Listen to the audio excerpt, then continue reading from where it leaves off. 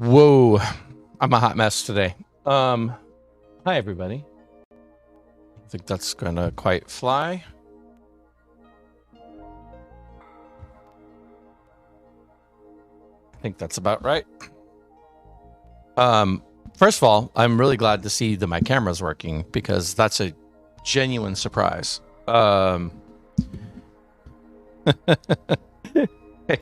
Hey Defender, welcome in. Lammy, I know you're probably lurking, but thank you for all of those messages. And thank you for your friendship. Jennifer, thank you for being here. I really appreciate you. Hi, Jen. Thank you for the host too. Defender, welcome in. Fluffy, welcome in. Sanity, thank you for the title check reminder. I do appreciate that. Yeah, don't ever update drivers and then not check your system. Not that I had time to, but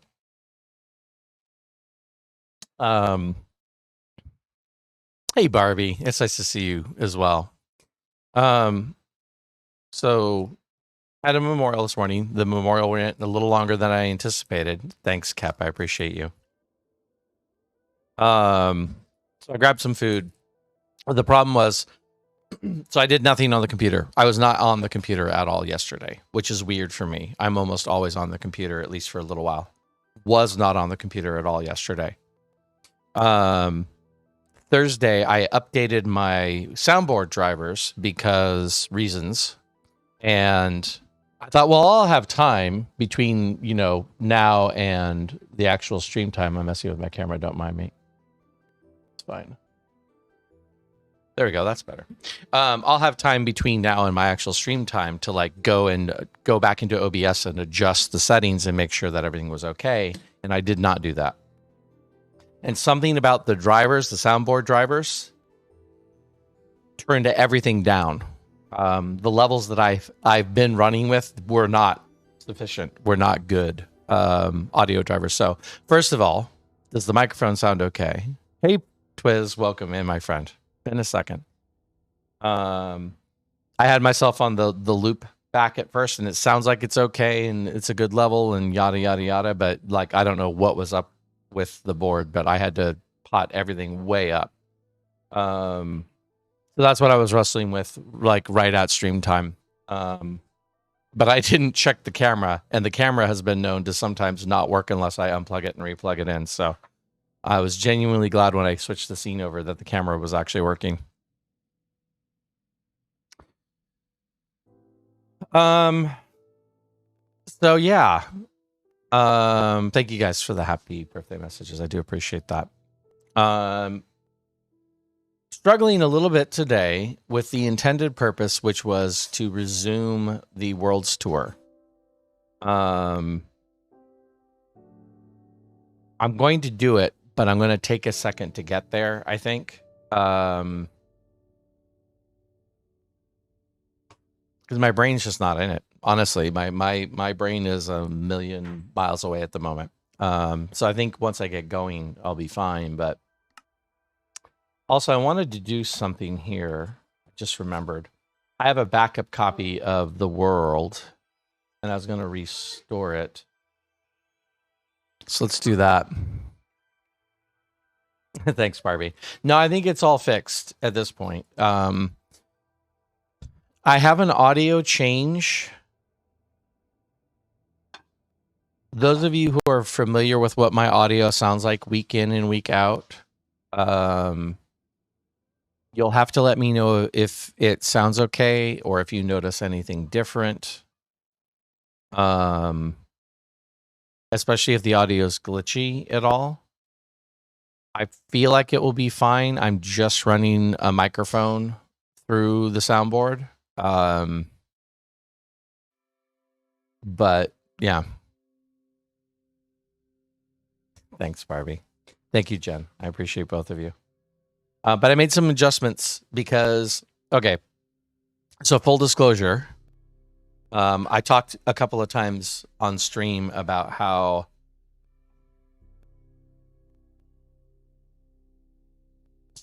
something told me a long time ago that once I get going as a streamer, I'm going to have to add. You are hearing pops. Okay, that's good information, Jen. That's very good information. Okay, that may have reset my audio for a second, but I'm going to change that setting. Let me know from here on if you guys hear any more pops and clicks, because the pops in are what I'm trying to avoid specifically.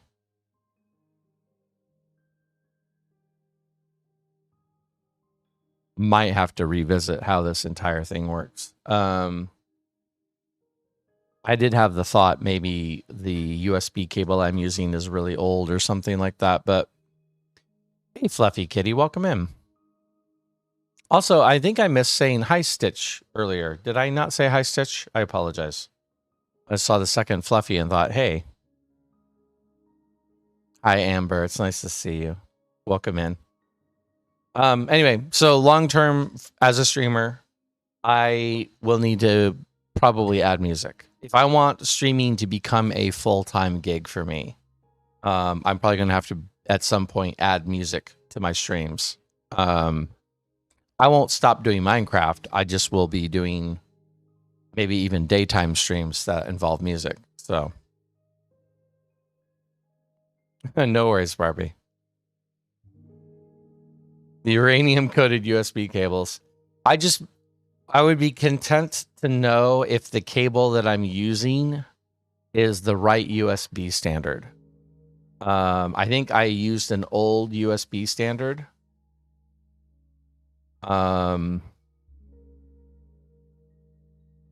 Yeah, I also need to double check which USB standard I should be using, but no worries, Amber. It's all good. Thank you for lurking. I appreciate you.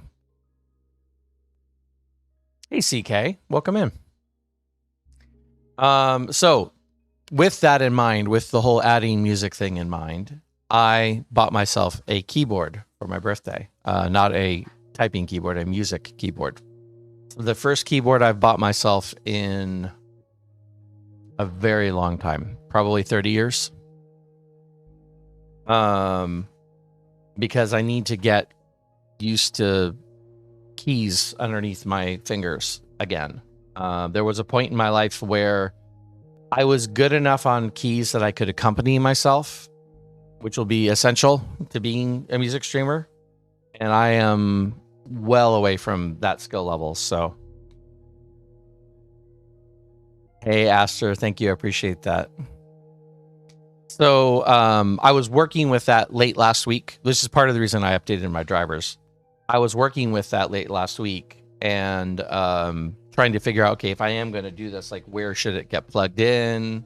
What are the settings? Yada, yada. So that's what I was messing with, and that's why I updated my drivers. And never update your drivers without checking everything, and I didn't check that. So when I first booted the system, the audio was weird.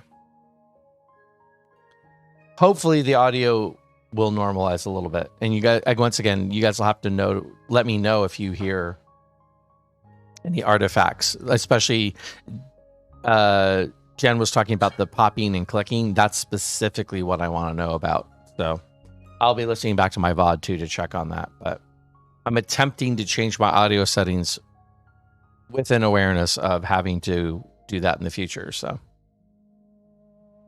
cool. Awesome, Jen. Well, just let me know. Let me know. Might be something we notice more of as the computer gets busy too. So, all right. Let me go to the Minecraft folder and let me find. I made a backup of this Seder. Hey, Emmy, welcome in. It's nice to see you. Gonna hiss for the lurkers. It's all good. Okay. There it is.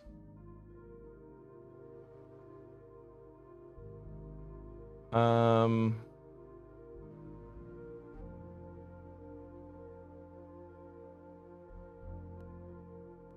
gotta make sure I remember where I left off.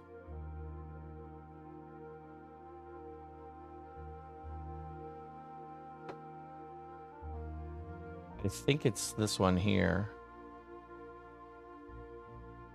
Actually,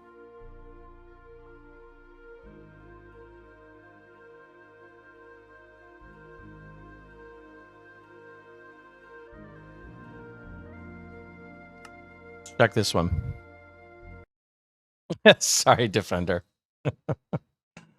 Hey, Ancients, welcome in, my friend. It's nice to see you. So I'm going to try and get back on top of where we were, which world is, and I want to, like I said, I want to pull this back from the backup. Yeah, definitely. Definitely. Because I had a mass exodus and they're all hanging out here for no explainable reason now. But this is the right world, so that's good to know. Okay.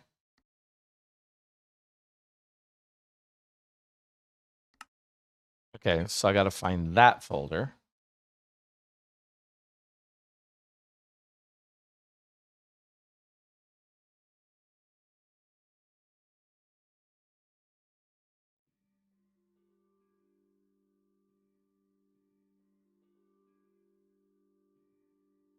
Okay, that'll take a second to copy in. Going back to the backup, because during the time that we were doing the world's look at last time, the villagers ran amok and basically vacated. So the villager rules have changed. Yeah. Well, it's funny about that view. You guys are talking about so many worlds, and obviously we talked about like these are all, you know, the old worlds that we were going through. I have them all saved. But I also have more than that. But the ones that I have that are more than this are like extra copies of things or worlds that were not significant. Like I played it for like a week or a month or something and then didn't do much with it. Hi, CK. Thanks, man. I appreciate that. Hi, Lena. Welcome in. Nice to see you. It is nice to see you. Did that copy finish? It did. Okay, let's do a couple things again. I thought this was really interesting. Not that folder. This folder.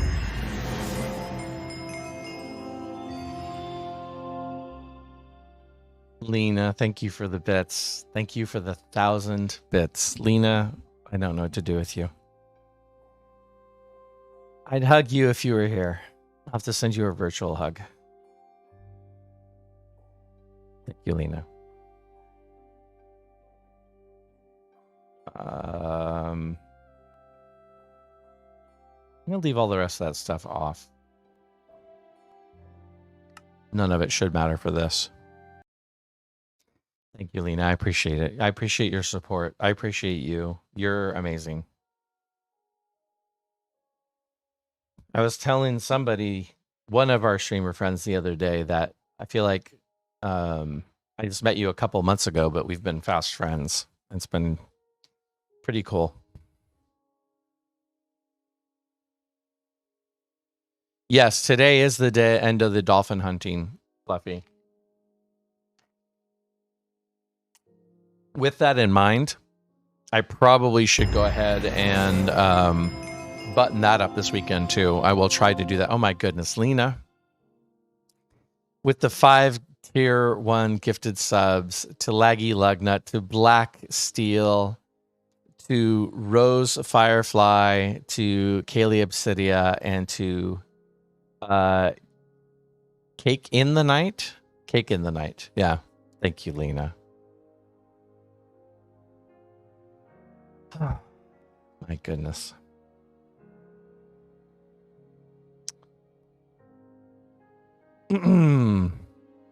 Cake. Yum. Speaking of, I'm gonna brag a little bit on my family. One of my kids has become quite a cook, and is very, very good in the kitchen. And it's a bit of a self-defense mechanism because they fix a lot of food for themselves because they have kind of a sensitive stomach. And so they avoid certain things. And anyway, they made me a cheesecake for my birthday, and it turned out perfect. It's so good. A New York style cheesecake.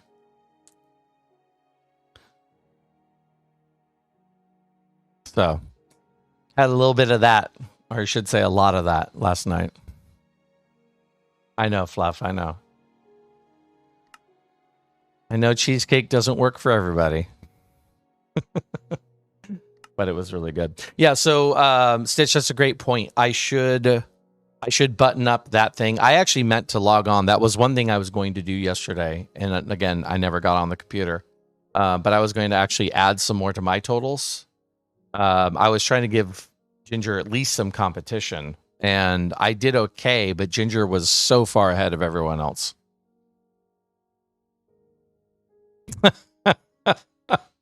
Thanks, Lena. It feels a long way from 41, I'll tell you that. It feels a long way from 41. Or 21, rather. Well, from 41, too, but... yeah. It feels a long way from 21. But thank you. Hey, Rev. Okay. Let's see here.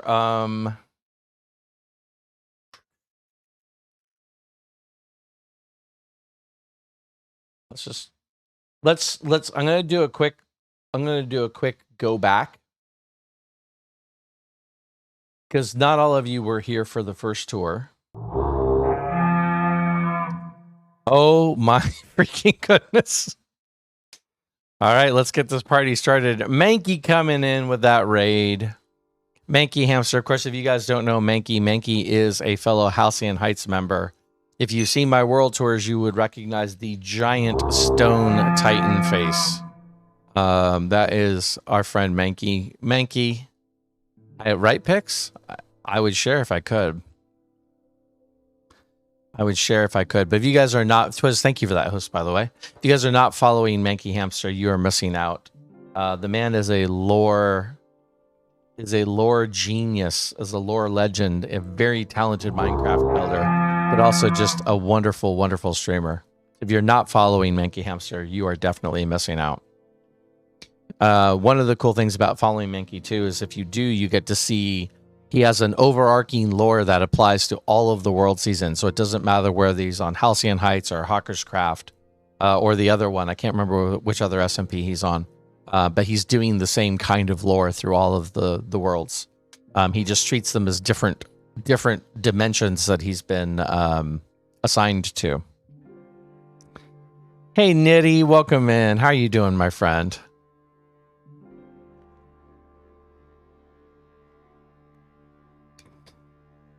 Hi, Violet. I'm doing well. Limitless, thank you. Thank you, Mickey. I couldn't remember the third one. I knew there was a third.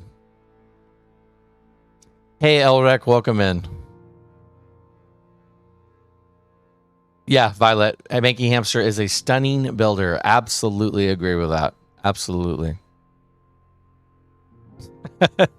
Troll King living up to the name. Well done. I'm doing well, Nitty. I'm doing really well. Hey, Ragnarok, welcome in. Rob, thank you for that, host, my friend. I appreciate you. So, Mankey, what were you up to today? How was your stream? What did you get onto today? Didn't even see that you were streaming today, to be honest with you. Although I've been a little bit distracted with stuff today. Nitty, thank you for that, host. I appreciate it.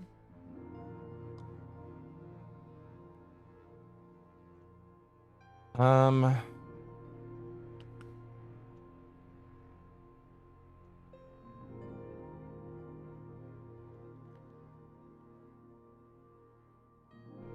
gotta find my old notes.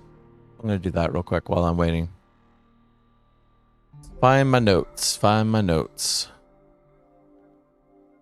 There we go.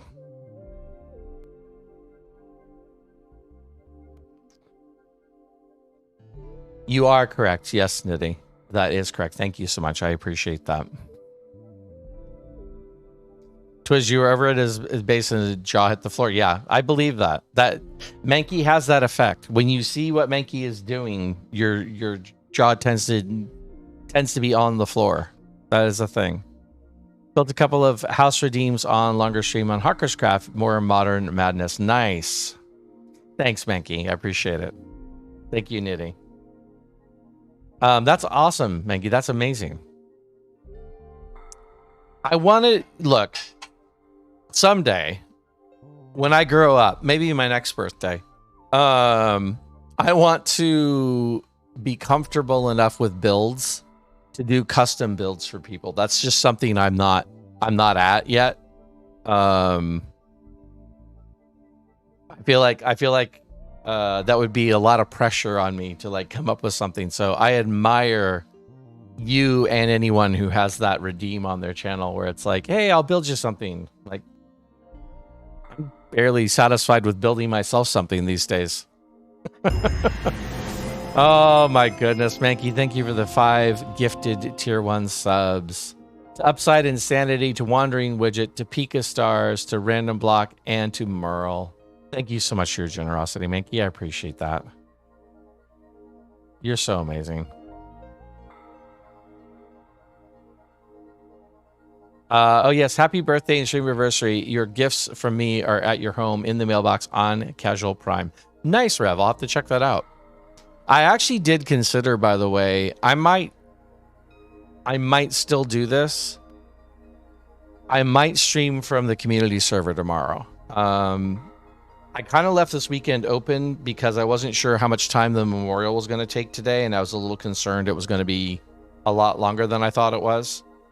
And so I thought, well, I'm going to leave the whole weekend up where I might do the world tour one day, but I don't know what I'm going to do the other day. And I've been thinking I might do the Casual Prime.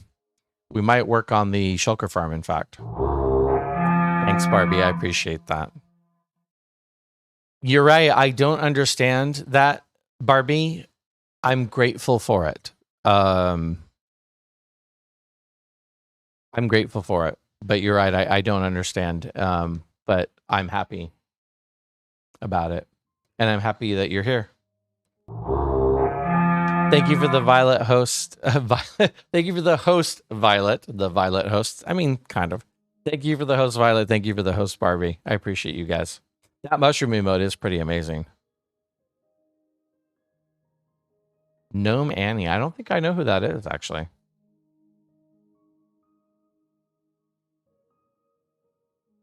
Hey, Phantom. Welcome in.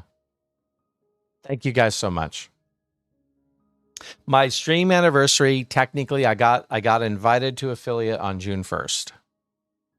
My first affiliate stream was on June 5th, which would have been a Saturday last year. So tomorrow's my technical stream, but I was affiliate on June 1st. So, and since it's my birthday this weekend, I'm just kind of count the whole thing as one thing because whatever. Last year, I didn't even acknowledge my birthday. Last year, I just pretended. So this year, I thought I'm going to at least acknowledge it's my birthday.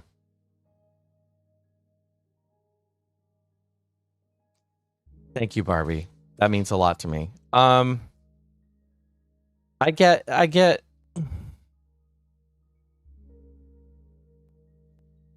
get as much as my current state of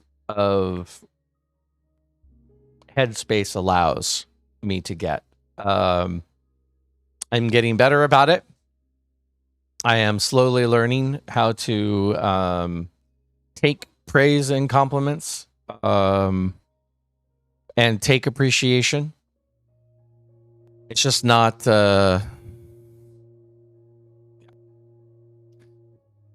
I'd like to be better about it. I like to be better about it. Hi, Diamond. It's nice to see you. Thanks, Pix. I appreciate that. All right, so we're going to jump back in. So those of you who were part of the world tour. Oh, let me back up a second. What are we doing today? So back on my Twitch streamer anniversary back in April, we did an old worlds tour. I've been playing this game for over a decade now. I've been with the game since 1.1 solidly. I did play back in the InfDev days. Oh, it's Cat.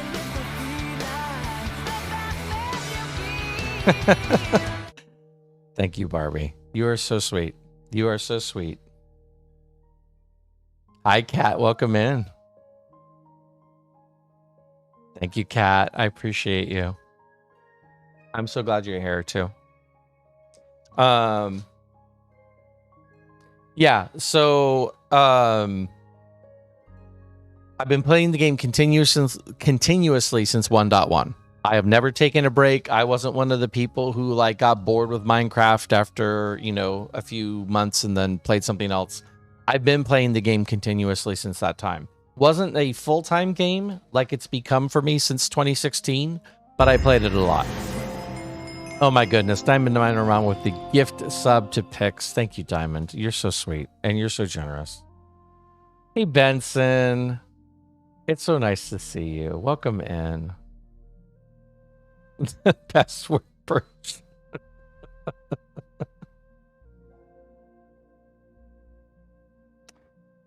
So the first part 1 of the tour took us on some really pretty thank you for the host, Cat.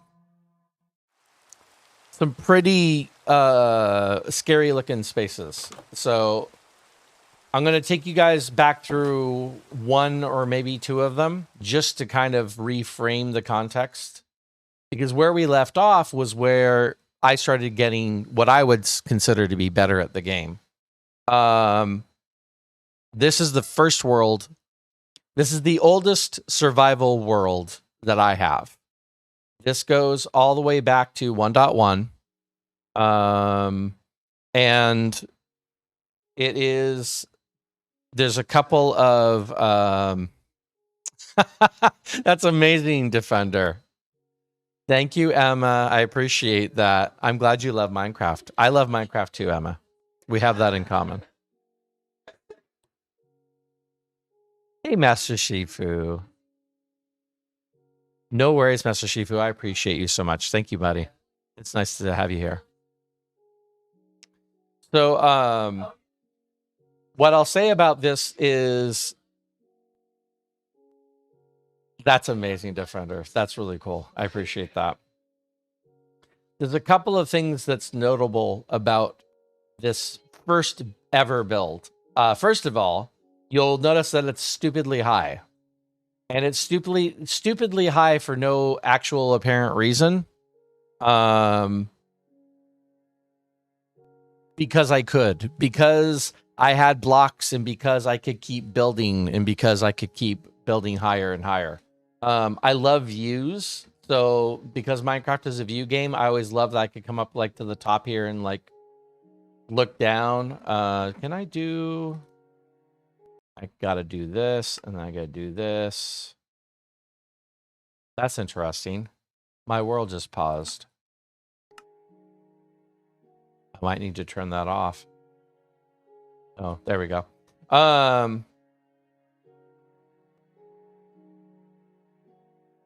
Take advantage of the fact that I have op capabilities here. But I love views, and so I would always build things that would be high up or would have a nice view. You guys can see the chunk border changes, by the way, there. Totally see the chunk border changes there.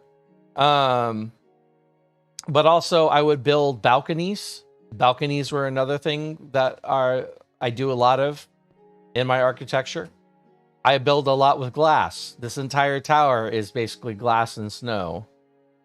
And you can see there's like glass everywhere. That goes back to the whole view thing. So these are all kind of common architectural elements that you'll see even today. I still do all of this. So, I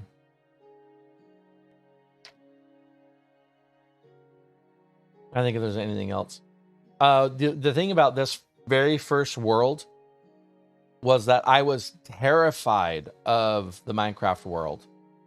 So everything in here is like fenced in and blocked off, and you know, basically I could live very happily inside this place and never come out of it. That's why there's this big tunnel here. And the big tunnel goes all the way through whatever this mountain is or whatever and comes to the other side. And I never ventured. You can see the chunk errors. These are chunk load errors going from old versions to newer versions.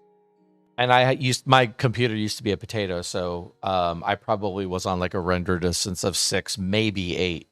But like you can see the chunk load errors because I never went beyond that line right there. That's as far as I ever loaded this side of the world. And then on the other side, again, you can see as far as I've ever gone in the world, you can see the chunk loading error. That's all chunks that have loaded since I started this world.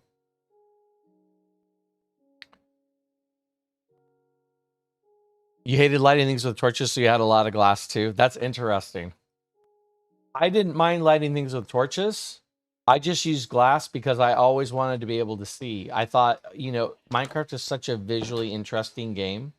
I always want to be able to see. Like, I didn't want to have to be in here and not see the sheep, you know? I didn't want to be walking through here and not see the cow pen underneath. Like, I don't know. I just built with glass. It's just what I did. Also, those of you might know or might notice that I have the old, what's called the, what is it called? Programmer art. I have the old programmer art resources pack on while I'm looking at the old worlds because this is what the worlds used to look like. So it feels appropriate to go ahead and have the old resource pack up while I am previewing these really, really old worlds. And just as a sample of like how, so we complain a lot about inventory management in the game nowadays. There wasn't a lot of blocks in the old game. Not nearly as many blocks as there are in the new game. And so you were able to have a very small storage space. And it got you by. It did everything you needed your storage space to do. This little storage room here is enough to hold all of the blocks in the game and enough of all the blocks in the game that you could build pretty for a long time. Now, of course, none of my builds are all that large at this point in time either. And then let's go to the Nether real fast.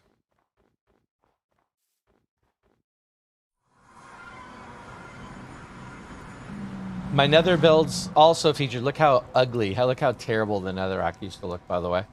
My old builds used to feature this all the time. And I really wanted to show this specifically because I've come a long way in the Nether. But this style of build, where I have a giant stone box surrounding my Nether portal so that I could be safe in the Nether, and then I would like run out and I would venture into the Nether to get whatever I thought I needed in the Nether, which I don't even remember. In this world, I don't think I got much of anything. I think I went to the Nether and I immediately went home and I built the stone building, but I don't think I even found a fortress in this world. But anyway, this Nether stone box is a feature of almost every single world that I had up until the point in time where I discovered Hermitcraft. It was during Hermitcraft that I discovered Nether hubs and reasons to go to the Nether on top of it. So, no, we didn't have a lot of block choices back then, for sure. For sure. So yeah. Portal itself. Ah, there it is right here. I'm actually glad to hear that, Violet. You know, there's something to be said about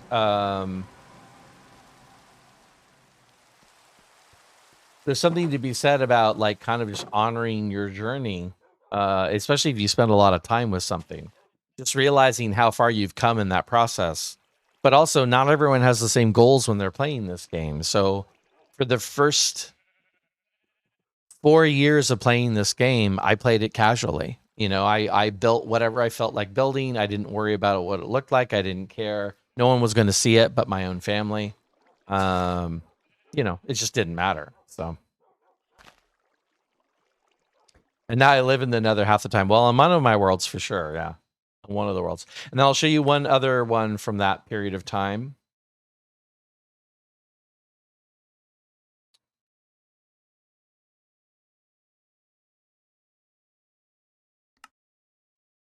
Well, we obviously won't revisit the entirety of, but this world came out in this is in sometime around 2013, and this would have started. This world started in 1.5, Minecraft 1.5, and continued into Minecraft 1.6. And this is, if you guys remember, this is Jen's favorite world. Of all the worlds I showed, this is Jen's favorite world because I made a stable out of birch logs. So that right there is the reason why Jen loves this world. Casual carrotly, kind of. Pumpkins had a better light level, if I remember correctly. I don't believe so. Defender Bender, I believe they've always had a light level of 15. Pumpkins have always had a light level of 15, unless that's changed recently and I'm not aware of it. But yeah, pumpkins. I decorated with pumpkins because it was different than torches, and I didn't have a lot of glowstone. So this world's a little bit older, about 2 years older than the last world I showed you. What's significant about it is this is Endstone. And the reason this is Endstone is because I was using Misa's realistic texture pack back at this point in time. And Endstone didn't look like Swiss cheese. It actually looked like a brick block. It probably isn't too dissimilar to Endstone bricks, but we are quite a few years before Endstone bricks were actually a thing in this version of the game. But I wanted to show this because once again, we have a balcony. I told you I have certain architectural styles that are consistent. I have a balcony. I also built it really tall without a whole lot of reason. One thing that was not in the last build, but is definitely very present in a lot of my builds, is the multi-floor staircase. Or I'm sorry, the multi-floor staircase. The multi-floor fireplace. So this fireplace exists on every single floor. It just keeps going up, including the chimney and the bottom floor as well. So it's another architectural feature that I love to use in my builds. The other thing about this world that's kind of significant is this is when I started getting into redstone a little bit more seriously, I guess. Prior to this, I did some dabbling, but this world is the first time that I really tried to do some redstone things. This is a lighthouse here that is actually based off of redstone. I'm using a daylight sensor, which I think came out not too long before this. I don't have that turned on. It's not going to work. Here. Time. I'm forgetting what the command is. Oops. Did it wrong. There we go.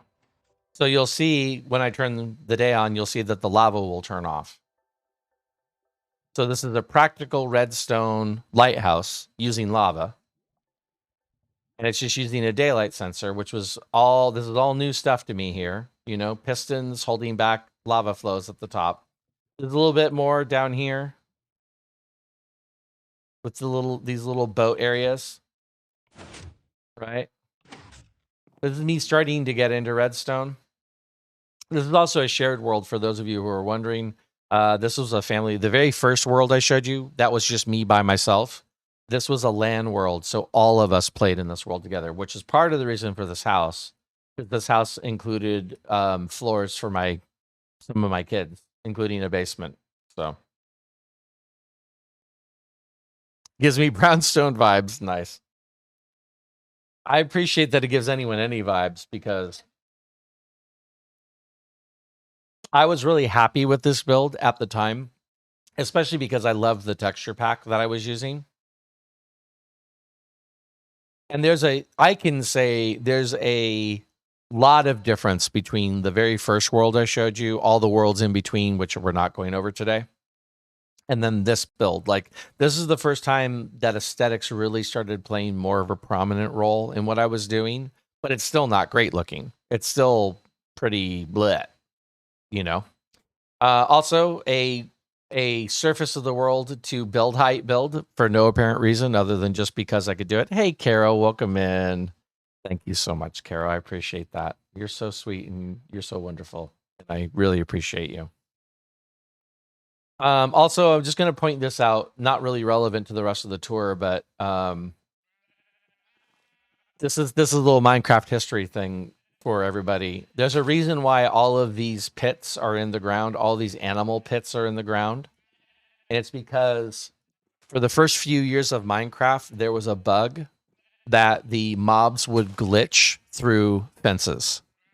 So every time you logged off and logged back on, or if you left the area and came back when the chunks unloaded, the mobs would be able to actually glitch through the fence, and you'd come back and your mobs would be outside of the fence. Not all of them, obviously, but over time, more and more would be. So the solution, the old school solution, was to put them down in the ground and then put the fences up above, and then you didn't have that problem because the mobs would almost never jump up and be next to the fence. So you didn't have to worry about when the game started that they glitch through the fence. So that's why they're pits in the ground for all the mobs here.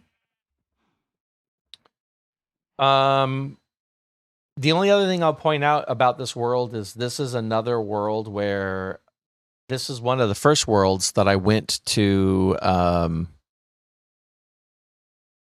on here. Let me double check this. We actually went to the end in this world. We actually went to the end and we actually fought the Ender Dragon in this world. Of all my early worlds, this is one of the only times we ever went to the end and one of the only times we ever fought the Ender Dragon. This world was remarkable both because we played it for a long time, but also because we did more things than we had done before. And in some cases since, because honestly, I only went to the end maybe 3 or 4 times in total before I got to 2016. So, all right. So there's some framing. Let's get into the newer stuff again.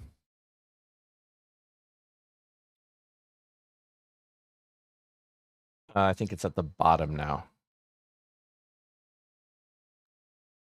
Moo Moo, welcome in. Thank you for the 100 bits, my friend. I appreciate that. Thank you so much. Oh, dad joke. Let's do a dad joke. Also, I don't have that screen open right now.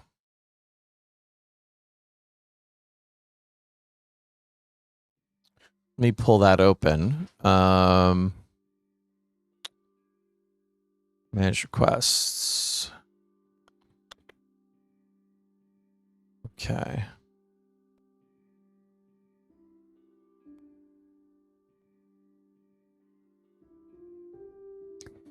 All right, dad joke.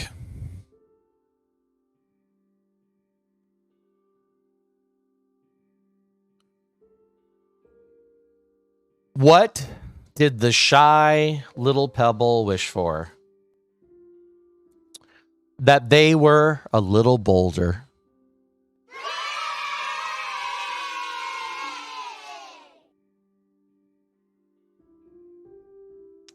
Thanks, Moo Moo. I'm having a great one. Thank you so much, my friend. I appreciate that. Ancients. The shy little pebble wishes they were a little bolder. Sorry, guys. Ancients is not from here, so there probably is. That's a great one. So there's probably just a translation problem there. It's fine. It's totally fine. Anyway. Okay, so a little bit more framing. Played the game since... Oh, thanks, Kat. I appreciate that. I always do appreciate a good pity laugh. Barbie, that's your favorite one yet? Wow, it's a really low bar, but okay. I'll take it. No worries, Ancients.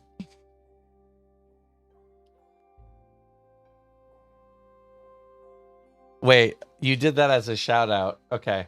I mean, I usually, yeah. The rules of the shout out say I have to read this out loud. So Violet has redeemed points to do a shout out. And the shout out from Violet is happy birthday and affiliate. Glad to find you here. Thank you so much, Violet. I appreciate you. You're amazing. Doug, that joke rocks.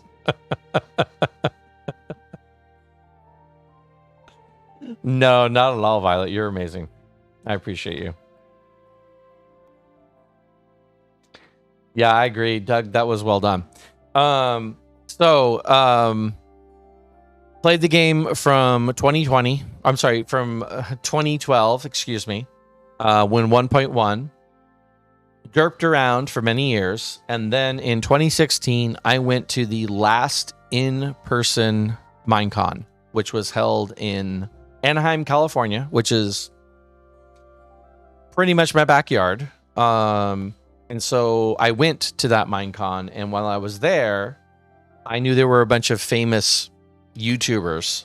And one of the people who was there was Mumbo Jumbo. And I knew Mumbo Jumbo because I had been checking out Mumbo's Redstone tutorial videos for a little while then.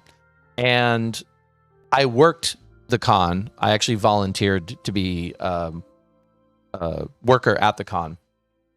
And when I was off the clock, the first thing I saw in the time slot was a Hermitcraft panel. And I knew Mumbo was at the Hermitcraft panel. And I thought, well, I'll go check that out. I don't really completely know what that is. But so I went to the Hermitcraft panel. And at that panel was, if I can remember, Tango, Impulse, Cub, Mumbo. I feel like Doc may have been there, but I didn't know Doc as well.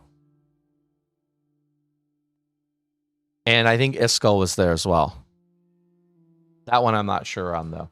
But I didn't know who most of these people were. I knew who Mumbo was. But through this, I discovered what Hermitcraft was. And I found out that Mumbo had a bunch of Hermitcraft videos, which I kind of ignored because I really was just searching for Redstone videos. And if you search for Redstone videos at this point in time, chances are you found Mumbo Jumbo. I wasn't like clicking on Mumbo's channel and looking at what other content he had. Yeah, I know. There's ghosts behind me. It's fine.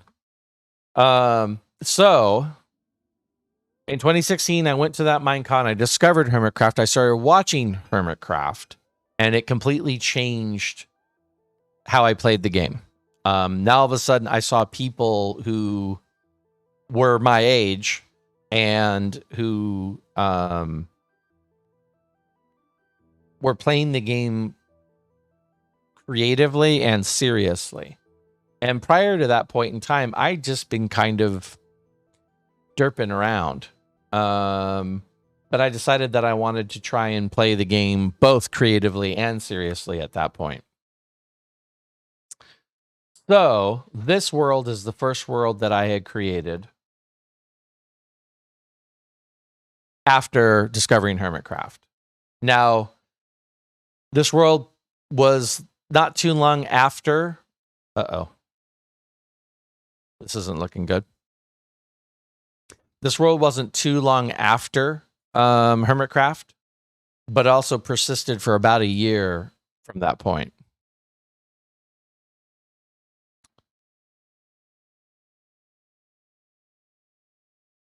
I don't know if this is a concern or not.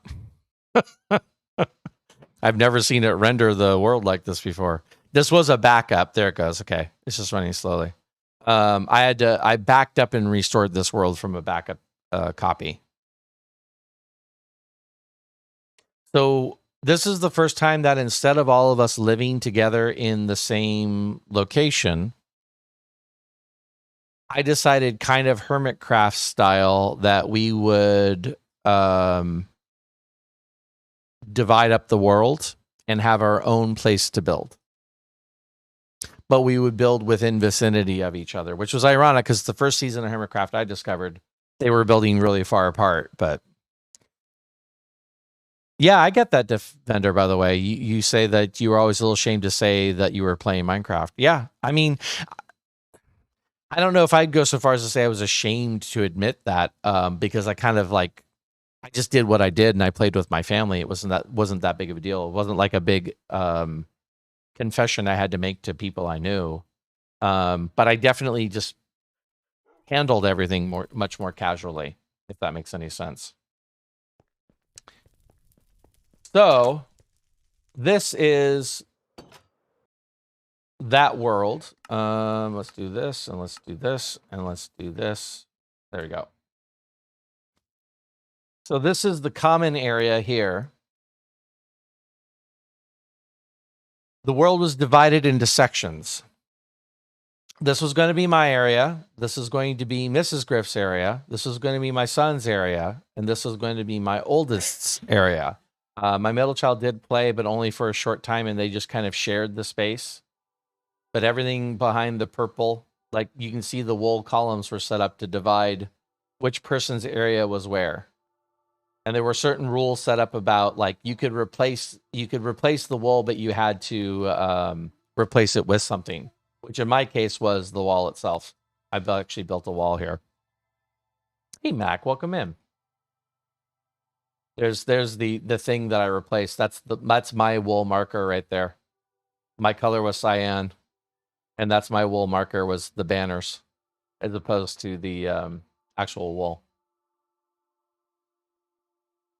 So huge difference in terms of complexity of builds, and in terms of size of builds, in terms of, like, I was kind of trying to incorporate all the fun things that I was seeing hermit crafters do. Farms, for example. Secret door. This is probably the most complex redstone thing I have ever created in the game. Let's see if I can even remember how this works.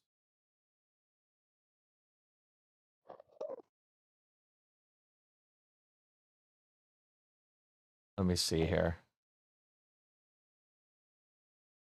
It's got to be up here is what I'm thinking.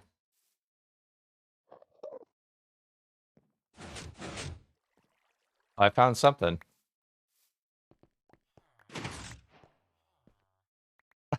I don't even know where I found that. I don't remember which one it was that I hit. All right, hold on. I'll show it to you again. There's a secret door. This is something like from watching. Granite got spit out there. Ah, there it is. It's right up there. It's where the torch is. So I have a secret key system here to get in and out of the wall, and then I can sneak through the rest of the wall this way, right? Oh, hi, Enderman. How are you? Oh, this is zombie in here too. Great. And now I'm actually inside. Not that that's necessary because my front doors are wide open, but you get it. Like, I was doing everything I saw. Hey, Metal, welcome in. Thanks, Philo. I'll show you the garden. I'll go into more detail on the garden in a second.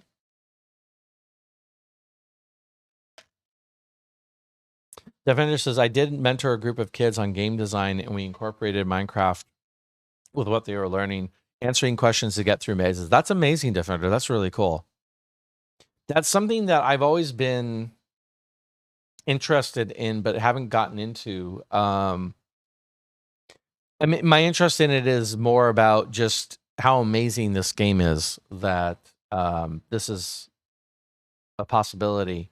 But basically, the ability to educate people through the game. Like, obviously, this is the Minecraft Education Edition, even, where they lean into that a little bit. But, like, I love that there are people who are using this game in the classroom as a way to teach kids spatial awareness, or sometimes it's environmental stuff, basic architectural ideas, but also even just, the normal stuff you get from playing games, just sharing a space with each other and all that. So, hey, Ginger, welcome in.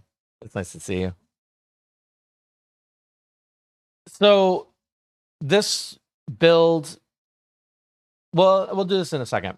We'll talk about the community gardens. So the community gardens were originally just kind of a barren area. This was all like common farm stuff. Like, I started getting into farms here. So you'll see that I actually have a cactus farm over here. And I have a place that you can come and get cactus. Thank you for the host, Ginger. Right? So this is a common farm for everybody. And by the way, lots of birch here, Jen. Lots of birch. Didn't shy away from the birch logs in this world. Cactus farm, my first cactus farm ever. A bamboo farm. I'm sorry, I keep doing that. Sugarcane. I always call bamboo sugarcane and sugarcane bamboo. For the record, there's no bamboo in this game. This is Minecraft 1.9. Is that how we started on this? Let me double check. Yeah. This is Minecraft 1.9 to start with.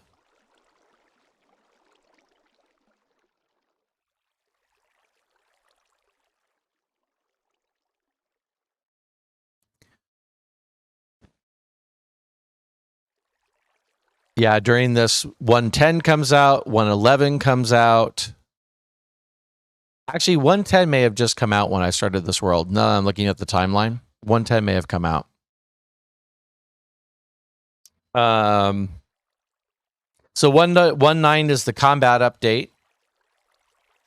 110 is what they called the Frostburn update. Oh, in 1.9, by the way, that's when they added end cities. That's when they added Elytras. That's also when the combat changes, the big controversial combat changes happened. This is also when they added an offhand. So this is when I became a lefty in the game. And then 110 was fossils, strays, husks, polar bears, bone blocks, red nether brick. Definitely use that. Magma blocks and nether wart blocks. Definitely use those as well. This world transitioned twice, by the way. It transitioned from 110 to 111 and to 112. So we did both. We did several updates within this world during the time that we had it. Birch's best. Hey, Varian, welcome in.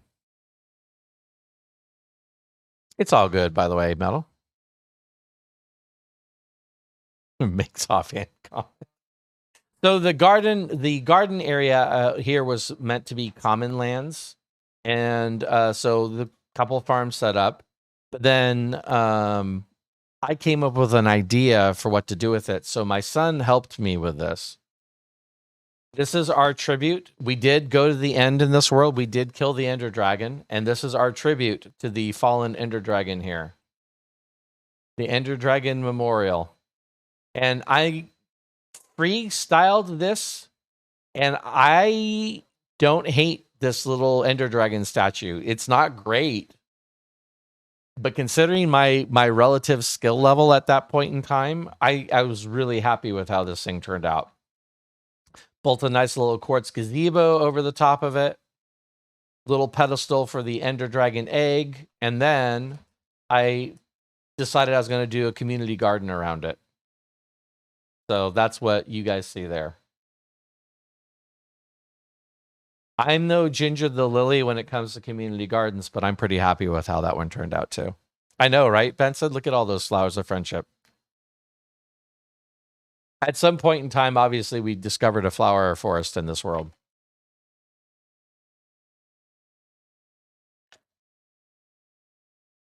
Reminds me of a Thunderbird. That's a really solid analogy, Violet. I think that there's definitely Thunderbird in that design, for sure.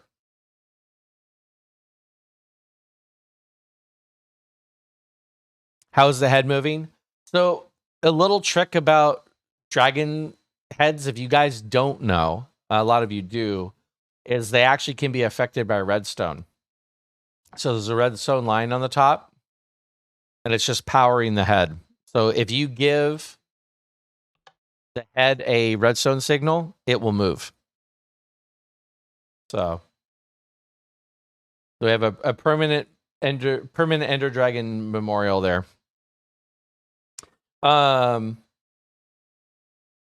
Is there any chance? I'm gonna hang out for 1 second. I want to see if this will work while we talk a moment.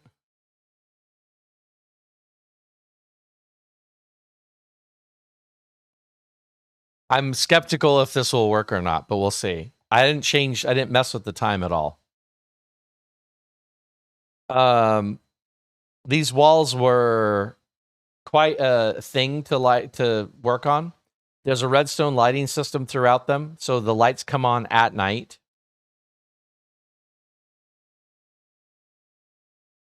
And let's see if this works.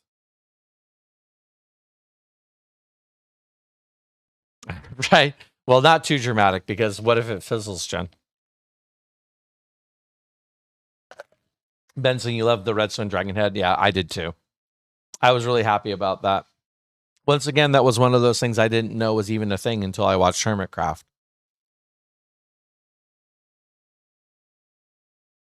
I don't have a lot of like pictures. I don't have a lot of like states of this build.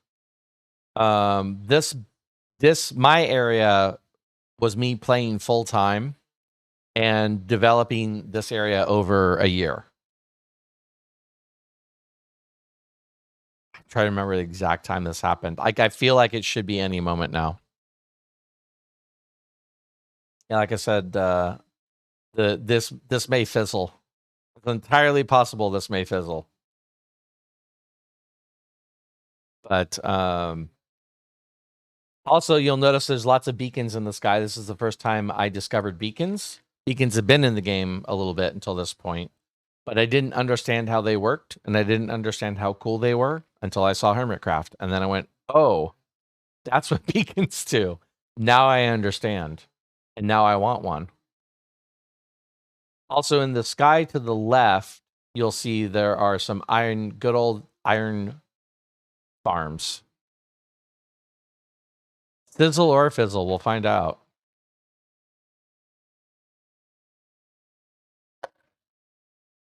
We will find out. Like, I feel like I'm past the time that it would have worked if it was going to work. It's entirely possible, too, that the circuit that drives it does not work anymore. I haven't looked at this in a very long time.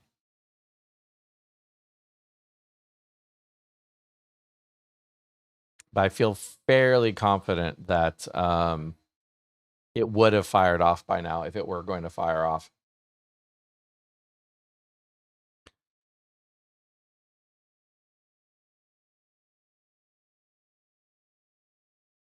I used beacons as lamps for several months, so B-dubs makes me laugh. Yeah. Well, obviously, my inspiration when I started with Hermitcraft was Mumbo, but then I immediately took to Tango Tech and to Impulse SV, and the very technical side of Minecraft. So I was already leaning in the direction of the technical side of Minecraft to begin with. Yeah, I'm sure it won't work now. So there are firework dispensers. Ah, they're empty. Well, that solves that problem. There you go. That's why they didn't work. I didn't even think to look at them. I have 2 firework dispensers, and I have a timing system. So the same clock that drives the lighting on the outside also drives the lighting on the inside. Also fuels a firework system. So there are 2 fireworks dispensers that are supposed to go off right around 9 p.m., quote unquote. Not that 9 p.m. is a thing in Minecraft, but okay, let me see if I can remember how to do anything in this little part of the world. Let's just use spectator mode. This is important. Where is it? Hold on. The first time I ever paid attention to over here. There we go. First time I ever paid attention to this in a game, by the way, your exact spawn point, i.e. the place that you come back to if you come back from the end and you didn't sleep in a bed. There's a giant cat-based creeper farm here. First time I've ever built a creeper farm in the game. First time I had Elytra, so the first time I needed a creeper farm in the game. Lots of floors. Didn't I need that many floors? No, I learned better. But at this point in time, I used this many floors. Also, if it were going to be really efficient, the creeper farm should go all the way up to... should be open to the top, but I didn't want a giant hole in the world, so I just made it work with what we had. But, you know, it worked. I got gunpowder out of it. There's, I think, a slime farm down here. Creeper grinder, skeleton grinder, spider grinder, slime grinder, pumpkin farm. So again, this is the first time I'm discovering all the different dungeon grinders in the game and utilizing all those. Bones and arrows, which may not even be any in here. AFK spot. This is set up to be a non-looting farm. This is just for bones and arrows. I got a lot better at these kinds of farms as time went on.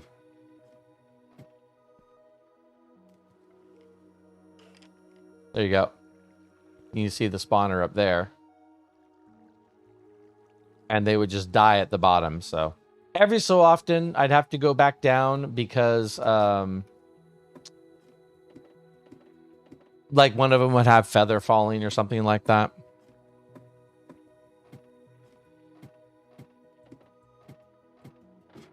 But it's just so funny to see all this now because this is all so prosaic nowadays. You know, like this is all standard. Everyone has seen this a million times. But at this point in time, again, in 2016, this is all new. I'd never done any of this before in a world. I'd never spent this much time developing a world or farming a world. Snuck in a pumpkin melon farm down here. Snuck in a spider farm right here.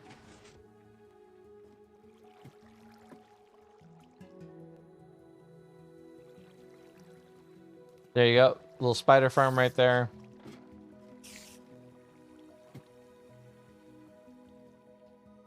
Yeah. No. Okay. I know all the lovely diorite.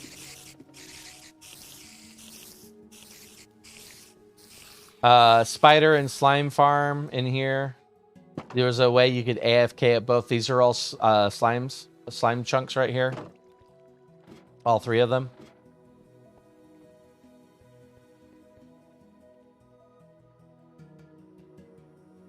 Like all very basic, very like all standard stuff that we do nowadays, right? But this is all brand new to me at this point in time.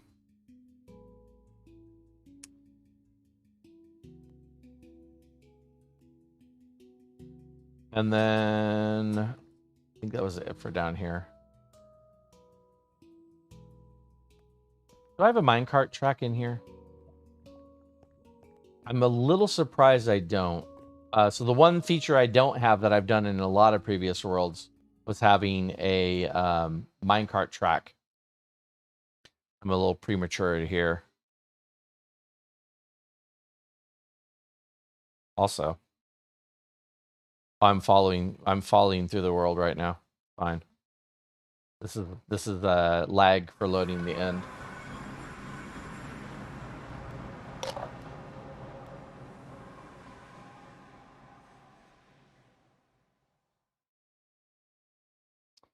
I may be stuck.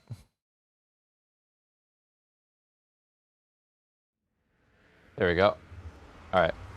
I'm a little premature here. We're gonna go back through. We'll show this. We'll show this later. I'm a little premature to this part. I forgot that you, if you're in spectator mode, you'll trigger the portal right away. But anyway, that was the little underside area to all the common farms. The only other farm I have out here is I don't know what this build is, by the way. I kind of like the shape of it, but like looking back at it, I really don't know what this is. I think I'm covering something up here. I feel like the front of this is blocking something. Yep, redstone. Yeah, that was good guess.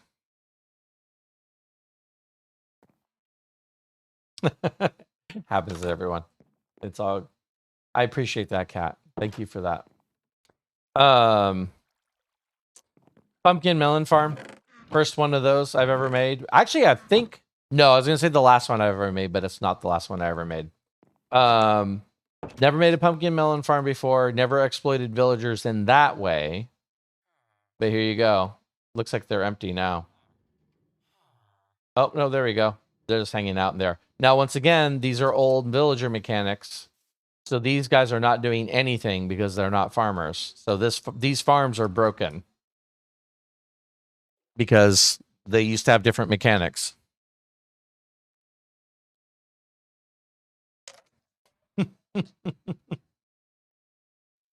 I know that song reference, Ginger. Although, I mean, you obviously re-lyricized it, but also Fishing Shack. This is also in a previous world tour. Why is that door janky? Previous world tour, there were always a fishing shack. Well, here's the fishing shack.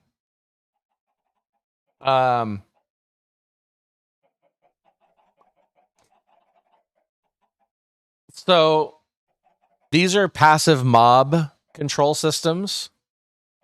I have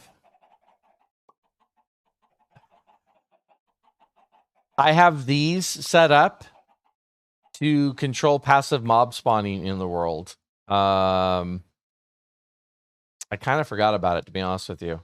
Because way over in a far, far, far distant land, I actually made a passive mob farm. First and only time I've ever done that. Let's see. What else do I want to show? I'll just go briefly over here. This is Mrs. Griff's little area. She doesn't play nearly as much as the rest of us do, so she'll hop on and she'll just do a couple things. And this is the thing I think she's the most proud of. She made a little labyrinth with what are these called? The oh, I don't have that flower. The Azure Bluettes or Bluets maybe is how it's pronounced. And she did make this little house right here too. It's her little starter house. There's a skeleton, or sorry, a zombie farm over here, including an above ground grinder system. This is where the zombies come out. I don't know why I have coordinates on it, but like this is an above ground where the zombies come out of. That's what you want, a walking maze? Yeah, those are technically these are called labyrinths nowadays, where you have like a little flower garden and it's a walking path. They're called labyrinths. And I know specifically what inspired my wife when she did this. So it's your Bluet. Azure Bluet. Thank you, Ginger. And then my son's area. My son did a lot more building than he's ever done before. But I will qualify all this to say this is my 11-year-old son at this point in time. So this was a wandering mansion, a woodland mansion that he and I explored. The adventure update came out, exploration update came out, and they added woodland mansions. And he and I found a woodland mansion, and we raided it. And he found this chicken in one of the rooms, and he took screenshots of it. He took it apart and brought it back and built it on top of his old chicken farm. I'm pretty sure it's empty now, but this used to be his chicken farm. And then he ended up making a multi-tier animal farm with the sheeps, with the pigs, and with the cows. But his proudest achievement over here, I think, is his roller coaster, which you can see. He made himself a little wooden roller coaster all the way around his land. And also he made himself a parkour course as well, which he could complete this. I couldn't.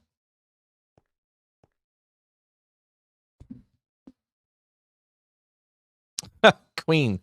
Are you offering a large Twitter following? Is that the next question you're going to, or the next statement you're going to make?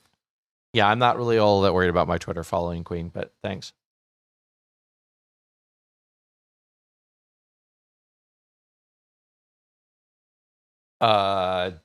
Ginger, I don't know how to answer your David Bowie statement there. Yep, water to catch your fall. Water to catch your fall. My son could do these. I cannot. I cannot do these. Right there. I mean, his first jump isn't even like that hard of a jump. But you have to like get the timing of it right. There you go. Right? And then okay. I actually might be better at this than I used to be. Nope. But anyway, he actually made this and he could actually do this. And this is when I discovered that I am no good at parkour. Parkour is not my thing. He had a halfway point where you could save. You did it, just kidding. You beat part 1. The next part is. So you could save here and then go on to part 2. And once again, I just lack this skill completely. No worries, Cat. Sounds good.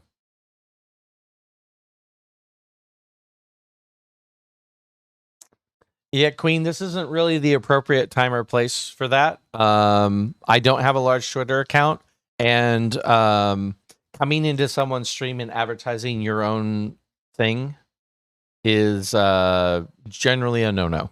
So I would strongly recommend, if you want to get the word out, you should use your own Twitter channel, or you should do your own streaming.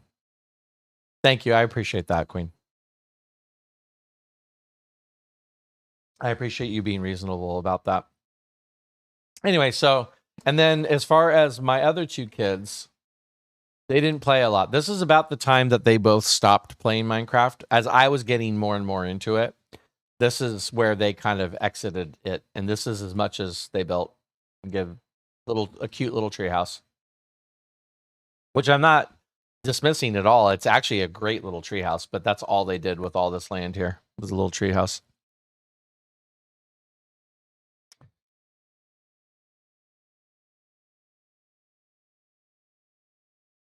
Yeah, right, Metal? Hey, Inari, welcome in. It's nice to see you. This is also one of the first times I did a lot of terraforming. So I used to just build with whatever the land gave me. I would find a cute spot to build and I would build it. And that's kind of just what I did.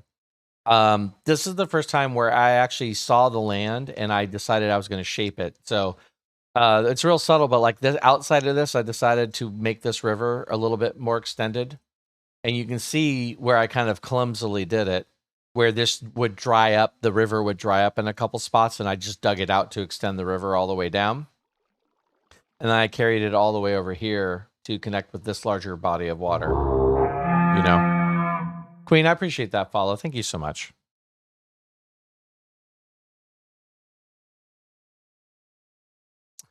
Queen, once again, I respect it. I respect you asking, and I more than I respect you asking, I respect that you understanding that it wasn't the appropriate place for it. So thank you. That's amazing. And thank you for that follow. And then the other area where that's the most prominent is here inside of my own base itself, where this little landform here was part of the natural generation, but this lake or this moat, frankly, around this didn't exist. So I came in and I filled in this moat all the way around the build. Large scale terraforming project? No, and you guys can see the torch spam. I mean, the torch spam is kind of ridiculous. Sarah, thank you for the 200 bits. Thank you. You're so sweet. I appreciate you. A couple other things. This is old style iron golem farms. This goes back to the old iron golem mechanics where villages were decided by doors and not beds. And so there's a pod of like 4 villagers in each corner here. And because there is a door nearby, these count as villages. And because these count as villages, on the inside, an iron golem would spawn. And they'd spawn on all of these 3 levels and they'd hit a lava softener. A few of them on the way down, I might add, just to get them going. And then on the very bottom level, they ended up in this system where they hit the full lava softener, and then the iron went and dropped into the collection system. Which is all right here. And I made 6 of these pods. So if I wanted to generate iron, first time I've ever made an iron farm also. I basically had a little AFK spot here. Ginger, thank you for the 200 bits, my friend. I appreciate that.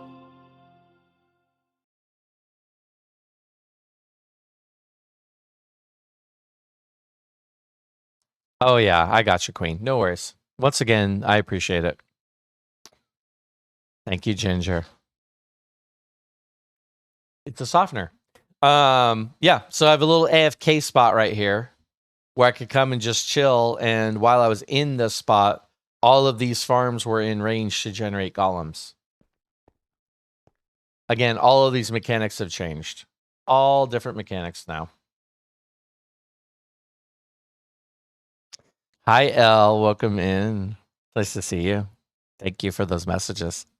Hope you're doing well today. Some more practical redstone. At night, the farm or the buildings close up. So the outside of my wall is actually closed off. This door is closed, or this wall, if you will, is closed. This wall is closed. All the villagers have already left, haven't they? The only opening is this one, which you can see the villagers are filing out of as fast as they can. And then there's one more over here. This one is closed. This is a slightly different opening here. This is set up to stop anything. Like, this is kind of my first door, and I didn't ever remake the door because the area wouldn't have allowed a double piston extender, which is what this requires. And the other 2 walls were built later when I figured out how to do a double piston extender, and I built the area for it specifically. Ginger, thank you for that gifted tier 1 sub to Violet. Thank you, Ginger. That's so generous of you. Mel, I'm doing well. I'm doing well.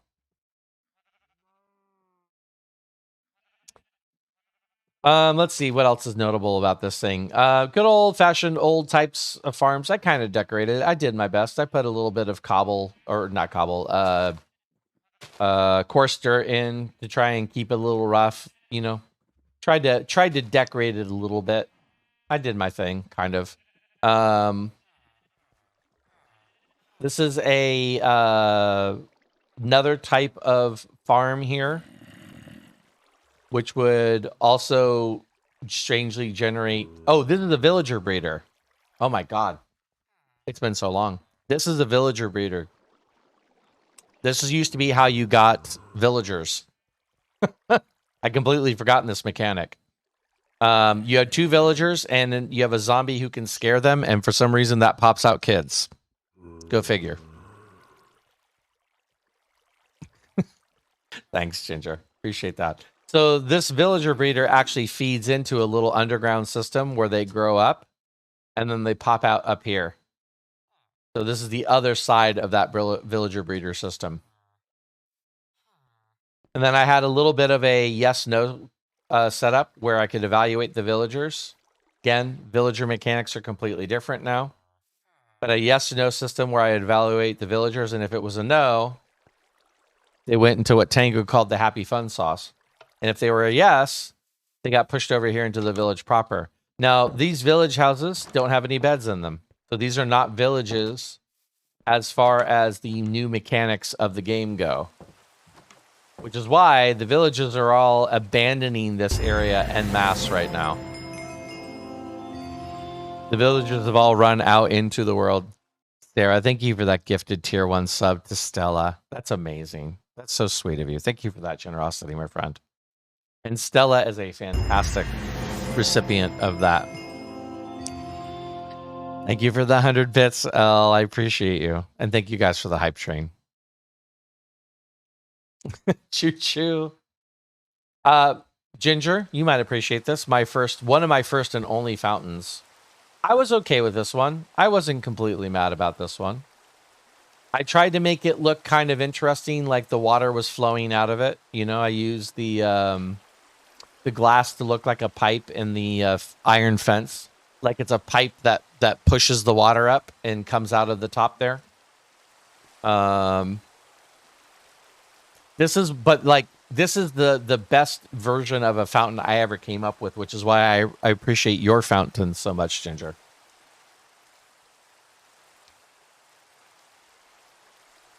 Thanks, Ginger.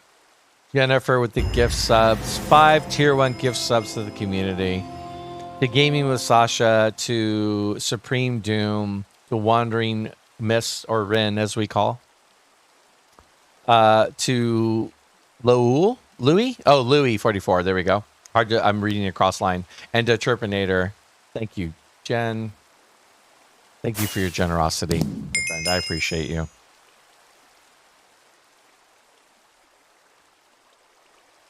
Let's go, yeah. Or less goo, one way or the other. Thanks for the mod love, Amber. So yeah. So the villages have all abandoned, but normally they are technically free roaming villagers here. I don't know. Where's Carrot? Where's Carrot? So I can show off my free roaming villager farm or accommodations. Normally they could like even leave the grounds, but they would want to come back in at night because outside is scary. And again, villages were doors. Villages were doors. So there's lots of doors here. And they would run back in, but now they all just have abandoned and they're all living out in the world now, getting eaten by monsters. Big giant netherwort farm. I'll show you why. Big giant vine farm. Those are outside of the grounds just because I ran out of space. Also tree farms. I have all the different tree types and I just made tree farms out here.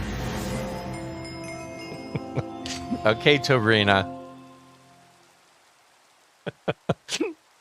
Thank you for the 500 bits, Tobrina.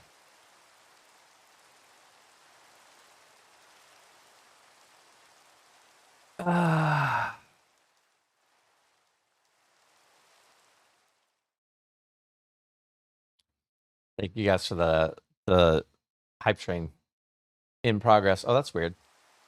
I'm falling as fast as the rain is falling. Okay, and then the house itself is fine. I'm actually pretty happy with how this turned out. There's a lot of diorite, as someone was saying a little while ago. But I wasn't afraid of the diorite. In fact, at this point in time, this again being 110,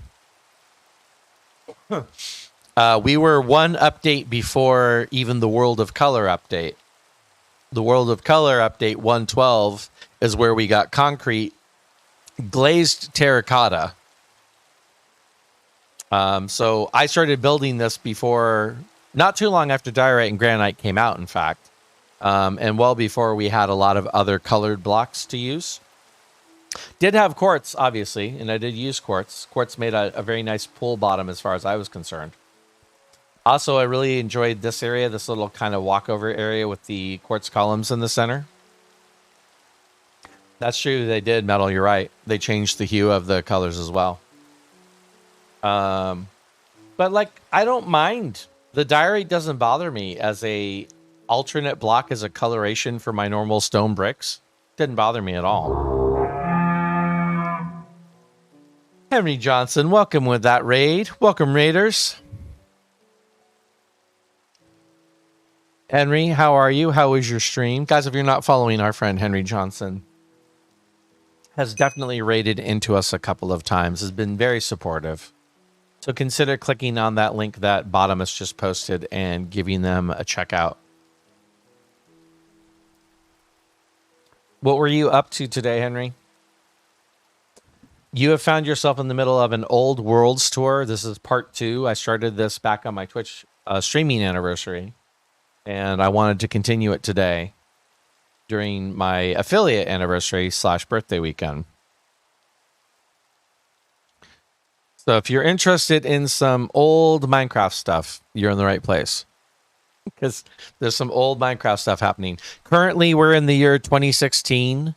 We are somewhere in between probably the 110 and the 111 and the 112 updates. All three of those happened while this world existed.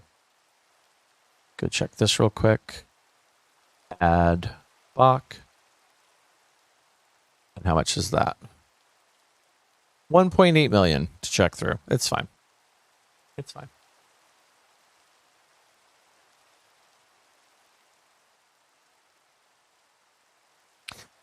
How's it going? It's going pretty well. Had a mixed stream today. Thank you guys for the hype train. I really appreciate that level 2 hype train. You guys are amazing. Thank you for your support. Thank you for your love. Thank you guys for being here. It's been a day today. And it already is feeling better.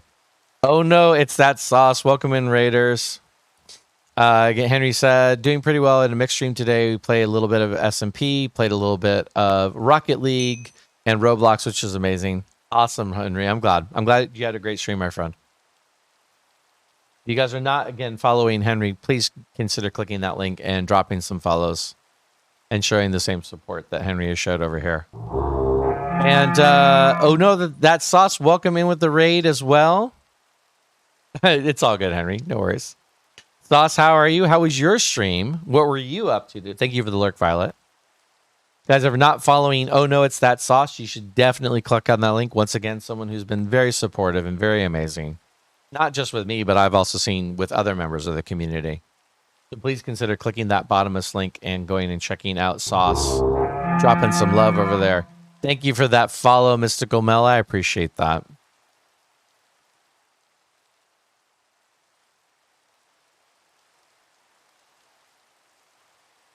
Absolutely, Henry. No worries. No worries at all. Thank you for rating me. Thank you for bringing in your after stream. I appreciate you. Sauce, what were you up to? How was your stream? It says you were playing some Minecraft today. Void steering back, by the way. Thank you also for that follow. I almost missed it. It was on a different screen. Messing around with a tree farming situation. Nice. Is it a TNT kind of tree farm?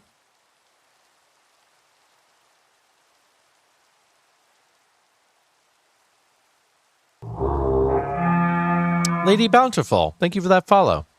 Lady Bountiful, I feel like I've seen you around Twitch. I feel like I've seen you in someone else's stream, like just recently. It's nice to have you in. Thank you for that follow. I still, by the way, with everything I'm about to show you guys today, I still have not made a tree farm in Minecraft. Never done it.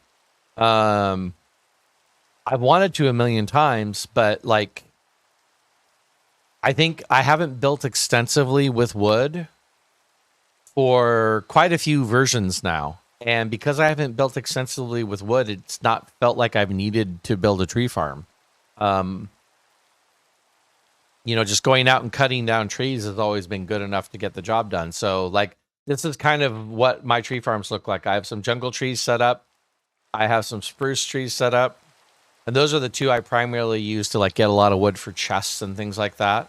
And then I have just enough birch and just enough oak set up.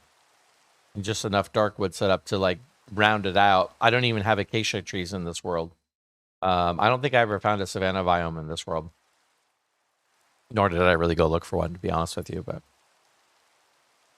probably sauces, maybe, lady, maybe. Thank you for that first time chat as well. None of my stuff is efficient. No, that's fair. That's totally fair. We're getting some blue wood into the castle, and I'm drumming up. Oh, castle wall you're drumming up. Got it. So was tired of scaffolding up. That's fair. That's totally fair. Ginger, people constantly ask Pick why he doesn't make a tree farm. He replies he's always enjoys chopping down trees. Seems to really annoy some people. That's, first of all, that answer doesn't surprise me. I've heard a couple of things about Pix. Like Pix plays the game the way Pix wants to play the game, and it confounds so many people. And I love that he just sticks to his guns and just does what he wants to do. Like, you know, I just think that that's amazing. for me as a technical player, I should have made a tree farm by now. It's just this, if I were ever going to do a tree farm, this would have been the world to do it. You can see I used a lot of spruce around this wall. Oh, I did have acacia apparently, because I used acacia wood right there. So I must have an acacia thing out there somewhere. I don't know. Anyway, but I just didn't do one in this world, and I just haven't needed to do one since. So yeah. I don't love chopping down trees. That's one area I would say I differ from Pix on. Mr. Gomel, I enjoy chopping trees down. Nothing like a little deforestation. I mean, I'm not opposed to deforestation. I know I'll get to a tree farm eventually, right? Dating my profile, took it when I went on holiday, so sunny, and thought, why not? That's amazing, Henry. That's awesome. Very cool. Very, very cool. So, overall motif for this area, this is the first time I've had one. I did stone brick because obviously at this point in time in Minecraft, stone brick was still the predominant block. And I just mixed in, I did something different. I mixed in some diorite. I went with this kind of sun motif where I do the light blue glass surrounded by the yellow glass. And I carry that throughout the entire build. You know, that's my banner, right? And I do that with a lot of the windows as well, right? I have the big giant blue and yellow banners at the front, like the front entrances there, lit up at night by a single daylight censored lantern. And then also the tops of the villager houses have a little sunroof. That's that same motif. Overall, I'm pretty happy with how the elements of this entire area tie together. It's not my favorite thing I've ever built, but for the time that I built it and considering my progression in the game, I'm pretty pleased with how this turned out. I don't find it to be offensive, I guess. No, I understand that, Ginger. You can, I mean, it's worth noting that you don't have to create farms in the game at all. Some people will do them just because they like doing the farms for their own reasons, which has definitely been me a lot of the times. But then also people will do them for practical reasons. Like, you know, if they're going to be selling wood in the shopping district, it makes sense for them to make a tree farm, that kind of a thing. I've never really had a shopping district, so I've always made farms to be practical.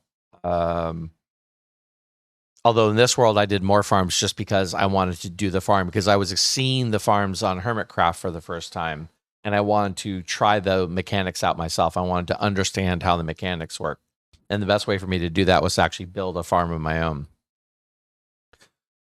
Kat says, after having thoroughly searched the contents of my fridge and soul, okay, I have found both lacking what is desirable to make a proper dinner. And so if El Shorto comes home for dinner instead of mooching dinner at her friend's house, I shall slip away to serve a simple supper of soup and sandwiches that should sustain us. I love how you compose that absolute prose of a sentence, and then you apologize for it with more alliteration, I might add. Oh my God, Son of Alistair, welcome in. Thank you for the happy birthday, my friend. It's nice to see you. Thank you for the first time chat. It was so great to end up in your stream the other day.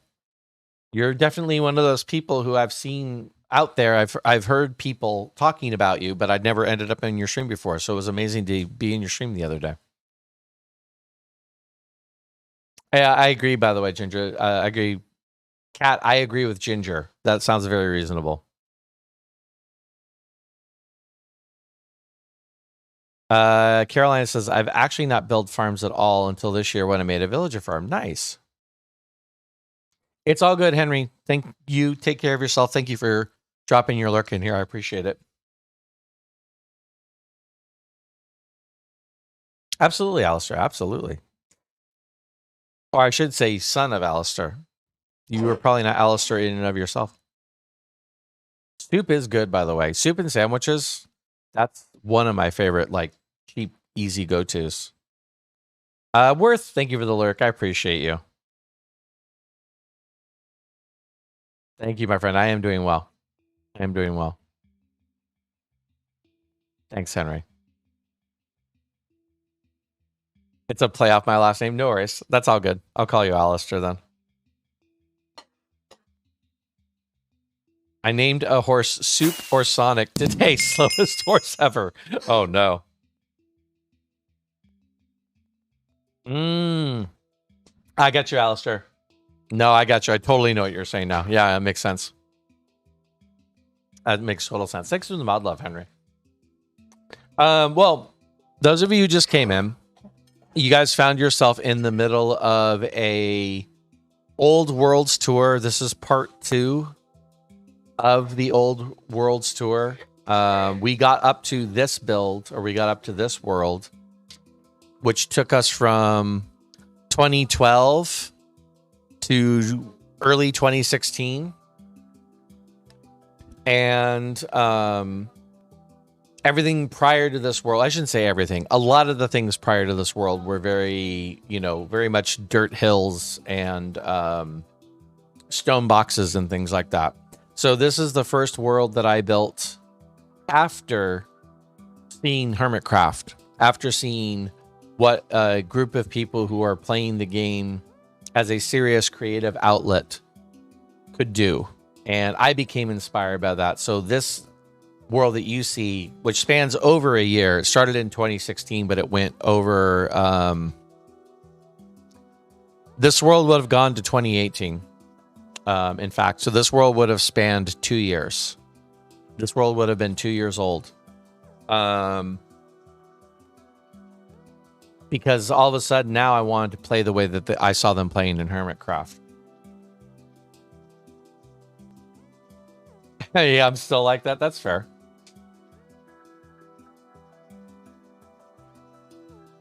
This Soup lives behind...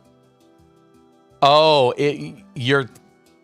Beside your test, you said, Ginger, but I'm guessing tent. Yeah, there you go. I need to go see what's happening in Sanity's area. It sounds like there's been a lot of stuff over in Sanity's area in Halcyon Heights. So, yeah, I'm sure. So, oh no. You know what? I was happy to be an innovator. I was happy to be on the ground floor of Sanity's resort area, and now I might become the neighbor that they all wished wasn't there. That might be my destiny.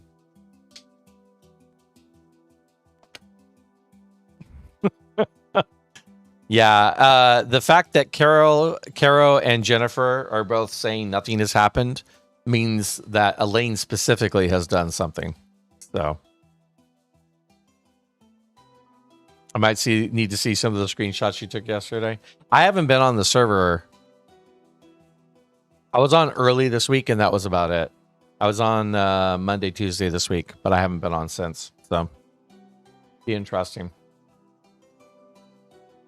So my obvious inspiration for this build is a castle.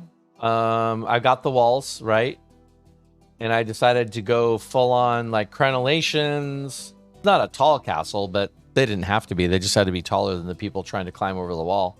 I went with the full crenellations. I went with the full defensive towers that you can actually like come in and like walk up. Full spiral staircase, in fact. You know, and then you can be up here and you could be defending the walls from up here.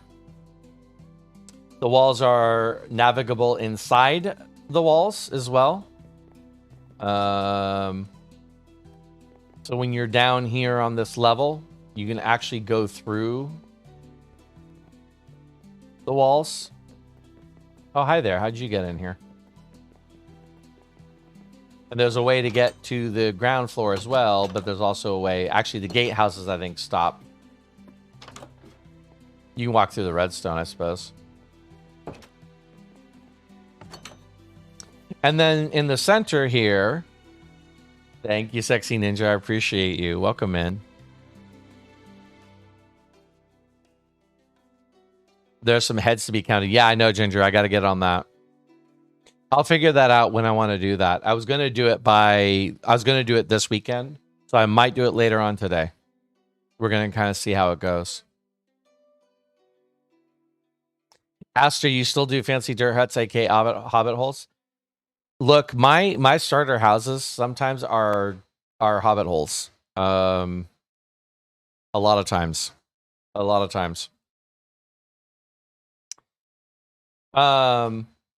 But the center, this was basically kind of a little tiny hill with a little valley around of it. Some of the valley had water, some of it didn't. So I went in and dug it out and put some water around it. And then I just decided I was going to do a manse on top of this hill. Like that's the center of the quote unquote castle. Although my design is a little bit less castle and a little bit modern. I don't know what you would describe this. Never been a big one for like trying to copy any certain architectural style, mostly because I don't know them and don't understand them. So I just find it has been more satisfying to me to just build whatever shape works on, the hill that I'm working on. You can see once again, I did extend up a little bit as the shape took effect. I did extend up some parts of it. But for the most part, I just built the shape of the hill that I was sitting on. Right, Ninja? No, I feel like everyone's is. Well, except for Scar. Good times with Scar. Does his starter build is always a build that like people would be happy to aspire to build the entirety of a season. But then there's some practical redstone. Like, look, I love this little quartz store here. Little practical redstone. There's a little redstone circuit underneath, so the one button opens both doors and keeps it open for longer than a button should. Right, little practical redstone under the floor. Got myself a little dining room table here. Got myself the multi-floor fireplace. Once again, I told you that's an architectural feature. I have a refitting station for armor. Like if I die and I desperately need to run downstairs and throw armor on, I can do that here. Apparently all my dogs are named Spot. Oh, well, that dog's named Fido. I don't know why. A little bit of under the staircase storage system here. This is actually my main storage. You can see the storage system. I showed you guys the storage system in that first world, the 1.1 world. You can already see how much more complex the storage has to be to hold all the blocks. And there is, I think, storage underneath here. Scar's a madman sometimes, yeah. Frequently, most of the time, in fact.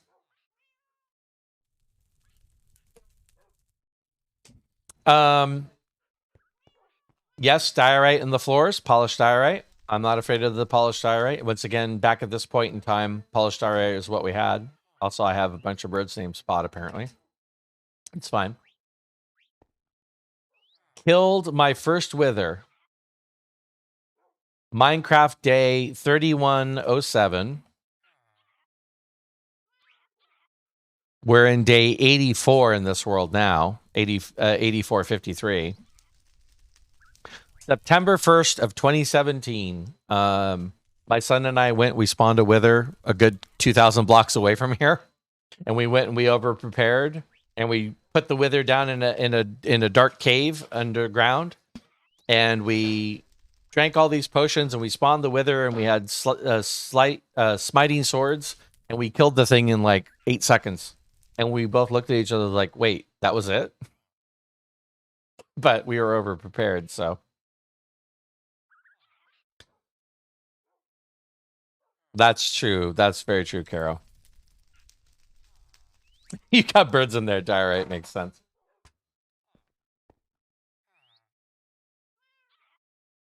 So, love the little the grand staircase coming down from upstairs. Really pretty happy with my fireplace. Like, none of this, like, looking back at this build with my eyes now, I'm not completely embarrassed by this. There's parts of it that I like. There are parts of it I would definitely do differently, but there are parts of it that I like. And all in all, it just, to me, just represents a progression of my abilities in the game. Apparently all my rockets are here. So the grand staircase comes up. And then this is that area on top there. You can overlook the lands down below. I have a rooftop garden. This is actually another architectural thing that I did a lot of for a few years. I've kind of fallen out of it recently, but I used to do a rooftop garden all the time. One of my favorite things to do. And then the main bedroom. Very spacious. Used to be an entire potion brewing setup over here. And then I just kind of, Demetrius, thank you for that follow. I appreciate it. Then I just kind of got rid of it and I replaced it with a little desk. Just a simple little desk. There's Spot and there's Spot. I don't remember why the trapdoor. There's a reason for the trapdoor, but I honestly don't remember what it was. May have been an AFK thing. I bet it was an AFK thing. There's the bed. This is probably the first time I'd ever... Well, no, it's not the first time. One of the first times I've ever made like a fancy bed in the game. Ooh, ooh, ooh. There's a secret door in here. My kids didn't even know about this. I forgot I had done this. There's an actual secret door in this space.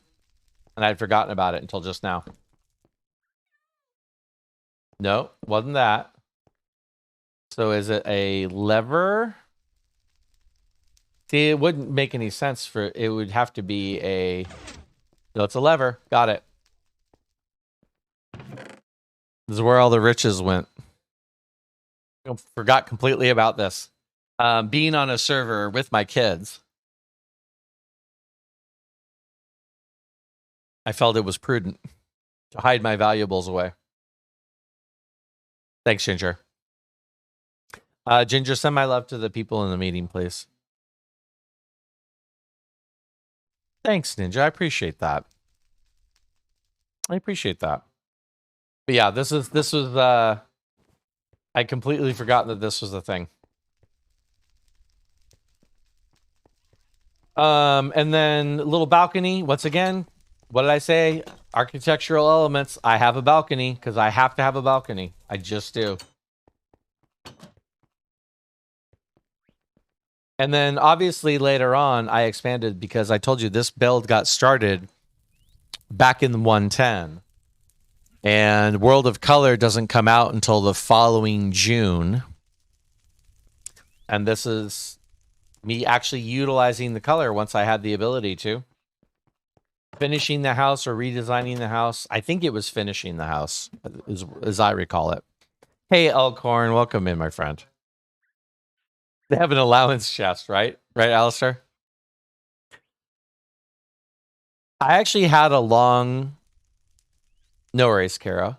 I actually had a long history of always having a secret spot to hide things because we used to share our space. And I'd go mining, and I was the one playing the game the most. And I'd go mining for all the stuff. And, you know, if you left diamonds in the chest, then all of a sudden the diamonds were just getting swooped up and used for, you know, tools or whatever. And you have to remember, this is probably the first point in time where mending tools was a real thing. Every world prior to this, I mean, mending only just came out in 1.8, I think it was. No, 1.9. Mending came out at the beginning of 2016. So this was the first time that you actually had diamond tools that would last you for a while. Prior to this, you were just burning through diamond pickaxes because you didn't have a way to repair them. Well, you had a way to repair them, but it got expensive after a while. So I just got kind of used to hiding my valuables away. And I thought having the secret room was kind of a fun way to do that. The only other thing that's in this build here is enchantment area. Now, this, you guys, if you guys were part of the world tour before, you know where all these books came from. Many books. AFK fishing was all the rage when this world was created. And I already showed the previous people who, you know, the last world tour, I'll show it to you guys again, but I have an AFK fish farm building for AFK fishing.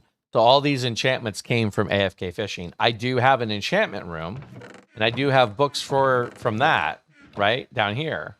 But, you know, also, a little stained glass room. I kind of like this little enchanting room with little stained glass windows on the wall, keeping the motif.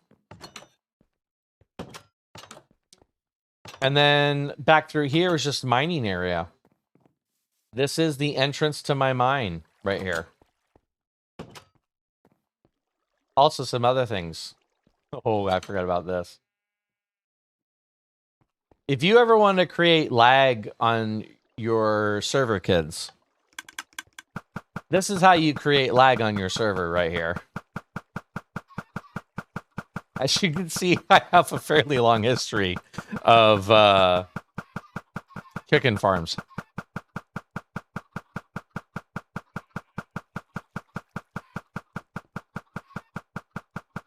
So you turn that on, and you'd let that run for a little bit, and then you let them grow up, and then you'd go down there, and you would do the hacky with your sword.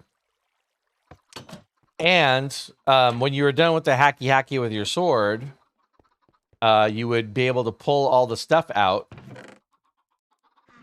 and then the chest, the eggs would just get replenished. So I have a little twin dropper system, dropper dispenser system in here. That the eggs replenish themselves. Mushroom farm, good old mushroom farm.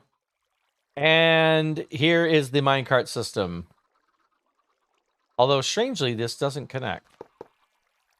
I find that weird that that didn't connect. Let's see where this goes. I actually don't know where this goes. I haven't been down here in a long time. I always have a minecart system in my mines. Until recently. I've stopped doing this, but I used to do this all the time. There's a, oh, I remember where this goes. Hold on a quick second. Hold on a quick second.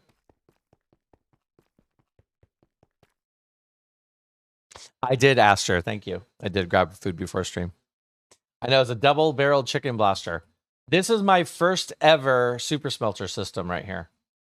This is, I think this is 32 on each side, and there's 4 of them. So this will do 2 stacks.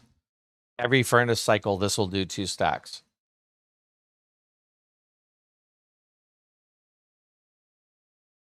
So let's go in here real quick, and then we'll get back on that track again. Yeah. I have the floor carpeted out to stop spawns.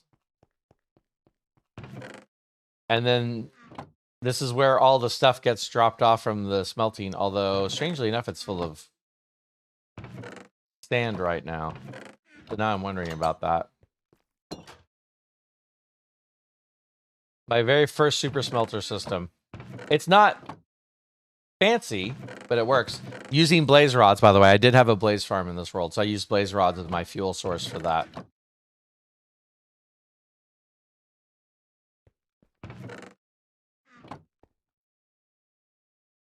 I must have a manual fill for the actual smelting items. I don't even have the... Oh, yeah, here we go. That's right. You come up underneath here. So this is the stuff you want to smelt. So these got filled manually. That's why the items are down here. This is where you would go and fill up your inventory, and then you'd run over here and come up these stairs. And then you'd put them in these 4 chests. So this is where you would fill up the smeltable items, and then when you wanted to run them, there is a what? Off and on. There it is. So there's an off and on for either side. And it would run both of them simultaneously. So first super smelter system. Once again, something I found in Hermitcraft. Never built one before. Just kind of came up with my own little setup for how it would work. Pretty happy with it. I gotta go. Well, I can just cheat this. Go this way.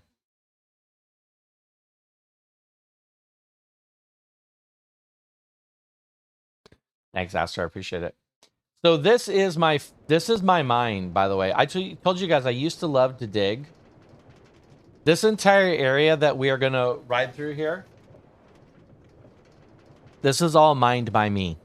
I used to mine in 5x7 shafts. In fact, on Halcyon Heights, I did something very similar to this, and someone asked me why I mined that way. And I'm like, I don't know, just have always mined this way. I dig 5 wide, and I go 5 deep at a time, because that's what your pickaxe can reach. But I do 7 high because you could reach 5 blocks above your head. You can see it's lagging a little bit, but this is all dug out. This was all dug out by my own little pickaxe over 2 years of playing the game. Whenever push comes to shove and I didn't know what else to do in Minecraft, I would just dig a tunnel.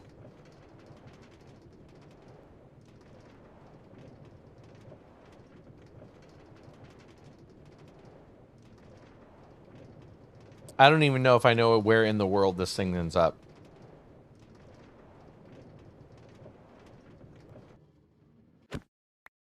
So we'll take the shortcut here, but this is all dug out just in a straight line using a pickaxe, filling in the any lava pools I came across, filling them in with water buckets as I went.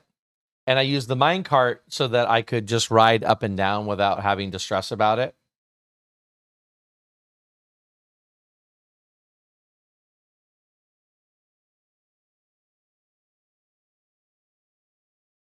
I mean, I've traveled about 1,000 blocks now in this direction.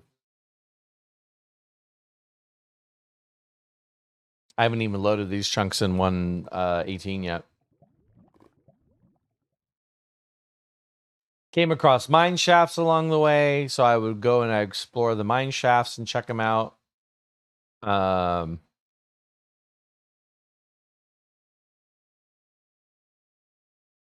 Obviously, the deep slate you see at the bottom was bedrock.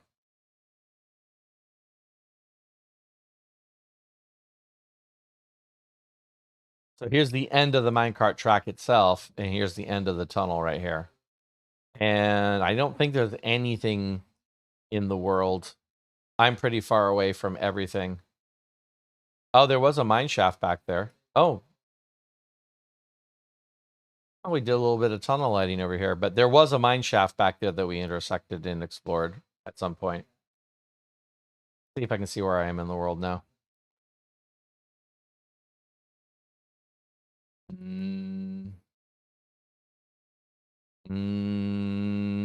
Nope, don't think I recognize this.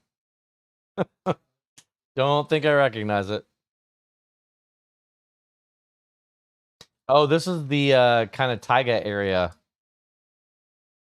to the north. So that makes sense.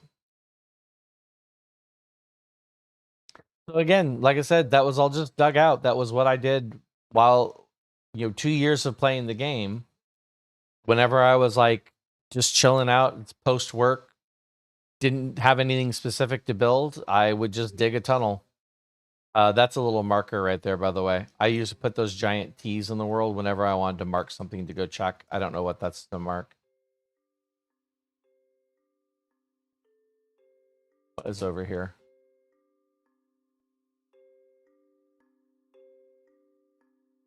Oh, a spawner. Just marked it because it was a spawner. Not that I needed one, especially not one that was that far away.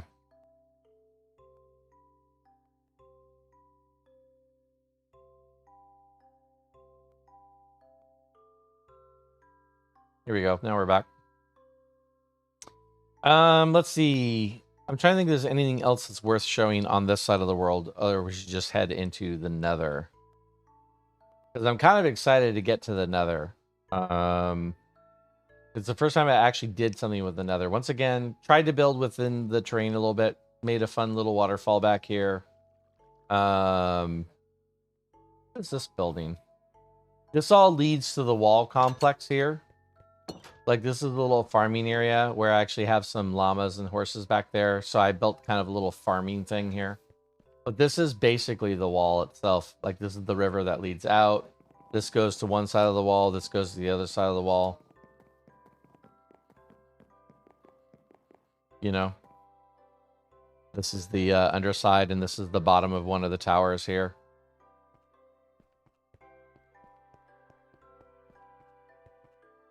Right?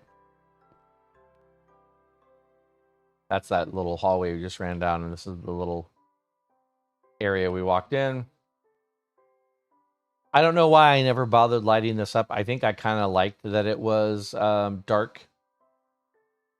Like, if I needed to go hunting for mobs or something, I kind of appreciated that there were mobs out here to hunt. I don't know. I don't really know that there's a good reason for it. Hi, Moosey. Welcome in. It's nice to see you, friend. Thank you for that. I appreciate it. One of the things that I am extraordinarily proud of, if it's kind of a silly thing to be proud of. Oh, and look, it's not even going to be here anymore. Oh, man. It's gone now. I was going to be proud of it. There was a cow that used to live in this lake. This cow was in the lake, like, not too long after I moved in here. It just, for whatever reason, with its pathfinding, this wasn't all built. This was all added later. But for whatever reason, with its pathfinding, it just lived in the lake. It was in the lake all the time. And it was there up until the time I stopped playing in the world. I don't know why it's there now, other than perhaps something glitched or whatever. But so there was a water cow who lived in this lake the entire time, the entire 2 years that I played here. I'm a little bummed that it's gone.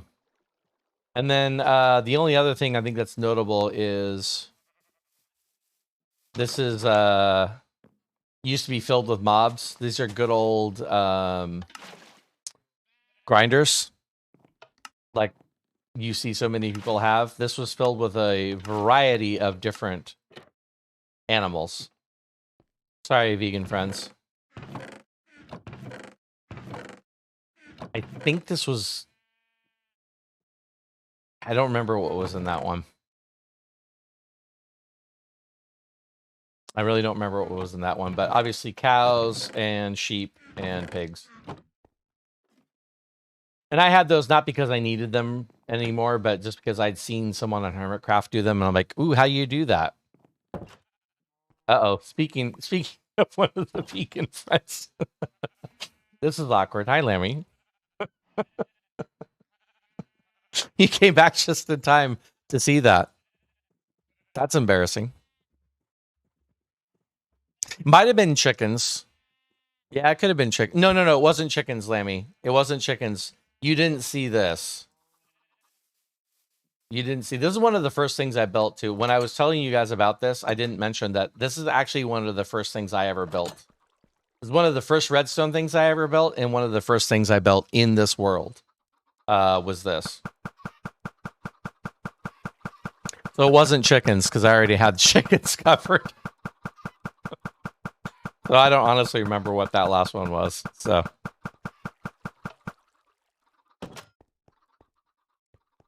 as Elkhorn called it, my double-barreled chicken launcher. How's it going? It's going well. It's going well. So I'm gonna, just to give you context, Lammy, since you just walked in, but also it's probably a good idea for me to do. At this point in the past worlds, I've been playing this game since January of 2012 continuously. We have been from Minecraft update 1.1 to 1.9 or 1.10 when I started this world. I'm pretty sure 1.10 though, based on the timing of 1.10. And this world was created after I discovered Hermitcraft. So everything prior to this is some version of a stone box and just derping around the world, doing whatever the landscape suggested I should do. This is the first time that I actually looked at Minecraft as a genuine, like, creative outlet, made an actual genuine effort to this. Where I think you were here at the end of that tour. So I think you saw all this. You saw this world, or the beginning of this world. But I'm pretty sure you were at the end of my part 1 of this tour.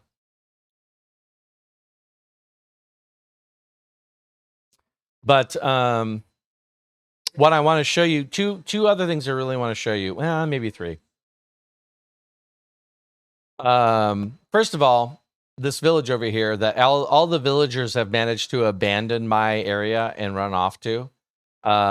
Old school village mechanics meant that these houses, which are full of doors and no beds, are not villagers or not villages, because villages used to be defined by doors. Now they're defined by beds. There's no beds over there. So all of the villagers, these used to be my villagers.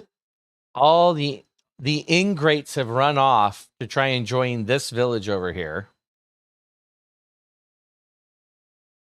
And then this was a village, an old style Minecraft village, where you bred the villagers and you got who you got, and you traded with whatever you got, basically. You couldn't control the villagers. There were no workstations. And the villagers that bred were whatever they were. And so we actually took this natural village here and we expanded it. We added some condo housing. Not very spacious, not very comfortable, but once again, villages are defined by doors in this version of Minecraft. So you'll see there's an awful lot of doors over here, including the return of this little trick, which this is technically a house, according to Minecraft rules. Silver, thank you for that. Thank you for the first time chat, and thank you for that message. I appreciate that. That's really nice. Thanks, Lammy. So this is also more doors for a village. Silver, thank you for that follow as well. Once again, more doors. These are houses. These are doors.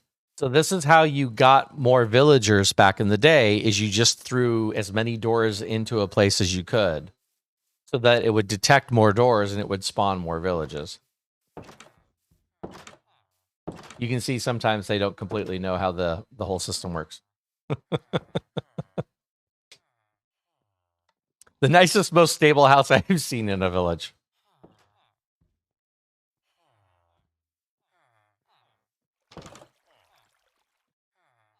Minecraft was so confusing. It's just changed. It's just changed over 10 years of the game existing. You know? So we would come over here to do certain things. You know, I think this is where I slept. This is where I kept my stuff, in fact. Now, all of these are now not old style villagers. These are new villagers. Because if they have if they found a workstation, then they've converted. Otherwise, they are unemployed, right? But yeah. I kind of wish I loaded this in the old game so you could see what the old enchants looked like. But so there's one thing under here. This way.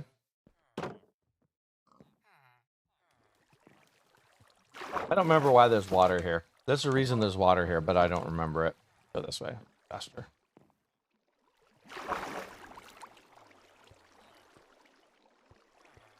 This is a good old style villager trading hall. Back before the villagers actually had... Oh, they did convert. This is before the villagers had to have workstations. You guys can see there's no workstations down here. But the actual librarian enchantments actually carried looting 3 for 32. Looting 3 for 32. I didn't realize they converted. I thought that wasn't a thing. I didn't realize that you could actually do that. So this was an early trading hall. The only way you could have villagers like this was you had to breed them like this. And once you bred them, they were what they were. You couldn't convert them like you can now. I know, right? Sharpness 4, 57 emeralds. That's expensive. But now all of a sudden it was possible to get good equipment in the game. You know, this is, oh, look at this. This is the first time in the game of Minecraft I named my sword the Talon. I tried to come up with Griffin-esque names for everything. The bow hadn't changed. The bow is now not called Farsight. That's an old name. Smite Axe. Well, look. All right, it was 2016. What do you want from me, people? But this is the first time that you actually had equipment that you know, could hold on to and keep using over time. Remember when Minecraft had super secret settings, with just PowerPoint filters? I don't think I remember what you're talking about, Silver, to be honest with you. So this was the largest village in our area. There's only one other place to take you guys. I've been avoiding it this whole time. I didn't say I've been avoiding it. Okay, let's go over here. Back to the garden area. So again, all of us had our own homes and our own builds in our area. Just to catch everyone up, this is my area here. These were common farms that I built for all of us. That is Mrs. Griff's area, the big castle area or the big keep area, plus the little house, plus the labyrinth. This is my son's area, complete with a wooden roller coaster. And the other two shared a treehouse for the 2 months they played Minecraft in this world. This common area here, I don't know why you guys are out here, goes to a portal.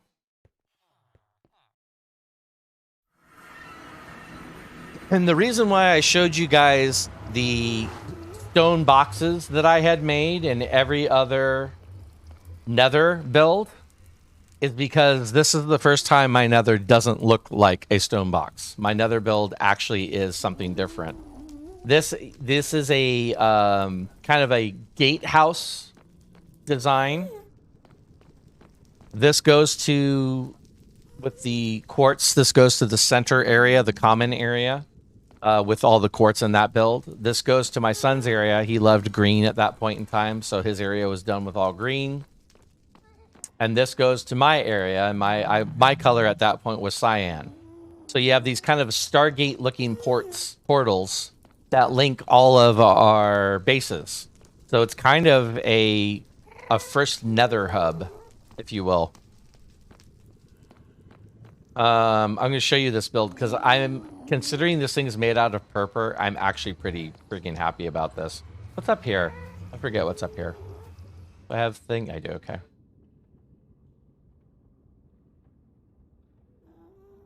I think this might just be a tunnel out. Yeah, there you go.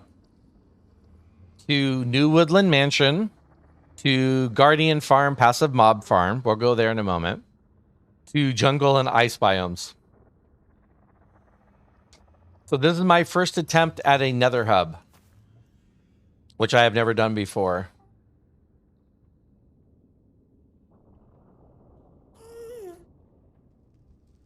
I didn't show you guys the mob farm again. I can go do that later, but the old netherrack texture. Well, we were just, it's funny you should say that, Lamb, because we were just discussing how it's one of those things you either love or you hate, because it's pretty distinct. The old is just so gross. Exactly. Yeah. So once again, fireplace. I love fireplaces. I love them even more in the nether, but I just have a couple of different rooms here. Just, I decorated. I did some things I've never really done before in the Nether. You love the grossness. Now I get that. And this is the outside of my Nether portal area. Thanks, Emmy. This is the first thing I built in Minecraft that I actually took a step back and I said, I actually really like this build. I legitimately was happy with how this build turned out. Welcome in, Crystal Husky. How you doing, my friend? Oh my God, it's been a while. Welcome in, Raiders. Guys, if you're not following our friend Crystal raided into us many, many moons ago and has recently come back to streaming again. So they are, I believe, are you exclusively over on Adults Craft now, Crystal? Are you still streaming from your own things?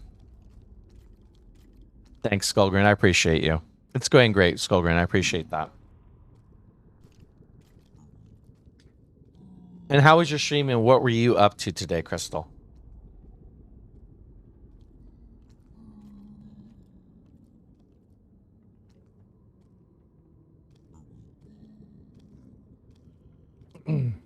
We'll put a pin in this for here for a moment. Is this the top of the... Oh, it sure is. It sure is. So many exciting things. Stream was amazing. We celebrated graduating high school. Congratulations again, Crystal. I saw that. I saw your post on Twitter about that. And just chilled on Adults Craft today. Nice, Crystal. That's amazing. Well, again, congratulations on graduating. That's absolutely amazing. I am not going to ask you what's next. Someday I might, but not today. I want you to enjoy your graduation for a little bit. I know it's fairly typical for adults to be like, oh, what are you going to do with your life? And you may know exactly what you're going to do with your life, but you're anything like me, you haven't the foggiest idea. You're just happy to be done with high school. On Adults Craft and soon to be back on... Okay, so you are going to go back on the range. Okay, I wasn't sure about that, Crystal. I felt like I've seen most of your going live notices have been from Adults Craft, so... Which, Adults Craft is a fantastic place to be, so... I think that Adults Craft is enough. Well, I'm glad you had a great stream. I'm glad that you're celebrating graduating. Thank you so much for your raid, friend. It's been a long time, but it is nice to see you again. We are working on part 2 of a Old Worlds build or Old Worlds tour. Words hard. That's awesome, Crystal. That's amazing. Yeah, absolutely, Lammy. So far, so good. We're, like I said, we're doing an Old Worlds tour. I started this back on my Twitch streaming anniversary, and we only got we got to the interesting builds, but not through the interesting builds. Like, basically, we went from January of 2012 with Minecraft version 1.1 to roughly midsummer of June-ish 2016. And Minecraft 1.9, 1.10. And then we ran out of time. So I'm just continuing that today. And we are starting off with all of the stuff that I have done since discovering Hermitcraft. Since Minecon of 2016. No, I'm sure it does feel weird. I mean, you've been doing... give or take 13 years of compulsory education. Now all of a sudden it's like, what? I don't have to go to school anymore? I remember being very excited about that myself, but I still went to school. I did a couple of years at a junior college. But I just remember, the novelty of not having to go to school anymore being pretty amazing. Crystal, thank you so much, guys. If you're not following Crystal, Crystal is a wonderful human being. Has been very supportive. Is getting back on their feet with the whole streaming thing. I know it would mean a lot to them if you would consider clicking on the link that Bottomist posted, or clicking on their name. We can throw another one in there too. That's definitely not going to hurt. Or clicking on that fresh shout out link. And just show Crystal all the support and all the love and all the congratulations. Oh, did you really? You hit 500 hours of streaming. That's fantastic. That's amazing, Crystal.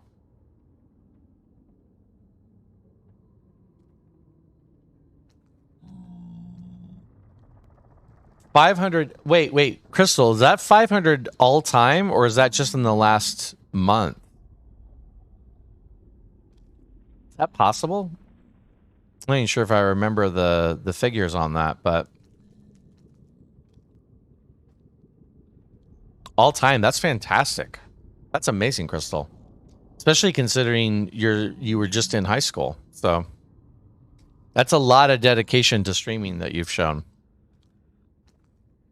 Well, like I said, Crystal, I'm really glad that you're back to streaming again. I am glad to see you out there. You were really wonderful and really supportive, and I know that you struggled a little bit, especially as you were trying to finish up school.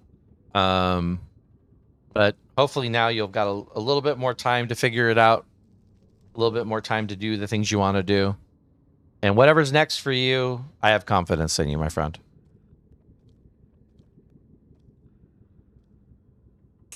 Okay, Cat. I mean, you got to respect the child's game, right? You got to respect the child's game. I'm sure my parents were always glad whenever I ate over at a friend's house and they didn't have to worry about feeding me. That's awesome, Crystal. I appreciate that. All right, so again, thank you for the raid, Crystal. It's nice to see you. So back to the world tour. Like I said, this is the first thing I built in Minecraft that I stepped back and I said, I'm actually really proud of this build. It's an unconventional block palette for sure, but this kind of what started me down a path of trying to figure out what to do with the blocks in the game that gave you the details, like stair blocks and wall blocks. And like with Purpur had a bunch of different variations with columns and things like that. So I started leaning more towards the blocks that gave you all the variations to build with, because it was easier for me to do detail that way. And yes, this is Purpur and Nether Brick, and you may hate the colors and you may hate the combination of the colors, but I actually kind of like it. And moreover, I'm pretty happy with how the build itself turned out. Like, I'm pretty happy with the shape of everything. It's kind of an interesting design.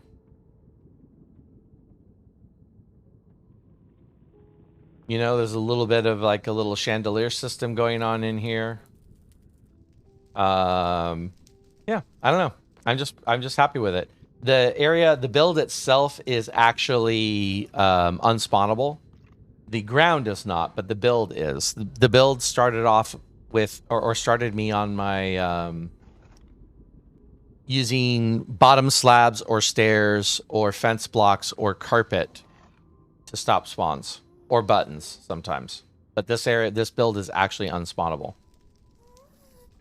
The grounds outside are not, but you know.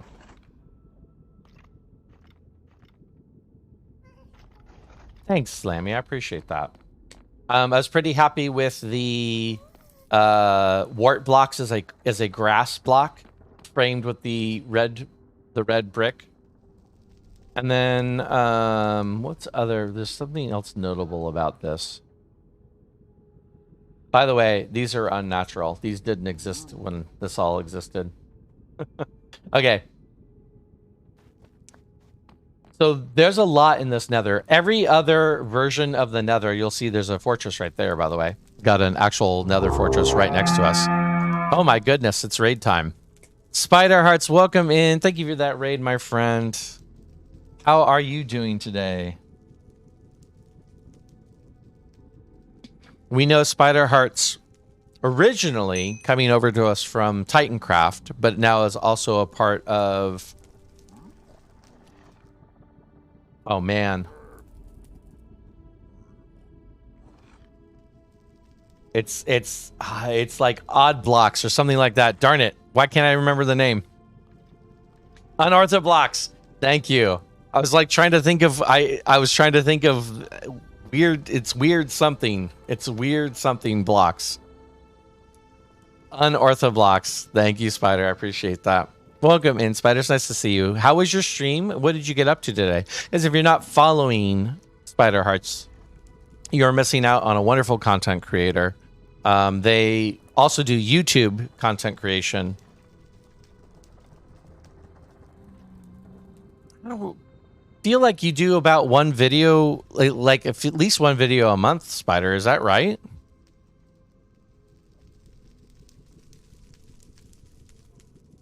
But like I said, we met Spider originally coming over to us from Titancraft. If you guys are not following Spider, click on that link that Bottom has posted. Oh, hey Puma. Thanks, Puma. I appreciate that. Time for Big Brain, apparently. Well, that's debatable right now, but one a week, Spider. That's amazing. Thank you, Aldi. I appreciate that. Thank you so much. That is so kind.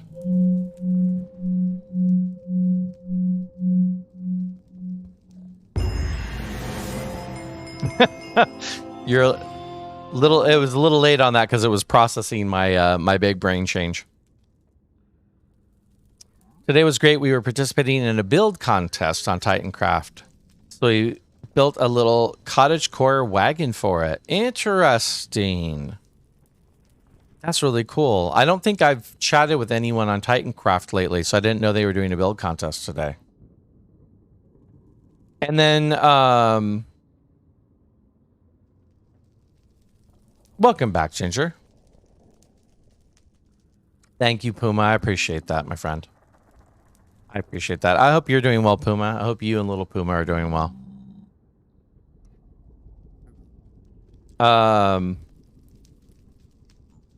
For the build contest, what do you guys, what's the outcome of the contest, or what are you guys competing for on that, Spider?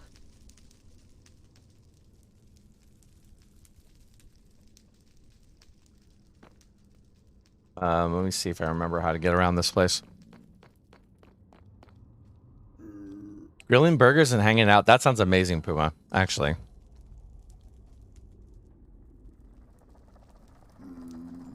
Spider, you don't know. That's fair. You know what? Sometimes just getting to participate in it is good enough, so. Hey, Defender. No, we were talking... Spider Hearts just raided in a moment ago, Defender. And they were saying that Titancraft had a build contest.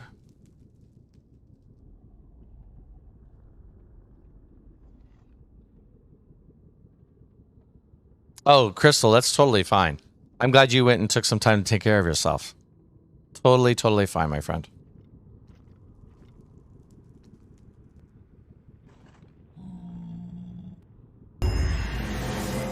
Thank you for the 200 bed Slammy.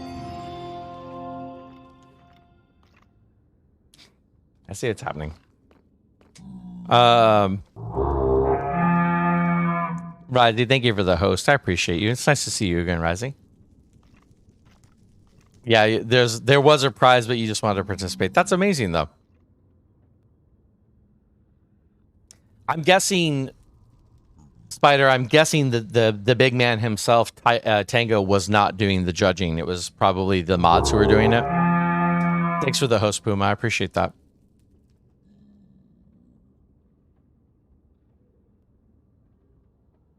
I'm going to make myself a note here about this. Thank you for the 100 bits, Risey.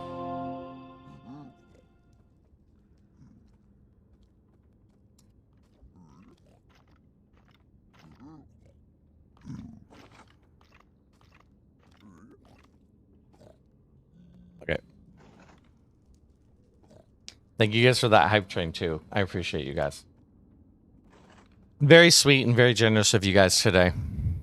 Thank you, Risey, for the happy birthday message too. Thank you for the host, Lammy. Metal, gotta hop out for a little bit. Thanks, Metal. No worries, my friend. Spider says, Lily Star said she'd post pictures on the Discord, and then there's a chance to vote on the belts. Oh, okay, I got it, Spider. Awesome. Sabrina, you're not even here. What's happening? Thank you, Sabrina, for the 300 bits. I appreciate you. Oh, my goodness. Spider, I might have to go. Is there a certain channel that those pictures are getting posted to on Tango's Discord? Sounds good, Pix. Enjoy your work, if that's the thing that can happen.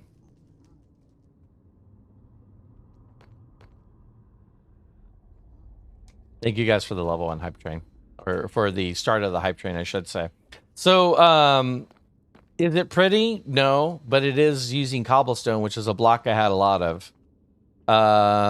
We have some labels going on. There's a wither farm out there. What does a wither farm look like? Wait, I built a wither farm? I have questions. I have questions about that. I killed my first ever wither in this world. The fact that I built a wither farm is an interesting thought. So, my first ever blaze farm. Everything here is nice and slabbed and safe, and I like that. Let's go back to creative mode. You're so funny.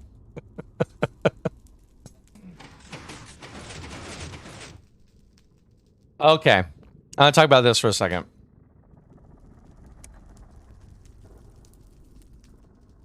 I know, another Ghost Defender. Moosey, thank you for the 200 bets, my friend. I appreciate you. Thank you so much for your generosity. Guys, thank you, all of you, for your generosity. I really appreciate you. This is a doorway to just stop some random mobs from coming in, because the other side of this tunnel is actually exposed. So they could technically walk in from out here. And this in here is a blaze farm.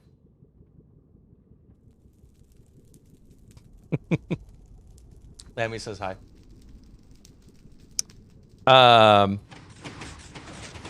So what's important about this is I went from just barely grasping redstone at the start of the 2 years that I'm working on this world to actually designing this particular doorway myself.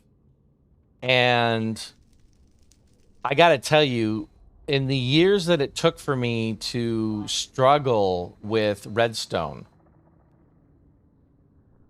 this little doorway system here felt so good, because this is the first time I built a lever door like this without following a tutorial, or like, I just figured out how to do it. First time I ever built a redstone thing, like a complex redstone thing, on my own. I was pretty happy about that. And then, that's a cute emote. What's on? What is that? That's adorable. Tab twice. I don't know what that little creature is, though. It's an axolotl, I think. I think it's an axolotl. And in here is the first blaze farm. So it can be turned on and off. There's a lot of lava up there that stops the blaze. So you do that. Hopefully it works. There you go. Now it can actually spawn if I stand right there. And then there's a crusher system that softens them. First blaze farm ever, too, that I've ever made. In fact, I don't know if I've even made another blaze farm since then. I don't even know if this doesn't look like the crusher's even working. It looks like the crusher doesn't work. But that's it. Good old Blaze Farm.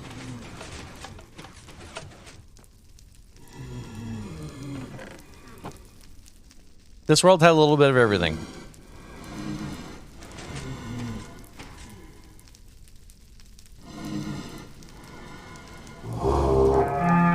Aldi, thank you for that host. I appreciate it.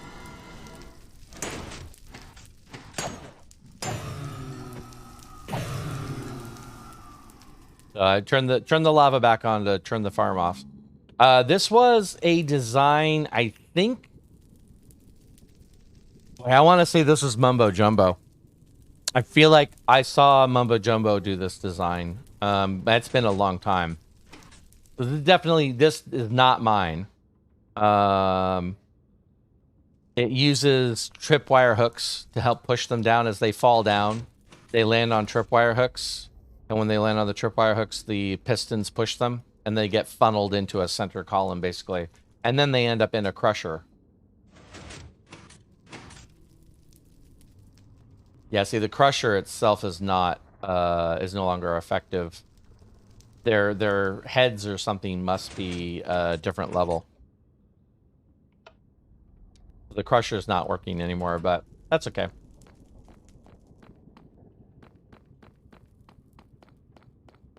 And then over here, this just goes out into the world itself, into the actual Nether Fortress, which you'll see is somewhat slabbed to help control spawns. And it's not a perfect system. I slabbed the Nether Fortress because the Nether Fortress bounding box extends over here. I'm back at the house, by the way, at the Nether portal. And this is a Tango Tech design. In fact, Aldi, this will look familiar to you. This is a good old Tango Tech design here. The Nether Fortress being blocked doesn't block the rest of the farm or the rest of the world, but it does help encourage there to be wither skeletons. And you basically just run up and down this hallway. And the spawning rules have changed, so this farm probably doesn't even work anymore. You would just run up and down and you would continuously reload wither skeletons into this farm. And then at the end of this chamber here, you've used the Mumbo Crusher a lot too? Yeah. See, the Crusher is why I think the whole design is Mumbo's, Puma.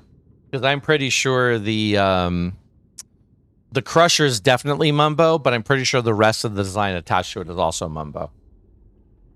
But you would get wither skeletons and you'd lead them up to here. Oh, here we go. We got it. It's starting to work now. Here, let's go to there. So at this level, only the wither skeletons can see you. And so you kind of collect them running up and down these hallways.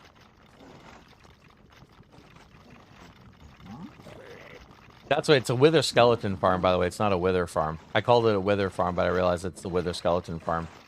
Come on, you can see me, can't you? Yeah, there you go. So you just kind of collect them on these paths here. And if blazes spawn, they can't see you, so they won't get aggro. The wall blocks their line of sight.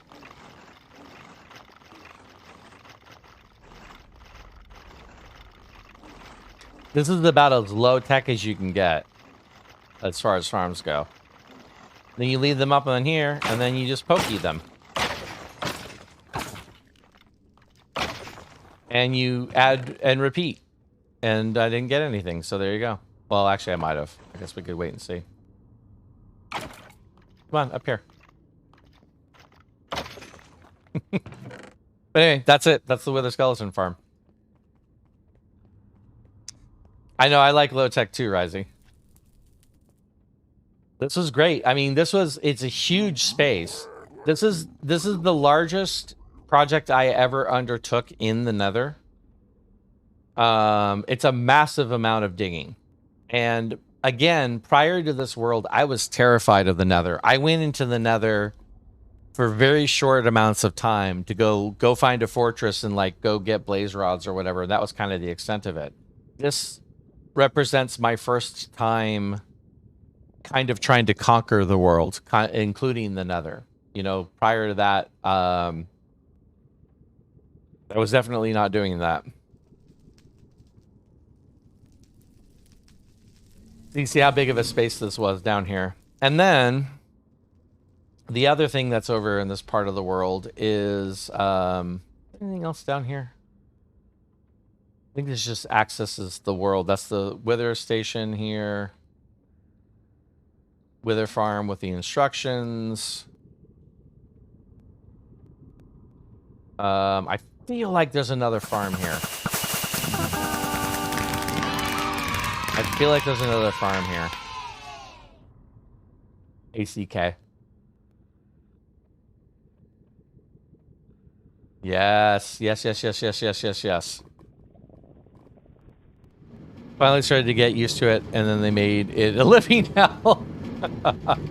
Yes. This. Oh, a fun fact. Awesome. This is my first gold farm.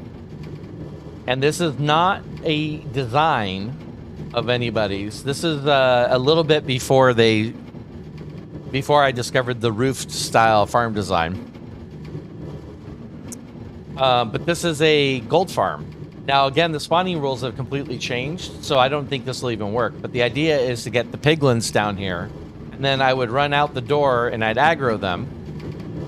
And then once I aggro them, I'd run back inside, and then they come up to here, and they would get sucked into these chambers with the carts underneath. And there was gold under here, basically. I know, right? The minecart sounds. Wait a minute. Let me get caught up on this. Nice, cat. Nice. There was gold in them there carts.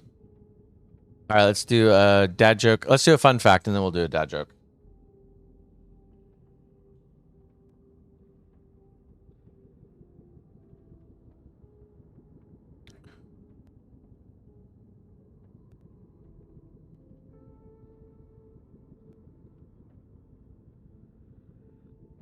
Okay, this is definitely Minecraft related. Apparently, in Japan, there is an island in Japan that is only inhabited by bunnies. And you can visit if you want to.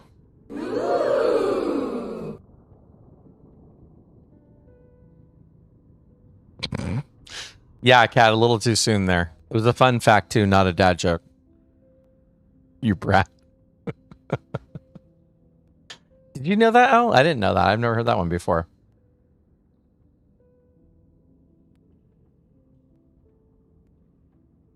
I know of this island. It is my dream home. That's cute, Risey. I like that. All right, let's do a dad joke.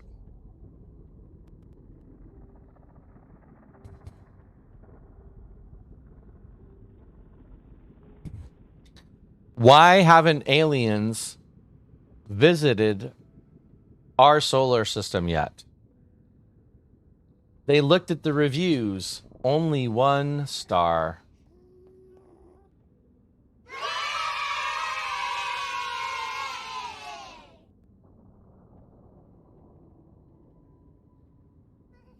Probably a better way to reframe that joke so it's more of a dad joke, but that's okay.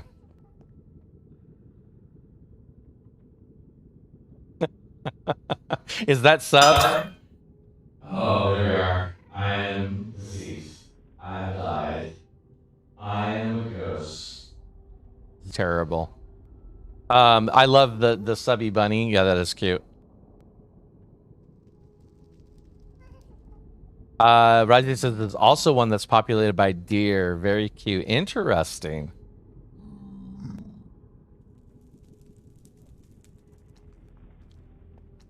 That's fascinating. And then let's see what else is in here. There's one other thing I think that's like really particularly relevant. Hold on. What's on this path? There's something about this path I'm forgetting. Let's go someplace. Where does this go? Whoop. Here we go. Hold on. End gate. Okay, the actual portal room. Still haven't decorated the portal room.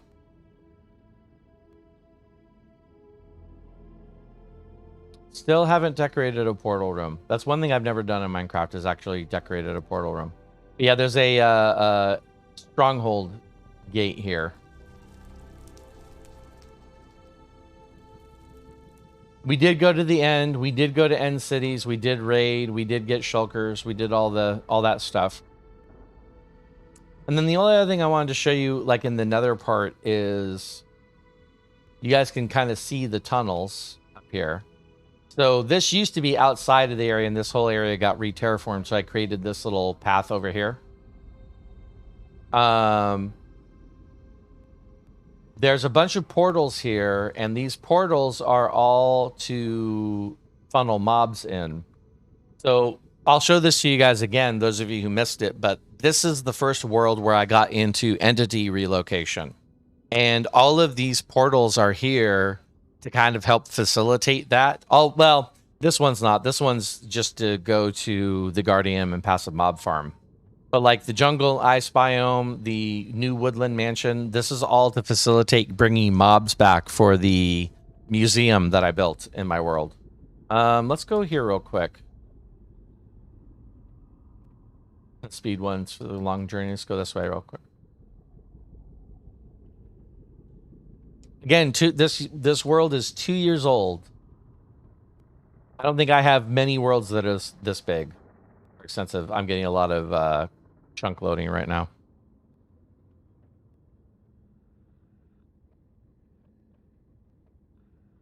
Trying to remember what's at the end of this. I'm not even sure this is all that interesting. I think what's at the end of this is my first experience with the tundra biome. So again, this is in when 110 came out, the Frostburn update. And in the Frostburn update was when they added polar bears. Also when they added igloos, strays.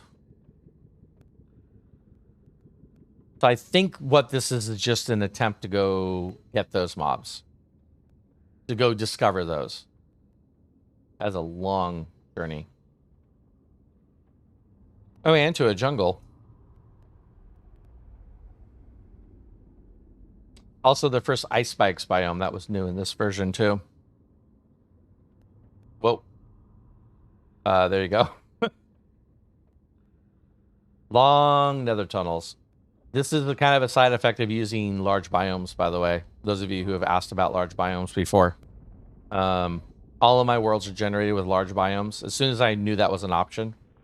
And so it means that to go find an ice spikes biome, you sometimes have to go, well, in this case, probably almost 10,000 blocks. Come on, Chunks. Get caught up. You can do it, I promise.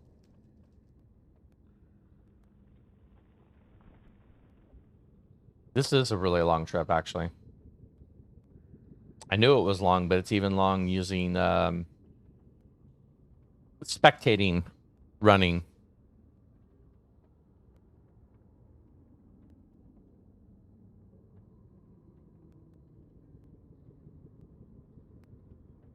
You can only imagine how far away this is in the actual overworld, considering how far away it is in the nether. And I did bring a mob back. I'm pretty sure I have a stray. Oh, that's weird.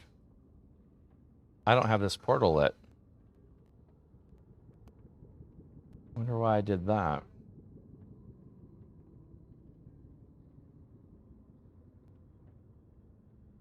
Oh, the rail tracks that you see are here because this was used to move the mobs back. The portal probably got taken down when I was moving the stray.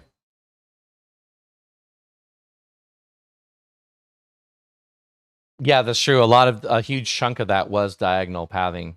All right, this is going to take a second. I'm falling through the world for a moment while this loads. But this is when I started getting comfortable with the nether was just another biome. And it was a little dangerous, certain parts of it, but there were ways to kind of conquer the biome and not be terrified of it, which, like I said, I used to be terrified of this biome all the time. I remember I go into the Nether looking for glowstone and just being absolutely petrified all the time of ghasts or accidentally hitting a piglin. Welcome to Ice Spice Base Area 52. This is a little bit with all the other progress I made in this world with my building. This area is very old school. This is a hobbit hole in the ground, basically. But it was all so that I could come over here and like collect ice from the ice spikes biome. But also this over here. A lot of chunk loading over here.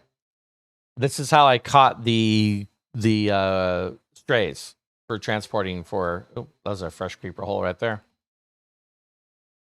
So this is kind of what it says it is. This is a research station for the world. So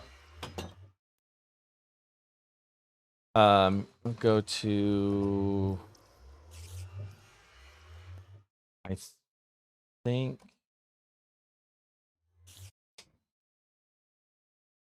yeah.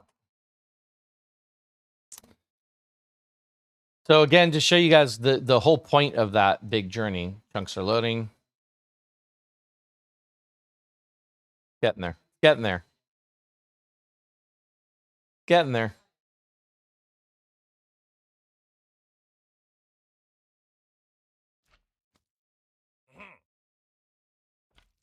Yes, Odin's, it is, in fact. Welcome in, my friend.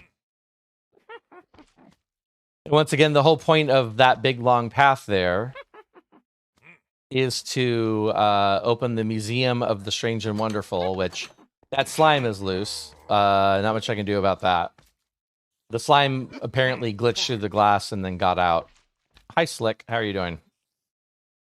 I'm in creative mode, so Slick's not going to bug me too much, but we went to the Woodland Mansion and collected these two.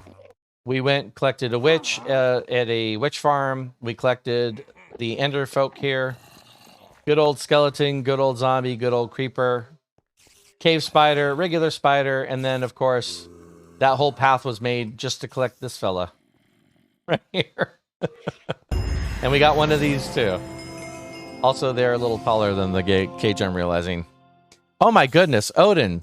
What is happening here? Odin coming in. No, Slick. I know Slick should be in a little cage, but I know that's not what I know that you don't want Slick in a cage. Odin gifting 10 tier 1 subs.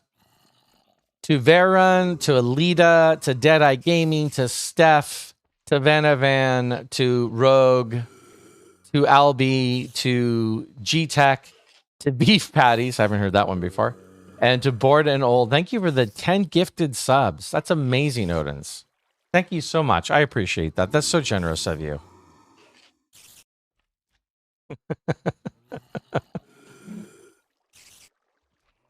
Oh, no worries, Mac. Go take care of yourself.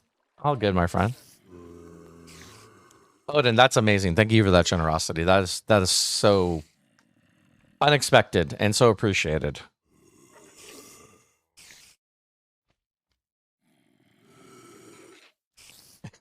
They might feel left out. I mean, everyone else is here really mostly for my own safety, frankly. You know? This is also when I discovered that you could encase, with using pistons, you could encase mobs in glass. So Slick is the only one that's the exception. You can see the interior border. Slimes can get out of glass without a problem, but the other mobs will just kind of hang out. Once you put glass in their head, they just kind of live there. So these are all actually like fully encased in glass. Slick wasn't, and that's why Slick is out, because Slick was able to glitch through the glass and then get out. Odins, that's amazing. Thank you so much for that birthday gift. That is so incredibly generous of you. Really. Especially coming in the door like that, you know? Oh, it's all good, Mac. I appreciate you. Since we're here, too, I'll show you guys what we talked about a little while ago. This is a good old-fashioned AFK fish farm, kids. This does not work anymore, by the way. This is the old AFK design when you could fish in a 1x1 block. But this is like where all the enchants in this world kind of came from. I think it's empty right now. Light means chest cleanup is on, turn off to use. Gotcha. So I actually, this was actually purged. I had a dispenser system just to purge the things here. But I love the little building. I'm happy with how the building turned out. It's a, looks like a little fishing dock, right? Cute.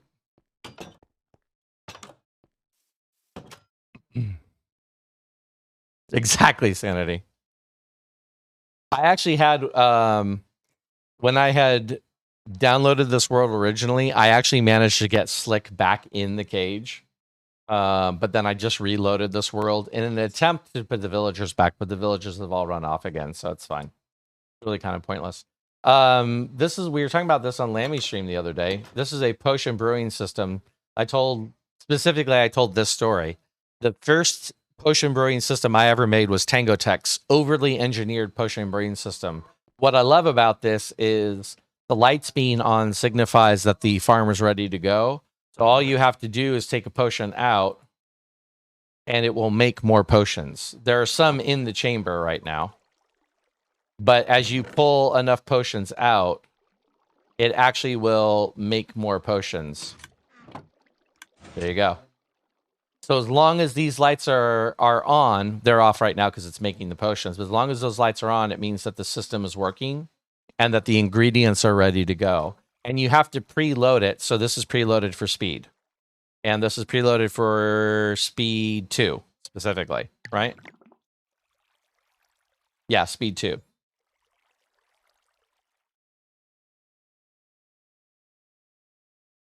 Right, Lemmy. Basically, it keeps the potions brewed for you up to whatever point you want. And then as you pull them out, it will brew more. Odin's Warrior, thank you for that follow. It's awesome. I appreciate that. Thank you so much. Odin, you're amazing. Thank you for that generosity. I really, really appreciate it. Love to see you back sometime, my friend.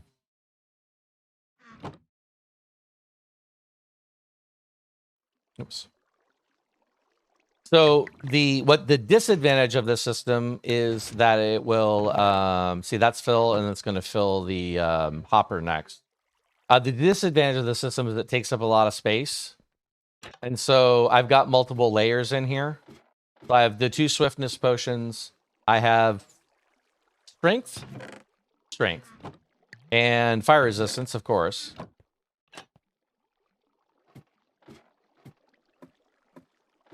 And then night vision and underwater breathing, which I almost never use, so I'm surprised I have that. Those are basically the kinds of potions that I would tend to use. And then I have a little maintenance access door too on each level where you can get in and see the actual redstone. And this is what I mean by this is Tango's over-engineered system. It's set up so that you can't accidentally brew bad potions. So he has an overflow detector, not overflow. He has a supply detector. So if it detects the supplies are out, it will stop the potion brewer. It will turn off the potion brewer until you resupply whatever it's out of, which is kind of cool. But that's why I also say it's an over-engineered system, because his system is so much bigger than other people's system because it has that element about it, which I think is kind of cool. But yeah, you can stock up the walls with any of the ones you want to stock up. And then I showed the map room last time. I showed the museum. Okay. One other thing I want to take you guys to. Wait, what was the Guardian farm in this world? Let's go look at the Guardian farm real quick. I don't actually remember what the Guardian farm looks like. Portal. Where's the portal on my side? I don't know that I know the answer to that. Not in here. Nope, those are mines.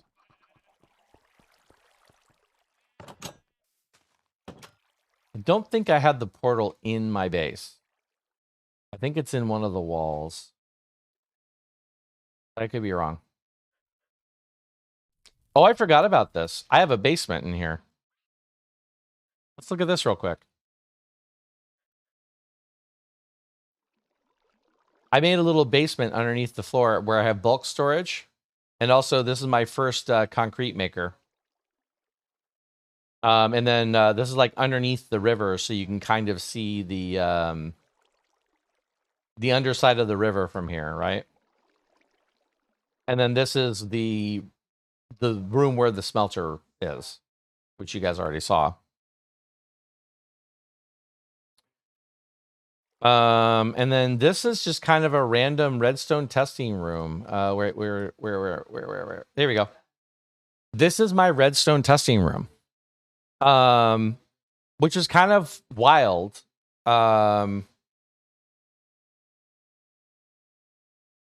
So I think I had it set, if memory serves, it turns the lights on when you come down. Yep, there you go. I actually really like that. I forgot that was a thing. So you come down, you hit this pressure plate, and the lights swirl on in the room. And this is underneath the river. You get a little like sky view there. But this is actually where I would design redstone circuits while I was working them out. I think the last thing I was working on here was one of the piston doors that I ended up building for the wall. But yeah, it's like my laboratory underneath underneath my base. I have a little bit of a little balcony area where my door mechanisms were. But yeah, and then you go to get out, you step on the pressure plate again, and all the lights turn off. I forgot about that. That was actually a lot of fun. Back underneath my my staircase here. Okay, let's go back to, where is the nether? How do I get to the nether in this place? I honestly don't remember where my nether portal is in this base. It was in the wall, I feel like one of the wall sections.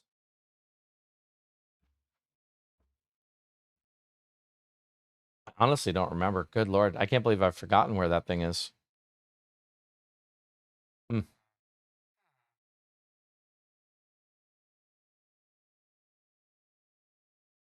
I thought for sure it was in one of the wall sections, though.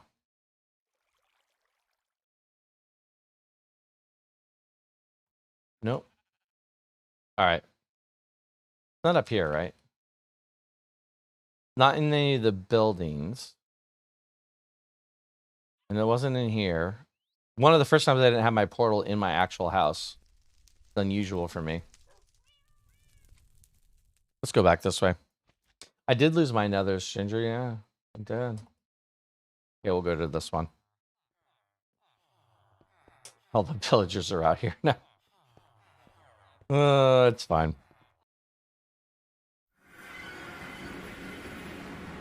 Exactly, Risey, for when Dee Dee just won't leave you alone. And I respect that reference, by the way. There are not a lot of people who have any idea what you just said, Risey, but I get it.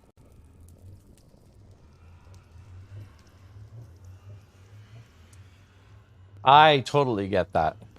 I love that show, actually. One of my favorite Cartoon Network shows ever. Yep, Sanity knows too. Okay, let's go back to...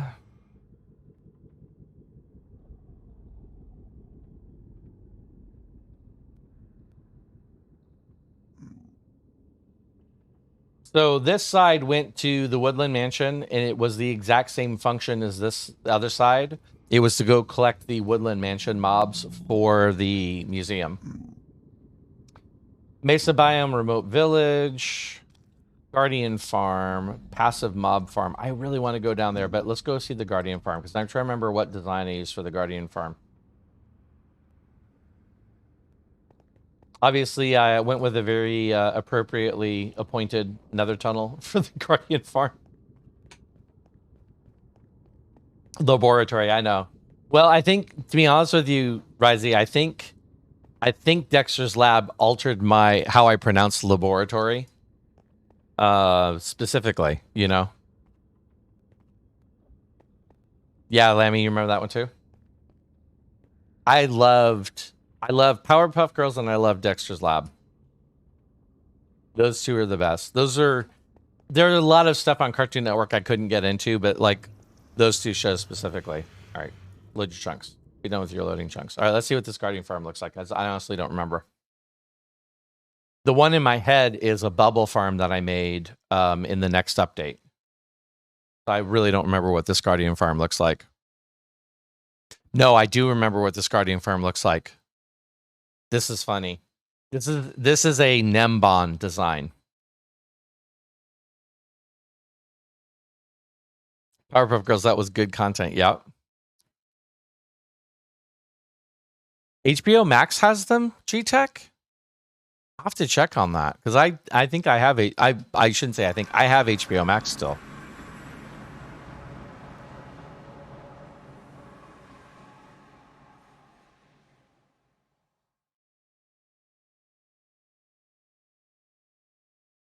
All right, finish loading.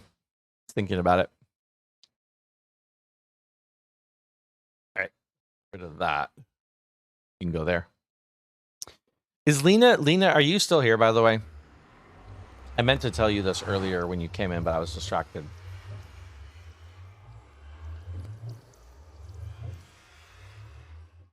More Powerpuff Girls fans. Nice. Come on, Chunks, finish loading.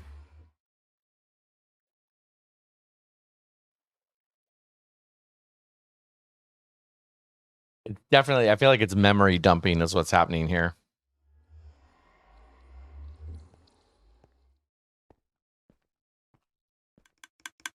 Yeah. Okay, this is also notable for two reasons. First of all,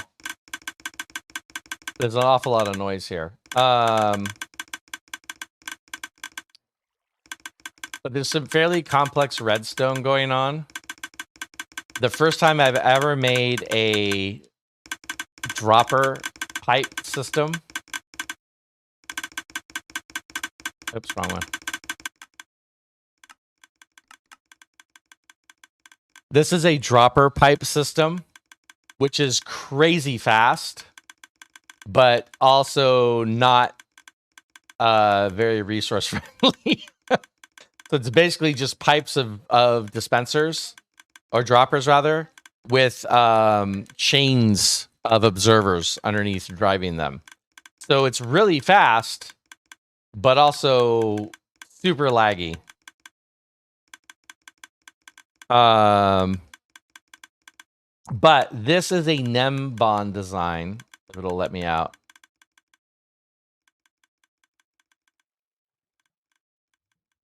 So,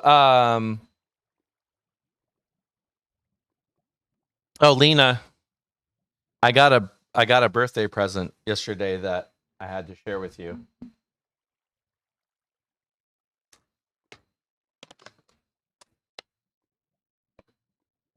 Don't block it out. Come on, I know, but it's right there. You can kind of see it. You got it. You get it. It's not my usual size. I already said, by the way, you're just going to steal all these. It's not my usual giant tub of peanut butter M&Ms, but it's a pretty big one. It's the party size. So we're having a party here. Anyway, first time ever clearing out an ocean monument. I wish the lag wasn't so bad. First time clearing an ocean monument. Never done that before. Cleared it all the way out. I used the sand and sponge method. And then that's fair, Lena. But this is using a design. See, I'm saying Nembon. Now I'm questioning myself. But the reason why it uses redstone blocks is because they changed the mechanics of water and the way water flows between, I think it was version 1.11 and 1.12. And the net effect was glass no longer allowed downward flowing water in the same way, even though it was a transparent block. So the Guardians were able to live inside the farm for a lot longer than they used to. They used to just basically not pathfind, and they would just get pushed down by the downward flowing water. Come on, leg. Come on, leg. Come back. Come back. You can do it. Maybe not. And they'd be inside here, and they would be able to swim around for a long time. But by building the outside with redstone blocks, now all of a sudden they didn't do that, and they would actually just be pushed down by the water into the lava area faster. So it was more redstone blocks than I even had. I actually had to borrow redstone blocks from the rest of the family to build this. But again, very, very old Guardian mechanics here for this.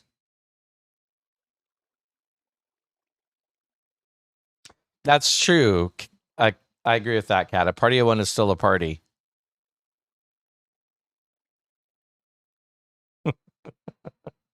It's just a more I'm gonna have to get out of here. The lag has overtaken me. I gotta get out of there and unload those chunks. So don't build that kind of farm is what I'm trying to tell you guys.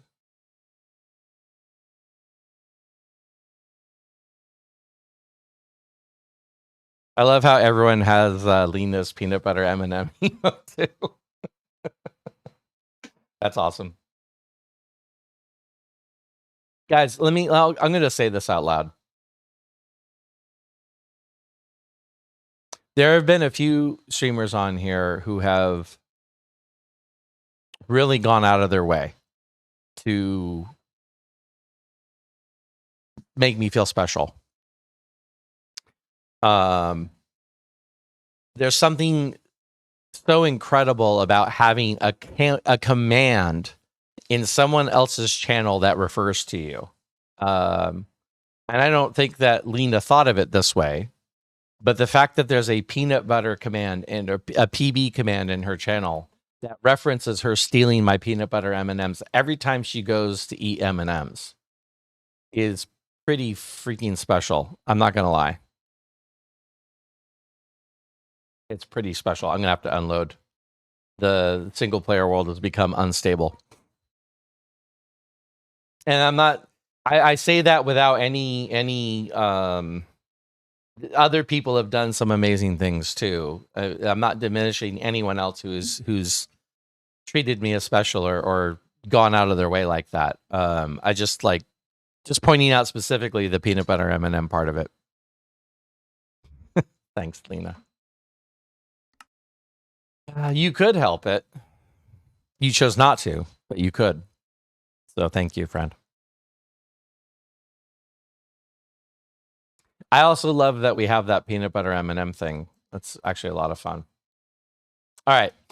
So let's do one more visit. So the last thing I did in this world, before we abandoned this world, the last thing that I did was building this cat. Well, to be fair, mine just says is PB. It's not cat, so. But does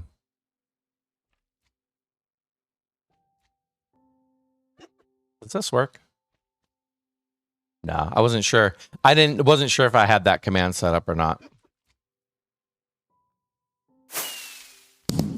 Of course, that includes more than cat these days, but we remember that cat was the first. Oh, you love the garden area, Lena? I'm really happy. I'm really happy with how the gardening area turned out. Another one of those times where I built something that I was really happy with how it came out in the end. Also, I love all the random villagers out here now. It's fine. All right, one more trip. One more trip. Well, like I said, the last thing that I built in this world was that museum. The last thing I did was I knew that we were going to bring this world to an end. I knew 1.13 was coming out and we were going to reset the world. and I really wanted to. I wanted to go out into the world, and I wanted to capture all of the hostile mobs in the overworld and bring them back and make a museum for them. So that was the last build that I did. This is the second to last thing that I did in this world. This is going to be a long trek too.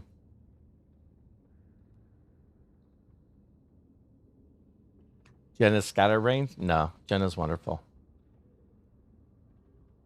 Wait for this to catch.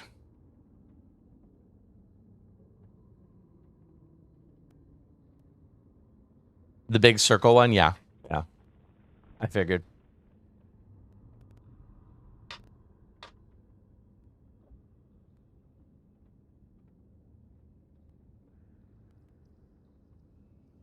Wait, where does this go? Why does this continue? I'm just curious.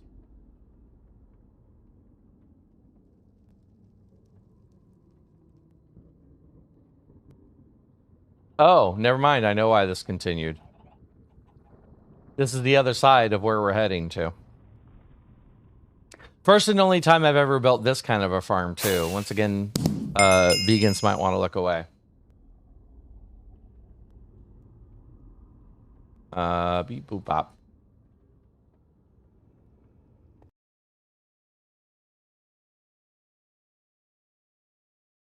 Hey, Amber, welcome back. Nice to see you again. Waiting for things to load again. Oh no, Jen, no. Oh, Lammy, it's going to get a lot worse than chickens, my friend. I'm sorry. This world was not vegan friendly. I had a bunch of free range animals in my world to mask the fact that I had an entire building dedicated to animal crushers. To animal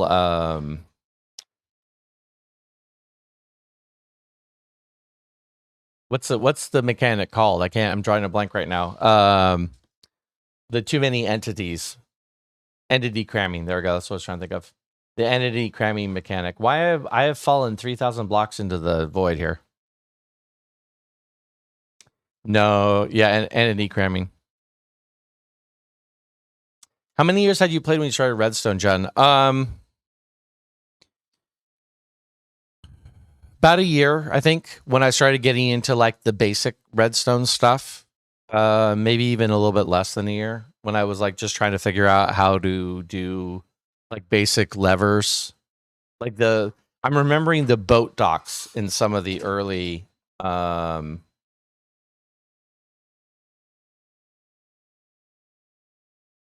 wow. My computer is struggling right now.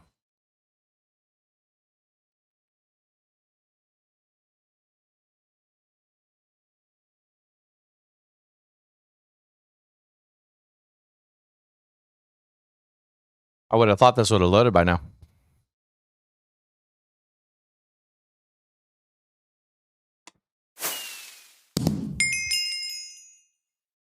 Okay, Ginger, I will. That's actually something we talked about. Yeah, I'm in the void for sure. That's actually something we talked about.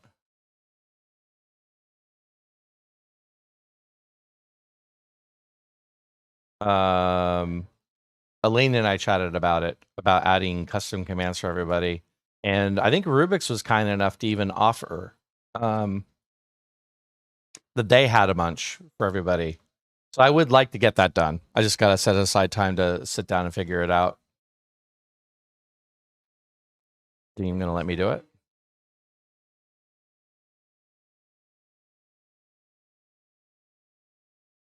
T-post to assert dominance.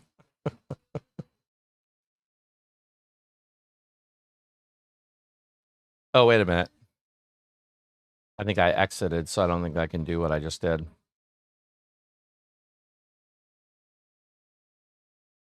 Are we making progress? I'm not sure.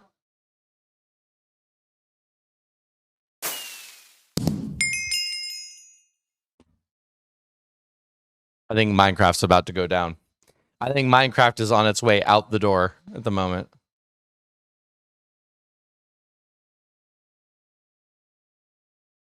Tornado Chaser, welcome in. I appreciate that.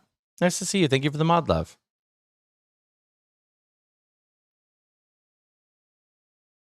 Speaking of T-pose, my youngest woke me up one night striking that pose in my doorway. Lost a few years that night. Wait a minute, what are we talking? Hold on. I might have to force this issue, in fact. We are going to have to force this issue. Minecraft went nighty-night.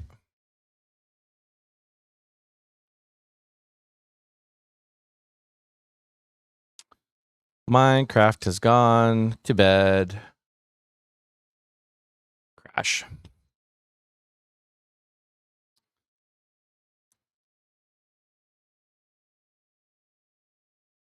Amber says, oh, Tornado Chaser, it was your birthday as of 2 minutes ago. Nice. That's awesome, Tornado Chaser. Happy birthday. That's fantastic. Have a birthday, buddy. Amber says, I was finishing up a pumpkin and melon farm while I was looking. It was the largest one I've built. Nice. Do you know how many pumpkins and melons you've got seeded in there? Let me make sure that closed down accurately.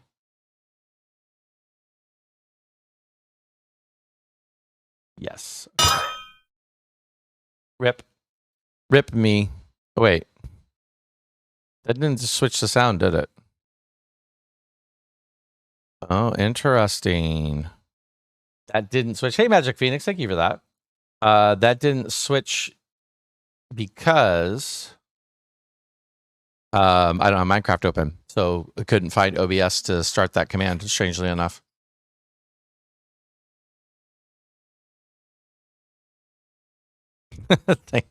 Right, Lammy? Are you serious, Jennifer? That's so sweet. I'm not singing the Tornado Chaser. In case that's where you were going with that, I'm not singing the Tornado Chaser. We're not breaking that embargo all of a sudden. Risey says, they just laughed. Jen said, and then Risey says, how old were they? Because like children's laughter in the night, that's a special kind of terror too. It's only funny because it's true. It's only funny because it's true. All right, let's see how bad this is. Loading back this world that crashed.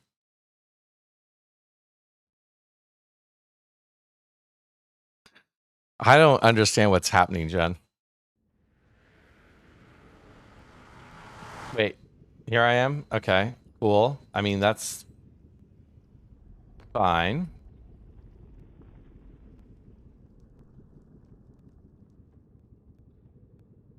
Let's start flying that way. We'll go vertically while we go horizontally. It's fine. Racy. Oh my god. 56 in one layer, but only one layer. That's amazing, Amber. That's going to be a huge farm. I know, right? Tornado Chaser, I was cheating death. I mean, it should have... This is what it should sound like. But it didn't work, so I don't know. Maybe it should... On this, it would have sounded like this. That would have been interesting. But yeah, didn't work that way. So, going to this. It sounded like this. This should have been different. But it doesn't. So. It didn't work. It's fine. Hey, Princess. Welcome in. It's nice to see you.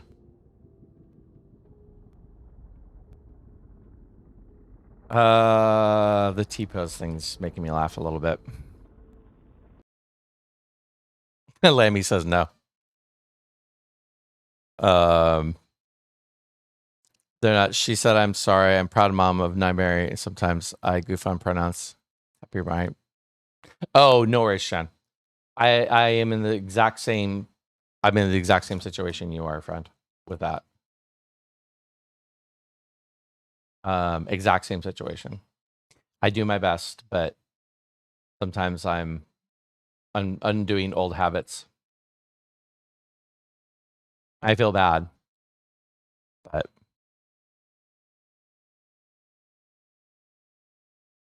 Most I could do feasibly 2 water sources at each side. Interesting, Amber. Sounds like an interesting setup.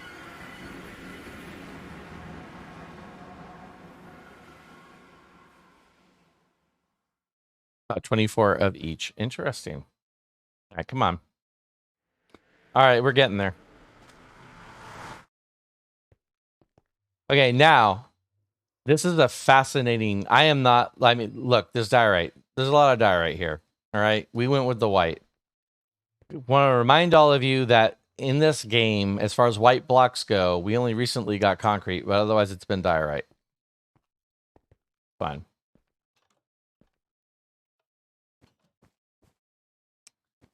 This is Peter. This is Peter's room. You're not supposed to go in Peter's room. I don't remember. My son might remember why this is Peter. I mean, don't get me wrong. I know why it's Peter. But why Peter exists at all is the part I'm not really sure of. But this is Peter. And the colors give away the intention. Hey, Jen, look at my wallpaper here for my little bedroom. It's Peter, enough said. This is definitely a Numbon design. This is a passive mob farm. I've never built one since because I've never needed that many passive mob drops. But I came out here. This is also the first time I've cleared out an area using TNT. Didn't use TNT duping, mind you. I built a little redstone rigging system up in the sky and filled the dispensers with TNT and bombed this place out. And then I came down and I smoothed it out.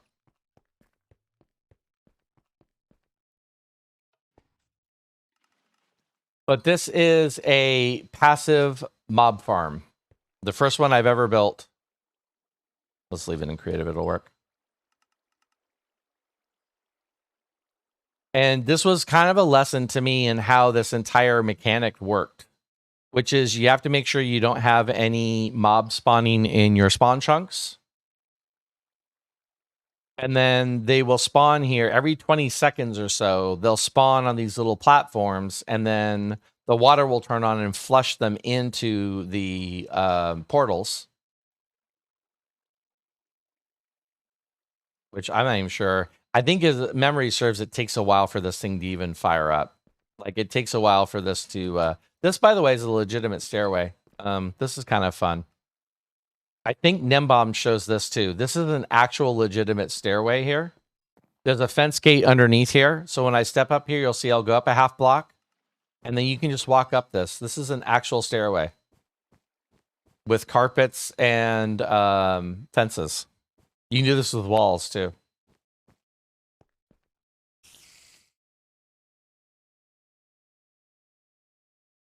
But yeah, first and only time I ever made a passive mob farm.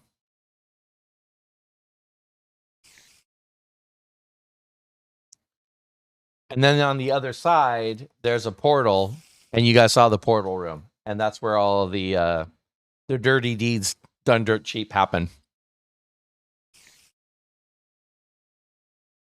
That's fair, Kat. I mean, Kat, look at it this way. You're done raising her sooner than you thought you were going to have to be. So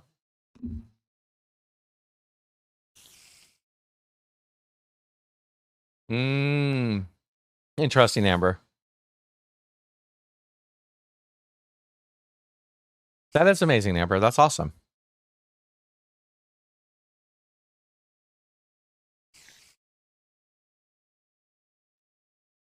Lammy, I think I know why.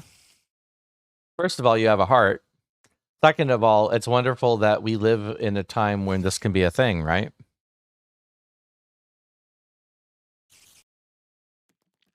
Nembon.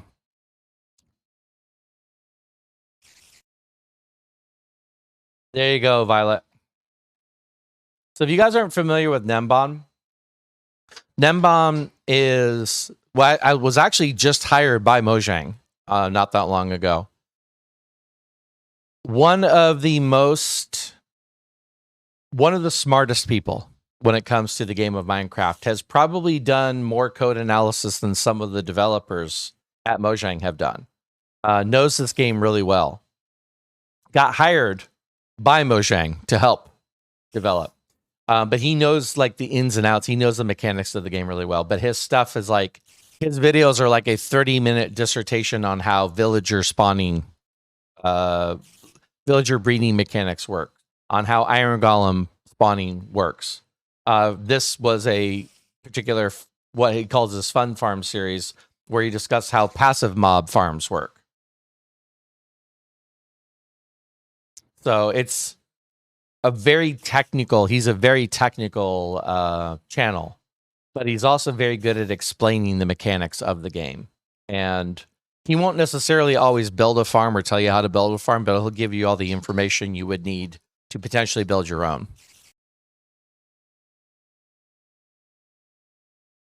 And now I have that song in my head. That's fair. Right, Lammy? As the parent of several queer folk, I'm very appreciative that we live in the time that we live in, where kids can have these experiences. Let me turn this off real quick. I don't know if this is even working, to be honest with you. This whole area is really far away. This area was picked specifically because it is really far away, and because it was in the middle of an area that I could waterlog. So no passive mobs can spawn anywhere besides the spawning platforms in the farm itself. I basically demoed all the land that was around here. Oh, look, there's a guardian temple. So the criteria for this was making sure that passive mobs aren't in your spawn chunks, and then making sure that passive mobs can't spawn anywhere else. And then they can spawn in these little platforms, and then they go through the thing, and then I'll show you where this goes. I've never built one of these again because I've never needed this many passive mob drops. It feels super. It feels really extra to have this many passive mob drops, to be honest with you.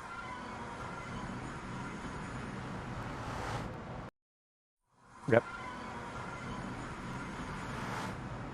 Take two.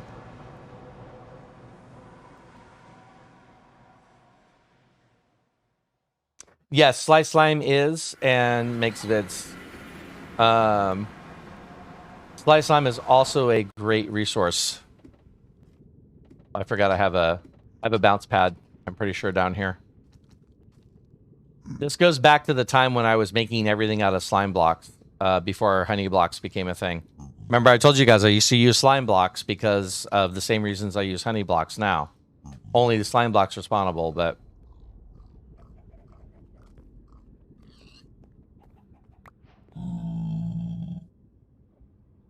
So this whole farm here is just about collecting passive mob drops.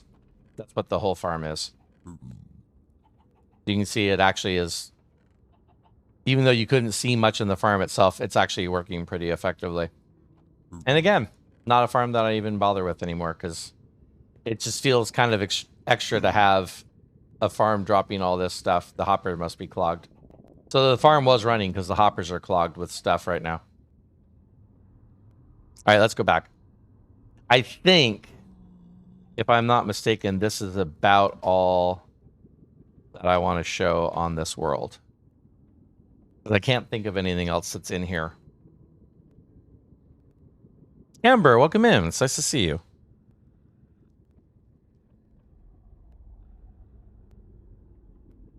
Thank you, Amber. I appreciate that. I appreciate the hug. It's going well today. We're having a great day today. Having a great day today.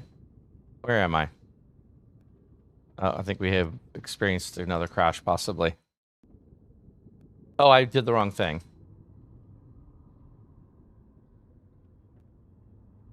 No.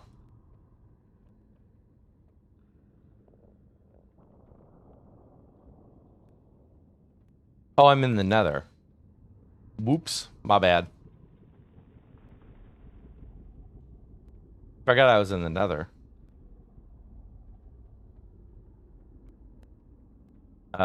70, 80?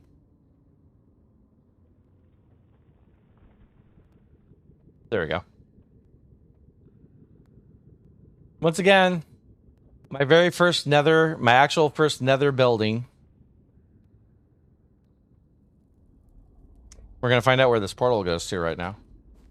With my little Stargate portals that go to everyone's base, which I was pretty happy about. And the portal room was... Oh, that's right. It was down from my mine area. So I was right. It was in the chicken area. Just didn't go farther enough down. Thank you, Amber. All right, so last looks at this world, guys. This, again, was a 2-year-old world. Very much influenced by Hermitcraft. Very much influenced by the idea of building something big, building something more cohesive, being more careful about my details. We all had our own area to build in rather than sharing an area for the first time. And this started sometime around June, July, August of 2016 and persisted until around July of 2018, which is when 1.13 comes out. This build also went from 1.10 to 1.11, which was the exploration update. That's Woodland Mansions, Ocean Monument, Woodland Mansion maps. Llamas were added. Metal, thank you for that, host. And then observers, Stalker boxes were added in this update. And totems of Undying were in this update as well. And then 1.12 came out, which was basically all of the concretes, all of the glazed terracottas, being able to dye your own bed, and parrots. So I had all of those updates in the 2 years that this world existed. I'm going to jump out of Minecraft completely again and reload it. And we're going to go to another world. Thank you guys for indulging me on that one. That world is one of the ones I'm most proud of, mainly because it was such a quick shift. Once I decided I wanted to play Minecraft, sorry, Amber. Twitch Mobile is twitchy, though. I hear you. Once I decided I wanted to be more serious about Minecraft, I felt like I made a pretty big leap in a short-ish amount of times. I mean, like I said, it was 2 years. What you guys saw was the end of the 2 years of working on it. So I definitely got better as time went on. Okay.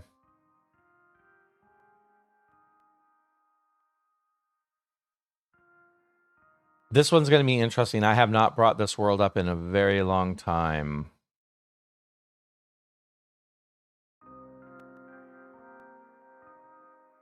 Let's see what happens. So in July of 2018, the update Aquatic comes out. We started off, all of us together. I created a spawn in the middle of the ocean because I learned my lesson about spawn chunks and conditioning spawn chunks. So every world that I created from this point on, my spawn was in the middle of the ocean. That way I didn't ever have to worry about what to do with spawn chunks. Welcome in, Boba. It's nice to see you. Thanks for the ice cream. I had a frap, but it's gone now. So, Jiro, thank you for that 6-month resubscription. Jiro, it's nice to see you.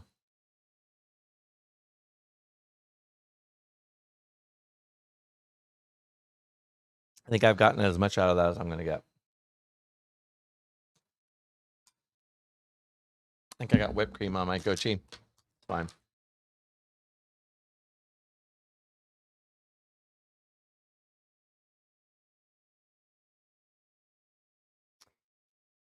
I didn't talk about yesterday at all. I did start to say that I was not on the computer at all yesterday. For the first time in I don't know how long. Not on the computer once yesterday. We went to the beach yesterday and hung out. It was most of the family. One of the kids wasn't feeling well, but went to the beach, and then we came home. Hold on, I'm giving away the farm here. Let's work on this here. Hold on. I gotta try on my commands.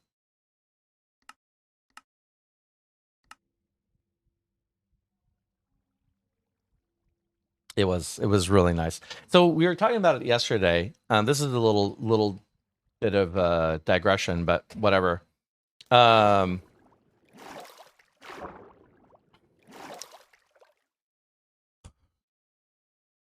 something about the beach. I am not a natural. Thank you, Bubba. I appreciate that. Jero, you went on Wednesday? Nice. The son and I are not friends. I have melanoma history in my family, not me personally, but in my family. And as a kid, I would get like one fairly significant burn almost every single summer. That stopped a few years ago, finally, when I stopped it. But I got sunburned so bad once. I had a 2nd-degree sunburn. So I am very, very, very careful about the sun. So being at the beach is counterintuitive because I looked like some sort of monk or something, covered head to toe with clothing. And then I have Anakin Skywalker's opinion of sand. But the beach is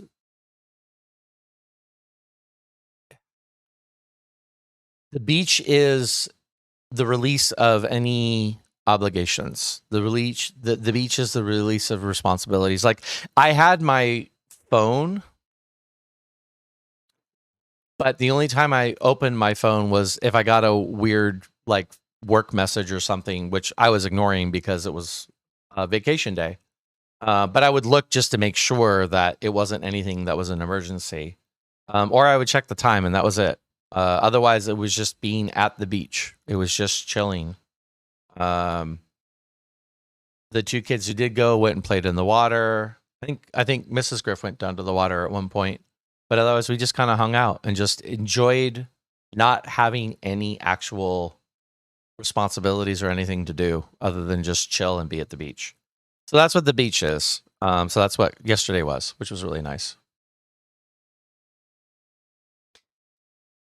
And then last night we came home, and as I said, my middle child had made a delicious cheesecake.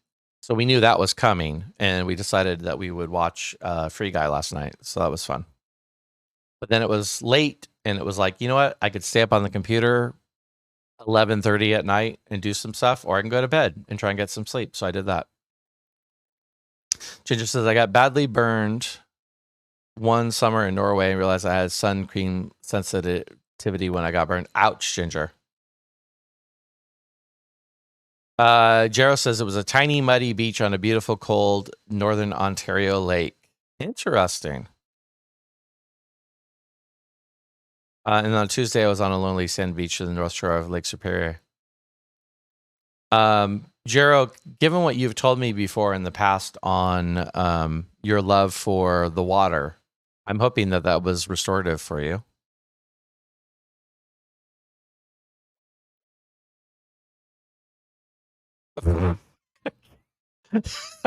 Kat, you and I have very different definitions of your birthday. I have still not ever watched Dan DTM stream. Dan TDM. Sorry, I said it wrong. See, I don't even know it well enough to say it right.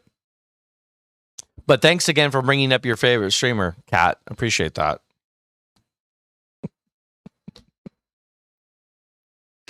Jero's an interesting trip. Ginger said, I put lots of sun cream on 2 days after the burn and my whole face swelled up and started leaking. Oh, Ginger. That's not fun. I had the time that I had the 2nd degree sunburn. My brother was married to a woman who worked in a pediatrician's office, and she somehow got me a cleanser and a ointment. And the cleanser was to help clean. The burn is basically a wound on your skin. So this cleanser like helped clean it gently, and then the balm was to help heal it because it was a burn. Since then, I've discovered other things that help me with that sort of thing. But yeah, that's not fun at all, Ginger. Oh, Kat, I saw Dan because I watched Free Guy. You know, it's funny you should say that, Kat. We were commenting when they were doing all the various streamer features in that movie, and I knew 2 of them. I knew that the others were, but I recognized Pokimane because I think I've seen Pokimane's face about as much as I've ever seen any streamer's face. And I recognized Ninja, and that's because Mixer stole Ninja from Twitch shortly before it went under. I was going to say a different expression for that, but and those are the only 2 I recognized. I did not recognize the other ones. So yes, I saw Dan DTM if you said so, but I didn't know who that was. I don't know what Dan DTM looks like. Dan TDM. Sorry, I keep saying it wrong. Sorry, Kat. Leah says, when I was in grade 10, when I was school trip to Greece, I'm very fair too. Last day I got there, I got a burn so bad that I ended up with heat stroke. Ugh. And I couldn't wear a bra. I had to fly back to London the next day. It was pretty bad. Lena, I sympathize. I sympathize with that and with what Ginger said. The sunburn I had was so bad I couldn't sleep because it was all over my upper body, and I couldn't lay down comfortably for about 3 days. And I remember we went over to my brother's house. He and his wife had just moved into a new place, and we went over there to like help them paint or something. And I ended up sat down on the floor in one of the rooms that was not going to be painted or something, sitting with my back up against the wall, and I fell asleep like that because my sleep had been so bad for 3 days. It took a long time for that to heal. Right, Claire? I wasn't expecting it either, but I didn't know anything about that movie. When I first watched it, I didn't know anything about that movie. I knew nothing other than Ryan Reynolds was in it. I didn't know the premise of the movie. I didn't know any other person who was in the movie. Like Taika Waititi being in the movie was a complete surprise to me because I had no idea. It was actually a very fun movie to go into without any expectations. Jero says, my son is twice burned to the point of blisters because his father wasn't paying attention. Now I sent him with rash guard. Eesh, Jen. Or Jero, I try to... I don't love sunblock very much. I try to wear clothing. If I go in the water, I'm more inclined to do something, but I'll still wear like layers. Like I have a swim shirt that I tend to wear now. But yeah. Karen, you're yet to meet any? That's fair. I mean, I haven't met any either. Well, technically, I met a bunch of YouTubers. I checked in YouTubers at that Minecon in Anaheim, but I don't know who I checked in. I don't honestly have an idea who I met. But they had different badges. They had what were they labeled as? Like there were people who came in that were like vendor badges, but there were people who came in that were talent, but they weren't labeled talent. But I don't remember what the badges said, but they were basically YouTubers. Maybe a streamer or something, but most of them were YouTubers. So I technically met them, but I don't remember who I met. Astra says the only time I got burned was on my scalp, the one place we couldn't put sunscreen. Oh, I see. Like in your hairline? Yeah. Sorry, Kat. Kat, I know that Dan is your favorite streamer. You've made it very clear to me on many, many, many occasions. But I have no idea who Dan is. I probably should know. Why does that? Okay, I thought I had that fixed. Claire, thank you for the resub, and thank you for that host. And I have no idea why that stacked. I thought I had that fixed, so I'm going to have to look at it again. But thank you for the host, and thank you for the resub. I appreciate you, Claire. I appreciate your generosity, and I appreciate your friendship, Claire. I really do. Lena says, I was beyond sleep, shivering, and couldn't keep warm even though the skin was burned. Yeah, right, Lena?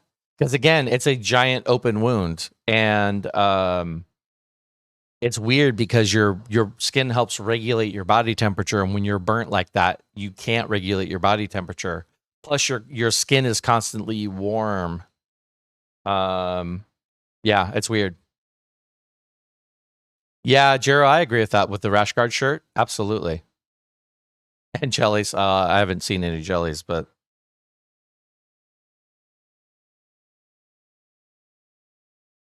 I don't even go there with Minecon 2015. I should have written down my plan schedule. Plans completely botched it up. Oh, sorry, Tornado Chaser.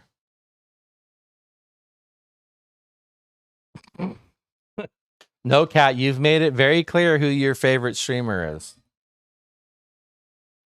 All right, so back to the world tour, guys. Thank you for that. It was fun little diversion there. And I enjoyed, look, I said to you guys before, we used to do beach parties when like my last year of high school, and as I came out of high school, I had a small group of friends, and we used to do beach parties, and we do about 3 of them a summer. And we kept that up for 5 or 6 years. And then at some point in time, there's a little bit of a, okay, Claire, no worries. Thank you, my friend. I appreciate you. At some point in time, we had we got older. We got older, and everybody wanted the more comforts, more creature comforts at the beach. Like our beach parties when we were in high school were like a pack of hot dogs, some random condiments, and again, sorry, vegans, and some pallets stolen from a Costco near the beach that we would actually manually pull apart with hammers and hatchets and use that for the kindling. Then we got older, and all of a sudden it became like all these creature comforts, and it became hours to get prepared to go to the beach. And then we were at the beach all day, which I didn't mind. I loved being at the beach all day, but then we'd go home and we'd have hours of cleaning up after the beach. And it was like, I remember one year we were getting ready for doing the beach parties, and the first beach party was always my birthday because my birthday's so early in the summer. And I remember, yes, of course they were, Lammy. Totally were. I remember looking at my wife at one point and being like, I don't want to do these beach parties anymore. They're not fun. They have become more stressed than they are fun. And so we contacted all the friends, and we found out that a lot of the friends kind of felt the same way. They were like, yeah, we aren't feeling it either. So that's when we stopped. So going to the beach around my birthday was specifically that, like, I kind of missed going to the beach, but I didn't want it to be complicated. So it was just my family. And it was just as simple as we just went down there and we were like, we'll just see what we're going to do next. You know, we got lunch before we went down there. We got down there. We went to a gelato place that's down there. That's really great gelato. Then we went to the beach itself and hung out. And then as we got close to the timer expiring on the meter, we headed out. It was really just chill. It was wonderful. Nice, Zero. That's amazing. Growing up in Pensacola, interesting. House parties at the beach are fun. That's something that I did have an opportunity to do with something that I'm involved in during the summer. I don't know if we're going to do one this year. That'd be interesting logistically to see if that happens, but that was amazing. Thanks, Lammy. I appreciate that. Okay, So, like I said, back to the world tour. This is Minecraft version. Oh, look, there's a thing. Minecraft version 1.13 came out. The update Aquatic. I was very, very excited about this update because this is just going to make the thunderstorms come back with a vengeance. This came out again in July of 2018. I had been playing the game for 6 years when this came out, and I was excited about dolphins and fish and kelp and seagrass and basically everything, because the oceans were so completely boring prior to 1.13. And oh, that sounds nice, Jen. Before it blew up. Wait, literally blew up, Jen? Or you mean like the popularity of Myrtle Beach blew up?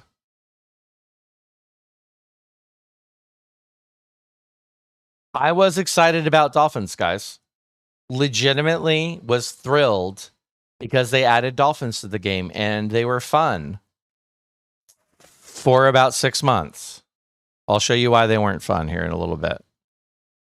Popularity. Okay, I was just double checking. I thought that's what you meant, but I just want to make sure. So this is, again, the last update with the old Iron Golem spawning. You'll see this is kind of the same pod I had, but a little slightly different design.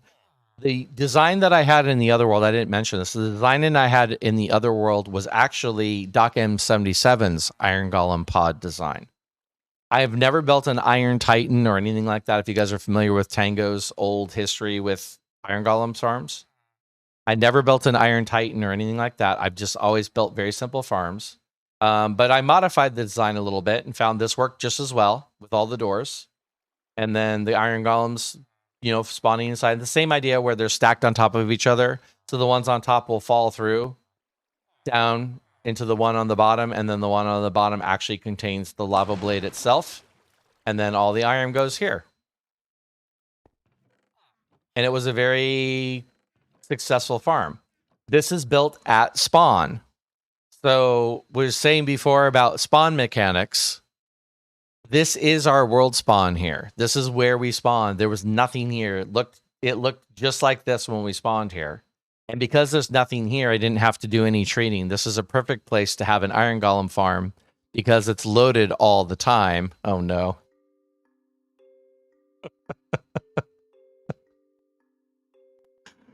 No, you're totally fine, Lammy. Totally fine.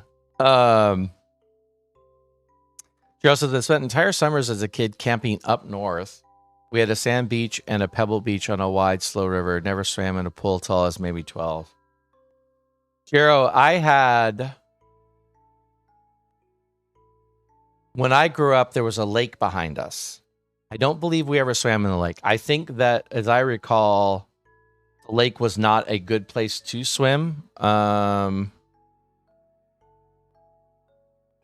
But my parents actually owned a boat, and they went on the ocean. This is in North Carolina. They actually made a couple trips out to like the Outer Banks when I was young, but I barely remember that. I was about that big. So yeah, I had a little bit of a mix of things, but not so much the lake stuff.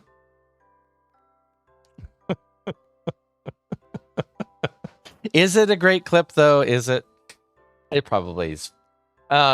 Anyway, so this is our spawn. Didn't have to do anything. Didn't have to train anything. But because this is spawn, this farm is loaded all the time. So the iron golems were constantly generating. So that's why this is here. Thanks, Slammy. Oh, Jesus. Anyway, where does this go? Honestly, I don't remember this world well enough to remember where anything is. So I'm just going to go through the portals. Of course, I'm falling through the world again. It's fine. This world is a little smaller than the last world is. Okay, cool. I got that, but I don't have a actual... I don't have a minecart station here? It's weird. Weird that I didn't make a station here. Yeah, I remember this.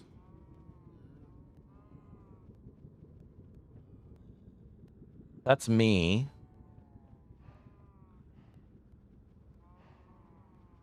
I don't remember why.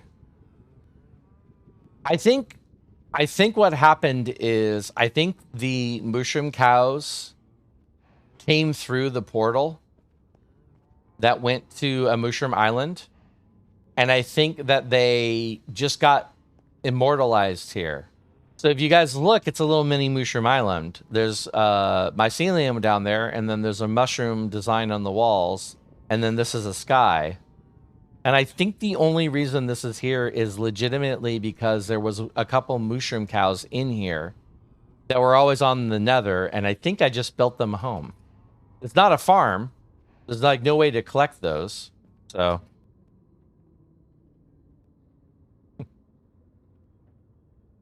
anyway, so I do have minecart tracks. This minecart track is set up actually to be functional. It was to transport us between the different places of the world. I think the portal's this way. Yep.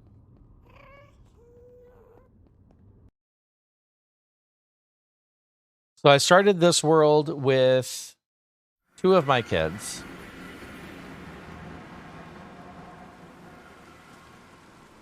Of course. What did I say about the thunderstorms coming back with a vengeance? So my son and middle child, who came back to Minecraft for a short period of time, moved over to this little spit of land. I think we are north. This might look familiar. Those of you who have seen my son's UFO base on the world that the 116 world. This might be a little bit evocative of it, not completely. But this is where we started off. This is where our first home started. Let's see. God, I don't remember a lot about the starter base of this world. This is one of those things where we came up onto the beach. Remember hobbit holes? Remember we talked about hobbit holes? Here is the ultimate hobbit hole here. This is our starter base right here. It's been upgraded, by the way. We've decorated the crap out of it from how it started. But this is our starter base. This is where we lived as we started the world. Spider-Man's base. Did all the farms underground. Started getting better at farms. Remember, the last world was the first time I had really started doing any farms at all. This is me starting to get better at iterating on farms, starting to like try different designs. And, you know, just kind of getting better. This is an AFK spot. So here's, I didn't talk about this in the other world, but okay, Amber, sounds good. This is a realms trick right here. So we had Minecraft realms when we started this world. And you can't AFK on Minecraft realms. They disconnect you after a certain period of time of not moving. So to get around that, you had to engage an auto clicker, and you'd had to have something that you could just repeatedly click on so that the game would never mark you as idle and realms wouldn't kick you off. So this is an AFK station for all these starter farms here with an auto clicker. Just flicking this so that you could actually stay online on realms. Oh, I turn my block over. But just farms, you know, beginner farms type stuff. Exactly, Sanity. A trapdoor flipper. Indeed. A trapdoor flipper. Also, this was a fun little design that I enjoyed until I realized that I was losing. You get more resources. How do I turn this on? This whole area has gotten so redone. I've forgotten how it even worked. There it goes. You turn this on, the water dispenses, and it's great, except for the part where you get more if you fortune these. So I didn't realize that you got more if you fortuned them. So for a long time, I was doing it this way, and then that's great. But then I was like, oh wait, if I fortuned them, I would actually get twice as much. So I started doing that instead. Used to put a rock on the space bar and my mouse to both hop and eat in a safe space. Gotcha, Lammy. I saw the space bar before I read the rest of your sentence, and I thought, but how did she get around not dying to starvation? So you had it so you could eat at the same time. Well done.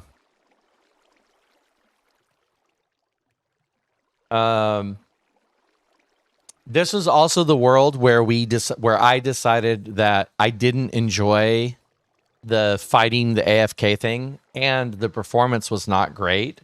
So this is actually the first time we split off to a private server and got away from Realms. So, I mean, this is fairly well organized as far as starter bases go. You know, little enchantment room. I do love, once again, windows with peekaboo water views. So still very consistent as far as a lot of my build choices go. This was my banner, by the way, for this world. I had the simple sun in the previous world, really just to accentuate the cyan color that I was doing. But then in this world, I actually did the fancy banner pattern. Little concrete maker over here. Some bulk furnaces for kelp. A slime farm. This thing is stupid prolific, in fact. Don't break signs holding back water. I left instructions for the rest of the family who was sharing the space to know how things worked. This is an airlock. Love airlocks so much. Airlocks are my favorite. Lightning. It was a balancing act, yeah.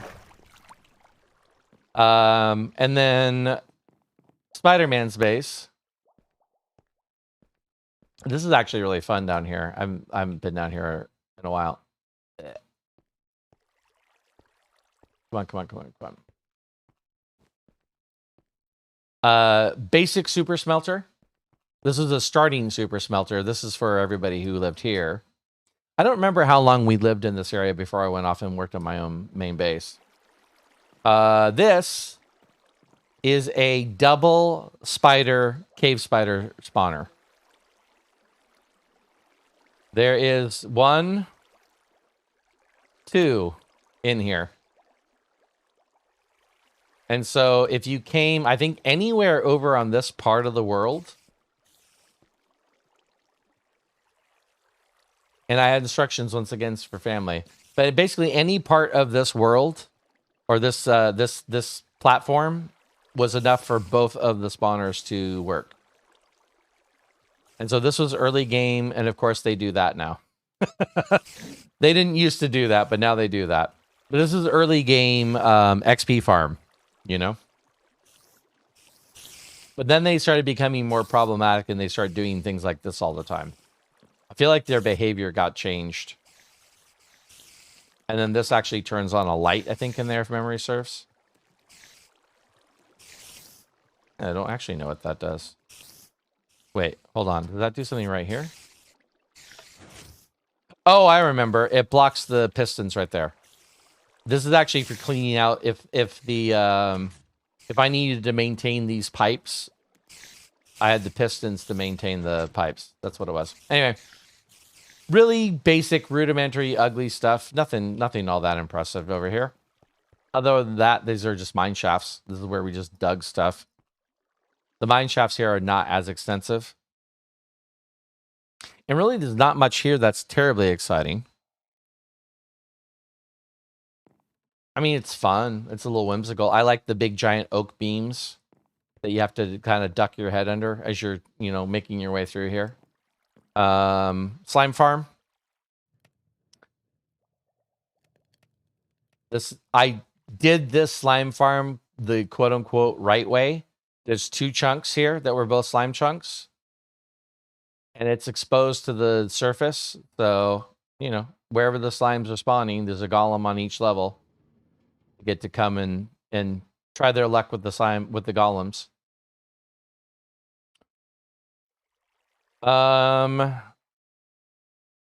Let's see. Like I said, that's my son. My son also made a little race course there. We'll show that in a second. This is just our chicken farm. Some things never change, and I still went with the little chicken area. I don't know why. I think this is kind of the point in the game where I'm like, why do I keep making chicken farms? I don't even use the chickens for anything anymore. It's kind of pointless. This used to be Teen Titans Tower. My oldest came on, like my oldest played for I think like a week and then stopped. And then some time later, my oldest came back on, and this is now Waluigi's Tower. The obsession with Waluigi continues to this day. But it used to be Teen Titans Tower. There used to be There used to be two branches at the top of this. This is her base. I think what else is interesting here? Because I left this place. My son kept working on his base here. He also built the little chicken. Also, somebody made a custom palm tree. But I don't remember who made that. Did I do that? I don't remember. Honestly, I have no idea. I know, right, Ginger? My son's base. Again, looks very similar. This is my son's ice boat race course. This is his big project, like the thing he really wanted to work on the most. This is also my son's design. I don't remember what this is or why this is. I think it's just, this used to be a sugarcane farm, and I think my son built this just to put the dragon egg on top of. This is our portal room. Again, a sand castle. My son made this. Just a happy little sand castle. There's some ridiculous things here, like this jungle tree. I don't know why that's a thing.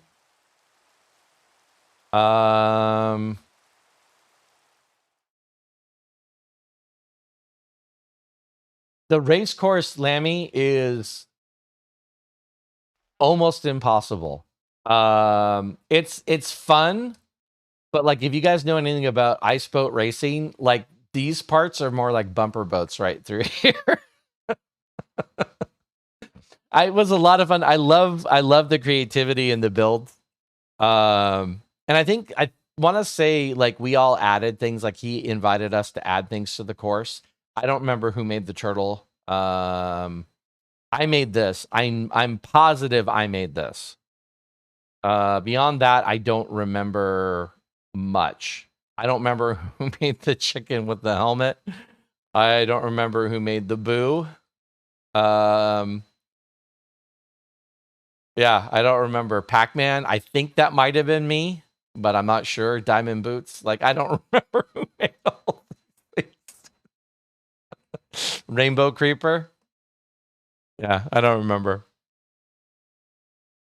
It is beautiful, right? The rainbow concrete around the outside of it is awesome, of course. But also just the silly little decorations that got added by us are so much fun. I don't remember who made the sunglasses flower. Yeah. And then let's see. There's some things over there, but I'm going to take you guys. This is actually very important. First of all, we completely decimated our island of sand. That is sand mining right there.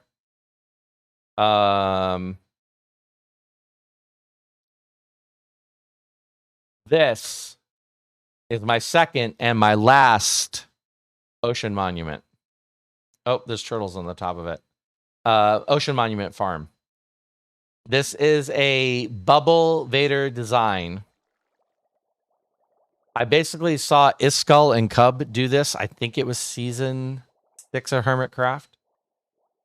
I saw Cub and Iskall do this, and I went, well, that's my next design. So this entire monument is cleared out, top to bottom, no monument left. And replaced, the entire bounding box is replaced by bubblers.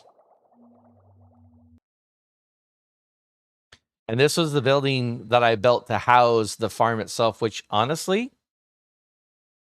another one of those builds that I'm like, I'm not mad about that. I'm actually pretty happy with how that turned out. Kind of a weird skyscraper design was what I was going for. But this should be working. I'm in spectator mode. It's not going to work right now. Go to creative mode. No, it should work. Good old lava blade. So the bubble design itself was Iskall and Cub gave me the idea, but then this is all me from here on out. And that's them living in the lava just long enough so that by the time they land down here, they are either in death mode when they get down here, or you can flip on this, and now they'll live, and you can smack them with your sword and get the extra bonus points.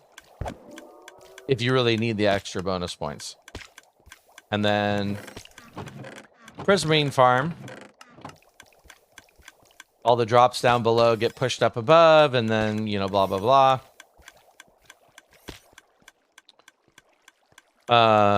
There's no real rhyme or reason to the bottom floor of this. I just didn't know what to do with the bottom floor, and I thought, you know, I kind of want it waterlogged, and then you could swim out the bottom if you want to. But this is really important because I built using Prismarine on this server. So I needed this farm because I needed these blocks. And there wasn't an ocean monument by where I ended up settling. What else is over here? Oh, there's one other thing over this way. And then I'll take you over to the two things I built.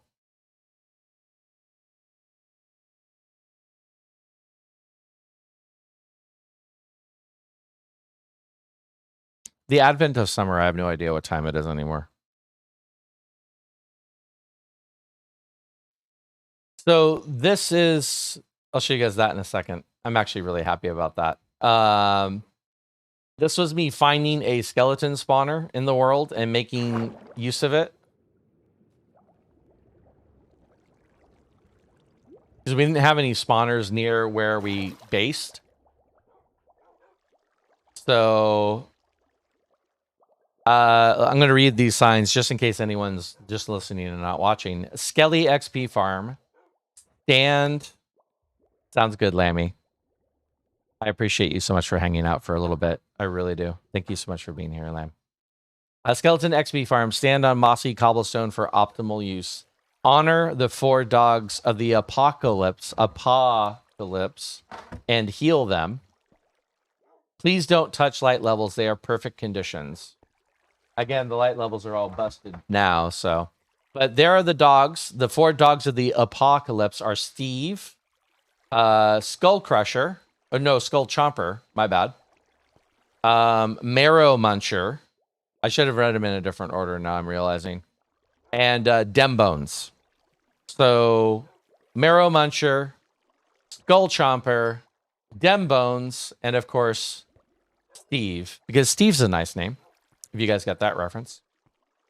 But basically, this is the magical spot you step on, and if you step on here, the magical things happen in there, and then the magical things happen throughout the rest of the thing.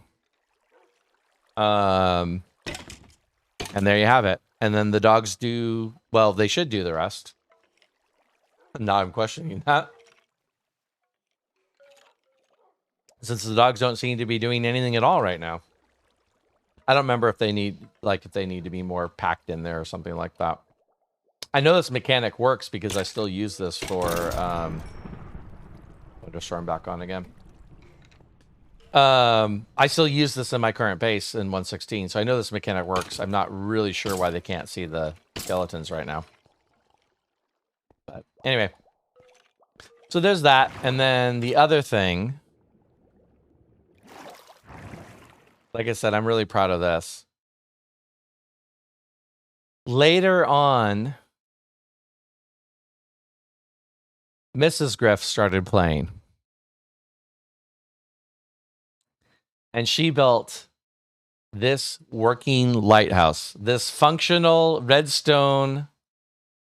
I didn't help. I didn't build. I had nothing to do with this whatsoever. She didn't do a lot when she was on. She came on late, basically, and built this functional lighthouse with this. I think she might have followed a tutorial. I don't remember now. But my wife has built lighthouses in a lot of our worlds, so this is one of my favorite things.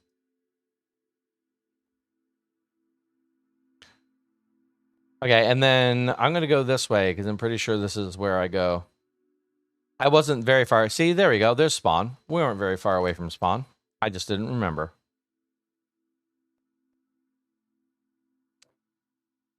So what I wanted was a giant tropical ocean. I've said this before with my Halcyon Heights space. I love, with the ocean update, I love the turquoise water now. The tropical waters are my favorite. And so what I was looking for specifically is an area where I had the tropical waters in a big enough area, because I was going to dig out an area and build an underwater base. This, by the way, this silly little platform here, this is where I would come to bring my tridents and do some head hunting. Every time there was any sort of a thing, any sort of a lightning storm, I'd run out to this platform and hunt creepers on this platform. This is a great spawning space because they could spawn down in the, caves underneath here. But other than that, there's no land around. So there's no place for them to spawn but here. So it was a pretty good platform for that. This is my 113 build here. And honestly, it looks better than I remember it.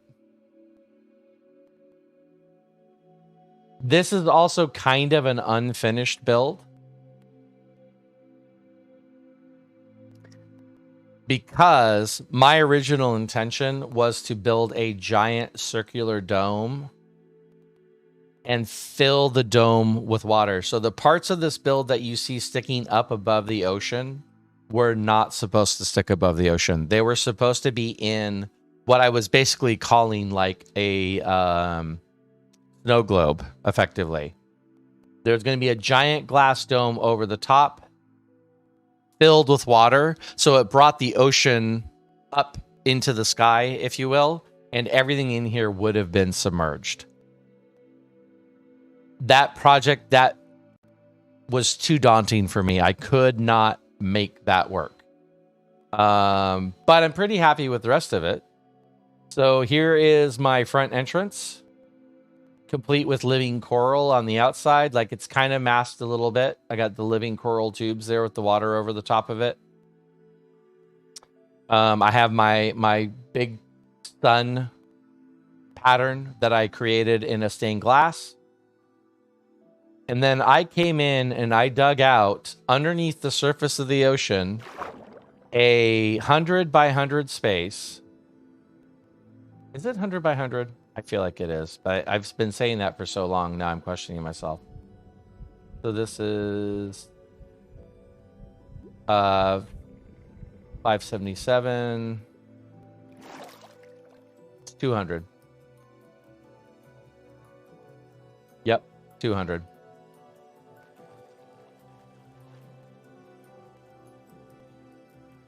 All right, I got to amend that. I've been saying 100 by 100. I dug out a 200 by 200. Hey, Pix, welcome in. I dug out a 200 by 200 space under the surface of the ocean, all the way down to bedrock.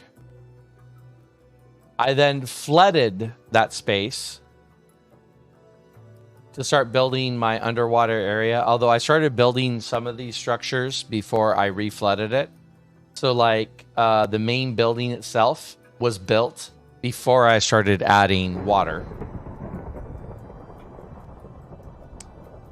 And then I put sand in the ocean floor. I added lights to stop mob spawning, which I didn't realize wouldn't have made any difference anyway, because the drown don't spawn in this biome. But it also helps light it up a little bit. And I told you guys before on Halcyon Heights, I have some experience with custom coral forests. The entire perimeter here is me putting in a custom coral forest. Decorating the entire outside of this with coral blocks. Because otherwise, it looked like a giant box was dug underground. So I had to come in and add the coral later to justify the giant box that was in the ground, basically. So, boy, what do I want to show here? There's so much. There's my sun pattern again. Looks a little bit like the Guardian farm that Mumbo built in season 5. Yes, you're right about that, Ancients. It was season 5. It probably looks similar because I am using Prismarine. But Mumbo's farm was built above water for the most part. Or, yeah, his was built in the footprint of the Guardian farm, and then like a lot of his builds were above the water, whereas I wanted mine to be an underwater village or an underwater city. So I'm pretty happy. Like, this was the largest build I had built up till this point in time. This has been eclipsed by the Nether build, obviously, but like this is me attempting to do something different. There are little flying saucer things. Thanks, Ancients. These little flying saucer sections that you see on the outside, these are all mob farms. One thing I really wanted in this base was I wanted to have 4 functioning mob farms that were constantly feeding drops in. Why? I don't really have a good reason why. I didn't really need it to be, but I did. So like from the earliest, once I got this place dug out and was starting to build, I built these mob farms like almost first right away. And then I set up chests to collect all the drops from them. And it's just a general mob farm. You know, it's a saucer shaped, but it's a general, like, there are 4 pads. Are they turned off right now? I don't even remember. Oh, they're all turned off right now, yeah. So there's just 4 pads. There's 1 pad in each side. And anytime I was working in my base, these were loaded and functioning. So I had a near constant supply of all the drops, of which really I only cared about gunpowder for the most part. But I did use the bones and some other things along the way. This was intended. This is another unfinished thing. I really wanted to make some sort of a elaborate skeleton horse stable, but being in the middle of the ocean, I had a lot of skeleton traps because lightning storms would still generate these even in the middle of the ocean. So I had a lot of skeleton traps, and I just collected the horses. If you're wondering why some are here and some are here, these are the fast ones. These are the ones that I like took them out and kind of measured how fast they were. And then I built little beacon rooms using the colors of my my land, the light blue or the blues and the oranges and the yellow. And I just built a beacon room, basically, just to house each of the beacons. I built support structures as time went on because I just felt better having them supported as opposed to free-floating structures. And each of these rooms... Built a little pattern there. Each of these rooms has a purpose. So if you guys have been around long enough and you've heard me talking about the Nether build is bigger and, at least in my mind, more impressive specifically because this was an attempt to build a mega build, but I was still stuck in being practical. Everything I did was a build surrounding a practical build. For example, mob farms. For example, this little module right here is my super smelter module. So I just built a little room that fit the super smelter. And that's as big as the room is. It just fits the super smelter. I built a building here. This is my auto sorting system. The only auto sorter I've ever built in Minecraft. This is Tango Tech's design, by the way. Again, the room is just big enough for the auto sorting system and a hair bigger, right? It's really not that big. So this is the last time I built something that I tried to do on an epic scale, but I was limited. I limited myself to being practical. And it's great. I mean, I'm not mad about it. I'm very happy with a lot of this build. But also, what I was shooting for didn't quite manifest because I was stuck still being practical about everything. There's a little bit of practical stuff here. There's also a little bit of lore. I have a little bit of lore here, and this is kind of fun that I actually went and made this effort. I'll show you the inside too in a second. I'm gonna delaying that. This here is a completely pointless, i.e. creative lore system for how water gets into my build. So basically you have an intake system right here, right? And you can see I even have water flowing on purpose. But this is a water intake system with a gold filter at the center of it. Like there's a gold filter that helps pull in the water. The water comes into some piping, gets pushed into a filtration system, right? A good old-fashioned carbon filter. Thanks, Cheryl, for the lurk. I appreciate it. Or a gravel filter. So this is like filtering out like the big chunks, like the big stuff, right? A gravel filter. But you can see it bubbles from the bottom. The water comes into the bottom and then it bubbles up through into this chamber here. And then from this chamber, the water gets pumped even further down into a finer filter, a sand filter, which pulls out more of the particulates, big chunks again. Then the piping goes out of this system down here into this. And now this is a charcoal filter. If you guys know anything about water filtering, you know there's almost always a charcoal filter in there somewhere. And then that water gets filtered into a pumping system. And there's a bunch of redstone here for no purpose whatsoever other than to be cosmetic. That's all that is happening here. This is a water tank, basically, that stores the water. You can see it even has a water level in it. This is a water tank that stores the water. This is like the last step of the process where there's a chemical filter applied, and then the water is stored in this tank.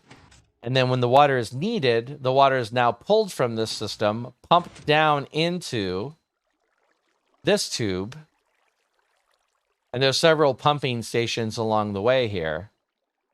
And you can see at all levels, you'll see the water.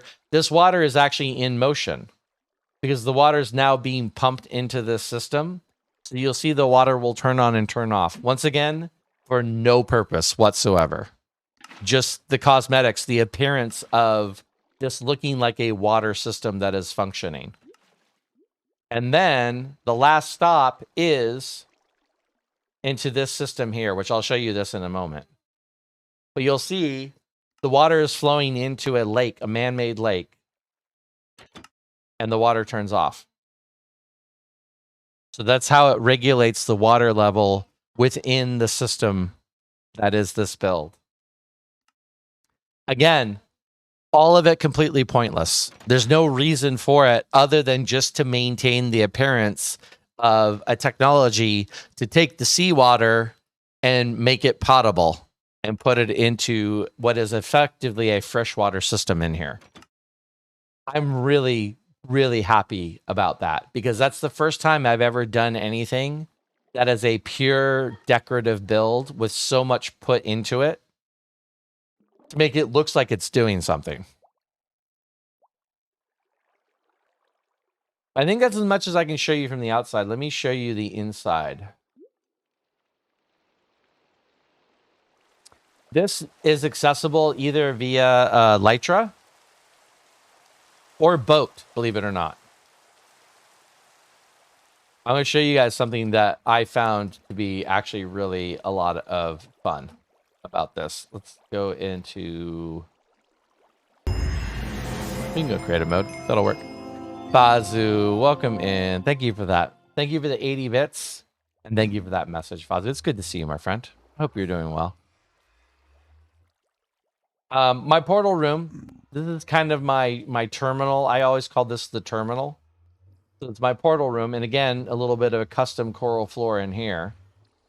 Obviously, a much different looking coral, but if you guys check this out, I have the boats down in here, and I am like, there's water on the top of this, but obviously I'm not underwater at this level.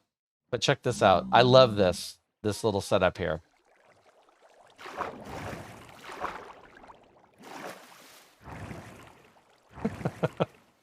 That's it. So you can jump in a boat and go sailing wherever you want to go sailing. And then when you come in, do the same thing. Just pop in, drop down, park your boat. So I set this room up to be accessible both via boat and also via Elytra. It's real easy to fly in and out via Elytra in here. Let's go to survival mode. Real easy to fly in and out of this place, right? So while you're in here, I have a lot of little peekaboo views of the different builds that are in here, the ocean itself. You know, you get to kind of see around. This is a lot of the reason why I have the lighting in here too, so you can see the ocean floor below you. My banner again. I don't know why I have a parrot and a cat. It's Steve. It's fine. Greeting you here. Then I have all these tunnels. And this is set up to be very much like an aquatic lab. In fact, in the lore of this build, this is actually a school. This is a oceanic school. And so you come into here, you enter the main tunnel, and then boy,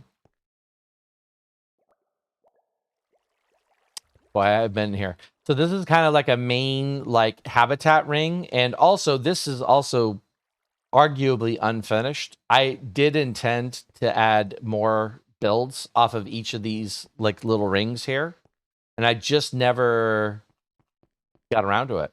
Also in the center of this, again, custom coral forest. The center of this ring is a custom coral forest that I made.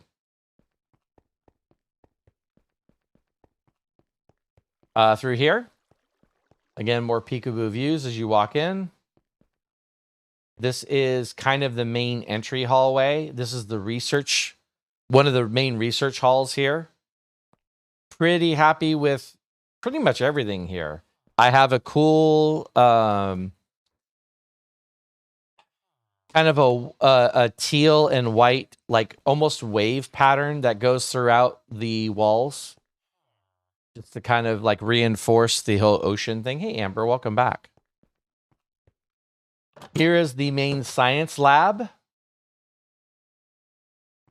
That is Professor got out. How did Professor get out?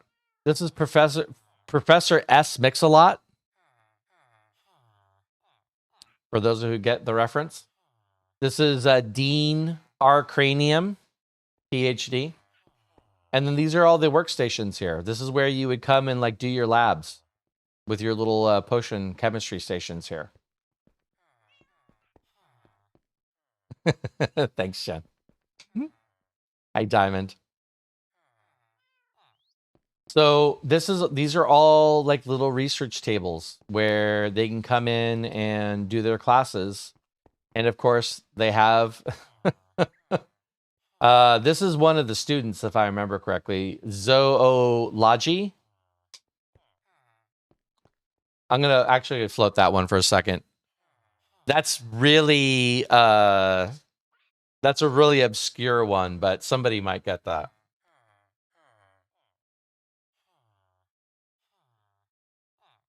I didn't pronounce it to do it any justice, to be clear. Yep, you got it, Amber. No worries, Cat.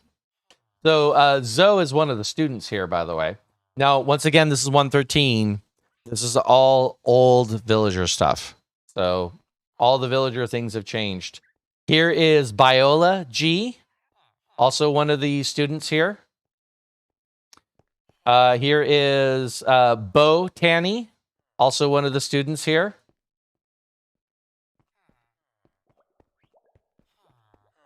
Mix-a-Lot is interacting with Chem S Tree. Chem is a great student here. This is Astra Naomi. This is Ecology. I believe related to Zoe. I think that's it. Those are all the students here. I think that's it. So in here is a little workstation area where this is actually a cleric. Again, under the old system, so you could do cleric trades in here. Yeah, you got it, Amber. I don't know. This is one of the frustrating things about villagers. I started designing away from this in later versions because the villagers love to jump up on things and they're super annoying like that. So like a future version of this build probably would have had more fence or more iron bars to stop them from being up here. But yeah. Richard Cranium, PhD.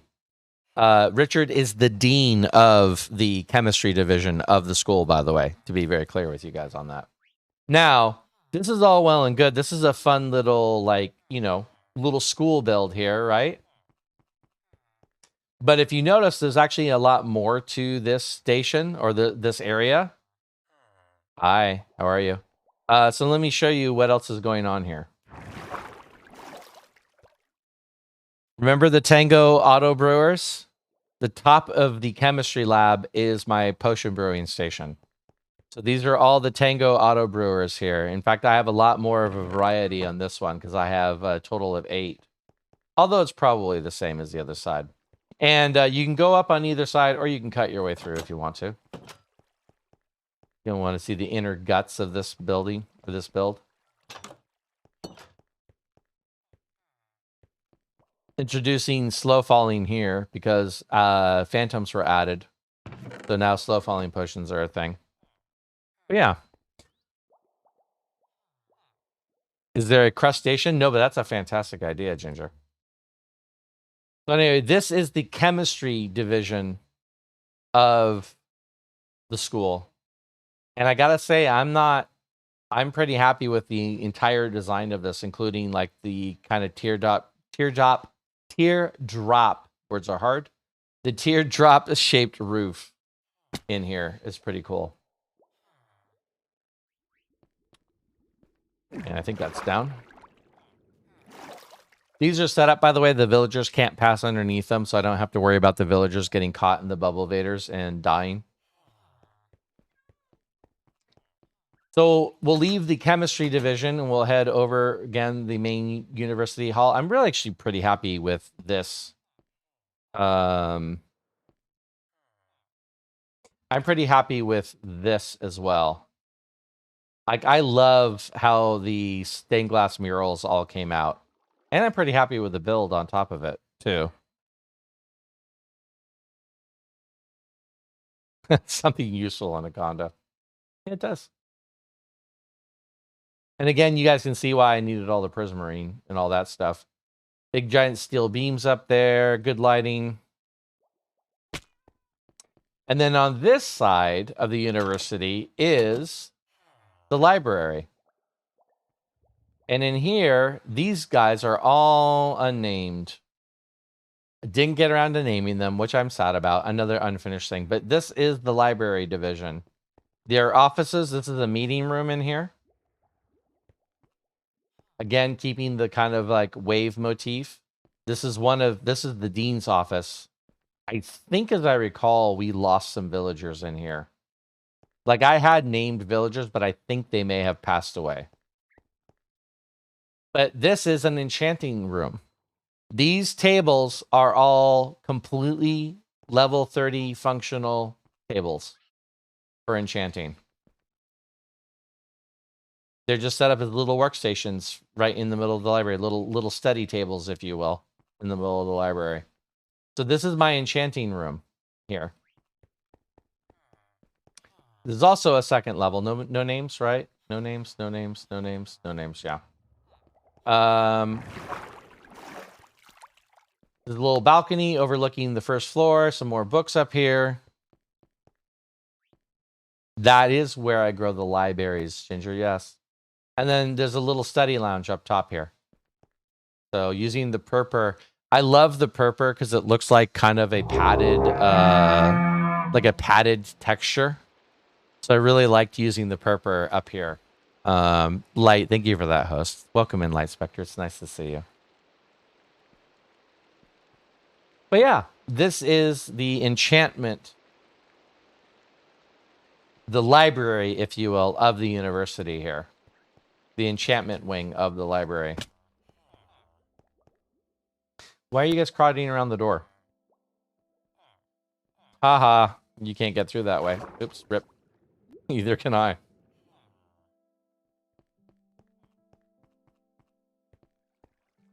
Highlight. Once again, a lot of little peekaboo views as you walk through here. We'll walk around the other side.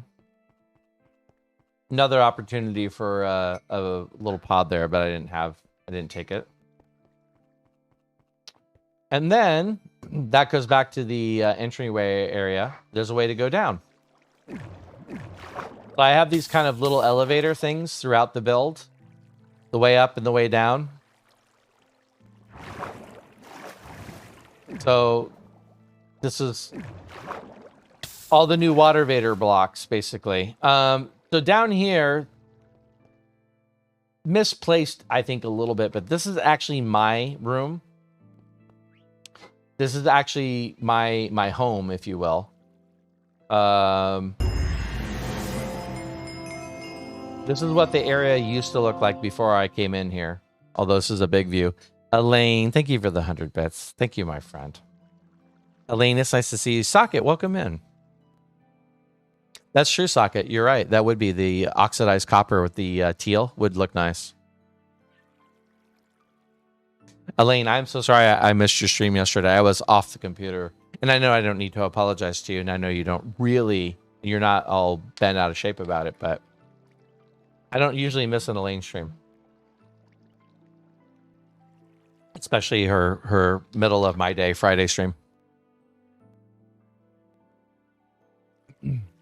But anyway, this is my lower area. Got some decorations. Got a few, like, just some plants in here. Little living room area. Little jukebox, of course. What's on the jukebox? Do we have anything on the jukebox? No, but we can listen to any of these. I did have a skeleton farm in this world.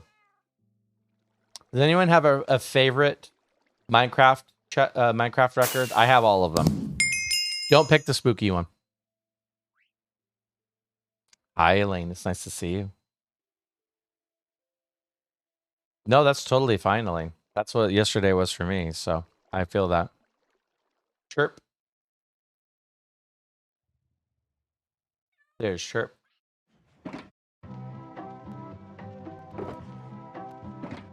I did have a skeleton farm in this world, so I have all of the records.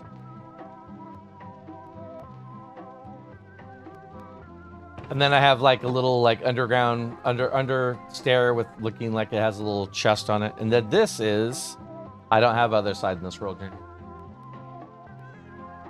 This is my bedroom. This is where I slept. This is where I dreamed my big dreams up here. Little desks, little night table, little parrot, little cabinet, chest of drawers there. Again, obviously completely cosmetic. Little book station, a little desk. Hang out at the little desk here.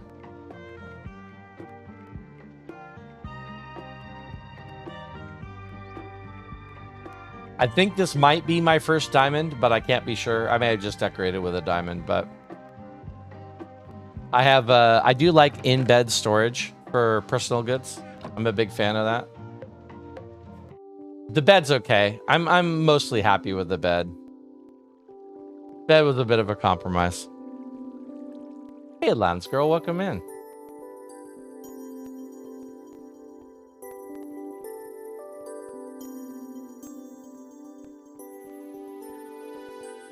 And then down here, we get into the base proper. Once again, lots of little views around, a lot of glass. Thank you for that host, Elaine. I appreciate you. So here we are in the main storage room. Lance Girl, thank you for that host as well. Once again, got the banner, got the stained glass design, got the parrots. This was my project board. I have Suki. This is we talked about this not long ago. This was the last cat that moved out to California. When we moved out to California as a family, this was the last cat that survived. We had 2 Siamese cats before we moved. One of them didn't make the move. We had a lot of other cats, but Suki was the youngest, and Suki is the only one that lasted a few years. So I have a little station here set up for Suki with little food and a little water, just to honor Suki. I came to find volunteer to hang my laundry to dry. Aladdin's girl, you're not going to find that here, my friend. I did my laundry on Thursday. Lecture hall, another college. Once again, I didn't quite finish this build. I really, this build was as done as it looks. This world kind of I got burnt out's not the right word. I had ambitions in this world that exceeded my ability to meet them. Again, especially since Elaine and Aladdin's girl just walked in, I'll show you what I built here. This is my 113 world. This is me, again, being a cliche. 113 is the update aquatic, and so I built an aquatic base. And even as big as this is, like I said, I exceeded my abilities. I built to the ability I could build to, and could not take it further than this, which I was really kind of disappointed by. But thanks, Elaine. I appreciate that. Again, just to recap real quick, this used to be an ocean. I dug it all the way out, a 200 by 200 block, all the way down to bedrock. I filled the bottom of it with sand.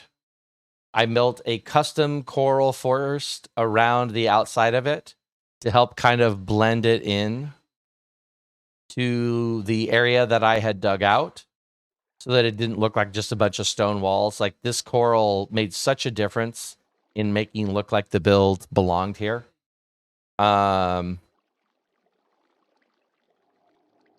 Thanks, Light. And what Jen's talking about, by the way, Elaine, this is also a really janky drown farm that never worked. I never figured out the drown mechanics. But this is a cosmetic build that is I'm really happy with, because it looks like it's more than a cosmetic build. But this is my in-game lore justification for turning the ocean water into potable water for this build. So, like, this is the intake filter right here. And then you'll see the water flows in through the pipes. And the water's always flowing where I want it to be flowing. I was very careful about making that a thing. It ends up in the large particle filter, which is a gravel filter, and it bubbles up through the gravel filter, taking out a lot of the big chunks, if you will. Then another piping system ends up in a smaller particle filter using sand. Another piping system ends up in a charcoal filter to remove impurities, basically. And then it gets chemically treated from this point, and it gets stored in a water tank with a bunch of redstone that does nothing other than look like it's doing something. Like, these are just lights and pistons that are running to make it look like it's a pumping station. It has no functional purpose to be doing what it's doing. And then the water is stored in the tank until it's needed, and then it's pulled into the system down below. And then this is all a pumping station here. So each of these are pumping reservoirs. And you'll see over time, they'll actually get turned off and turned on. Right now, it's off. And when there needs to be water, you'll see it gets turned on, and now the water starts flowing. See? Including into the building itself. And this is all potable water for this structure here. And again, everything I just showed you is completely ineffective, like, doesn't really do anything. It's just all cosmetic. It's part of the lore of this world to make it look like I'm doing something. So again, this is where we left off. This is the auto sorter, the only auto sorter I've ever built. This is Tango's auto sorter. It's great. except for it is laggy as all get out. Sounds good, Elaine. Take care of yourself. Have fun. Enjoy your beautiful day out there, my friend. So, like, this is a lag monster. It is redstone torches and droppers. And while the system is running, it is not fun. But it works great. It's a fantastic system. It works as an auto sorter, and I've got it like it's extra tall. I'm able to reach like all the different levels because of the stairs that I've got here, and then all the way down to here because I have the descending system. So let's take you a little deeper. Again, more practical builds. This descends down into that pod I showed you. This is my super smelter system. That's all that's happening here is super smelting going on. All the blocks that you need come out there.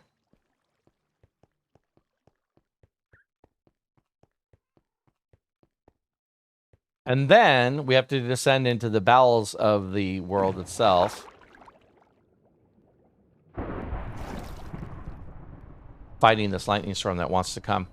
This is bulk storage down here, and this is attached to some modules that you'll see in a moment.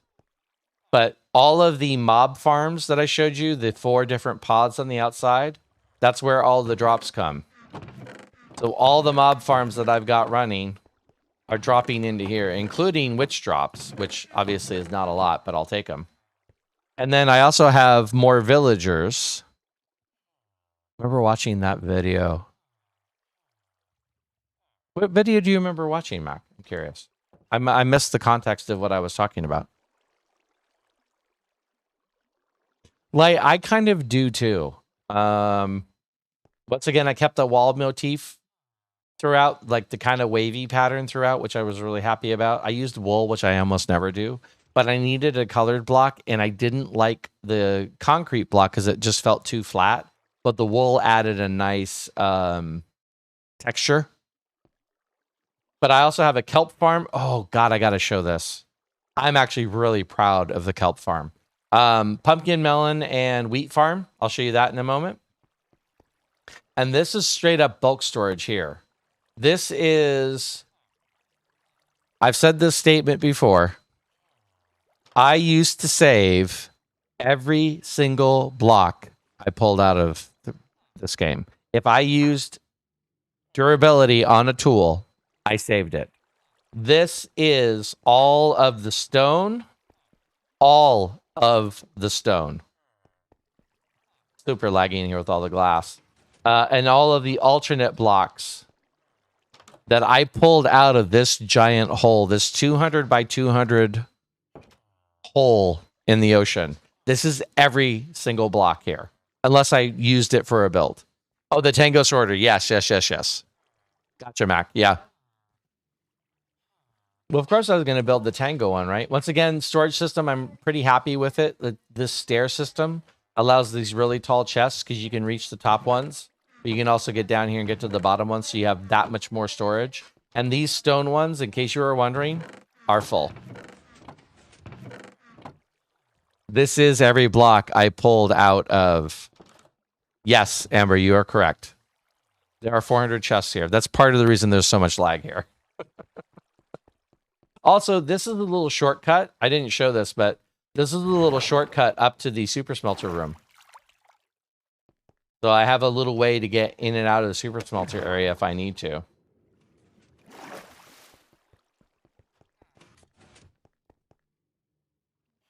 There's also a village in here, and apparently the village spawns cats, which I shouldn't be surprised by. Okay. This is part of... Hi, Terry. This is part of the school proper now. So what we have here is the cafeteria. This is Professor S. Barry Fields, Jr. This is Chick and Egg. Sorry. These are the cafeteria workers here. This is Herb Spicer. And this is Butch Ray. These are... This used to be a butcher, but it's not anymore. Apparently that didn't get saved. What's in here? Oh, this is the kitchen in here. Hold on. That's outside. These are free-range villagers, by the way, except for the part where this entire system is closed. These are all full-range, free-range villagers. I wish Carrot was here to see this. Light with the 5 gift subs. Are you kidding me, Light? You are so amazing. You are so generous. To Carolinas, to Sick Puppy, to Jinxet, to Mary, and to Nico. Light, thank you for those gifted subs, my friend. I appreciate you so much. I know Nico got one, Jen, huh? Caro was here earlier. I don't know if Caro is still here, but Caro was here earlier. There you are. Light, that is so sweet of you.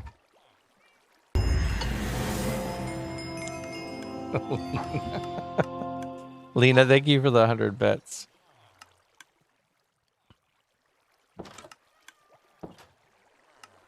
Oops, wrong one. Thank you, Light. I appreciate you so much. So, cafeteria, and there's a kitchen through here. Oh, they actually went into the kitchen, funnily enough. Professor Strawberry wants to get in there really badly. I want to get in there too, but I don't want to disrupt the villagers, so we're going to go this way.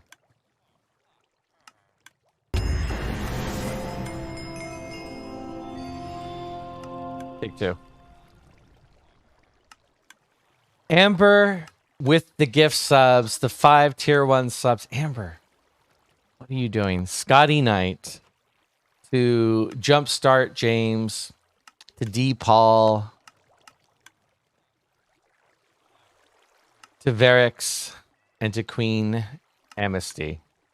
And a level 3 hype train is on its way. Amber,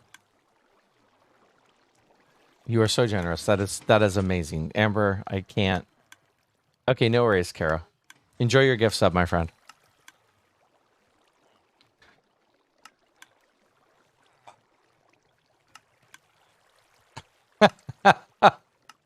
Amber, a birthday present wasn't necessary, but I do really appreciate that. It's really very generous of you. Honestly, you being here is a present for me, but I do appreciate it. Back here behind the counter, which you can get into, but these guys are crowding the tray here, is the actual kitchen. Lena with the tier 1 gift sub to Socket Cat. Lena, thank you for the gift sub. Oh my goodness. Guys, thank you for that. Level 3 hype train is complete now.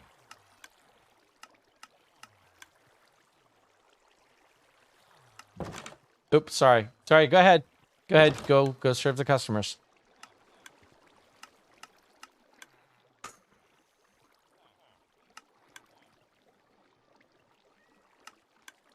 Thank you, guys.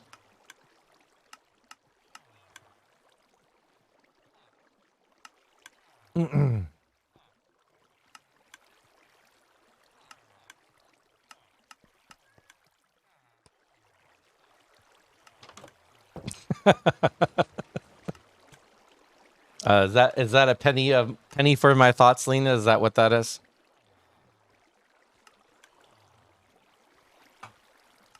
What am I thinking? I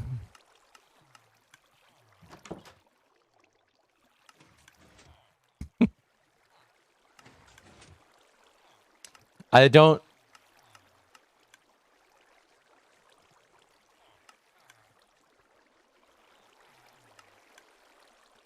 I love streaming so much. I was just telling Mrs. Griff about this.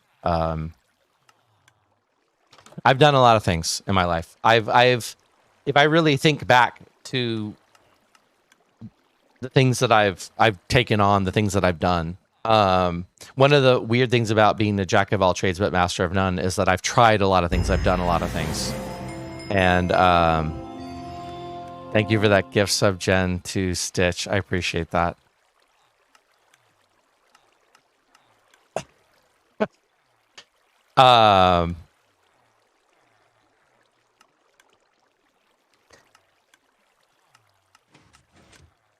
I've loved a lot of the things that I've done. I've enjoyed a lot of the tangents that I've taken in my life. But I love streaming so much. I thought I would enjoy it, but I love it. Honestly, just being here, streaming with you guys, hanging out with you guys, chatting with you guys, listening to me ramble on and on and on, is honestly present enough. That's why I'm streaming today.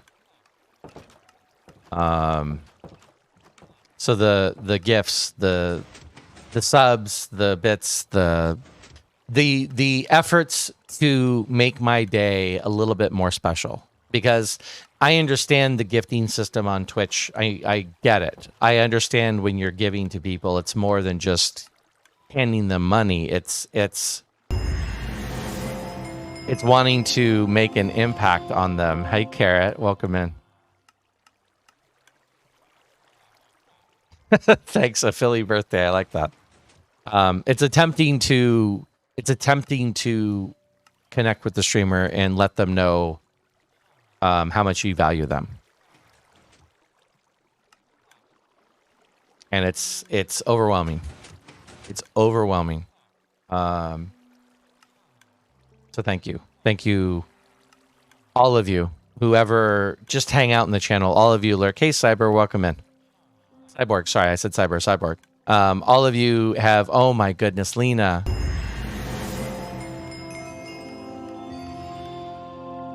All of you guys who have just hung out here, all of the lurks. And then the gifting, Lena, with 5 more gift subs, to Sergeant Lego Town, to Sushi Diamond, to Crypt Blade, to Exiled Fury, and to Kryara. Thank you so much, Lena. Level 4 hype train completed. Thank you.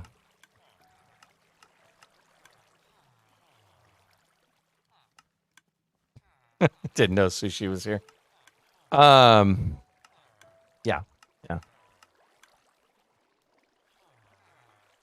Carrot, did I see that we completed a level 4 hype train? Yeah, we completed a level 4 hype train. Thank you, Lena. Okay, Mac, no worries. Go enjoy your food. We are on level 5. Yeah, that's correct, Amber. Carrot, I see you stream today? I think I saw a go live notice, but I was confused because I wasn't on at all yesterday. And I thought, wait, maybe I just was reading your notice a day late or something. But I swear you went streaming today. Amber.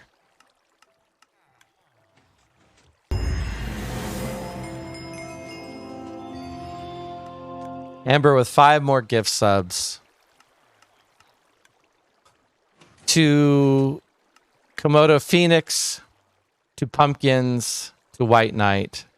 To Richie Cranium.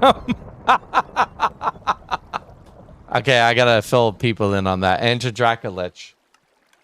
I have a professor in the university named Rich Cranium. You guys all met a little while ago, so that's really funny that Twitch name came up again.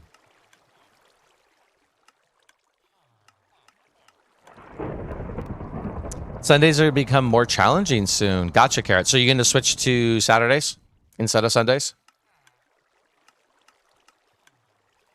Thank you to Abrina. You know what? I'm ripping this Band-Aid off. I'm sorry. The time has come. Are you ready for this? Are you going to forbid this? The time has come. Guys, Tobrina 1111 is Mrs. Griff. Cat knows. Lammy knows. But most of you guys don't know. Some of you may have inferred or figured it out. But yeah.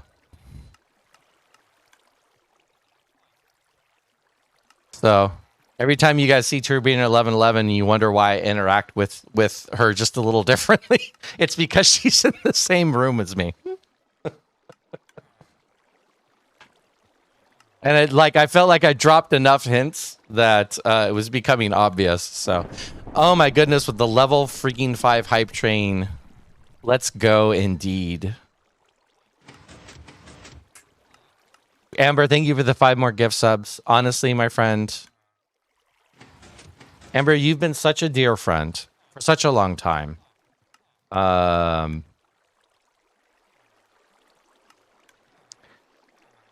It's not necessary, but it's appreciated. Sanity, my name is Richie Cunningham. This is my wife, Oprah. Diamond Miner Mom with the gifted sub to Fazu. Thank you, Diamond. You're so sweet. Thank you for that generosity.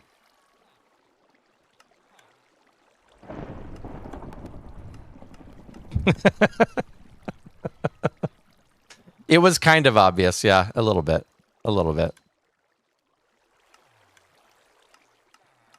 My favorite thing about it was how I left stream one night. I had to run and do something, and all of a sudden Tabrina's in here chatting with everybody like everyone knows who she is. And it made me laugh because I'm like, you're not keeping a very low profile there. But yeah.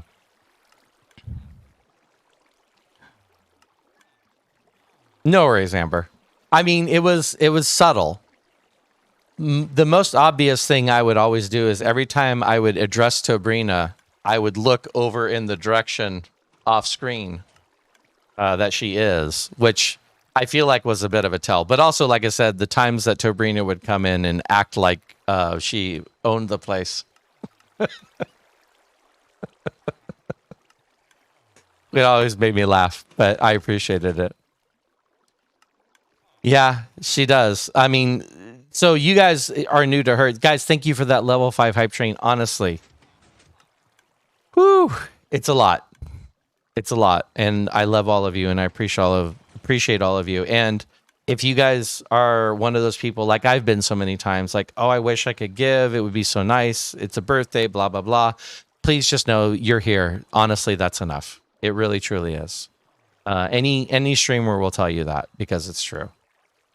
The people who are able to give and want to give, it's wonderful and it's appreciated.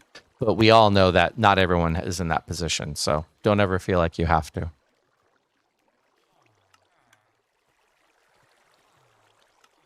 Hey, Mary, welcome in. Nice to see you. Yes, got a gift sub today. So, Mrs. Griff has been hanging out kind of quietly for this whole time. You might have seen the name. Every so often, you'll see her interact in chat. But moreover, thank you, Light. Thank you, Ginger, for the bit. But moreover, she's the reason I'm here. It's because she supports me and because she's always supported me that she's created a safe space for me to try and do all the things that I've tried and done. And this streaming thing is no exception to that. I'm able to stand on very solid ground because Mrs. Griff supports me in the things that I do and the things that I want to do. She knows me and she knows how important things are when I do them. So she knows you guys pretty well because she's been here this whole time, even if she wasn't actually in the chat. I've been talking about this with her for so long. So anyway, I'm glad to finally introduce you all to her. And guys, thank you again. Thank you again for the generosity. I really, really am blown away by it. All right. I want to bring back to the tour, and Carrot especially. I want Carrot to appreciate the free roaming villagers that are throughout this build, because these villagers are happily free roaming, and I'm going to actually happily go back and show some of them now that I know Carrot's here.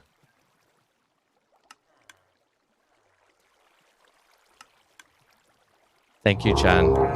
Thank you, Lena. Thank you. Echo Ace coming in with a raid. Welcome in, Echo Ace. How are you? Mrs. Steffi, it's nice to see you. Echo, it's nice to see you. Can you mean Naya? Can I call you Naya? Or would you rather Yumi? Let me know. Thank you for that message. First time chat from DNS. DJNS. Sorry, I'm going to call you DJ unless you tell me otherwise. Welcome in, Raiders. Thank you. Thank you, Tabrina. Oh, that's going to be weird. I'm going to have to get used to calling you Tabrina.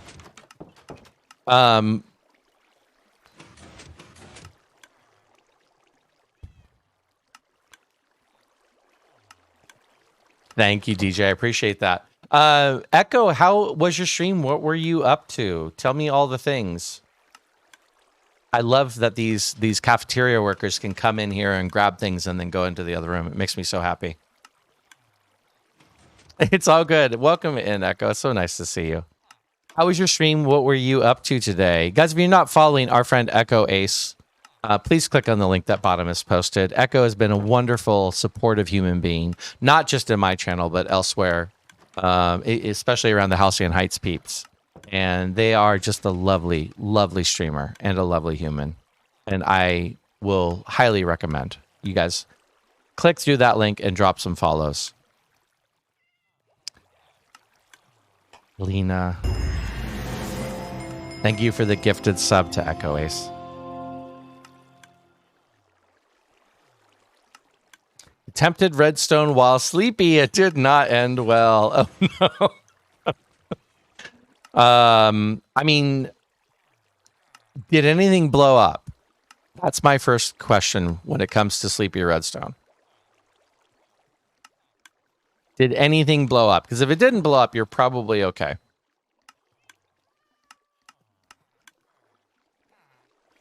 Forgot there's another. Guess what's in there? That's why these villagers are so happy. It did not. That's good. I'm glad. I'm really glad to hear that.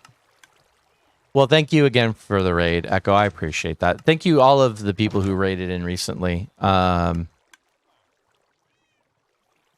Sleepstone.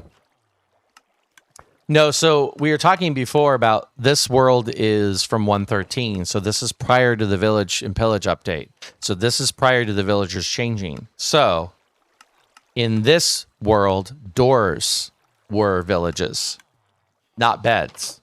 But now villagers are obsessed with beds. But because of the lore of my world, I gave them all beds. So they actually do have beds. Which is fun because it means that they have their full life cycle in here. Thank you, Fuji. Welcome in. It's nice to see you. Thank you for that message. Was trying to route a storage system with filters on for my wheat farm on Unity Cast.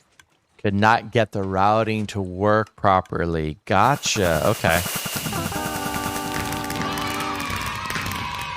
Okay, yeah. So you know what? I mean, at this point, I was being obscure-ish. Boba, thank you for that sub. I appreciate that. Thank you for continuing the sub. At this point, I'm just gonna go with it. Today is the actual birthday. I've been beating around it, but today is the actual birthday. Yes. And I'm very, very happy to be here streaming to you guys on my birthday. Thanks, Boba. Situated Tundra, welcome in. Thank you for that follow. I know you very well, my friend. You are over on Adultscraft. In fact, I am following you. I may have popped a lurk in your stream once or twice to help boost some numbers. Thanks, Amber. Thanks, guys. I love it, Boba. I love the birthday tune on the uke. Rosary, welcome in. It's nice to see you. Tundra, it's going well. It's going well. Oh, that's all good.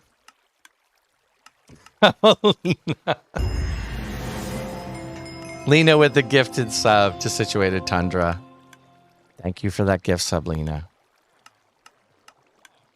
That's cute. Like, which one is that? I gotta see that. It's like a little sheep clown. Is that what that is? Captain Moose. So it's a moose. It's like a sheep moose. It's a moose clown. I don't know. That's really weird. It's cute, whatever it is, but I can't quite make it out. Woo. Thank you guys for all the gift subs. Thank you guys for the hype train. Thank you guys for the bits. Thank you guys for being here. Thank you guys for becoming an amazing part of my life. Like I said, I love streaming. I would do this if you guys were just here hanging out, chatting with me. So the gifts are just an extra layer of wonderful on top of all this. So thank you guys. You both have current hype conductor because you both conducted it, right? Lena, I think it's the 3 that start it, get it. That could make sense. That would make sense.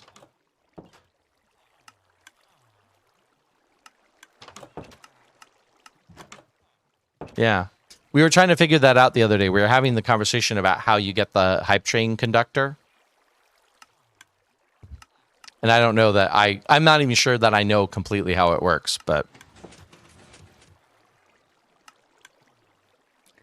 Jennifer, you're so welcome. It's from the Fall Guys video game, Captain Moose's skin, so he uses... Oh, okay. It's from the Fall Guys game? I didn't realize that. Oh my goodness, Rosary. Rosary, the 5 gifted subs. Oh my goodness.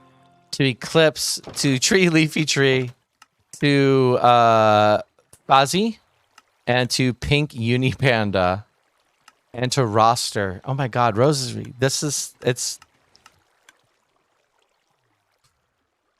Thank you, Rosary. I appreciate that. Oh my goodness.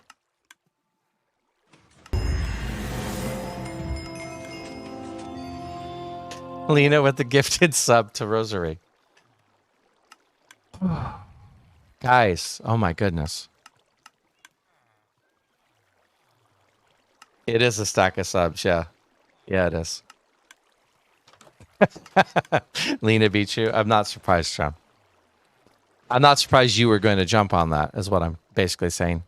Rosary, it's so nice to see you. Guys, if you don't know Rosary, I'm gonna point you out.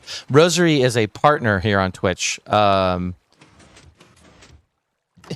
If you follow, chances are if you follow Rosary, her streams are at the top of your followed list. So honestly, Rosary, I don't know how I ended up on your list to show up today, but I'm glad you're here. It's nice to see you.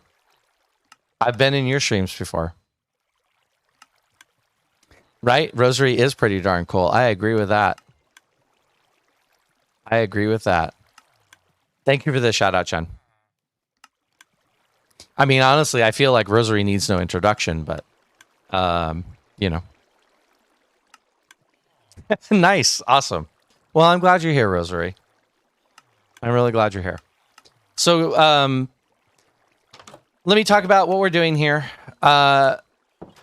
I started part 1 of this back on my Twitch streaming anniversary, which was back in April. And I ran out of time. What I am doing is I'm showing you guys the progression of my Minecraft worlds. I have been playing Minecraft for 10 years continuously. I didn't take a break. But I played it very casually and very haphazardly for about the first 4 years. And then in 2016, I discovered Hermitcraft. And all of a sudden, I discovered a group of people who played the game creatively and seriously. And all of a sudden, I'm like, wait, I can do that? I want to do that. And it wasn't a streaming thing. It wasn't a YouTube thing. It was just really like I loved the game. And all of a sudden, I saw all these other adults, some of whom looked like me, who were putting so much effort into the game. And I was like, I want to do that. Like, I enjoy playing Minecraft. It just never occurred to me that I could put that much time and energy into it. So in 2016, I went to the Minecon Earth, which is where I discovered Hermitcraft. And after that point, I'm sorry, Minecon Live, the actual last live in-person Minecon. And after that, all of a sudden, I started being a lot more serious about the game. So in 4 years of learning, I started translating that into actual like stuff in the game. I got a lot better at Redstone. I got a lot better at building. And so what I'm doing is I'm kind of taking you guys back through my history. Part 1 of the world tour was Minecraft 1.1 in January of 2012 to Minecraft 1.9 or 1.10 in roughly June of 2016. And that was a whole lot of cobblestone boxes. Hey, Gay Geek, thank you for that. I appreciate that. Welcome in. That's a whole lot of really ugly cobblestone boxes, or sometimes at least attempts at a build, but still nothing all that remarkable. But then all of a sudden in 2016, there's a huge improvement in the effort that I made into the game. So I'm kind of just enjoying showing you guys where I came from, because most of you guys didn't discover me until right before 117, basically last year. And I had all these builds that I was kind of like happy with and proud of, and I really wanted to show people like how I got here. You guys have seen the Nether base, and I've received so many compliments about the Nether base, and I just wanted to show like that Nether base didn't spring from nothing. There's been a progression. There's been a skill building that's happened to get me to that Nether base. So I know, Lena, it's so crazy that it's only been 3 months. Echo says, I wish I could go back to my old worlds. Most of my Minecraft started on PS4. I've heard of that a lot, by the way, Echo. I know a lot of people who started on a console, PS4 or Xbox. And when they switched to Bedrock, my worlds got corrupted. Gotcha. Yeah.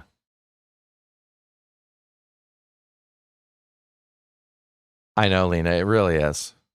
It really is. Hey, Proton, welcome in. Like listening to myself talk, I loved hearing about your Minecraft journey and so much I can directly relate to. Thank you, Proton. Thank you for the happy birthday as well. I'm glad you're here as well. You've been a wonderful addition to the community. You know what? It's a good opportunity. If you guys are not part of the Discord community, so my friend Casual Carrot MC, who may or may not be lurking right now, Carrot is my oldest Twitch streaming friend. We basically started streaming on this platform effectively together.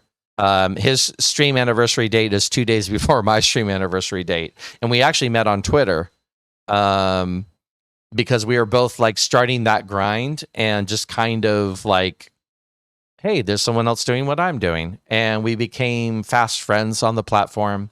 And when it came time to create a Discord, we both didn't want to create something that was us focused. So we created a Discord together. We had a lot of community in common, and we liked the opportunity for our community to have a place to grow and get to know each other. And we really have shifted from the beginning. It was just a place to like say, hey, this is our stream schedule and this is what's going to change or whatever. But it's really become community focused because we want you guys to just be able to continue your friendships and continue those relationships with each other as well as with us. And if you guys are looking for a wonderful, loving, positive, supportive, inclusive community, please consider checking out our Discord. If you are a streamer, there's a place for you to advertise your streams. If you're a YouTuber, there's a place for you to advertise your YouTube videos. And if you just want to show off your Minecraft builds, there's a channel for that as well. But also, there's lots of great conversations every week about what people are up to. We like to celebrate everyone's accomplishments. Boba, for example, just graduated from Full Sail University and is starting off on what we all hope is a very successful video game career, doing art for video games or whatever Boba wants to do, because honestly, Boba's pretty freaking impressive. And it's that kind of stuff that we get to celebrate in the Discord. So if any of you are interested, please consider checking out that Discord link. Carrot and I will also let you know, like, if our schedules change or anything like that, like it did today for me. But for the most part, we really want the community to be the focus. Also, we're increasingly playing and doing more community-based things. Like we have an Among Us game every other Wednesday night. And last week we had our first Minecraft bingo with the community, which would be every other Wednesday night. So if you guys are interested in playing with good people, with good friends, please consider becoming part of the Discord. Once we get to know you, you are definitely going to be welcome to join in with all of those different games if you're looking for some fun people to play with. So it was, Lena, wasn't it? Yeah. Yeah, I'm excited about it. In fact, I talked to Jomika already about getting more RAM for the server next week to help cut down on lag. So hopefully that'll help with that. Or not next week, but the following week. This next week is Among Us, and we'll be doing modded, which I got to get on top of here pretty soon. But if you guys are just coming in, welcome in. I am doing an Old Worlds tour, and we are on Minecraft 1.13. For the most part, I played with family. We either were on a LAN world, on a realm world, or on a server, and we just played with each other. And in 2016, I got more serious about the game. Some people in my family got less serious about the game, but that's okay because I just took advantage of having the server to play all the time. And I am a cliche. So when 1.13 came out, I said, I'm going to have to build an underwater world. So here we are. This is what I did in 1.13. I dug out the world underneath the ocean. You can see the old ocean floor here.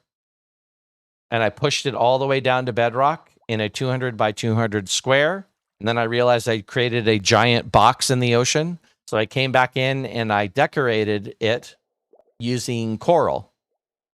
So I built a custom coral forest on the outside of the 200 by 200 square to kind of help make the area look more justified in the world, because otherwise it just looked like a giant box in the ocean. This build is sadly a little incomplete. I really, in the long term, intended for there to be a few more buildings. Thank you. Welcome in, Lost Call. I appreciate Lost Colony. Sorry, and thank you. Yes, it is mine. This was created by me.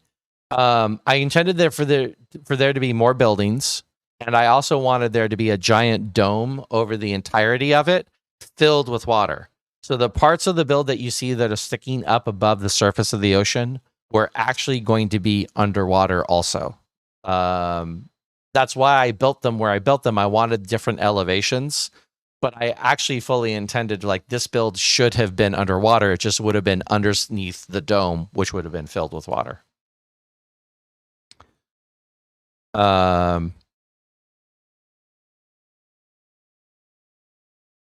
Right, Fluff, I agree with that. Yeah. I agree with that totally. Thanks, guys. I appreciate it. I appreciate all the positive words. As I was saying, that sounds about right, Violet. As I was saying, too, this is my second attempt at a mega build. Thank you, Lost. I appreciate that. I showed you guys the world that it was a 2-year-old world. That was my first world after discovering Hermitcraft. That was a large build, but I never really considered that a mega build, nor do I think should I. This was my first attempt to do a mega build. This is my first attempt to do something like what I was seeing on Hermitcraft. And this was me still limited by being practical. Like, sure, I could build a room, but the room could only be big enough to house whatever it was I was putting inside the room. So the room would only be so big because this is the super smelter room, and the super smelter is only so big. And of course, part of what the space was is a linking of different modules together. You know, that was the entire idea of this space. These saucers that you see are mob farms. Just good old-fashioned, regular flushing mob farms. Occasionally they do live. I have to go in and manually kill them. It's fine. But also the beacons have their own little rooms underneath the water, right? And where we left off was in the this is actually an underwater Oceanographic University. I do share my peanut butter M&Ms with Lena. I don't have a choice, but I do.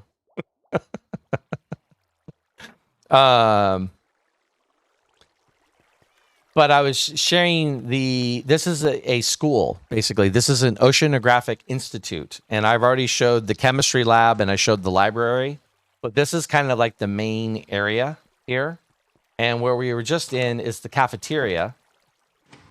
And I have lots of very punny names in here. This is, again, Professor S. Barry Fields Jr. And this person is unnamed, so I don't know where they came from. Could have been a later breed. This is Quill Wheaton right here with the thunderstorms. And I just left off was in the kitchen, by the way. Oops, I knew I was going to do that. And then this is showing kind of how... Hi, Herb Spicer. How are you? This is showing the kitchen area here, where I have completely free roaming villagers who are able to come back into the kitchen with all the kitchen decorations, with the stoves, all the food that they're preparing in here. This is a little bit of a redstone thing here because on the other side of this is a crop farm. But, you know, they've got all the food out for prepping or for storing. They've got the bowls up, the cabinets with the bowls, right? And then, of course, through here is the actual... Whoops! Rabid Cat is Herb Spicer and Butchery. Or Butch Ray. The clicking, by the way, I'll show you guys what that is in a moment here, but we'll take you through more of the build here. Yes, Amber, kelp farms. I'll show you the kelp farms. Glazy, welcome in. It's so nice to see you. Yeah, right, Amber. You're correct about it getting bigger. So again, Carrot's off lurking, but these are all free range villagers. You guys will notice these doors are all open. These guys who work back here are kind of in their own little system, but otherwise these villagers are free to roam this entire space. This is a complete open structure, completely safe for the villagers, I might add, because of the light levels. Even back in 1.13, the light levels were good. But here's the classroom. This is one of the classrooms. And let's see, we have Chick and Egg here. We have John Ham Jr. here. And we have Po T Toe here. And this is the lectern where the teacher sits or stands to give the class. And these are the desks where the students sit to get their lessons. So this is the general education area here, right? Little library. And then out here, oh, we'll get out here in a second. And then in here, we get into the actual potato carrot farm. So I told you guys about the bulk farm earlier. I have a carrot, potato, and wheat farm. This is the last time, by the way, I did this. Oh, clearly this mechanic is broken. The last time I ever made a villager farm. Because the mechanics of this stuff changed. And it became, I don't know, it just became easier to farm by hand and trade with the villagers than to make them do all the work for me. If that makes any sort of sense. It doesn't really, but... The minecart stopped under it? Yeah, I know, Socket. I mean, honestly, this build is from 1.13, so I'm surprised if anything still works. So here we are at the main floor, again, of the Oceanographic Institute. Oceanic Institute? That's probably a better way to say it, huh? This is the very bottom of, and this is kind of the main living area. These are the, oops, I gotta show the, come on now. These are the dorms, if you will. So if you come in here, you find the different people. We already have met some of them. This Professor Shaw, the S stands for Shaw Barry Fields. Oh, hi, Iron Golem. You shouldn't be here. That mechanic's changed. Dean Donald Keys. And then these are just offices. I guess there's these are just like staff offices. These are like teachers' rooms, right? They're kind of a little bit more well appointed. Oops, sorry guys. It's Bugsy Bunny, Stormy Cloud. Oh, Potito, we've met. Sunny Day. So these are the bigger dorms. Then they also have the smaller dorm rooms, you know. But there's beds in all of these. These are all working villages, even in beyond 113. Little decorated rooms. All the students of the... He took over that office, I know he did, right? All the students of the institute here. We'll go out there in a moment. Let's go back this way. Okay, Poe, let me out. Thank you. Little outside view of that building, by the way. Oh, there's Dean Keys right there. 3 guesses what the D stands for. Oh, it's Dawn. Okay, so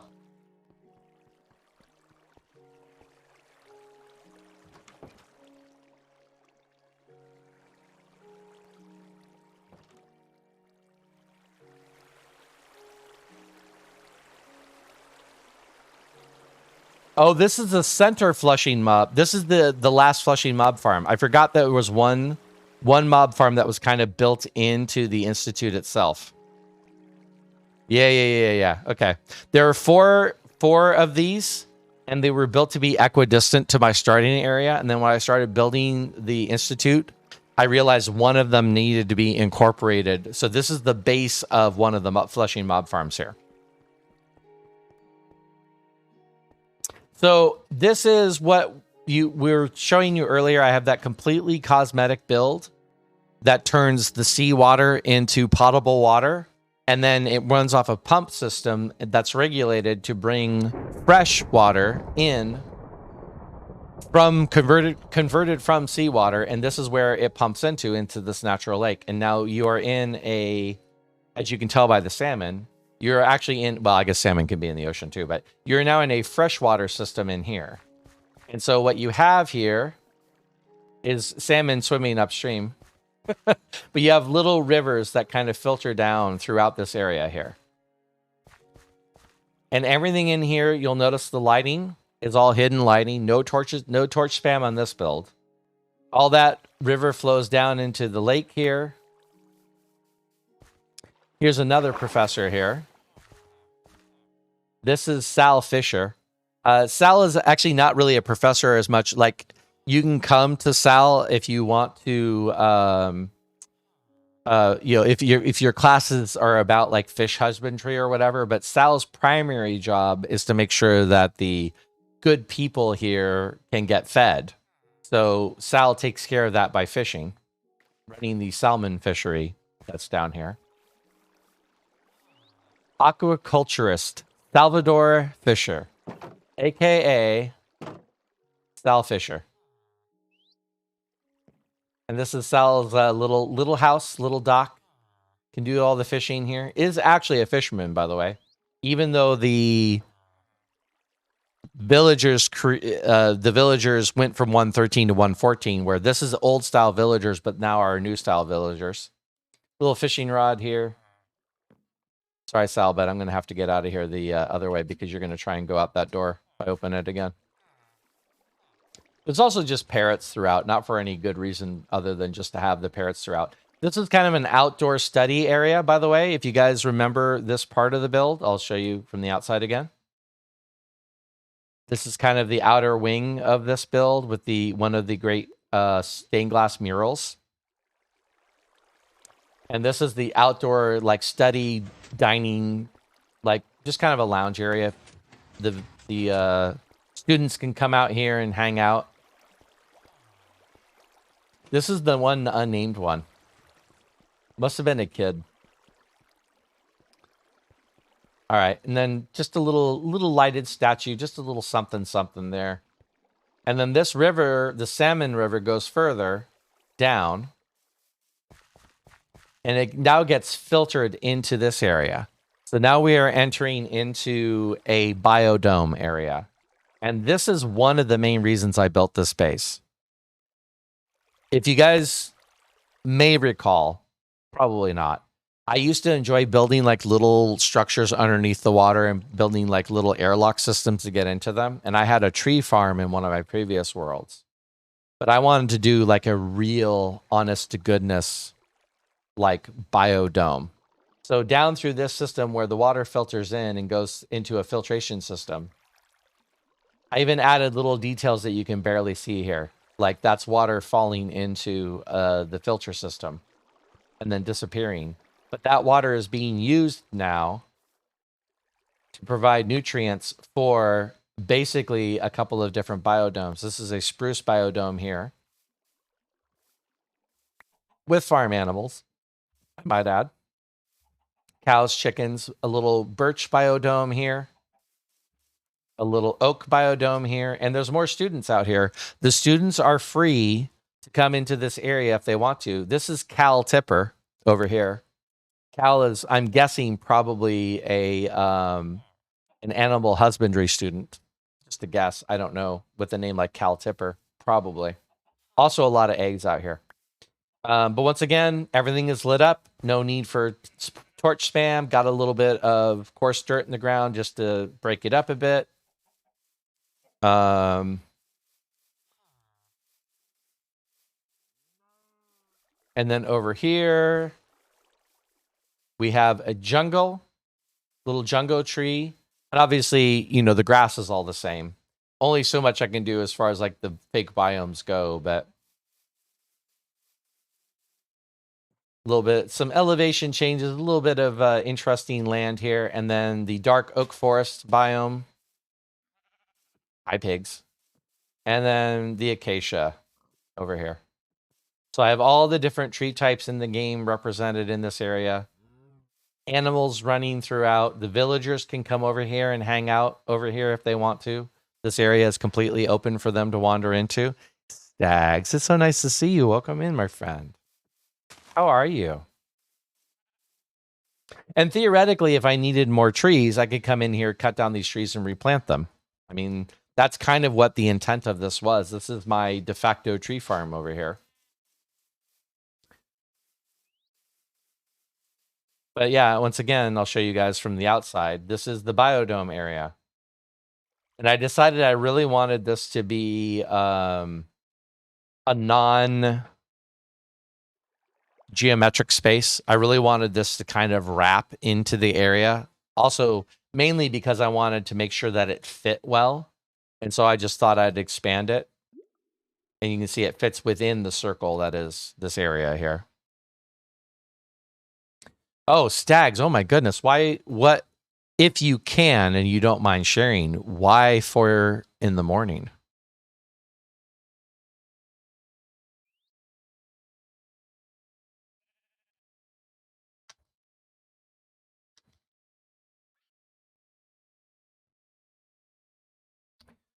So this particular world here,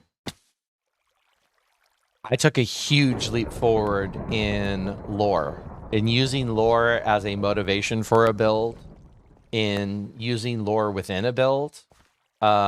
This was, man, I got notes. I got Excel sheets with all these, with all the professor and villager names on them.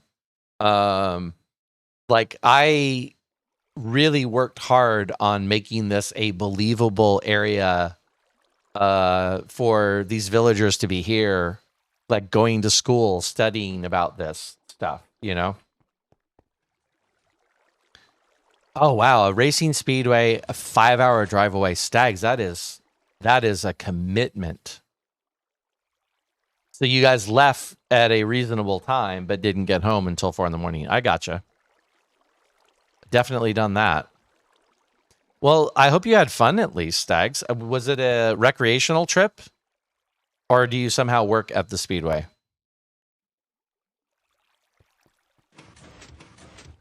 So I'll take you guys around the outskirts of the entirety of the build here. You can see, again, I leaned hard into the remember I've said, by the way, I haven't built much with concrete. I lied a little bit because this is all concrete in here. But this is the extent of what I've done with concrete. This floor here. It's the extent of my building with concrete. But this is the outside of that entire area that we just walked around here. Like, this is basically a path around the exterior of it. And if you guys think about it, it's not really a far stretch from this build to my space station. In fact, you kind of got it, Amber.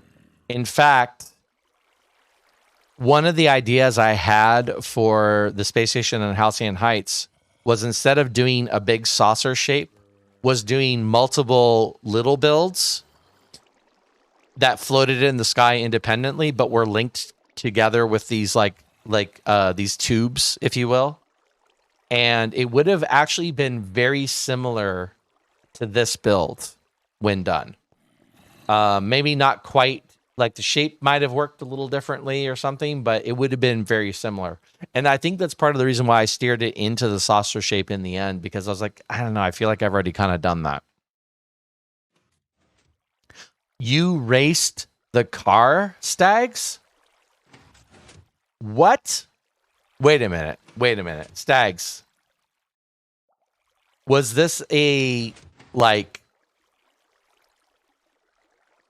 this something you do regularly? Is this something you did because you've always wanted to? Like, I would love more information about this. Like, is this your actual vocation? And forgive me if I'm asking questions that are too personal. Please don't answer them. Okay. It's a hobby only occasionally. Okay, Stags, I have to ask, and you're going to have to give it to me in metric, which is fine. But how fast is this raceway? Like, what kind of speeds are you racing at? I'm really fascinated about this.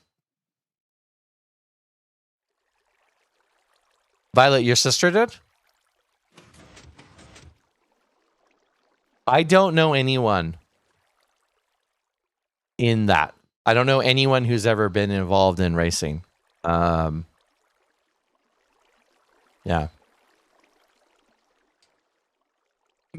Anyway, so this is the area. So how did I get the mobs down here? How did I get the villagers down here? Well, at one point in time, in the middle of this hallway, there used to be a giant glass tube that went all the way to the surface here. And I'd have water at the bottom of it, but I used to just push them in the tube and they'd fall all the way down. And again, there's water at the bottom of it.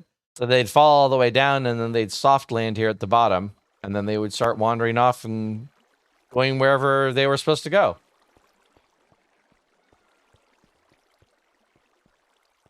At least 100 kph on the straights. Right on the corner, I'd say I'd probably slow down to 90. That is fast. Stags, that's fast. Wow, that is impressive. That's amazing. What a cool hobby. That is so fascinating to me. Well, thank you for sharing that, Stags. I appreciate it. That'd be amazing. I would love that. Yeah. Violet says, yeah, racing, and her dad rebuilt a Model A Roadster. Interesting. That's really interesting, Violet. I'm not a car person, but I do appreciate people who are. I appreciate like the passion and love that goes into like being like especially an old car person. Gamma, thank you. I appreciate the first time chat, and thank you so much. I appreciate that. The congrats on the anniversary.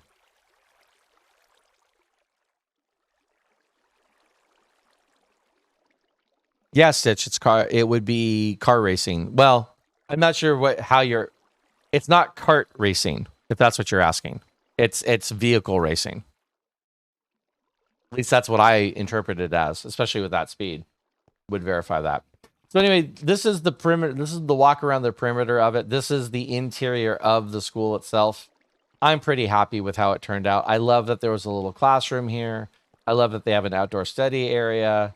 I also would have loved if I had done more with this build. I would have been so happy if I could have included more with what's going on here. But all in all, I'm pretty tickled about this. So one last thing I have to share. You just saw it go by here. All of my furnaces, the super smelting system, is all run off of kelp. This is the build, or this is the update that added kelp to the game. And I leaned in to kelp production. So the clicking that you keep hearing continuously is this entire build is sitting on top of multiple kelp farms.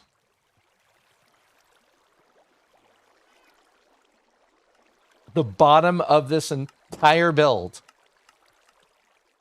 is kelp farms. Dotted in and around and just spitting out kelp every time it grows.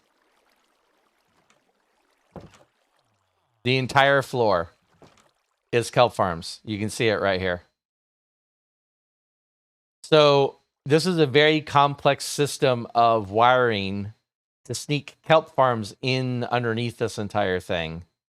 And then to shoot all of the contents of the kelp farm into one primary raceway, which ends up being this tube right here.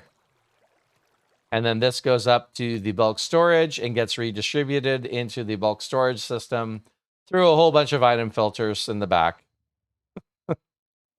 There you go. Here's the bulk storage setup here.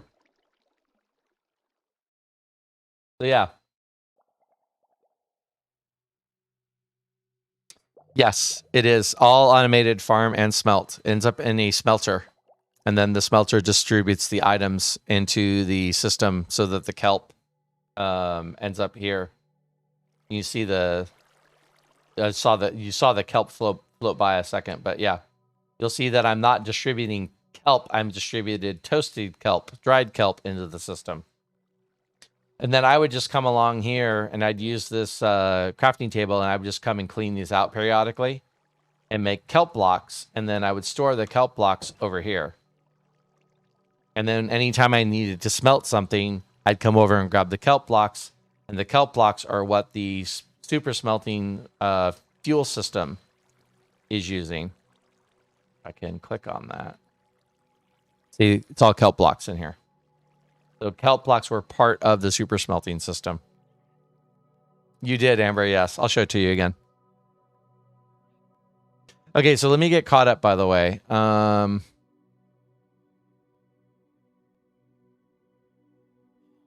Violet, you said, by the way, I'm not a car person, but driving was freedom to me. I get that, Violet. I do get that. Stags, I've had a few crashes. Luckily, I was able to get out quick. That's amazing, Stags. That's a whole nother layer of just being impressed, Stags, honestly. Maybe that's a misread on the situation, but I'm impressed that that's something that you've gotten into. I would never feel comfortable. I like speeding on long straight roadways where there's miles and miles and miles and miles of road in front of me and very few cars. Other than that, I'm not a big fan of it. Thanks, Crystal. Welcome in. Kelp blocks are 20 items per kelp. So kelp is a super smelter. Coal blocks will do more, obviously, but you have to go mine all the coal. So, like, no worries, Ains, just take care of yourself. If you're comparing to coal, I mean, you said coal blocks, but if you're comparing to coal directly, it's a much better source than coal. But coal blocks, I think, are... Coal blocks 60 per item? I feel like that's right. They're a weird number. I think it's 60 per item or something like that. 60 items, sorry, 60 smelted items per coal block. So, So it's not as good as coal blocks, but it's renewable, which coal is not. So, and there's a little room here. I didn't show this, but there's actually one more room I didn't get into. But this is actually the smelting room here. So I do need to keep this stocked up with the supplies to do the smelting. But you know, there's enough supplies in that chest to keep up with the smelting for a good long time. I'm not going to run out of kelp anytime in the near future. So,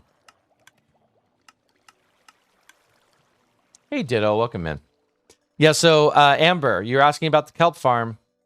This is the extent of the kelp farming happening underneath the space. Basically, every place there is a structure, there is a kelp farm hidden underneath it. I don't remember. I used to know how many it was. Is it 80, Stitch? Okay. I used to remember how many plants this was, but I've lost track.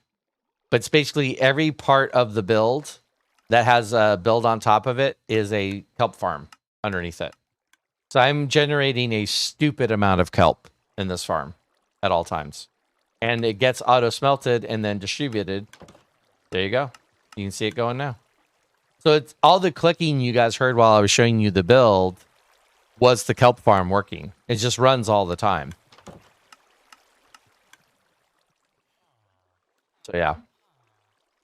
But yeah, this is my update Aquatic World. This was, like I said, me being a complete cliche. But I'm really happy with how this build turned out. I'm happy with the designs. I'm happy with the color. I used the gray concrete as a steel block to show like all the support structures. I'm happy with how I kind of split up like the dome itself, the dome areas. I'm happy with all the add-ons to the dome areas, like how all that worked out. Yeah, I'm just thrilled. I'm really happy with how this build turned out. I just wish it was done. I wish I had finished it. Does what break the pistons, by the way? I didn't see that question. Oh, Stags, thank you. That's really, really kind of you. I've been playing the game a long time, and I learned how to do redstone. That's really the bottom line. It started off with doing a lot of practical things. Like if I had a boat dock, I would have a way to like raise up the dock area so that the boats were protected, which isn't necessary, but it was fun. Adding pulse extenders to doors. So if you go up to an iron door that has a double iron door, you would be able to open both doors at the same time. It would stay open a little longer, like all that kind of practical stuff. And then later on, it was redstones, you know, farms, like having a super automated kelp smelter. I know, Socket Cat, I agree. I really was bummed I didn't execute that. I started to try to plan out the dome. The last thing I did in this world was I started to try to plan out the dome. This world, by the way, contrasts with the last world I showed you guys, which was 2 years. This world only lasted less than a year. All this was done in less than a year. The other world I showed you was 2 years old. No, you're not wrong, Ditto. I could come back and finish it at some point. Thank you, Stags. I appreciate that. A lot of this, though, too, as I was saying, a lot of this is also... I'm following tutorials on some of this. Like, again, this is an auto storage system by Tango Tech. First and only auto storage system I've ever built. I didn't build another one because I found this to be very slow and very laggy.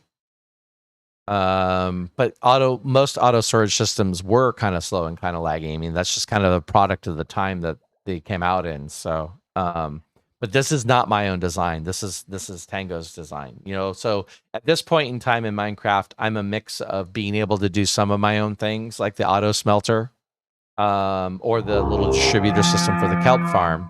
Jacob, welcome in. Thank you for that follow. I appreciate it. But like other things like this automatic storage system, I wasn't good enough to do this. I'm not even still sure if I'm good enough to do an auto storage system. Like I understand the principles of it, but I would want it to be more efficient, and I only know how to do it the way everyone else does it, which is not efficient. So yeah.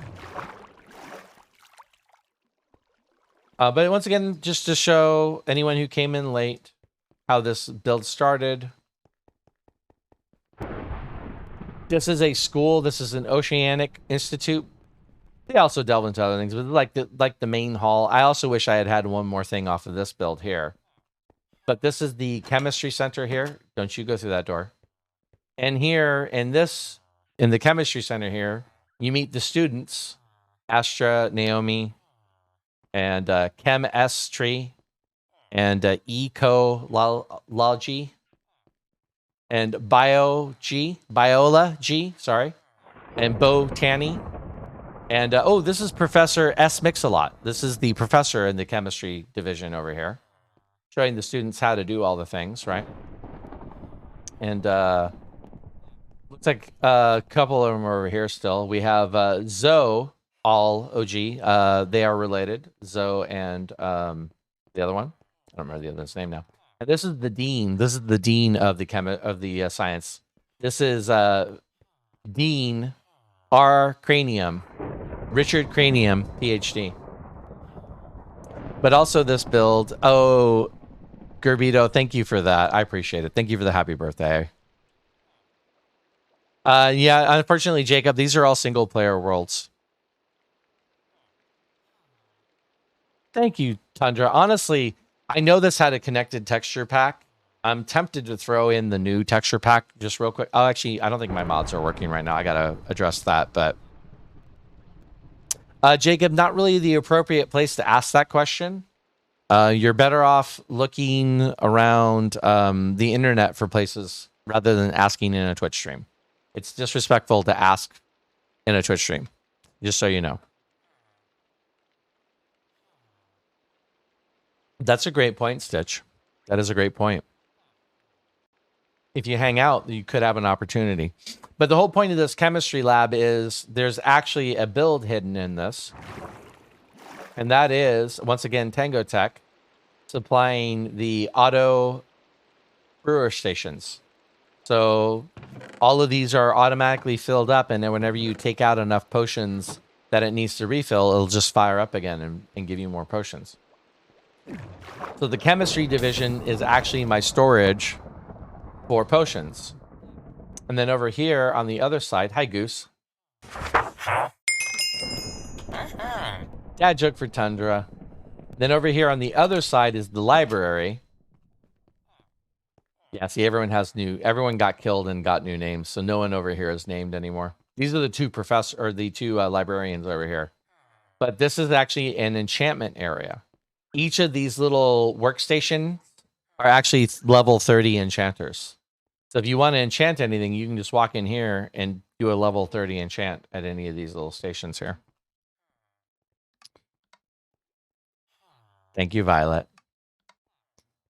Oh, absolutely, Stag. No worries. Go get some rest. Go take care of yourself. I'm glad to see you for a little bit. Would I give a new punchline? Maybe. All right, let's find where'd the notification go?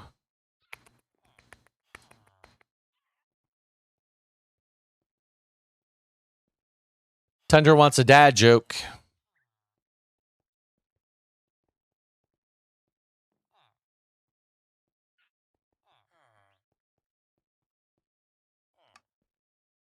What do you call a magician who loses their magic? What do you call a magician who loses their magic? Ian. I'll wait. Amber, you guessed it.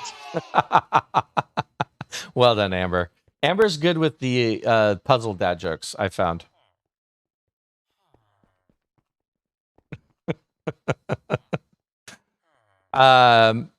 There you go. Now you got it. That's a slow burn, right? That's a slow burn.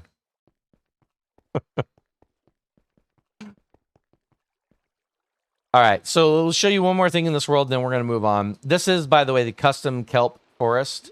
So this is the ring, if you will, up top here that leads to the junction area.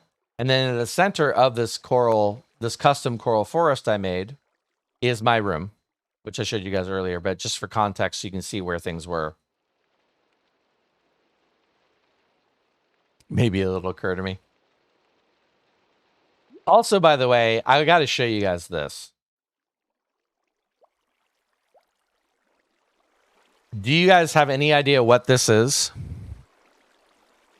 This is a underwater proof redstone switching system.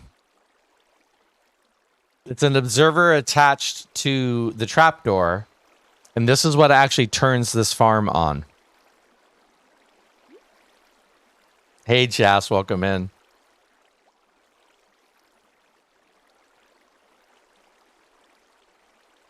So I needed a way to have a switch, and I didn't want to build like a whole nother system. So I just came up with a way to activate it using the observer and the trapdoor. But this is just a circuit to turn on the flushing mob farm that's underneath here. And like I said, there are 4 of these in total.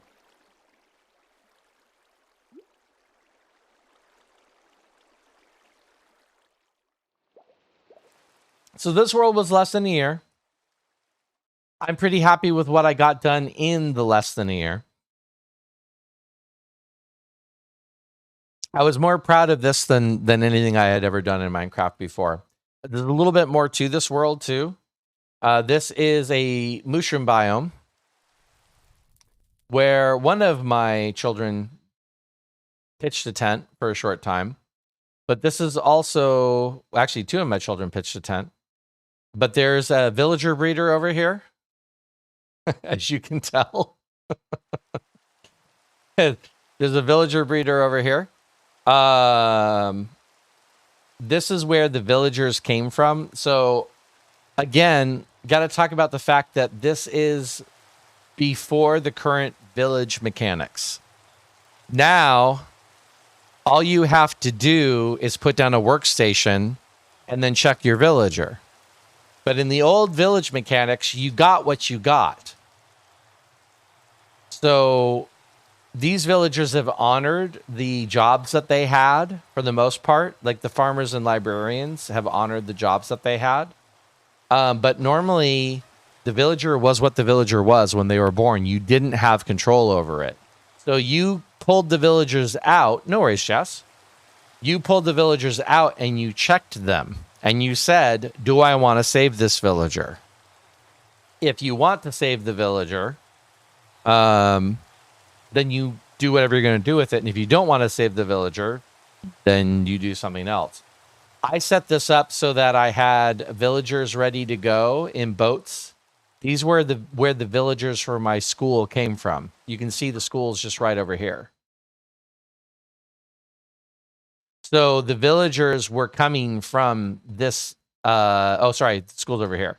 So the villagers were just coming from this villager breeder here, and I was just boating them over. And like I said, I had a hole. I just dropped them in the hole, and they landed out in the water at the bottom. Also, this is the site of the worst villager disaster that I have ever had. At one point in time, I was AFKing here. And when I came back, this room was filled with witches. I had a lightning storm that happened, and they struck enough that the entire thing was piled with witches. I wish I had video of that. Unfortunately, I was not making video back in those days. This is an old style village breeder, by the way. Once again, villagers were doors, not beds. So this villager detects the doors and says, oh, there's a village here. And then these two basically just feed themselves. And the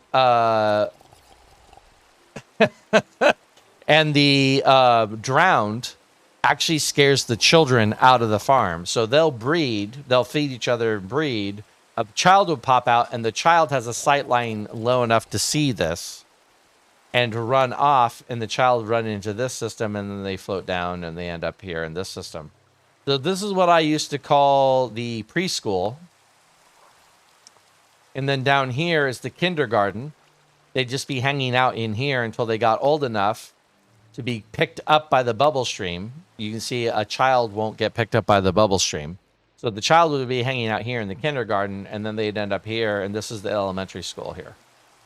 So, and this is where the villagers came in. This is where I would check to evaluate them, and I'd either send them over into the holding pen, which is this is where they got held to go to the village, or they got pushed over to here, and this is the last thing I'll show you on this world. All your chickens were killed by one lightning strike, Ginger? Man, were they in a 1x1? That's wild. I'm actually pretty happy with this build as well. As far as designs go, I would love to revisit this. I love the open roof. That's wild, Ginger. An 8x8 pen, but that's small enough that if the lightning strikes that in a certain spot, that would spread to all of them. Yeah, that's crazy. That is actually pretty wild. This is my first like full on villager trading hall. You guys saw in the last world I had kind of a little villager trading hall underneath. Well, this is me going off on a villager trading hall. And I used dead coral for the path blocks, which was kind of fun at the time. You can see the T for trade. And this is where all of the good trades were. You can see what they offered. And fortunately, once again, converting from 113 to 114, they actually kept... Mojang had it, so they kept their actual enchantments. So I thought that was actually pretty cool. So pretty happy about that. But mostly in this space, like I said, it was just kind of the design of the place I appreciated. The nether here is fine. There's not much to it. I didn't do a whole lot in the nether. We did go to the end, and we did get shulkers on this. Basically, starting from the last world and forward, I always went to the end, and we always went and got shulkers. But once again, my previous trips to the end were pretty minor. So, you know, we're talking about like the last world was probably the third time I've been to the end. This world was probably the fourth time I've been to the end. No, witch chickens are not a thing. No, that's true.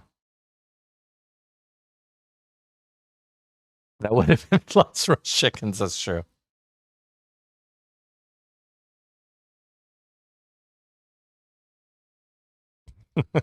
It's actually pretty. I almost want there to be a pack. I want there to be a pack that has the witches, the chicken. The chickens have witch hats on them. I think that would actually be adorable. What was else was over here? Oh, I think there's one thing over here. If I can find it.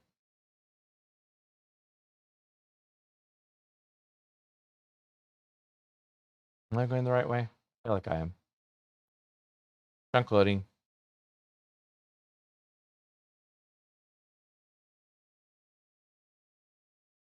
May have a hard time finding it. Oh, there it is.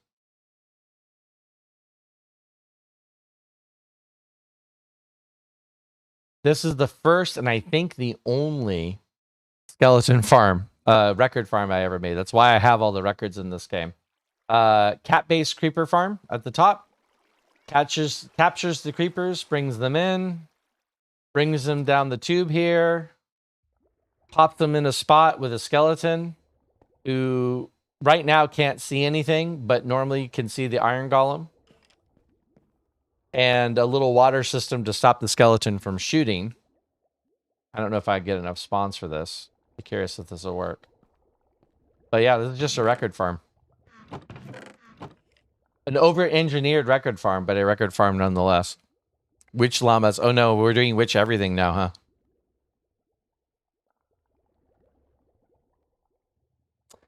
Tundra, thank you so much. I appreciate you. Thank you for popping in for a little bit. It's so nice to see you. I appreciate you. It is the middle of the day. I feel like I should get spawns, but I may not. It's not a high rate farm for sure. Oh, there you go. I mean, you went off the wrong way, so I don't know what happened there. Yeah, they should have fallen through the trapdoor there.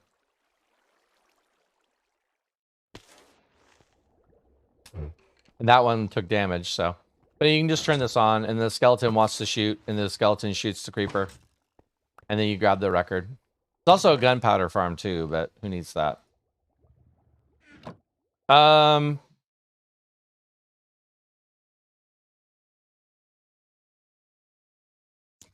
worries, Kat. Tell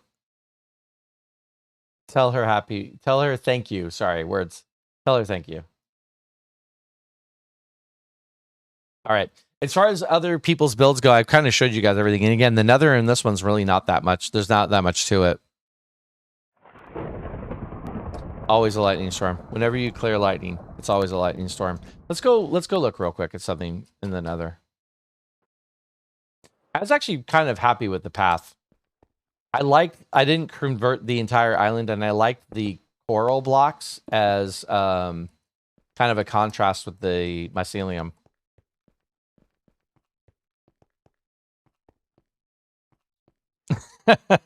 Yeah, you can get all the records that way.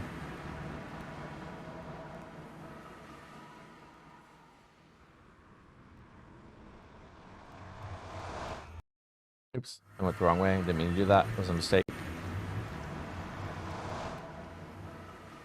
Oh, that's right. The portal on the shore links to my portal. I forgot that was a thing.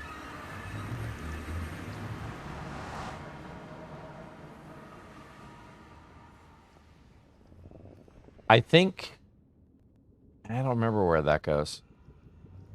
I don't remember where that goes.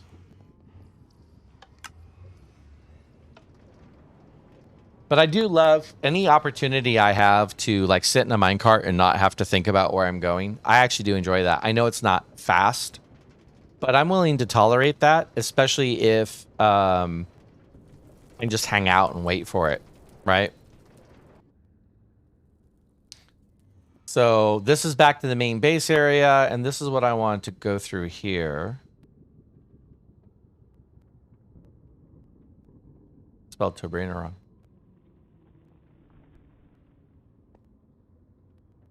Light onto Tobrina. Light off to the end gateway.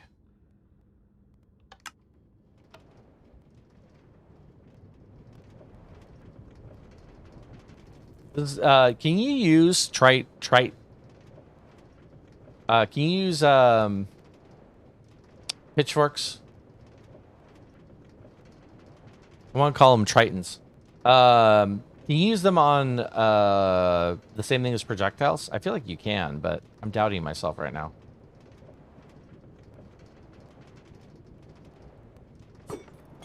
Oh, you sure can. Nice. Oh, no, I timed it wrong. Well, that's fine.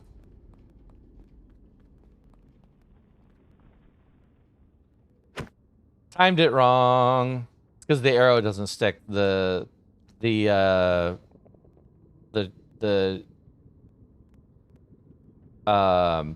pitchfork doesn't last very long. The arrow tridents, thank you. Could not come up with that word to save my life. The arrow would have lasted longer and left the thing on. I don't remember. No worries, Violet.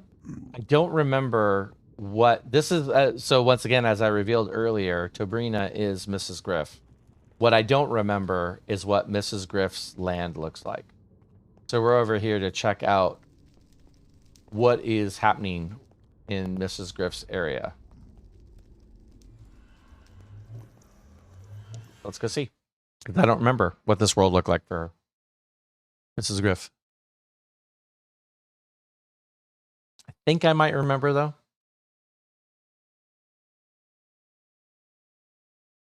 I think all my keys are rebound. That can't be all my keys.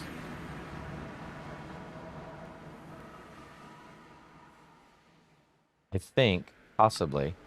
I'm in the bottom of the ocean. Why am I in the bottom of the ocean?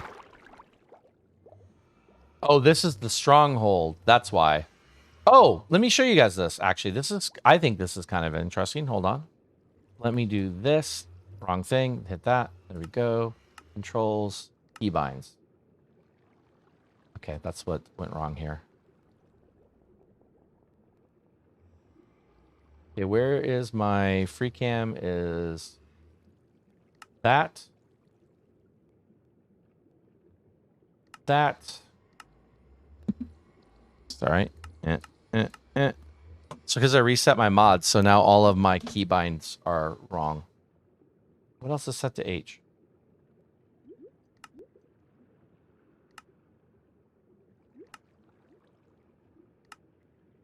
Normally I have a options file I can just recopy and replace the keybinds, but whatever. I got my zoom back. You think it's pretty rough? Okay, so let me show you guys this. Hold on. We'll go over there in a moment. This is the stronghold in this world. Look at what happened here. This ship spawned in the middle of the stronghold room. So check this out. Hold on. Let's turn that on because otherwise I'll go immediately through the portal here. This is the actual... Look. This is the end portal here with a ship in the middle of it. I loved this so freaking much. You can come in here and actually like get in the ship. I kind of like set it up so that you can get in here. You can also get out this way too. Shakespeare girl, Shax, my friend, welcome in. You can totally like run through the ship in the middle of the stronghold room. I love this so much. I was so happy when I found this. I was so happy there was a ship in the middle of the room. Shax, how are you doing? Welcome in. How was your stream? Guys, if you're not following our friend Shax, Shax is another Halcyon Heights member. Just a lovely, lovely human being. Building that amazing fantasy-style tree over on the island, one of the northern islands. And just a wonderful variety streamer in general. You guys are not following Shax. You are missing out on one of the nicest people. You should definitely click that link and drop some follows. Lilu, welcome in. Exiled Fury, welcome in. Exiled, you have a gift sub thanks to the generosity of people earlier today. Jotiv, welcome in. Thank you for that first time chat, friend. Thank you guys for the birthday messages too. I appreciate it. Right, Shax? Lena might be lurking. I think Lena starts streaming. I think by now actually. So Lena might be lurking, but yeah, Lena was being super generous earlier today.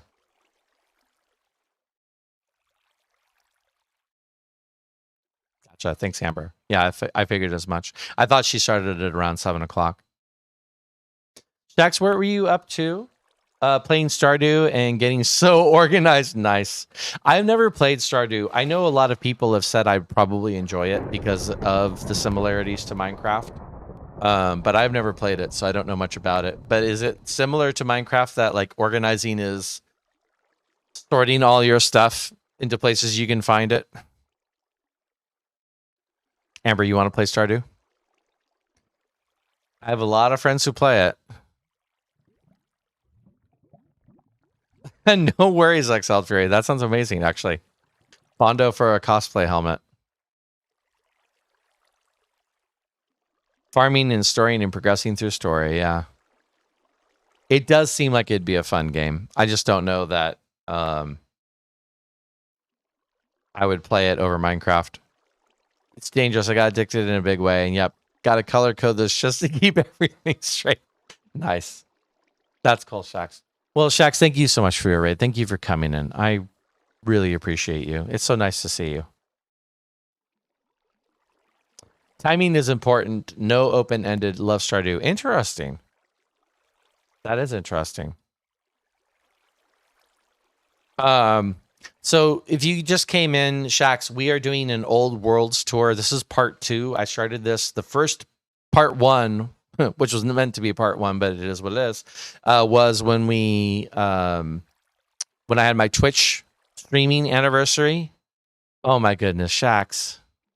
With the 5 gifted subs, to Max Money, to Astera or Aster, to Itzy, nice, to Old Man Bacala, and to Bebo Byler. Sorry. Kirito's coming in with a raid. Welcome in, Raiders. Shax, thank you again for the raid. Yeah, we're doing an old worlds tour. This is my 113 world, which I'm about to finish. We're going to show you the 114 world. But thank you. Shax, thank you for all of that. And thank you for the gifted subs. It's so generous of you, and you're so sweet. Welcome in, Corrido. How was your stream? What were you up to today?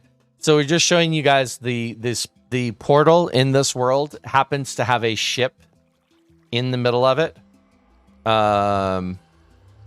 Just a happy spawning accident that a ship spawned in the middle of the portal room. Just big fan of it. A big fan of it.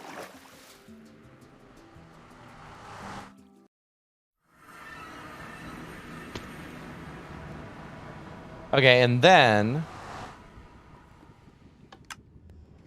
let's see how we get on this trip. Oh no, what happened? Did I bounce? Like I bounced off of the corner there. That's weird. Take 2. Try one more time. That's weird. I'm getting stuck on the corner. All right, well, this is why we fly. Something in the minecart mechanics must have changed.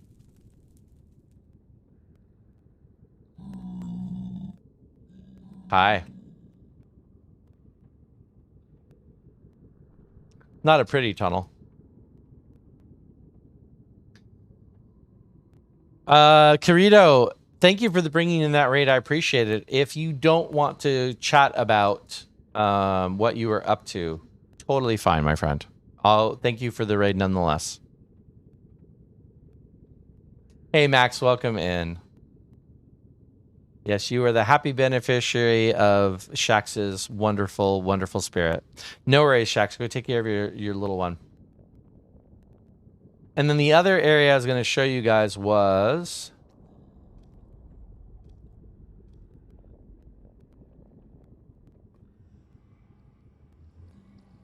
Oh, there's a fortress over here. Okay, all right. I thought there was something else over here. I think I actually know what's through this gateway now. I think I remember this.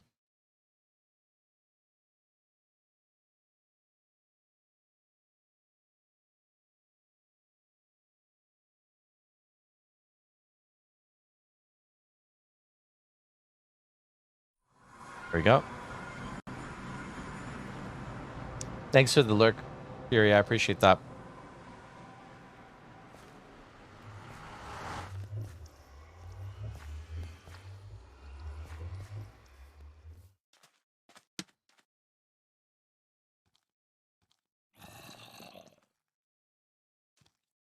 I remember this.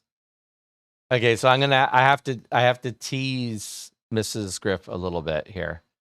She came along later, once again, built a little this cool building over here, but didn't finish it. This was going to be a massive lighthouse. Built this cute little starter, or this cute little house here, I should say. Right? But this was her starter house.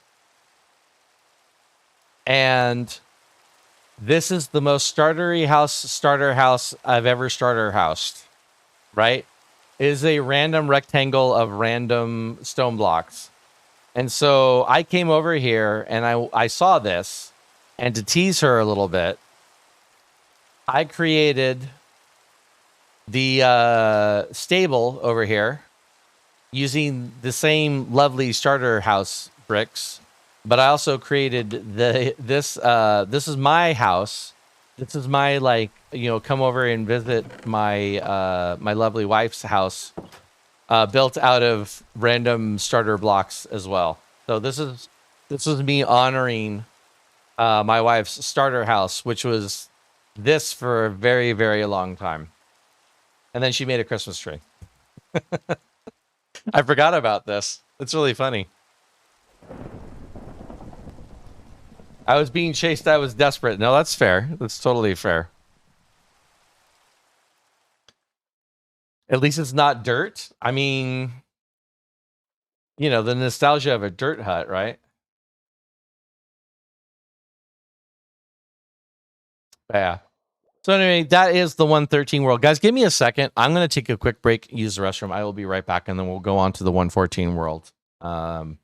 I'm excited about that. And we're almost caught up, by the way, because that is the last world that I have before the 116 world, which you guys have all seen, which is my nether world. So I'll be right back.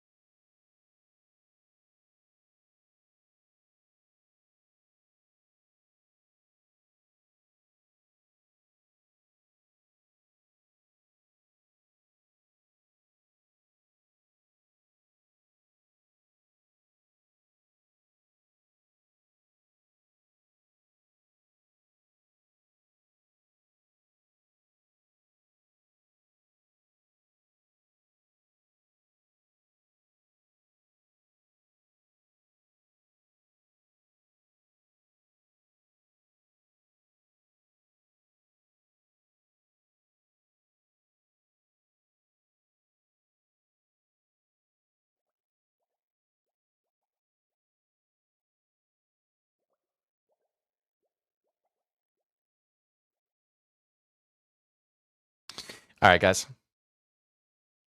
So here we are on to the last world. So I'm going to do a quick recap. Looks almost like Scar's last life house. Beautiful. Nice.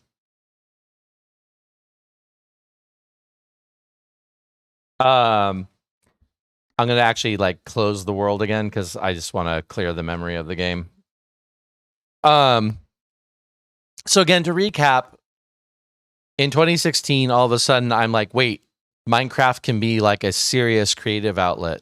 I can do things that are better than a stone house, right? So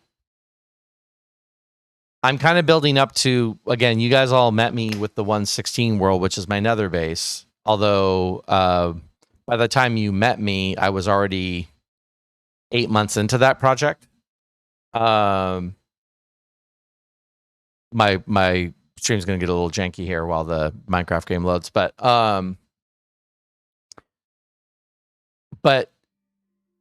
hopefully you're starting to see like a progression, not only the complexity of the builds, but I'm starting to develop lore a lot better. I'm starting to build better. I'm just basically starting to really feel more comfortable in my own shoes. I think it's the best one. I don't think I have a 14. The 14 becomes 15. We'll just go to the 15, I think. Thanks, Amber. I appreciate you.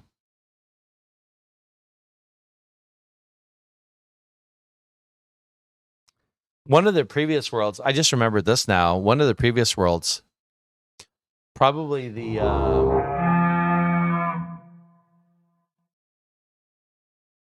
would have had to have been the world before the ocean world we just saw. Hey, Nico, thank you for the host. I appreciate it. Nico, you got a sub from some of the generous people here earlier.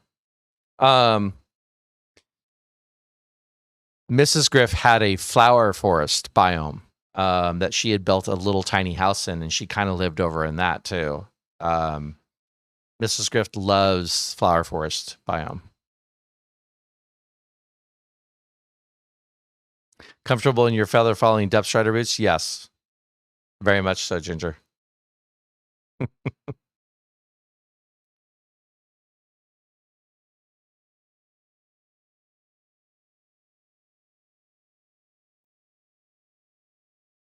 Where am I in this world? Okay, I'm over here. I mean, this is fine, but this is not where I wanted to be. We're too soon for this. Okay. Hey, Carito, welcome in. It's nice to see you. Looks I don't know if we lost you, if you had to like step away from the computer when you raided in, but it's nice to see you now.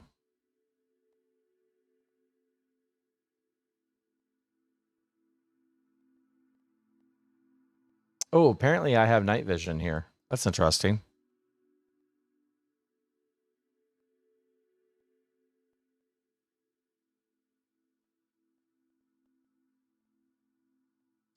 Nico, you haven't been here recently, apparently. Jen's been mod here for a little bit now.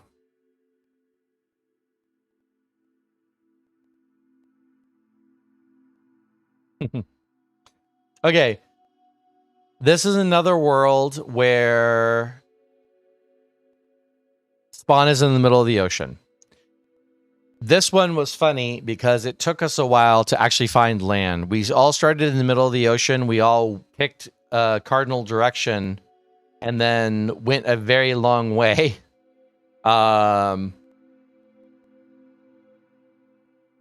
Before we found any land. And so we had a little starter base on a little spit.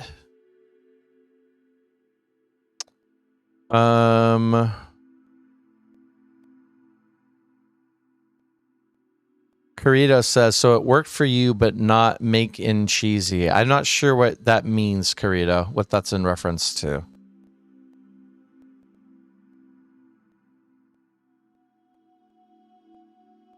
Being here and actually looking at chat is different. I mean, that's fair.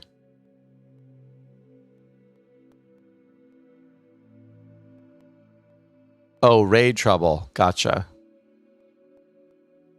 You know, sometimes Twitch has that issue. Yeah, that's weird. Well, Carita, I appreciate the raid. Even if I was your third choice, I still appreciate it. So yeah, sorry it didn't work out for you there. But I don't know what Twitch was being twitchy about.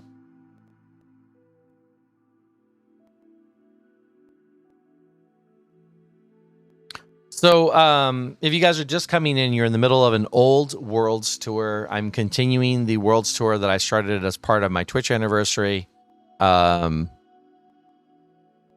no worries, Carito. Take care of yourself.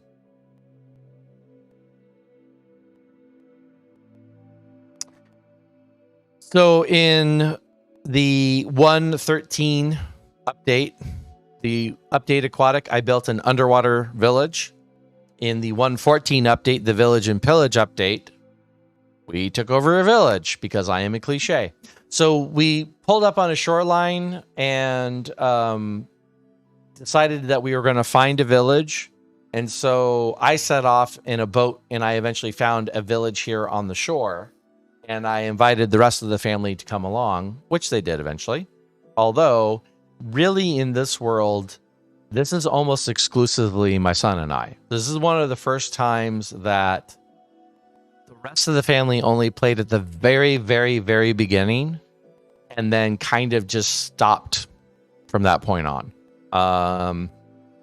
I don't even remember for sure if anyone has a house besides my son and I in this place. I am inclined to think no one else does. Thanks. That's not a village. That's a city. It's not a goat in a boat. No. I'm going to show you guys something that I had never built before in Minecraft. And it was, yes, there is a trident statue. We're going to talk about lore in this world. Okay. Again, the progression of things, there was a lot of lore in the last build. There's even more here. So first thing I'm going to show you is something that's almost kind of incongruous with the rest of it. I wanted a nice looking beach house. And I am pretty freaking happy with how this beach house turned out. This is my house here. My son's house is right here. And like I have a doorbell. It is a tripwire hook as you walk up, but at least I know someone's here at my front door to visit me, right? You have a front little archway here. You have the foyer, which is made out of a very fine looking Italian tile, aka the crafting table. This is me really like saying, okay, I want to start using texture blocks and getting away from looking at blocks as what they are. Like I would never have used a crafting table, but this is a fine looking Italian tile floor here. Terracotta, did use a little bit of it. Oops, I've got to break that. There we go. Oop, rip. Oh, everything's going wrong. Everything's wrong. It's fine. Just like it never happened. So there's multiple ways in here, but the hallway goes immediately off to either the kitchen itself. Hi, kitty. This is my first kitchen in the game of Minecraft. My second one is on the creative server. This is my first kitchen in the game of Minecraft here. Refrigerator. Although this is not a working refrigerator, so my actual refrigerator storage is up above it.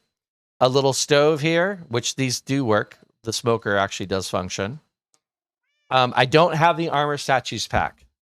The armor statues pack is a year away from me at this point. So everything that you see here is being done with item frames. I don't have armor statues. That is not available to me at this point in time. I have a pantry with pantry type goods in here.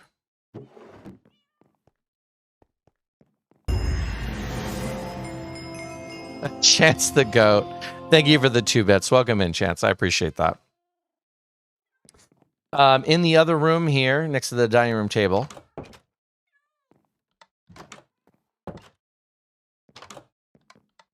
is the closest thing I have to like a centralized storage. This is kind of like the wine cellar, as you can see by the little casks. But these are actually storage. These are all functioning storage blocks here. Mostly wood, I think, in these. But then also some other miscellaneous crap. Like this is as close as I get to centralized storage in this particular build here.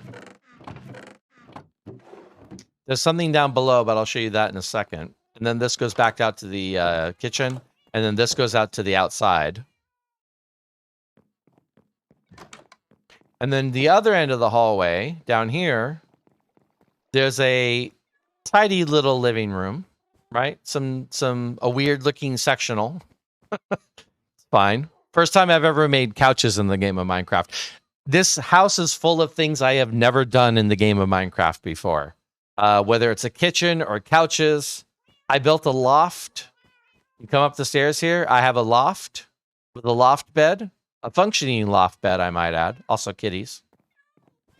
And then a bedroom, the master bedroom, with a master bath. I'll show you the bath in a second because I'm especially proud of this. But there's also, you know, the master toilet as well. And then the master bed itself with a chest of drawers or a dresser, if you will. I like the chest of drawers a little bit better. Also in the bed storage as well. Plus just a few, like, you know, personal stuff on the side there. Also, I'm pretty happy with the bed. Again, would love for the bed to be a little lower, but in the grand scheme of things, I'm not too mad about this. This is able to be, I can respawn on this. Wait. We're in new textures, aren't we, on this pack? Let me double check my notes, but I'm pretty sure we've hit the new textures and I can get rid of the old pack.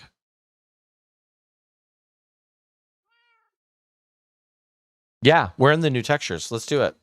Let's rock the new textures here. Oops, wrong button.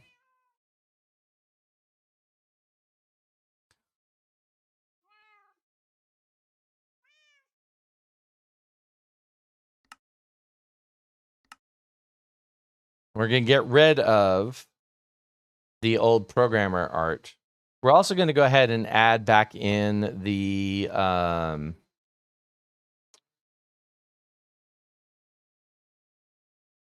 oh, I don't want to do the CTM overhaul. That's not what I want at all. I think that's all I wanted.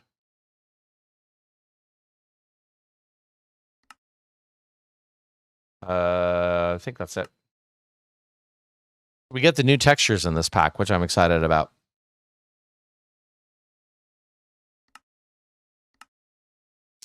Okay.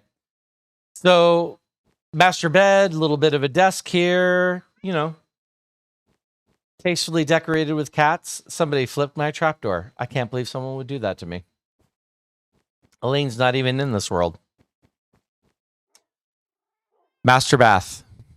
Guys, if you remember, well, first of all, the monstrosity of a toilet that I had in that one world that I had made, the toilet was basically the size of this room. This is a much simpler looking toilet. I mean, it's fine. It's not great. I like the fact that it's all quartz and all that. Check out this master bath. Look at what's happening. I am in the shower. Gonna turn the water on. Oh, look. Hey. I am in the shower right now. But wait, there's more. There we go. Now I'm actually in the tub. Shower's off, but I got a tub on now. So I have a bathtub. Done with the bath. Now it's a shower bath. You know, because sometimes you're sitting in the tub and you're like, you know what? I just want to rinse off my hair. I'm going to turn the shower back on for a second. Rinse off my hair.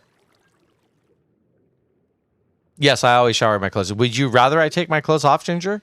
It's unusual. I haven't had a lot of people ask me to take my clothes off. So, and last but not least,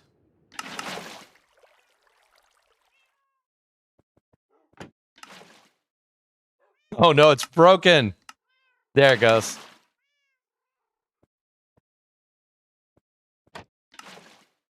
That goes on. The redstone might be broken on this.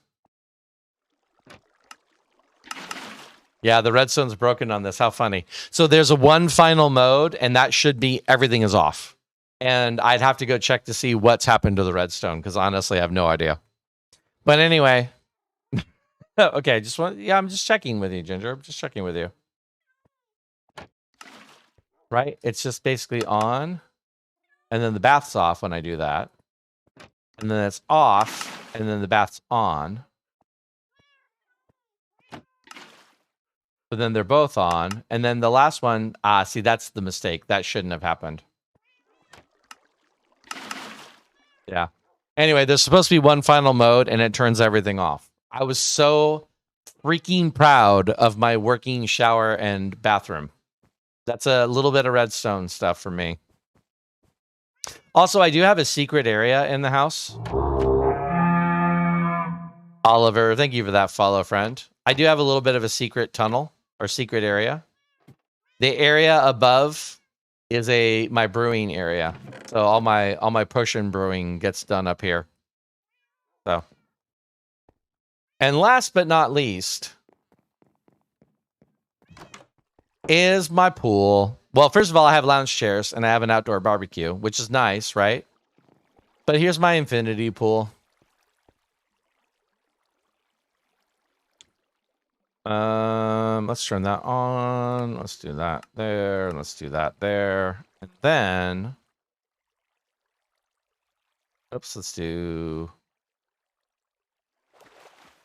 Now, it's a pool. And the pool light comes on when it becomes nighttime. So that little pool light there will turn on when it becomes nighttime. Pika, welcome in. Been lurking. Just got in Minecraft. That's right, Pika. I remember that. How did I go about starting to use redstone and levers, switches, like where to start learning? Hope it's okay to ask. Pika, your best bet's going to be to go to YouTube.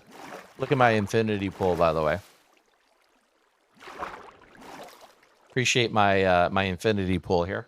Best bet is going to go to YouTube and just start following some tutorials. Pika, I recommend Mumbo Jumbo still, especially some of his older YouTube videos where he goes through different types of circuits. El Mango's good, but El Mango might be a little above your head to start with. But yeah, just start messing around with things. Just start building things. Just start trying to accomplish things in Redstone. May you what, Fazu? Are you going to post a link? If you're going to post a link, then yes. I'm not sure what you're asking, but...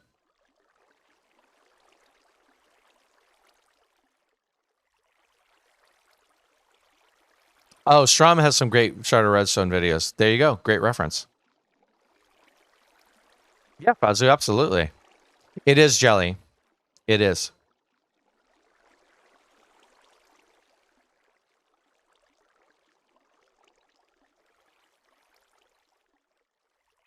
Thanks, Pika. I appreciate that. Tara says, explains very well how to do timings and circuits. That's awesome, Tay. I appreciate that, actually. Thanks, Shelly. Thank you, David. It's nice to see you. It is, Chas.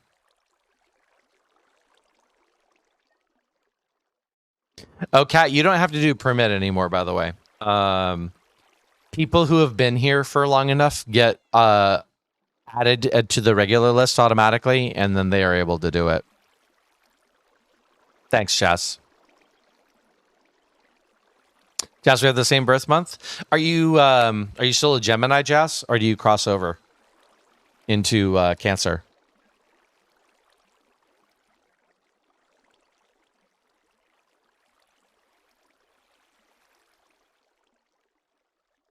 Nice, Jas. That's amazing.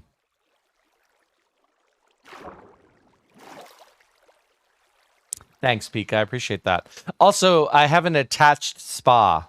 Guys, I almost made a hot tub video. You remember how hot tub streams were like the thing? I almost made a hot tub video. This is my spa, guys. This is my spa. But there's no bubbles in it, you say? Now there's bubbles in it. Now there's bubbles in my spa. I am so unbelievably happy with this house. Never built anything like it in Minecraft before.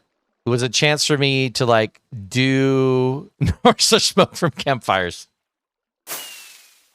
That's true. That is accurate. Welcome in, by the way, Tay. I don't think I properly acknowledged that you're here. Hi. Nice to see you. Yeah, no, absolutely. Absolutely, Tay. I made a hot tub and used particles to make it bubble as you hop in. Yeah. Looks like cold, bubbly water to me. There's no pleasing some people.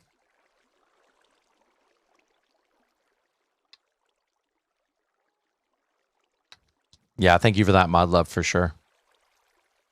But anyway, I have a spa, and I almost made a hot tub stream. And just like spas, they have a timer on them, so the timer runs out.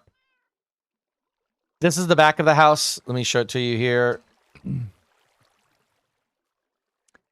I'm really happy with how this house turned out. Also, the cliff around the house is custom.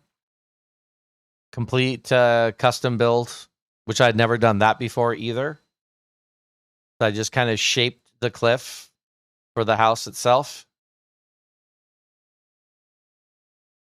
And yeah, I built in a style I've never built before. I used to say when I first started doing Halcyon Heights, I've never done really a modern or space age style, but the truth is I have done a modern style. This house was a modern style.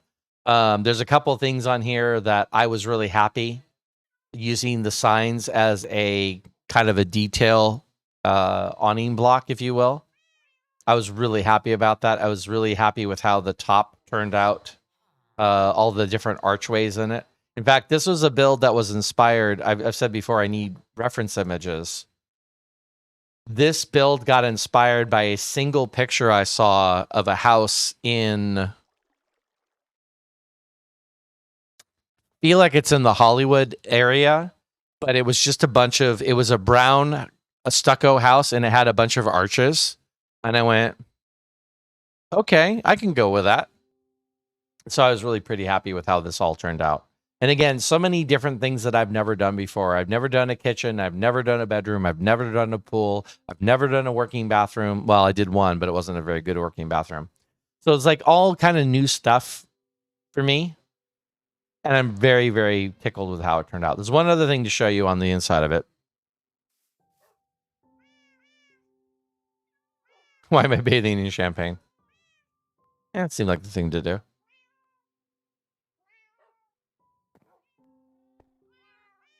And then down here is where you're gonna it's gonna look a little bit more like a Minecraft base.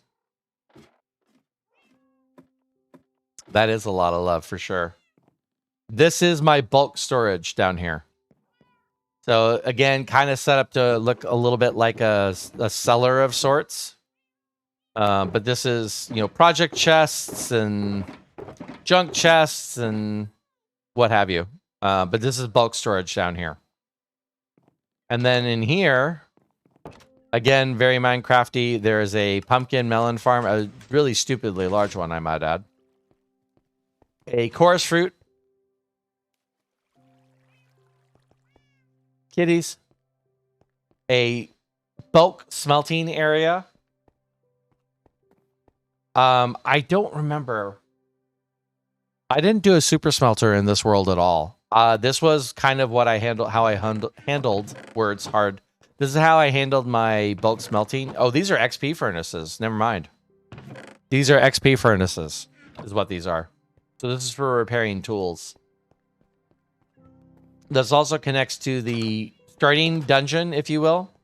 This is the very first place we all came. When we came to these shores, we went down to the bottom and we dug out a hole in the bottom of the world, as you do when you're looking for diamonds. I know Tay's got all the good emotes, right, Kat?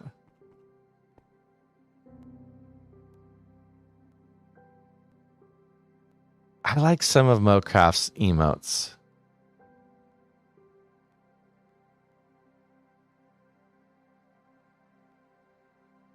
You have collected a lot of cat-based emotes. That is for sure. Once again, big digs. Still do big digs. Big digs haven't gone away. Still did big digs. Still roll into them. Still enjoy just digging out a giant area here. Slime farm. This is my slime farm in this world. Why? I don't really have a good reason why, but this is just a 2-level slime farm. And this is the basis of the other farms in this world. This farm will not work with a dingle hopper anymore. Also, what the...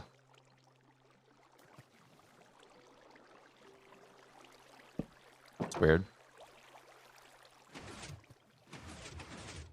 I don't know. Pumpkin, the bottom of the pumpkin melon farm, which feeds into a water system. I'll show you where that goes. But this is a creeper farm.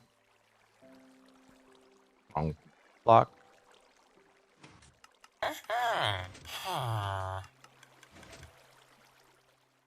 Amber says, I have not said this yet today, so here we go. Congratulations on not only your birthday, but also affiliate anniversary.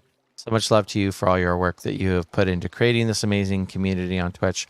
Also love to all the people who create the community by being a part of the community. Much love and hugs to everyone, but especially you and the mods. Thank you, Amber. That's so sweet of you. So sweet of you. Amber, you have a wonderful way with word, my friend.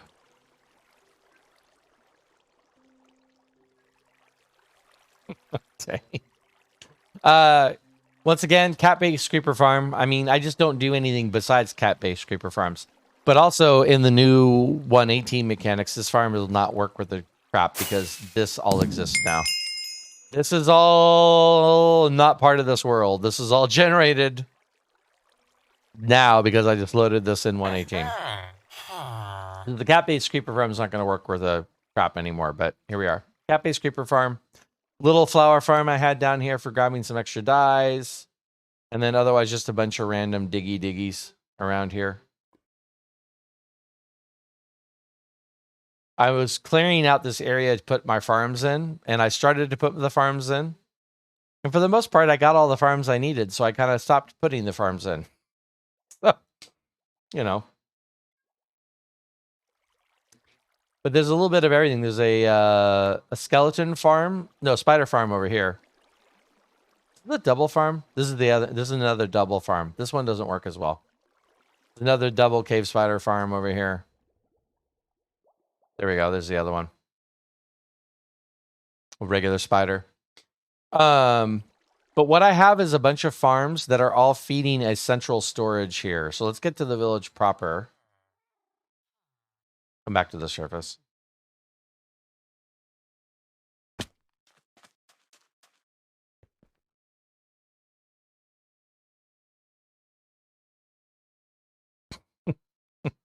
Amber's amberness is amberous levels of amberness. I mean, sounds good, Amber Moon. Go enjoy some food.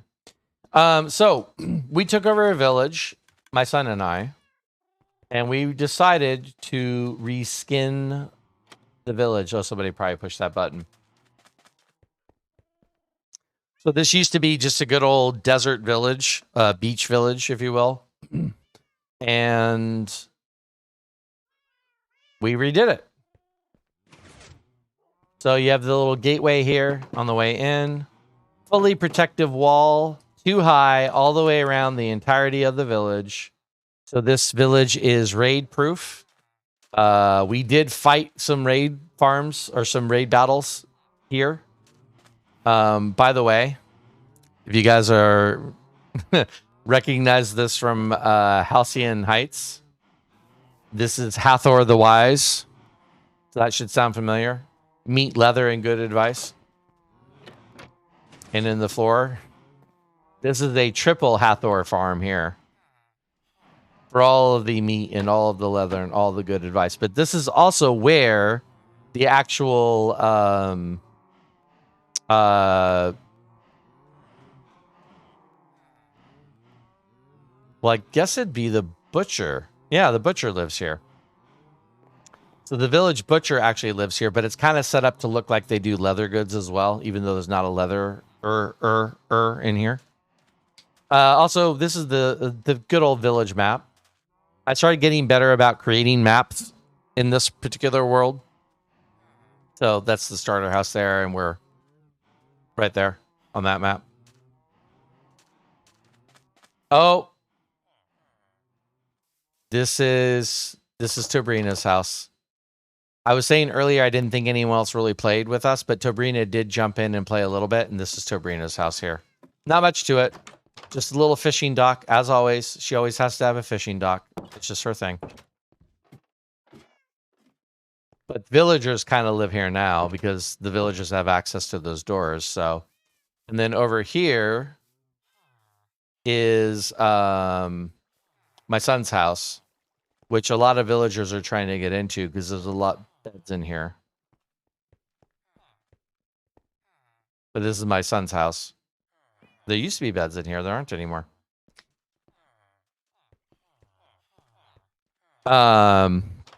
Fishing is OP. Only if you want to put the time into it now. Fishing is not as OP as it used to be. But we have an inn here. So you guys can see this is a fairly bustling village. There are a lot of villagers here. How many villagers? I honestly have no idea. We just kept building buildings. We kept adding buildings. And then sometimes we would add like bulk buildings like this one here. You can see we're cramming in the beds to these kinds of buildings. Also this one here. This is a hotel, if you will. It's the Happy Key Hotel. And inside here is your concierge, Jeeves. Jeeves is a cleric you can trade with. Jeeves actually has a bed and will sleep here. But also there's beds. So there's plenty of places for... Oops, that's the back door. There are plenty of places for villagers to come and sleep and live here. Lots of beds. Lots of beds. Right? So this village is all about just adding beds down to try and attract as many villagers as we could in this space. We wanted this to be a bustling metropolis. Also, this is the farmer's market. So this is a closed system with too many iron golems. This is a closed system. And all that is happening in here is farmer villages living their best farmer life in a small, independent village. This entire area is blocked off. And we did this because what we found was having the villagers out in the open, having the farmer villagers out in the open, caused them to glitch and lose their jobs all the time. So we never had, like, we would lose villagers, we'd lose high-level villager trades all the time. So that's why we created a closed system where these chunks are either loaded or not loaded, and these villagers never lose. We don't lose these villagers, and we don't ever lose their trades. These are always top-level villagers. So that you have Jonathan, you have Joan, you have Henry, you have Jones, you have Martha. Oh, there's Martha again. Oh, hi, Martha. There's one more, I feel like. They're good old farmer names. Hi, Jones.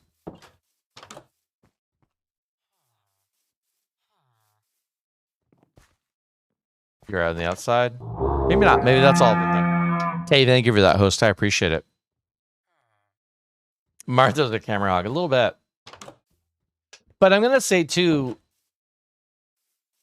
all of these houses, all of these buildings in here are unique houses. These are all custom builds, custom houses.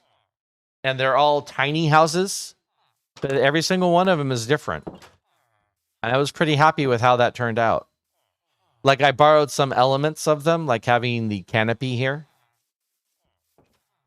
But otherwise, the houses themselves are all unique. Which is something I'd never done before either. And this is their workstation area. So this is where you come and do all the trades with the villagers here. None of these were zombie conditioned. This area was not zombie conditioned. But anyway, that grew out of a need for the farmer villagers to not keep to not keep disappearing on us. This is the original farmer area, and this was a disaster. These villagers kept evaporating. Thank you for the host, Amber. I appreciate that. These villagers kept evaporating over here. Thanks, Tay. I appreciate you. So, like, the chunks would get unloaded, and the villagers would lose their job, and they'd wander to another section of the village and never come back. So the separate farmers market was important for preserving that part of it. The rest of the builds are kind of uniform. I shouldn't say uniform, but like there's a lot of repeating builds over and over again throughout these houses, especially. I'm actually kind of proud of this. This is a bee farm right here. It is a in the ground. Bees get to fly all over and do all the things the bees want to do, but they have a bee farm, and the output goes here. Obviously, it's a successful bee farm. But basically, there's just a system in here to detect these, and when they're detected, it grabs them, it shoves them in a pipe, and throws them into this house. So this is the bee collector's house here, right? There's a couple of different designs. There's another big house back here. Oh, hi, everybody. How are we? Masons live in here. They have a little couch with a TV, some beds. This is a church. Went with the cross iconography, even though that's not my vibe, but nothing screams church more than using a cross. So we went with it. But this is where all the clerics are. So you want to trade with the clerics, you come into here. Just a simple little tiny church.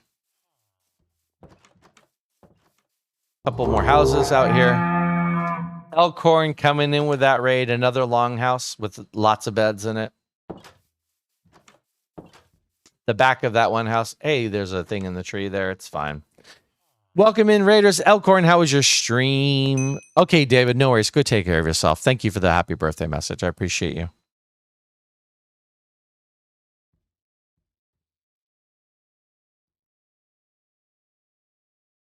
These are functioning lights, by the way. They just kind of make a lot of noise and light up at night. They're kind of fun. But also, you guys will see there's these spread all over the place. I have like 4 city centers in the middle of this village. So that the village is big enough, because the villages will link, but they have to be within a certain distance. And the villagers need to be able to detect their city center, the bell, within a certain distance. So I have multiple villages kind of like stacked in and amongst each other here. Heard is the word. Elkhorn, how was your stream, my friend? What were you up to? Little later than usual, got the villager chorus completed and made progress on storage system. Nice, Elkhorn. That's awesome. Very, very, very cool. And is the chorus, I know the chorus is for your chapel. Are they tradable by chance? Do you have them decorated a certain way, or are they just villagers for the choir?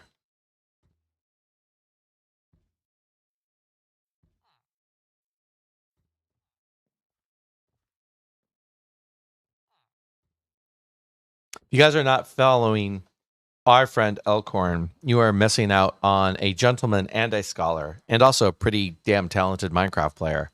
Elkhorn only recently started streaming, but is already very good at streaming as well as very good at Minecraft. So, because they're not following Elkhorn, please do what Bottom has suggested and drop a follow over on Elkhorn's channel. They are well worth the follow. They are tradable, but nothing fancy, more for aesthetics. You have the Herman Tabernacle Choir. Elkhorn, I am not even mad at that pun. That's amazing. Right, Tay? That actually would be nice. Yeah. That's amazing, Elkhorn. Well, it's funny you should mention that, because, okay, I'll do a quick rewind. We are finishing part 2 of 3 weeks in the making to pay that off. I mean, that's fair. He's a mighty good streamer. Yes, indeed. You came in on part 2 of my Old Worlds tour. This is technically the last world I have to show because after this world is my 116 world, which that's where you guys met me.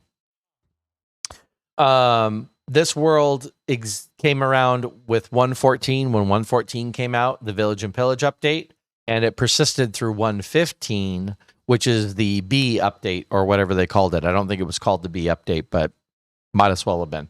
So this world existed from 114 through 115, which takes us into June of 2020, or before June of 2020, which is when I reset the world and we started over on the Netherworld. You caught bits and pieces? Nice. Well, I appreciate that too, Elkhorn. I appreciate the catching bits and pieces, even though you had a stream day today. You're awesome, my friend. Hey, Variety, welcome in. It's nice to see you. But it's funny you were talking about your chapel because we were talking about again, 114, this is the Village and Pillage update. So we focused on creating a village, on making a village 2.0. And I was just showing my church. It's a happy little church. It's a very simple little church, but this is where the clerics work, right? So, when you want to trade with clerics, you come into the church and you trade with the clerics. If you want to trade with farmers, you go into the farmer's market and trade with them. If you want to trade with the butcher, you go into the butcher shop over there. In-ground bee farm. And this is the beekeeper's house, technically, although it's not really labeled, but this is where all the bee items actually get ejected to. And then a couple more random houses over here. This used to be where my son's house was, and this is kind of the villager stables, the village stables here. But my son actually built a lot of these houses that are here on the outside. I designed some, he designed some, but he's kind of got the vibe of how I was building houses, and he went off and he built a lot of these houses over in this side of the world, especially these kinds of roofs right here. That he did a nice job of incorporating kind of the style that we were coming up with. And again, just real simple houses, just places for villagers to hang their heads. Library house with librarians and cartographers. If you want to trade with them, they're here. A cauldron. So these are leather workers in here if you want to trade with leather workers. This is the original city center, which we kept. Some of these buildings or some of these structures are actually the original structures that were here. I just left them.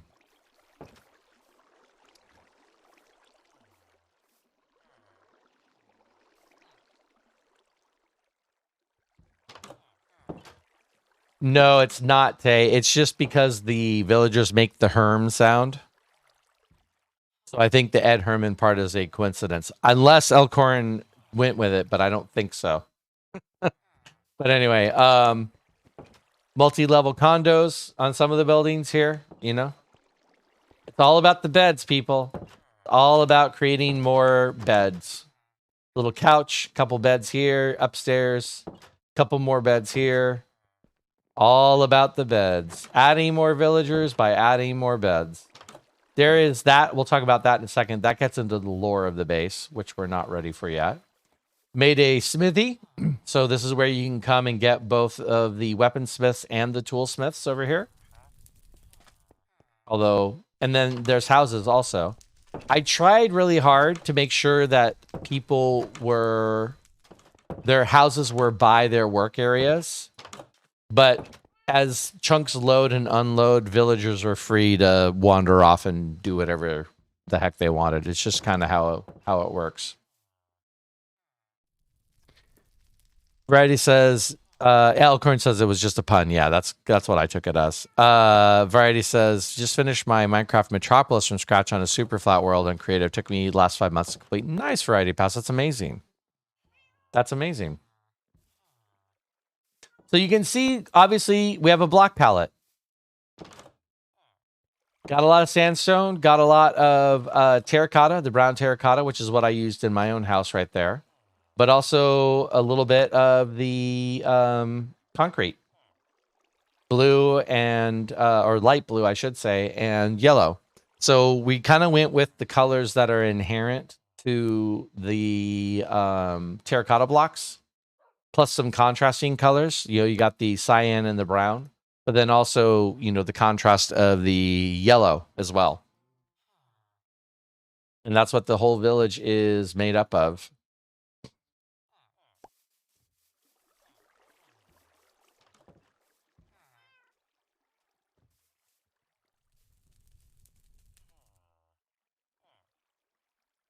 Oh, Bob, I'm glad you're feeling better. That's amazing. But like, I'm even happy is like some of the details over here, like these little workstations and this little walking path, and you come in and there's your room, right? I love this like little kind of almost bizarre feel, if you will, to these houses. This little center here where the people are coming, right? We'll get to that in a second too. Go up this way. Oh wait, no, we came down that way. Yeah. Go up this way. Now we're getting into the more industrial side of the village. This is a super smelter. You can tell because there's furnaces. What's fun about the super smelter here is this is a vertical super smelter. I've been building horizontal super smelters up to this point, and I thought, you know, I want to do something different. Absolutely, Ginger. I appreciate you. Have a good night, my friend. Take care of yourself. Thank you for being here for so long. I built a lot of horizontal super smelters, and I thought, could I stack one? Could I build a vertical super smelter? So that is what this is here. This is a 64 chest super smelter with a kind of a whimsical, if you will, minecart track on the outside to get it to run. And one of the more unique buildings I think I've ever made. Is it a skyscraper? No. But to be honest with you, a lot of this village to me wasn't about trying to create real world analogs. A lot of this was trying to kind of reimagine builds to not necessarily look like anything in the real world, but to look like a consistent, cohesive build structure, you know? To like look like these buildings are deliberate. The choices were deliberate. They look nice, but I'm not trying to copy anything specific. I mean, I'm using Southwest colors for sure, but beyond that, I wasn't trying to go for a certain design, you know?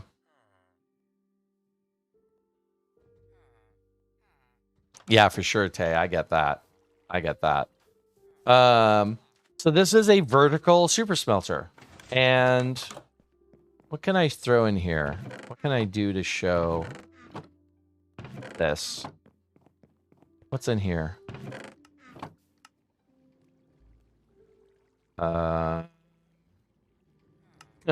Got all my stuff off in a moment.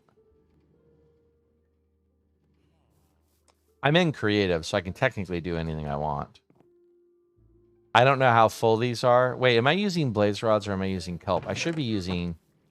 No, I'm using bamboo. I'm being dumb. I'm using bamboo. Of course I am. Yeah. So this is the bulk storage area. Show you guys that in a second. That's where all the bulk storage is going to. Thanks, Tay. Honestly, a lot of it's born out of just me not... Again, I don't know architectural styles very well, so I don't feel comfortable trying to find or crib an architectural style. I feel better about kind of just doing my own thing, you know? I don't know how this is going to work. I think this will work just fine. I have a super drain system. If you look to see how fast the bamboo is draining out, I have a super drain system set up for this super smelter. And I use bamboo because I need to be able to smelt a single item without having to worry about when the next item is going to get there. And if I use something that smelted more than one item at a time, I'd be wasting that material. So that minecart is going up now and refilling to make sure all the bamboo is full. And then this minecart, let's go ahead and do brown terracotta.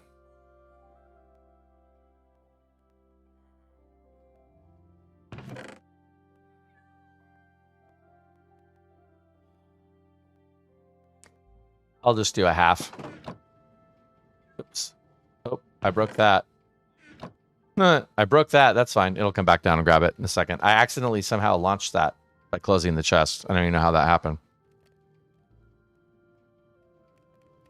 Oh no! Fazu, I'm sorry to hear that. Oh, Boba. Are you giving that up? Boba, that makes me very happy, my friend. I didn't realize that was actually a thing for you. Not that you would go around advertising it. I think you may have mentioned it before, but... So I'm going to wait till the second one gets back down here, and we'll show you. Come on now. Because it'll do a better job of refilling on the way down.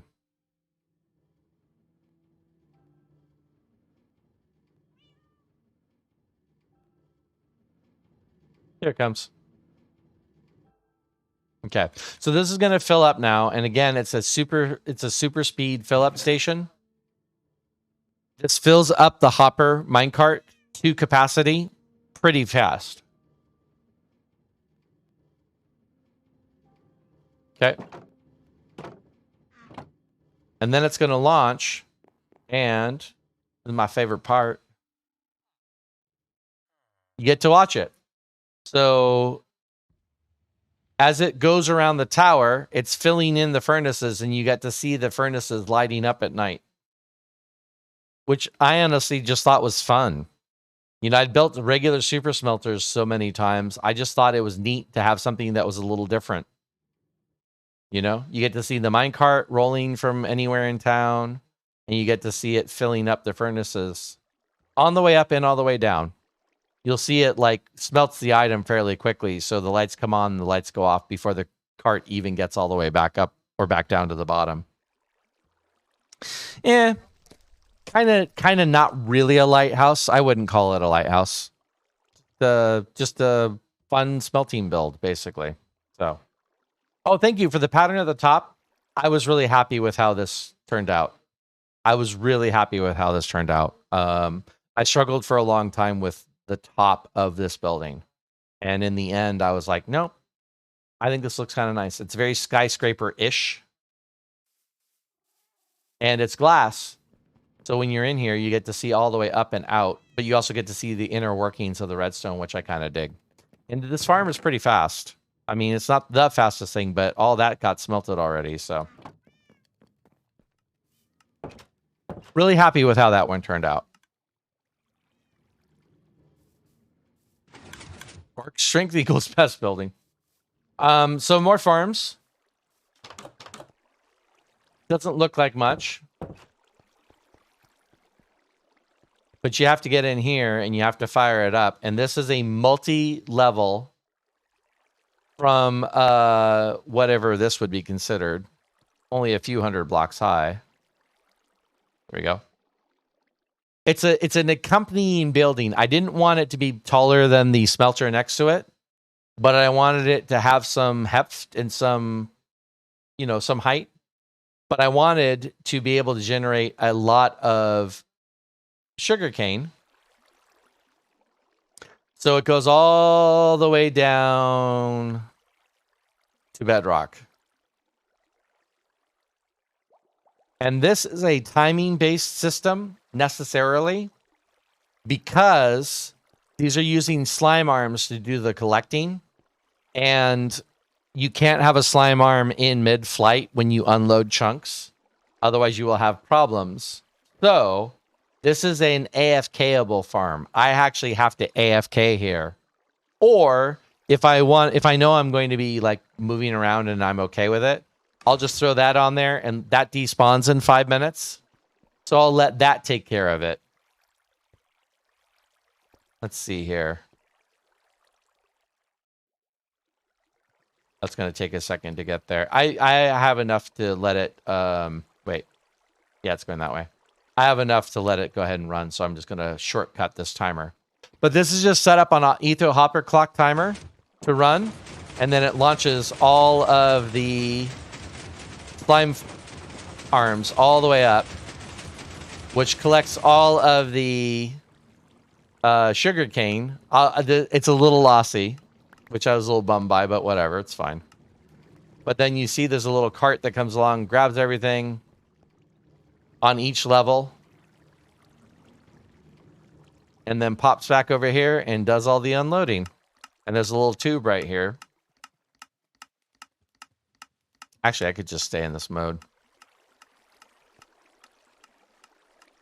The way in is through a dropper vader. The way out is through a bubble vader. Yeah, for sure. Again, assuming you guys are talking about what I think you're talking about, I agree. The first couple days can be harder. But Boba, if anyone can do it, it's you, my friend. And I'm going to strongly encourage you on that.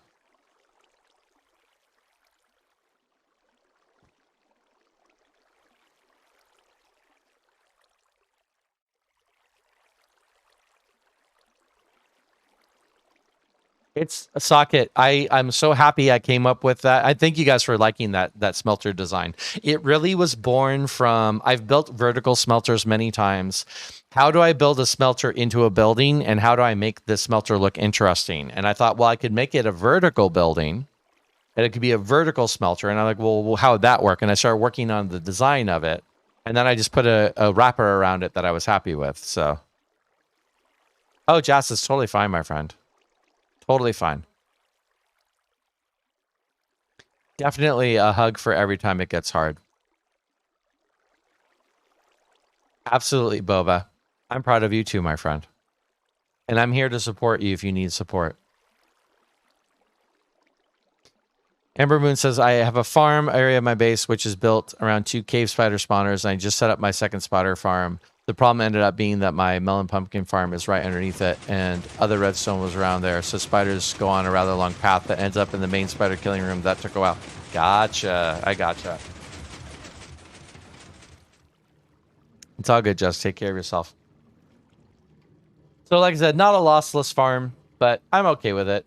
It's just basically multiple levels of a very small bamboo farm with an arm, with a slimestone arm that runs along and bashes it.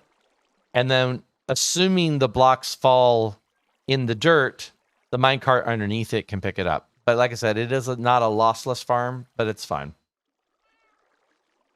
But the arms reach the end and then they bounce back. And then I have a fun little roof up here too with a cat on top. Again, just a whimsical kind of weird roof design, but I'm pretty happy with how it turned out. Another, again, kind of skyscrapery looking build. But all in all, I'm, again, I know I keep doing that, don't I, Amber? Bamboo, sugarcane, not bamboo. Yeah, sorry about that. I built your super smelter in a circle. That's awesome, Elkhorn. I don't know. You do something enough times, you want to find a new way to do it. That's kind of the idea, right?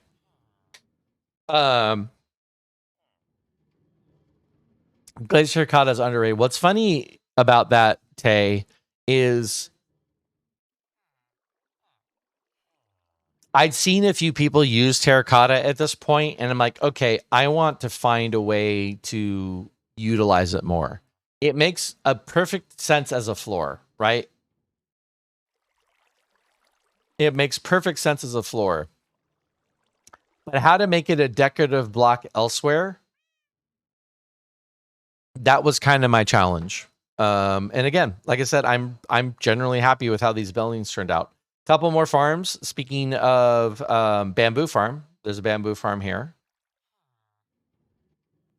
This entire tower is a bamboo farm. And it's a simple, you guys will recognize my dispenser design where I have the dispenser on the bottom to help them run a little faster. But otherwise, it's just a standard bamboo farm. I mean, there's not much to it. I just happen to have a cart on each level that does the circular or the collection for it. But the bottom of this is still a villager house. Not a lot of villagers, and I don't know how that one got up there. Actually, I do know because they just climbed the scaffolding, but it's fine. We'll talk about this building later. This is the governor's house. We'll talk about this later. The lore stuff. Super smeltery right here. A little bit more glazed terracotta. Tool repair. Welcome. But this is where you come if you want to repair your tools. So I have super smelters of my own under my own house, but this is for everyone else who is playing. And so these are out. There's no cactus, but this is enough to repair. What's saved in here is enough to repair a diamond tool at a 1 durability all the way up to maximum. That's how these are all designed in here. Milia, welcome in. It's nice to see you. Well, that's totally fair, Amber. Vertical use of Glacier Kata is avoided by many because of the challenge is how to use it in that way instead of... Yeah, no, I agree, Tay. It's because it's a pattern, so it looks like a floor pattern. You know what I mean?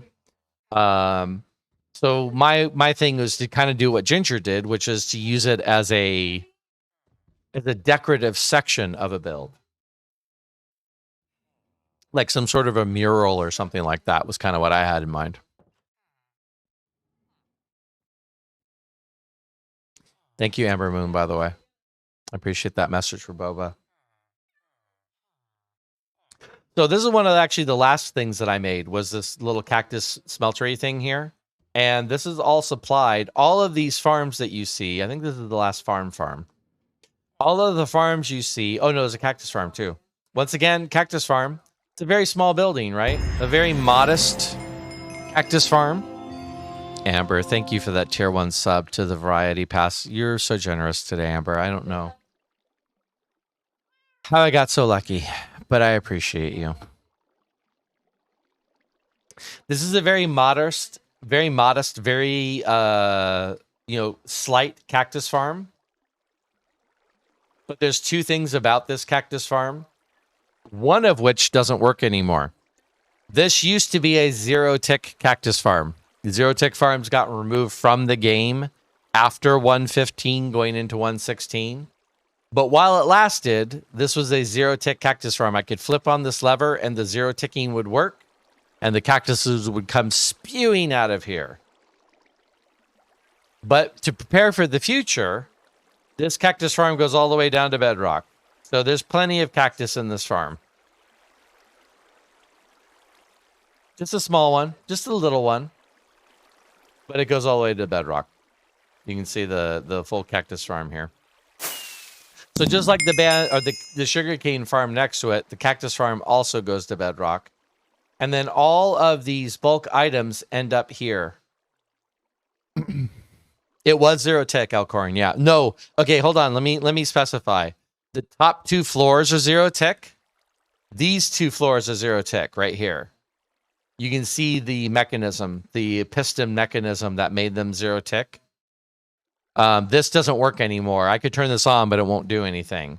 But the rest of the farm is a conventional cactus farm. So all the floors down below are regular cactus farm. I had the top 2 floors for 0-ticking. Like if I needed a desperate amount of cactus in a short amount of time, like for the super smelting or the item repair stuff, then I had the 0-ticker on. But the 0-ticker went away, so thank you guys for the mod love. I know, right, Socket? All the old deep slate all the old bedrock is deep slate now, and there's a whole world underneath that didn't used to exist, which is kind of fun. I'm glad, Boba. You don't need one that big. It really was, Elcorn, it really was me wanting to mess around with the 0-tick mechanic, because I had never really done it before. This is my first ever and my last 0-tick farm. For those of you who don't know what we're talking about, by the way, there used to be a mechanic in the game that with pistons, the pistons would cause a 0-tick update to the cactus. So as the cactuses were getting bone mealed, they would automatically grow and they would break immediately. So when you flip the switch, all of these cactuses were spazzing out, growing cactus as fast as they could. That's how the 0-tick farms used to work. It was an exploit that got patched in vanilla Minecraft. So this won't work anymore. I can turn this on. Watch, it still works. That would make me laugh.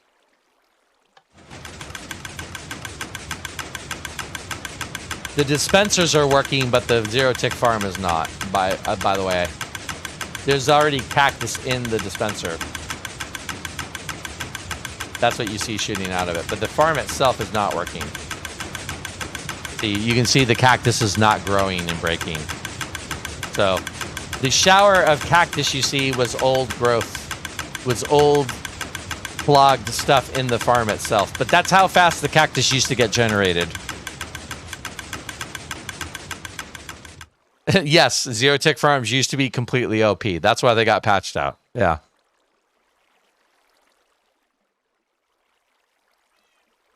Trying to keep a pattern usage going was non-rectangular. Yeah, that's true, Tay. For the terracotta, yes, I agree.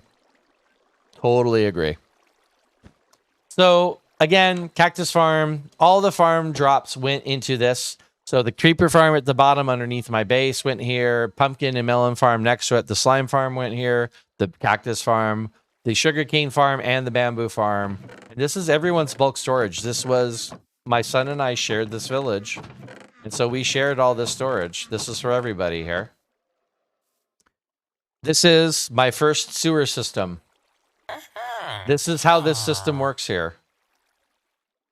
Thank you for the hugs, Amber. This is the main collection room for all of the farms in the entire place. They all end up dumping into here. And of course, nothing's coming in right now. Oh, probably because I'm in... Oh, there you go.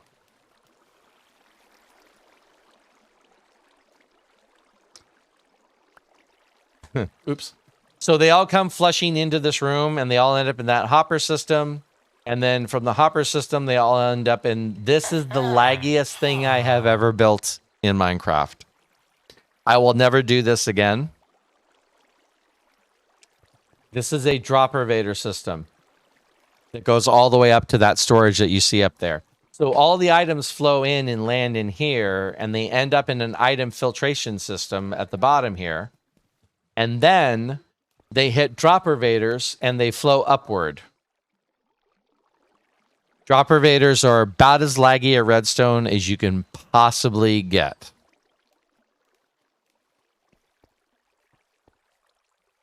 A single item storage system. No, and then, by the way, there's an overflow to this system, and the overflow ends up here, and the overflow ends up becoming bone meal. So I'll show you guys what that looks like.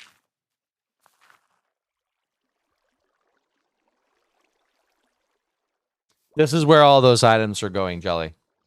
Into this bulk storage system here. And like I said, the distribution is to a dropper vader that goes to the very topmost chest, and then the chests cascade down, and this is the bottom dropper of each of the storage items. Bone meal ends up here in this chest. Actually, we're over full.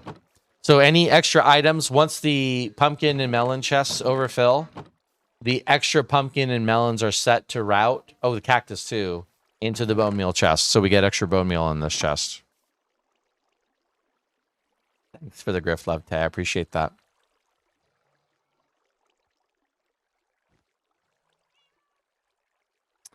Jelly, the lag is not the hoppers. The lag is the dropper vaders. It's a dropper torch combination. That's the laggy part. The hoppers themselves are not even as laggy as those things are.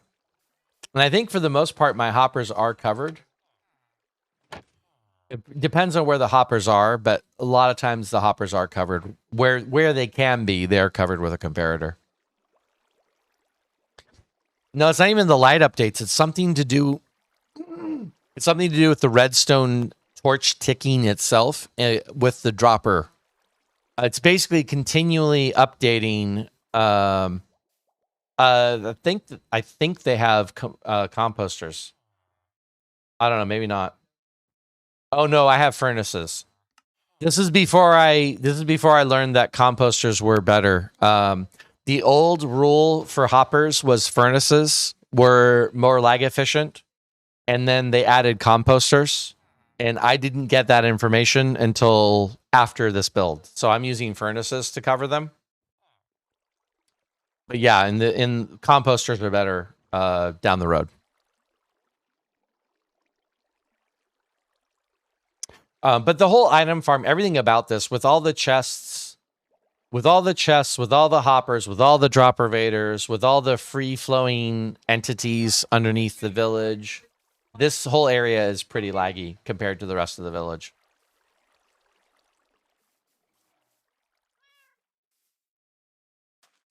Right, chests by themselves contribute to lag too. Agreed.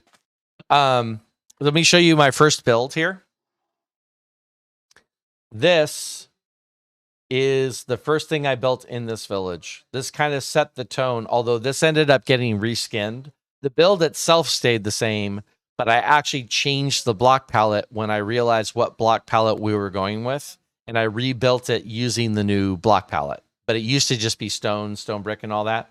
But this is my villager training hall. Build this biggest one I've ever made, and the first building I made over here in this part of the world. So as you come in, once again, where's Carrot to appreciate my free-range villagers? Free range being a relative term, of course, because they have a workstation and a bed. But, you know, other than that, they're completely free. This is the village training hall here. The corner ones, I have 2 villagers, which unfortunately I would never do again because they generate iron golems. But otherwise, I have all the enchantments like up on the wall, ready to go. You know, whatever it is you're looking for. I have a classification system to show like multi-shot, so there's a crossbow to show that's a crossbow enchantment. Fire protection, so there's an armor to show that's an armor enchantment. Okay, cat, sounds good. And then there's a second floor. So if that's not enough villagers, there's more up top here. And a lot of golems in here too. So let's talk about the second thing I built here. You know, that's Liv, welcome in, first of all. Cool kid, welcome in. Thank you for that first time chat. It's first time chat. I read the last part of your name and said it. It's nice to see you for the first time. And Livia, welcome in. It's nice to see you, my friend. Thank you. Those of you who just came in, we are showing off my old worlds. The golems stomp on your melons. We are showing off my old worlds. These are the worlds. I didn't start streaming until April of last year, but I've been playing Minecraft since January of 2012, which was basically Minecraft 1.1. I played Minecraft a little bit before that, like the Inf dev days, but I kind of like picked it up, played it, and kind of put it down and didn't touch it again. But from January 2012, version 1.1 to today, I've been playing the game continuously. And I really want to show my progression as a Minecraft builder. One of the things I meant to say earlier, Amber, are you asking me? Because no, I generally don't ever play hardcore. Part of it, what I wanted to show too, is I didn't consider myself a good builder until recently, where I felt like I've gotten better at building. But part of me showing you guys this is for anyone who's kind of in the same boat as I am, where it's like, you know, you can build a cute little beach shack, but that's about your limit. I kind of want to show people, like, give yourself time. Give yourself time and dedicate yourself to trying to get better. I don't know what happened there. Oh, 2 hosts at the same time. My host thing is busted. I got to fix the host thing. It's the host thing that runs roughshod over everything. Amber, thank you for that host. Cool kid, thank you for that host.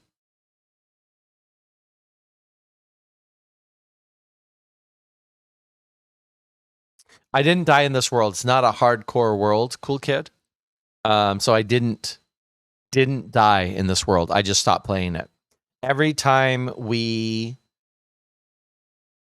this is a family server, and every time a new update came out that was significant, we updated the world. So the family would start over playing in that world.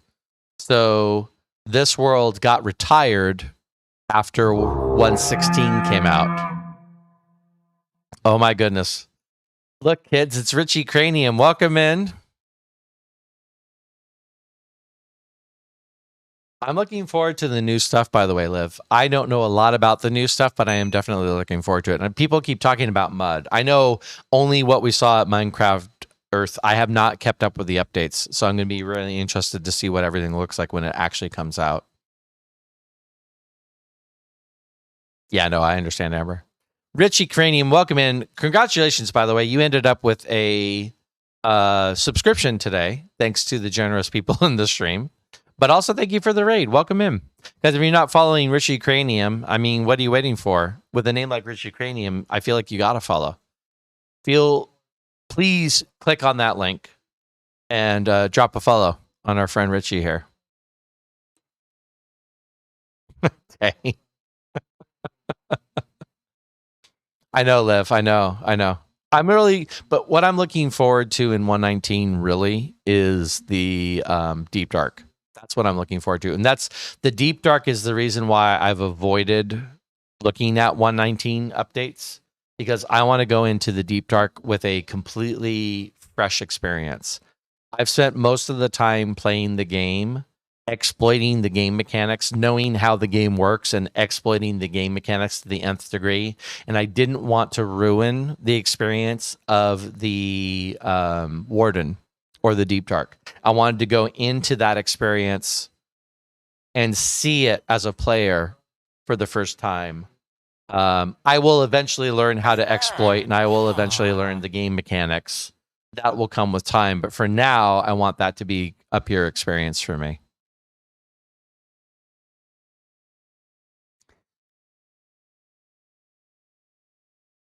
No, as a hardcore player, I can imagine you aren't looking forward to it. Hi, Lammy. Welcome back. It's nice to see you again, my friend. Rich, what were you up to? Current build will need mud. Okay, I didn't miss it. Rich, what were you up to? How was your stream today? How did it go? And thank you for that raid again. I do appreciate that. One thing that got added since Minecraft Live is crafting mud and wheat together for an additional block that we get previews of. Okay, fair enough, Tay. That's awesome.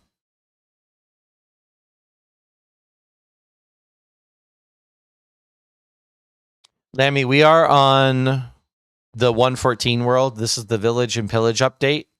And this world survived for about a year through 114 and 115, which was basically the bee update. 114 was Village and Pillage, 115 was basically bees, but also some technical stuff. Lammy, at some point I'm going to have to show you my 113 world.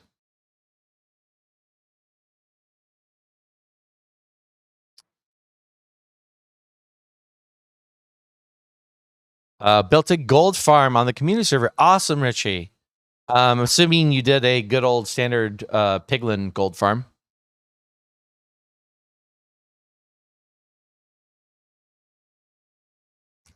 Jelly, I'm so excited about the Deep Dark. I really am. Minecraft doesn't create... Mojang doesn't create experiences in the game of Minecraft very often. They're usually new blocks or they're new mechanics, but not really experiences. The Deep Dark is one of the first new experiences in the game of Minecraft that I can think of.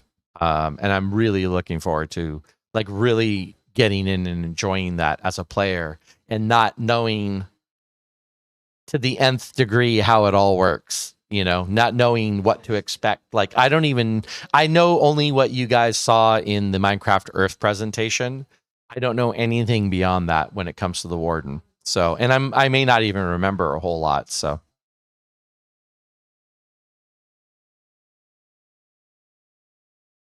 I could have a gripe about the mud generating mechanic. I don't know what that is, but Bedrock server. So it was a flickering portal farm with XP. Oh, interesting, Richie. Gotcha. Very, very cool.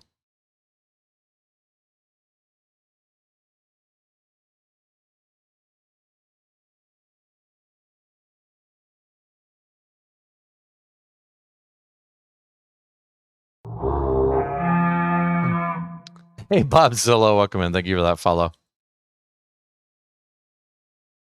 Lil says, Liv says, sorry, I keep calling you Lil. Liv says, that's such a lovely way of phrasing it. They really added a new experience. I do feel like the major memorable updates have added experiences too, like Aquatic Nether. Yes. Yeah. I agree with that, Liv.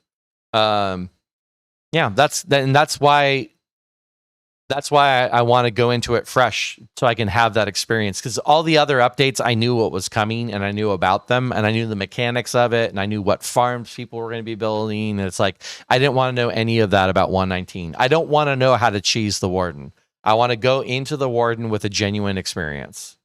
Later on, I'll figure out how to cheese it, or I'll figure out how to spawn a Warden in someone's base. That will come with time.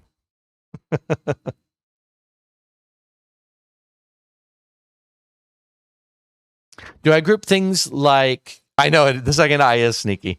Oh, I see, Bob. Gotcha. Well, thank you for the first time chat. The gold farm is because you need gold for villagers. That's fair, by the way. Totally fair. Do I group things like 117, 118, 119 together in your head? Because I can understand if you would, since you're waiting to explore properly. Kind of. It's okay. I haven't really properly had a 117 or 118 world live, and maybe this is what you're referring to. The world that got me started on Twitch is a 116 world that got updated to 117, that got updated to 118. But what I was doing was not dependent on 117 or 118 at all. So in that world, it is up at 118, but I really haven't gone and explored that. On Halcyon Heights, that was a 117 world, but we didn't have the 118 generation. So I was getting on my deep slate just by mining at the same level I mined for diamonds. So I didn't really get the full experience of like the 117 blocks in their native habitat. And I know we have them now in that world, but I really haven't spent much time doing exploring on Halcyon Heights. So yeah, in a lot of ways, I really haven't done a lot of exploring in 117/118/1, what will be 119. So it's going to be interesting.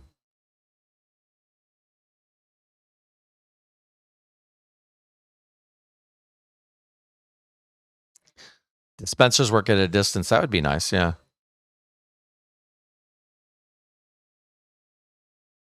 Yeah, I can totally see that, Liv. Yeah, 117 gave us the blocks, 118 gave us the new caves, and 119 will be the final deep dark that we were supposed to be getting. So yeah, it kind of is. You're right. That's a great point. And like I said, for me, more practically speaking, I just haven't really spent much time in those worlds. So. Oh, nice. Bobzilla. That's awesome. You've been playing since when? So you were playing before Villagers. So Bob, if you missed this part, I'll do a quick recap. So I've been playing Minecraft continuously since 1.1. So game release 1.1. I did play back in the Inf dev days, but it was sporadic. I just played a little bit and then put the game away, and then maybe I played one more time, put the game away. I didn't play a lot. But from January of 2012 to today, I've been playing the game of Minecraft continuously. So what we're doing is an old worlds tour. The part 1 was a couple of months ago, where I took you guys from 1.1 to roughly about 1.9, 1.10, and all of the really crappy worlds I built in that 4-year span. And then I discovered Hermitcraft in 2016, and all of a sudden, the quality of what I was doing went up. Because I met a group of people who, I mean, candidly looked like me, who were playing the game seriously as a serious creative outlet. And all of a sudden, I started really applying myself to the game. And so part of what I'm trying to show is a little bit of the history of the game, but also my own personal history. Most of the people who know me from my big, massive nether base in 116. And I am really proud of that nether base. I'm really, really happy with how it turned out. But what was missing from that narrative is what it took for me to get there. And so that's kind of what I'm doing is I'm showing people my progression over the years. It's also kind of a little mini Minecraft history tour too, because earlier we were doing spending a lot of attention like with what blocks didn't exist in the game or when things got added to the game. Like some of the choices that I made early on were because those were the only choices available to you. You know, my first builds are oak and glass and brick or stone because that's all that existed in the game. So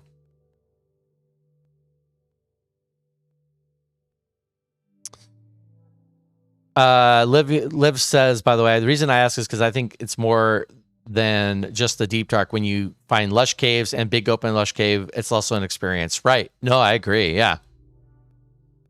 I agree. And I really haven't spent a lot of time exploring all that, Liv, for sure.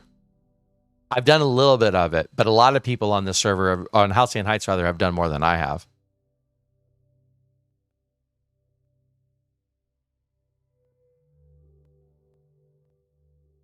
Yeah.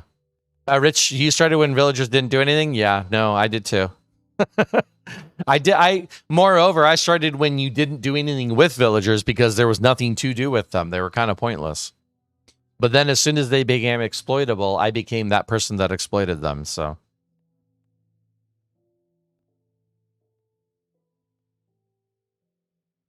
There you go, Bob. Yeah. With Etho going all the way back. Yep. That's true, Amber. You did know me as a person who built a big trapdoor. That is true. You know what, Tay? You will never hear me complain. You'll never hear me complain about Mojang or the developers, or what gets added to the game or not added to the game. It's really easy to armchair quarterback it, but I think the armchair quarterbacking ignores a lot of reality. Not least of which is it's difficult to make this game run well. I've seen people running like mega massive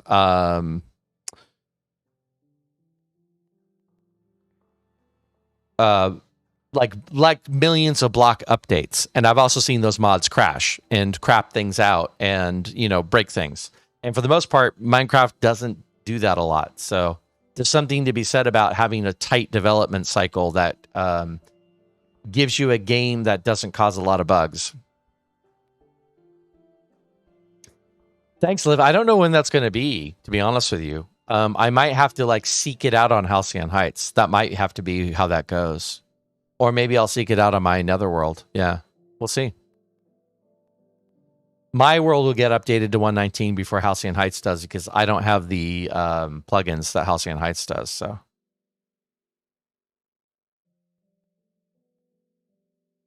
The cow farm that worked for 2 weeks.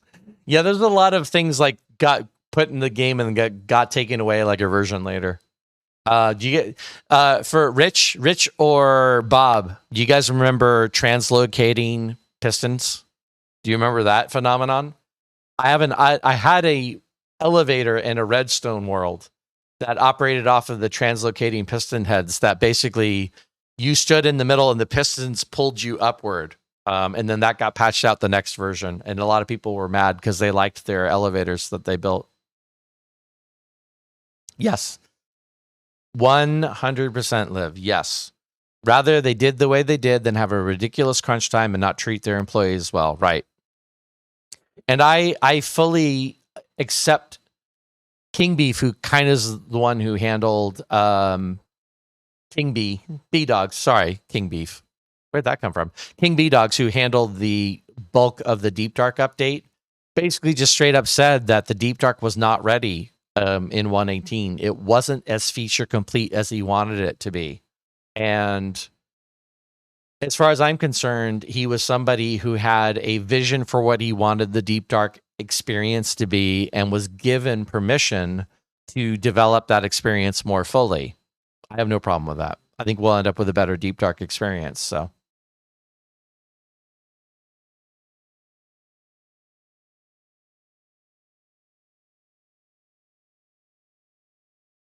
Yeah.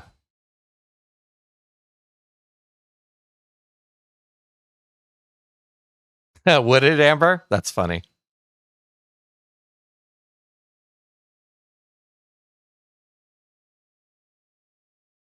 I'll have to. I still need to check out what happened in that part of the world. Okay, so this is kind of a funny thing. At least to me, it's a funny thing. The last two worlds, you guys saw I built a villager, an Iron Golem villager system pod. This is all pre 114 Iron Golem mechanics. In 114, the Iron Golem mechanics got completely changed. So I came into 114 with like I don't know. I don't know if there's anything I need to see. You know, if I want to build an Iron Golem farm, maybe. I don't know. We'll see what happens. This is my Iron Golem farm in this world. You're going to laugh. There's two things happening here. One, and this is gone now, but there used to be a zombie here. And so this is a passive Iron Golem farm where the Iron Golems would wander over to this part of the village, and then they'd see the zombie and they go, "Oh, I want that zombie. I'm going to go get it." Oops. Fall down, golems die. That's my Iron Golem farm for this world here. The other thing I had to do a lot of in this world, we'll talk about village mechanics for a second. The villagers will spawn an Iron Golem with their gossip mechanic. If they detect an Iron Golem within 32 blocks, and I think it may have been shorter when 114 first came out, when they detect an Iron Golem within a certain range, they will not spawn another Golem. But this is a very large village, and the Iron Golems had a bad habit of spawning wherever the F they wanted to spawn, and they would also follow their natural pathfinding tendencies, which would invariably lead them up this hill. And all of the Iron Golems used to live up here. I have screenshots of dozens, if not 100, Iron Golems living at the top of this hill. And because the Iron Golems were no longer within the range of the villagers, come gossip time, they just spawn more. I never felt the need to build an Iron Golem farm. What I did feel the need to do was throw leashes on them and drag them through the town. And this used to be easier when this area was a little bit less built up. But I would drag them through the town and I would drag them into this pit of lava to take care of them. This is also where I discovered the bug in Minecraft. My name is On a Mojang Bug because I discovered that if you lead Iron Golems and you drag them for a significant period of time or a significant distance, you break their pathfinding. It's an unpatched bug in the game. Now, it turns out if you unload and reload, the pathfinding is restored, but I didn't realize that at the time. But I just ended up dragging the Iron Golems over by leads and then dropping them in the Happy Fun sauce here. So that was one of the weirder things about Iron Golems in this farm. And like, look, I mean, they spawn wherever they want to in this village. There's no real good rhyme or reason to where they spawn. They just spawn wherever they want to. And a lot of them would end up pathfinding up to the top of the hill. And then eventually everyone lived up here. Now, everything else in the game still works on that. So all the free mobs live up here. And a lot of the villagers live up here, even though there's only really a cartographer's house up here. Cartographer used to live up here. There you go. And that was about it. And there's one more house. The last one of my kids who did play in this world temporarily built a house. We ended up redoing the house in our own style here. But they built a house and not really much more. They started to like decorate it and design it, but then kind of abandoned it. So we just reskinned it with the rest of the village, my son and I.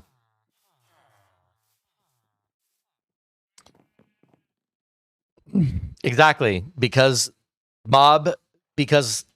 unofficially speaking, Minecraft pathfinding leads up hills. It defers to wanting to go up hills, so all the mobs end up the hill here. What was the other thing? Oh, this is the couple of little shops, if you will, in here. I finally did get the armor statue mod, and I started playing around with it. So this is where the armorers all come work, or the tool makers all come work. That's what this house was set up to be. And once again, I tried to set it up so they had their own bedroom in their own work area. And originally, like, I blocked off the house. I trapped 4 villagers in here. I blocked off the pathfinding outside. And I basically said, okay, you 4 villagers are going to be toolsmiths. I'm going to put the workstation down, and here's your bed. So there's your bed point of interest, and here's your workstation point of interest. And you guys will live here. But then over time, the point of interest system is janky, and they would unload, and they'd go off and do their own thing, and it's fine. Yeah, thanks, Tito. Did use the blue, use the brown, use the yellow. I was pretty happy with my block palette here. All right, let's talk about the lore. So as time went on, I wanted to start developing a reason for the village. It became really important, like, near the end. And here's the lore of this village. This is a seafaring people. And a small contingent of them left the lands that they used to live in, looking for a new place, new opportunities, new resources. And they jumped in this ship, which, by the way, this is my first ship, like, real honest attempt to build a ship in Minecraft. And I'm pretty freaking happy with how this turned out. This is based on a old Roman ship. Boy, the name is out of my head right now. It begins with a T. But basically, these are kind of a warship where the soldiers would be on board. Okay, one more time. The soldiers would be on board this ship, and they'd be able to man the outside of the ship. And they'd be able to, like, fight or fire projectile weapons if they had them. Not a lot of them in Roman times, which is where the ship comes from. But I kind of took the model of the ship.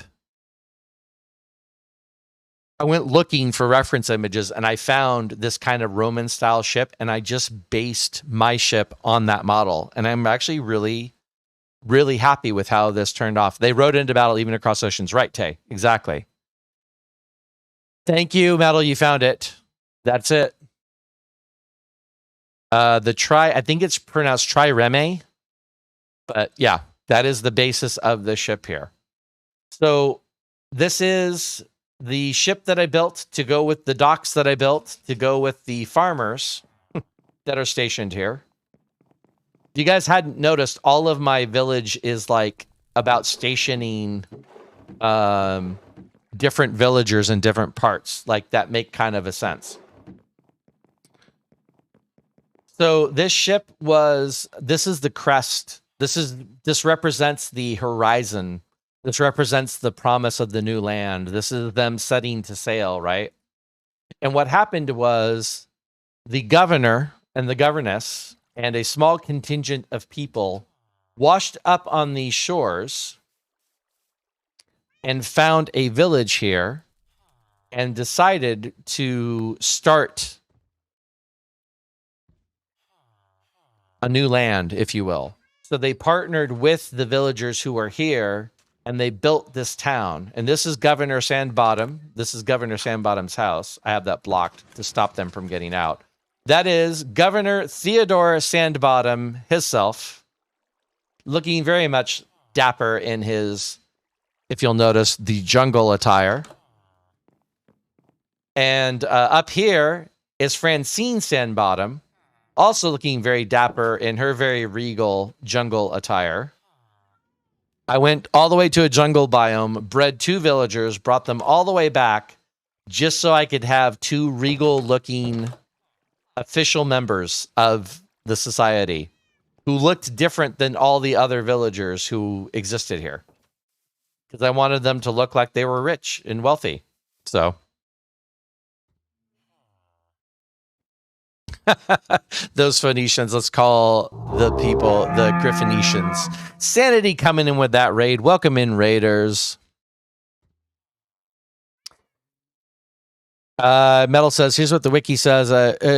A trireme, bobbity bobbity bobbity blah with the Phoenicians. Yes. 3 banks of ores, which by the way, mine uses sails. That's how I differentiated mine. I made mine have sails instead of oars because I couldn't figure out how to make the oars work. Was an ancient vessel and type of galley that was used to ancient maritime civilizations from the Mediterranean Sea, especially the Phoenicians, ancient Greeks, and Romans. Right. Thanks, Metal. Welcome in, Raiders. Sanity, how was your stream? Guys, if you're not following my friend Sanity, Sanity is another Halcyon Heights, wonderful Halcyon Heights member.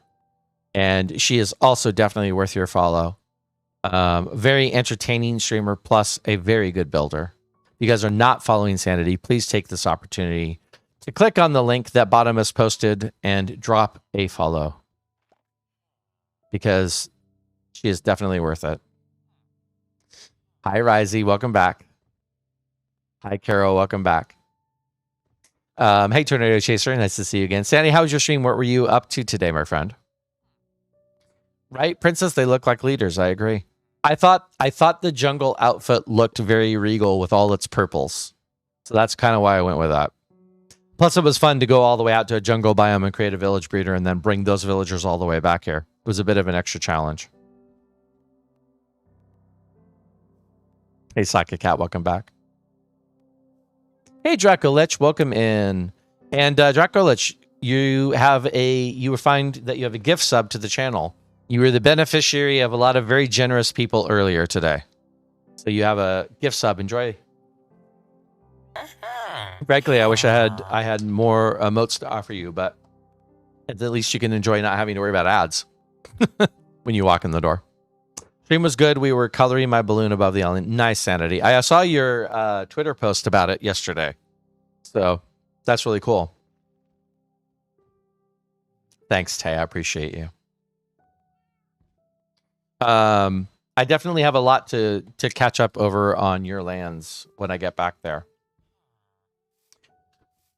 So again, the Sand Bottoms come and they start this village, and I partnered with them because I guess I'm part of the lore or something, but the Sand Bottoms have their own house, their own bed, their own setup. I was pretty happy with how this house turned out, by the way.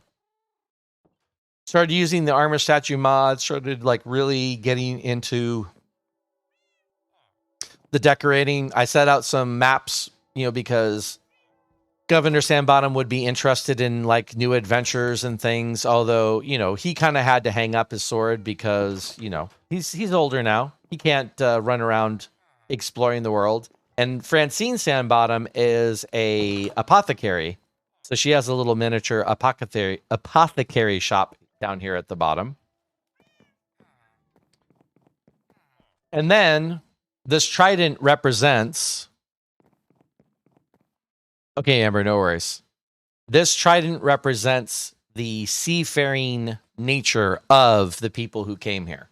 So that is a giant beacon fountain with a trident in it, with a little bit of flexing there. But yeah, it's a trident fountain to help represent the seafaring nature of the people who settled these lands. So the ship is still here, although it remains docked. And they came in and they established this village, this thriving metropolis of a village, which I'm very happy with how this turned out. Again, this was pretty much my son and I working on this over the span of about a year. Really 2 years, I think. 2018. Because the Nether update came out June of 2020, and this came out July of 2018. So yeah, it's about 2 years, actually. No, that's not right. 114 came out in 19. I didn't remember that for sure. Why is there a weird wood-shaped pyramid out there? I don't have a reason. Sometimes my son just builds things because he wanted to build them. But let's talk a little bit more about lore. So I do have, in addition to my starter house here, which again is the first and only modern house I've ever built. While this world kind of dragged on a little bit, I know it is a spiral on the map, right? He might have done that too, Amber. He might have designed it with the map in mind, but beware of spiders. This is just a spider farm here. Hold on. This house basically just houses a spider farm. Again, double cave spider spawners. One in that little chunk right there, one in that little chunk right there. Also one off in the distance, but I couldn't make that one work. But as long as you're hanging out here, both of these spawners should work. And then the spiders will come out, and then they're a giant pain in the butt because they start climbing all over everything. And you got to come in here sometimes, and you got to like poke them off the edges. And then there's all the stuff. It's fine. Whatever. It's a spider farm. You've seen a spider farm before. But on the outside of this, I decided to make this look like farmland. So I really liked, I'd seen a bunch of people doing kind of the tiered farmland. I really love the look out of it. So here's me coming up with that kind of tiered farmland design. Some like less worn pathing on the outside. By the way, this is my official crest. I got to get this over in Halcyon Heights. This is as close to a griffin as I can come up with. I'll probably recolor it for Halcyon Heights. This is technically a phoenix, is according to the banner maker, but you know, that's the Sandbottom banner. Again, the founders of the village, and then this is my son's beacon, or my son's banner rather, for this world. Thanks, Lammy. Over here is a okay. Ooh, I've forgotten about this. There's a dark oak forest over here. And then hidden back in here is an early game zombie farm. The spawner is actually hidden just underneath that hill here. So if you hang out here and you hang out long enough, you'll get zombies. Although sometimes you'll get drowns too because water now. But I mean, it's close. It's close, Dracolich. But this is maybe one of the craziest things I had done in Minecraft to this date. You guys will observe, first of all, there's a little bit of like some kind of signs.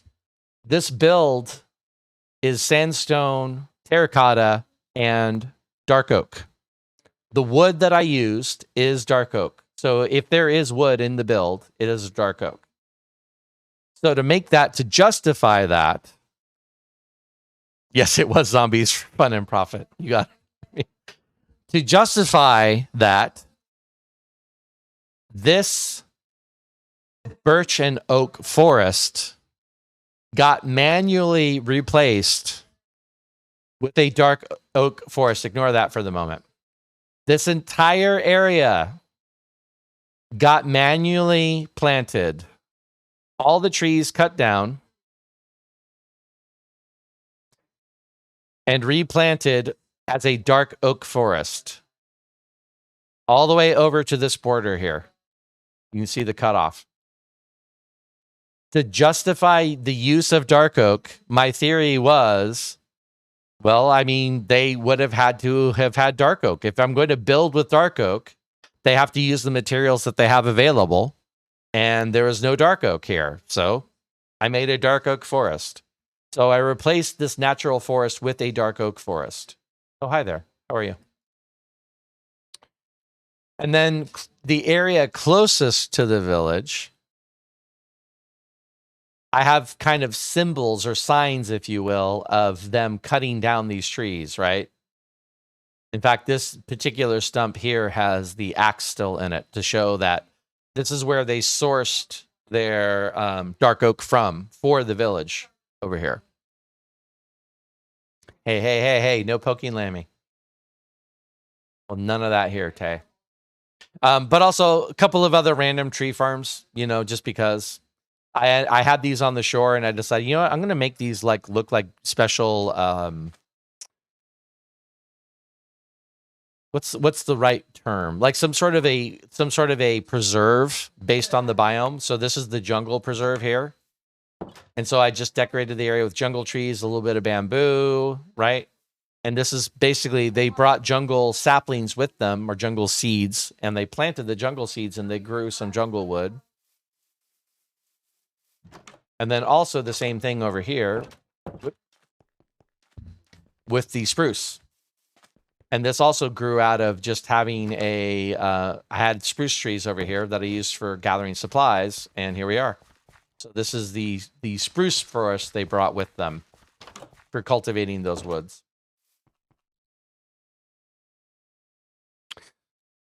Arboretum, that's a great word. Thank you, Socket Cat. I was not going to come up with that word, but that is a great word for it. Yep. An arboretum would be a great definition. And the only other thing I think that's notable is I do have a giant kelp farm down there, which is, there's a peekaboo view of the slime farm, by the way, right here. That's the slime farm. That's a little peekaboo view. But there is this, which is just fun. We want to see lag. Hold on. This is probably a really bad idea, but let's do it. You want to see lag.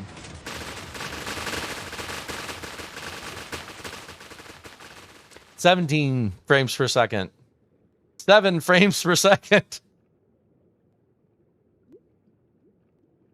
10. Yeah, I'm in the single digits frames per second now.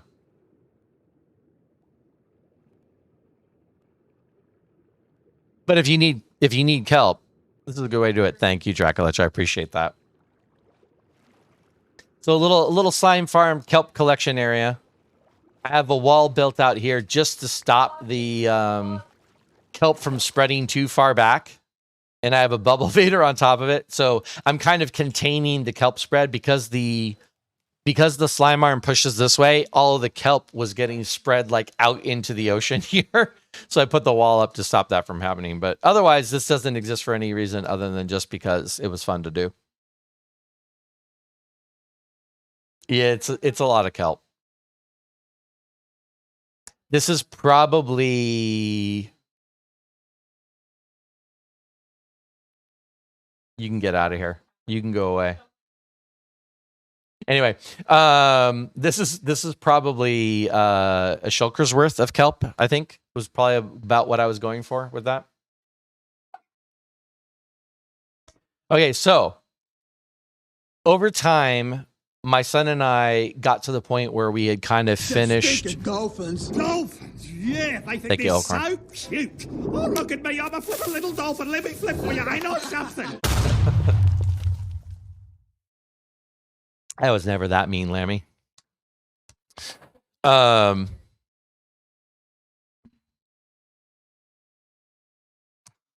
Moosey, that is incredibly sweet of you. That is really, really sweet of you. I don't have words. Thank you for that. That's really, really kind. I don't think necessarily I'm that great at it, but I mean, and put it to you this way, I think I could be better. But yeah, thank you, Moosey. I appreciate that. So my son and I, we finished this world, and we finished reskinning the village, and we grew the village about to the point that we could regrow it. I built all the farms I wanted to build. I built this ship, which I was really happy with. By the way, remember how I said I built the cliffside was custom cliffside? Goes all the way down to the ocean floor. Thank you very much. Just going to point that out.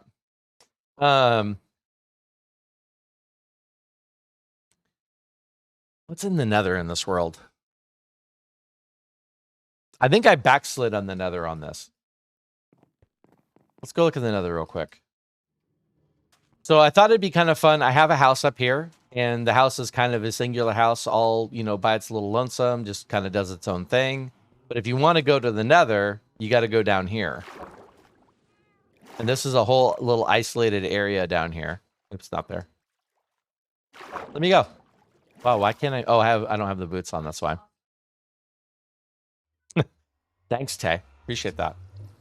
So this is my portal room for this build. Like I just kind of said, ooh, look, we'll make it a natural sandstone looking cave. Actually, by the way, this area down here, I'm just going to show this real quick. I told you guys I streamed on Mixer just a little tiny bit. This lighting up this cave dates back to streaming on Mixer. This is the time frame for when I actually got on Mixer and did some streaming.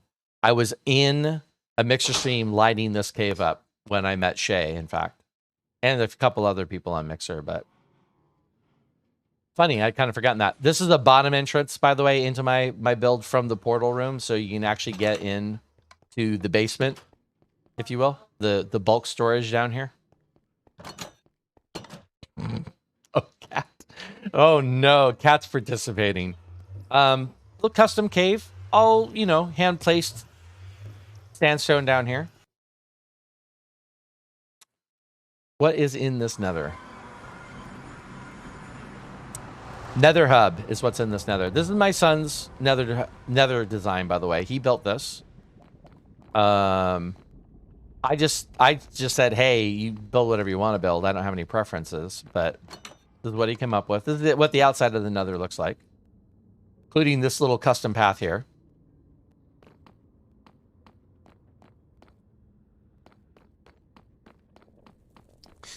I kind of wish that Misty was here right now, because there's a fortress here, another fortress here. But down here, down through this hallway, is the last time I've ever made another farm. I think this is also where this has got to have the gold farm on it too.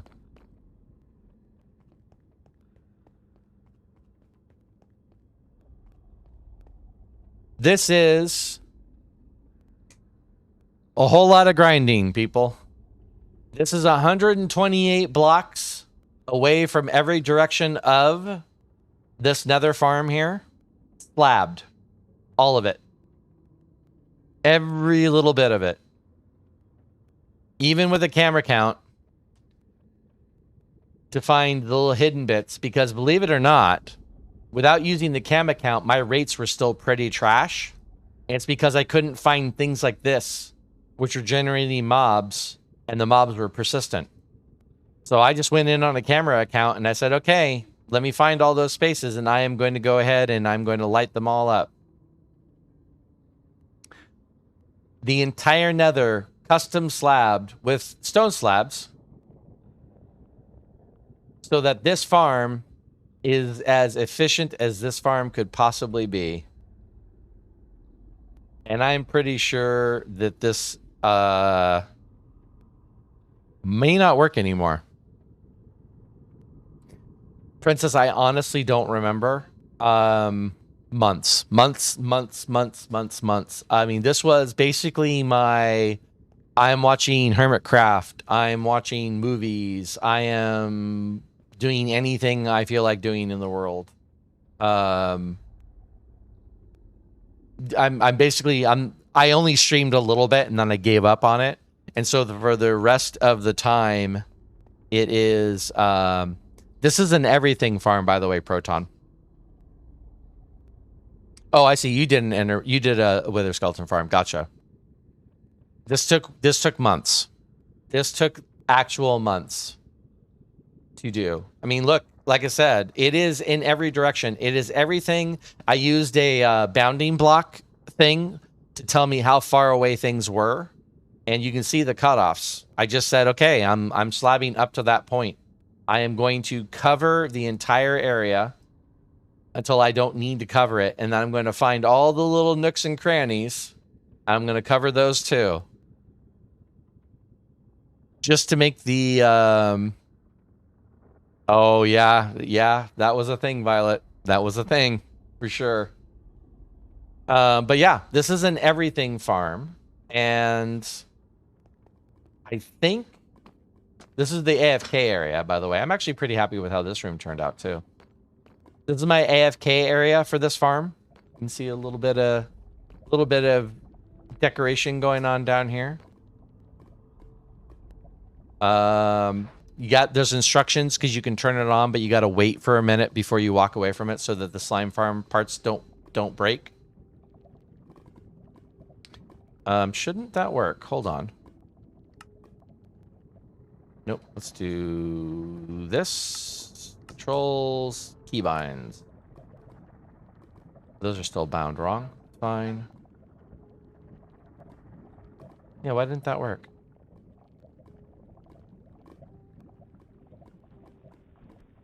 There's an H. There's another H.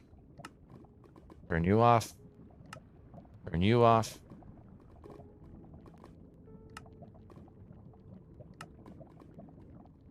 Shader selection, I think was that. No, it wasn't. Shader selection was D. All right, let's take that. Take 2 and see if this works. Back to the game. Free cam. Woohoo! Is this working? Oh, I'm in peaceful mode. Oh my god, I forgot. I switched this to peaceful mode. I switched it to peaceful mode because I recorded some green screen stuff in this world. I'll actually show you. I think that's accessible in here.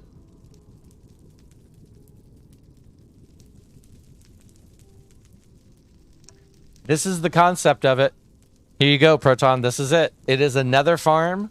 Nothing else can spawn but here on these blocks. I know, I do love the magma blocks, for sure. So I'll show you. Let's turn the farm on, and let's go back up here, and you can see the farm operating.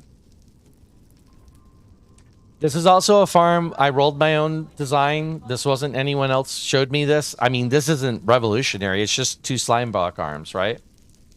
But this is something I built on my own. Really happy with how it turned out. The magmas are a bit of a problem, and over time, the magmas continue to be a larger problem. But there's another slime arm right here that pushes them into the hole, and then they all end up right here. Everybody's here. Everybody's here. Everybody's happy. Now we're entity cramming, so that's fun. And I just walk up here and I pop them. A good one. And then all this stuff goes down into the storage down here. And there. And I have more wither skeleton skulls than I know what to do with this in this world. Part of the reason I never built this farm again was because it's like, after a while, it's like, wait a minute. I don't need this many skulls. Why would I keep doing this?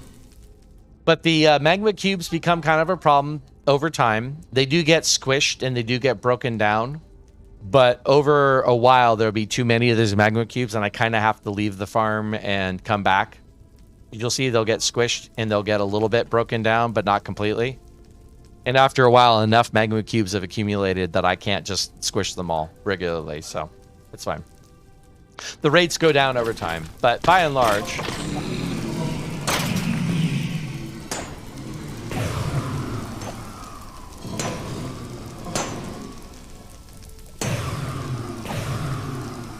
Nothing gets softened, so you have to spend a lot of time hitting it with a sword.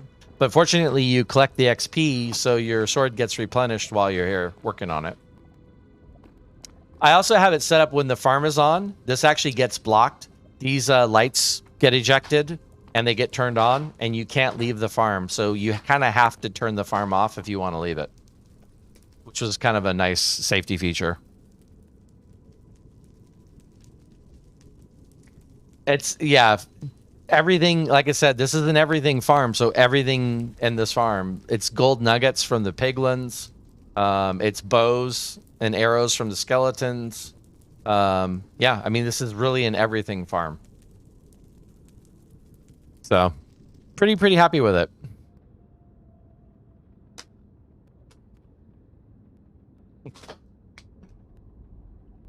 And then what else? I think there's a gold farm in this world. Absolutely, Proton.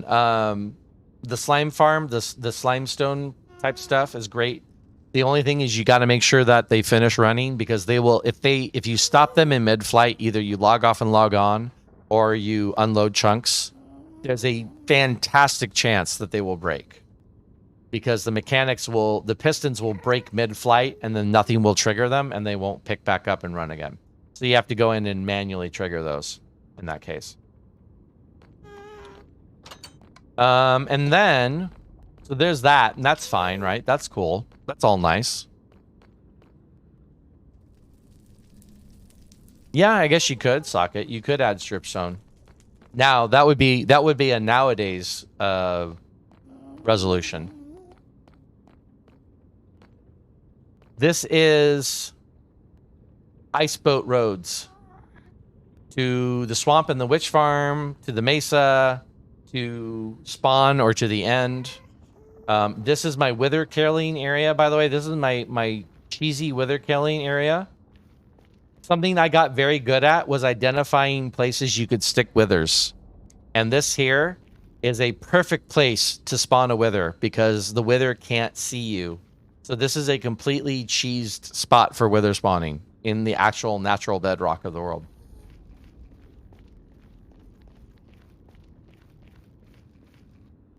Well, I think that's what Sake Cat was implying, Tay, is that the magmas would fall down onto them. But maybe not. Maybe I'm wrong. But these are ice boat roadways. And there's one other thing. How do I get to...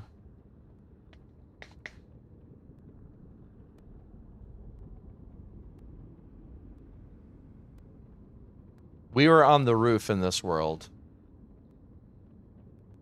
And I'm trying to remember how we got here.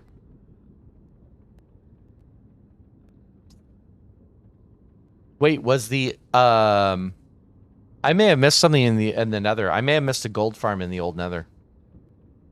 Because I'm not seeing it here, which would imply that the gold farm was in the old nether, not this one.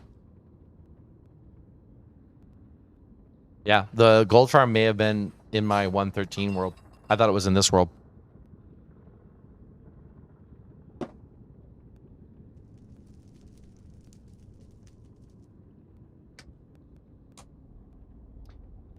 But anyway, there was a witch farm.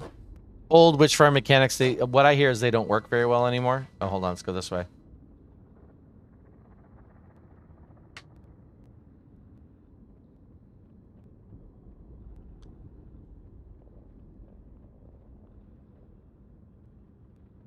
Oh, I see, Socket. No, them being placed on the ceiling, no. They wouldn't get hurt by that.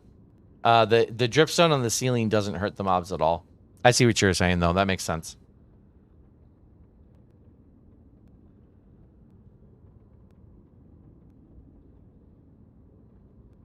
This, by the way, this witch farm is very far away. This is also, I'm pretty sure, the world that I have... The Creeper Wither Skeleton Farm? No, that doesn't feel right. I think that was in the last world, too. I think I list a lot of nether features in the last world.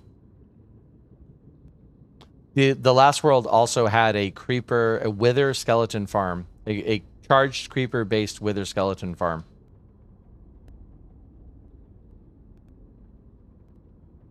Oops. So this is about as good of a witch spawn as you could hope for. That's why I did it. Oh, hi, Kitty. How are you?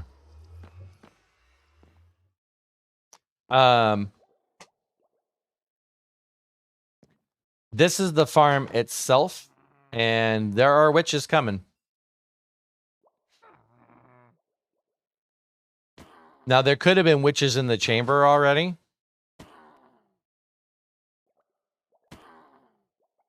Because these are coming in pretty fast. So I feel like there were already witches here. But basically what I have here is, once again, this is me kind of just riffing off the mechanics on the top. The bottom is a trapdoor based. Boy, who showed me this? I don't know that I remember who showed me this.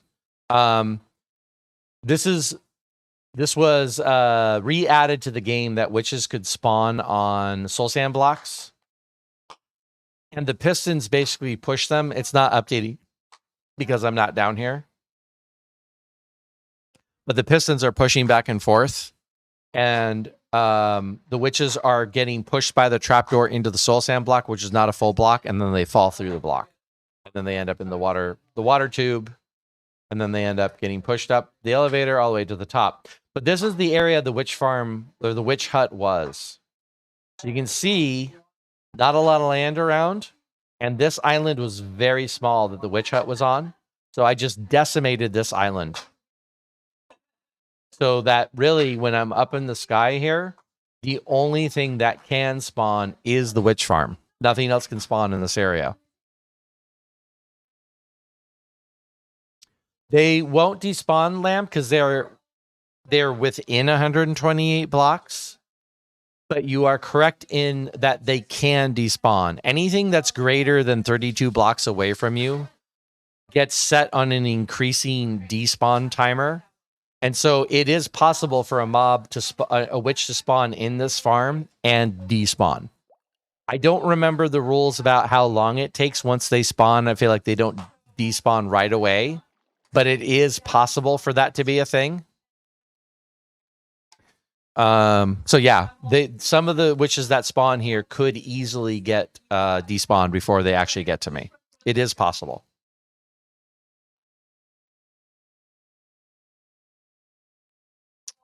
Right, Tay. With the 118 spawn mechanics, they're dependent on the lowest block present to the tallest block. So with Bedrock at -64, it's just here's the spawning of the bounding blocks of Witch Hut. Right.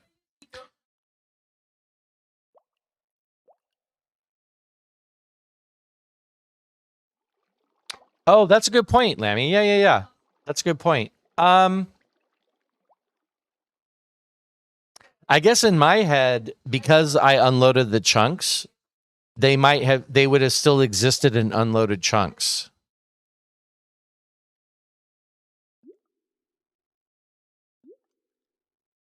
That would be kind of what I'm operating off of, because I actually left the area with witches hanging out down here. The chunks would have unloaded before the witches despawned, I think, but I could be wrong about that, and you probably are right. There's also, there's other little flaws, like the fact that they can kind of hang out on the edge there. What would be better than that would be to have it overflow the edge with a fence gate, or sorry, a sign or a fence gate, and then they just get flowed into the negative space instead of hanging onto the edge by the toes. But whatever it's worth, guys, this is 118. This world is updated. I'm loading it in 118. These are the rates of the farm. Are they as good as they used to be? No. Are they acceptable? I'd say so. So whatever it's worth, especially if you're just going to AFK at it. As long as they take damage from like a magma block, it resets their despawn. Right. Yeah, but these guys are just kind of hanging out down here. So yeah, see, that one despawned. There was one right there, Lamb. That one just despawned on me. So yeah, I don't know. Good question. But anyway, this is the witch farm. It's not pretty. It's not glorious, but it is in the middle of nowhere. And having the farm up this high made it really efficient for the rates of the time. So, you know. And there is an auto kill and player kill feature. So if I want more drops, I can throw player kill on, and now all of a sudden they will land and they will try to heal themselves as fast as they can. So you just kind of sit here with the sword and boop them a little bit.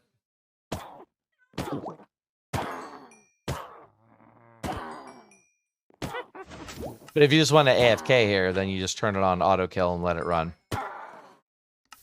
And then all of the chests down here are just full of the goodies. All of which, like, I had a gunpowder farm already, so that was kind of pointless, but whatever, I had it.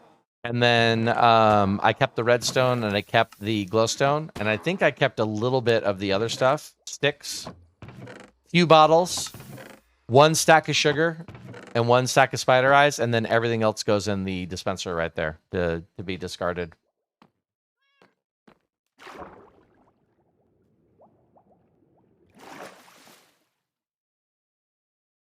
Yeah, no, absolutely, Proton. If you're just hanging out here, it's a good way to get some redstone. Don't you think so?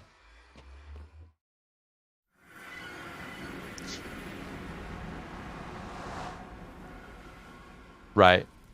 Well, and I only saved, like, with the sugar cane, I saved a double chest worth of sugar cane, but I also filled my home storage with sugar cane for, like, potions and stuff. So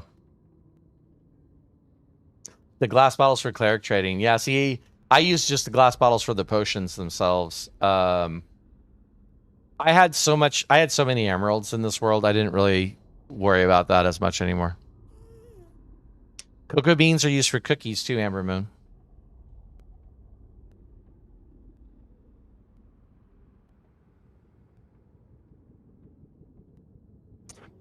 Lammy's question has really got my puzzler puzzling, because in my head they were still there because I unloaded the chunks, but I am thinking they should have despawned.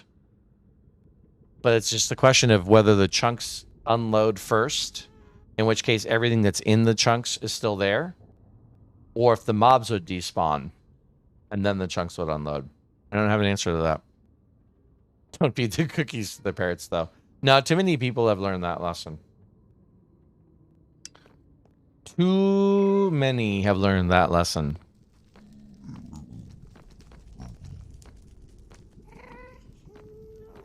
Also, I feel like there's something more real quick. I want to check one thing out. I feel like there's something more to the nether here. Am I misremembering?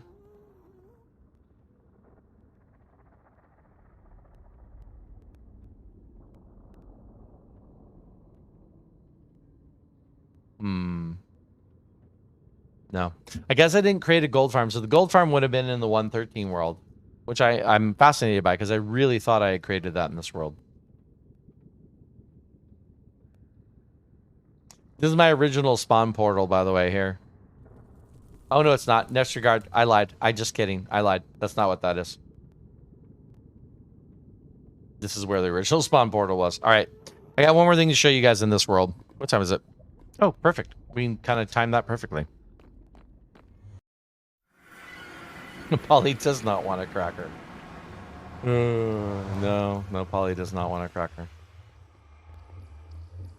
By the way, the ability now to trim vines, this was a constant battle for me. I didn't want the vines drooping all the way down. I wanted them like at certain places. Being able to stop the vine growth would have been so nice. Now, I know I could use string on it. But I just kind of let it go, I guess. And you still can't trim vines. You can trim the other types, but vines you can't. Right. Exactly. It's fine. All right. Okay. So, last thing about this world. Wait, I'm going to look real quick and see if I have any of my green screen stuff created or if that was saved to a different copy of this world. Haha, it's here. Okay, I'm very excited about this.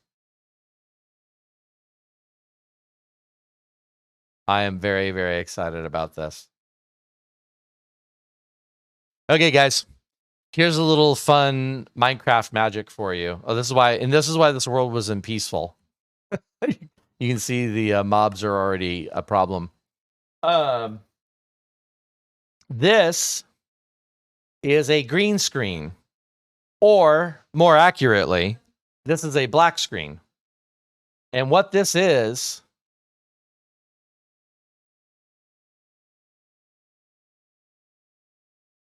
a very carefully coordinated recording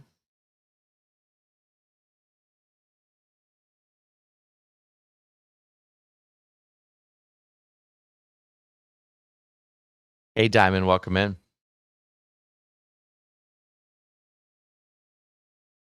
This here is a very carefully created recording of the RAP anvil drop. That anvil fall was me recording into a video editing software. To create that anvil with a voice.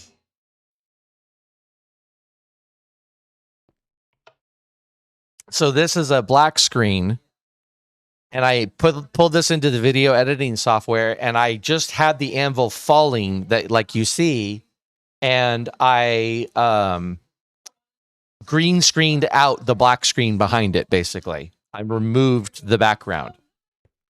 And then it just left the anvil falling itself for the RIP command. And this over here, oops, you can probably already guess, considering. How do I activate this one?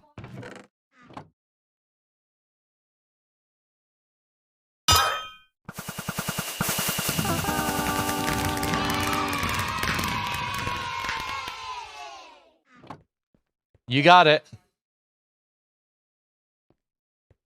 This is how I recorded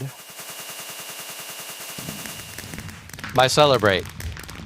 Now, this time it was a green screen, although it's a darker green screen. But basically, I positioned myself with that timer set up to face here and look up so that the entire background was green.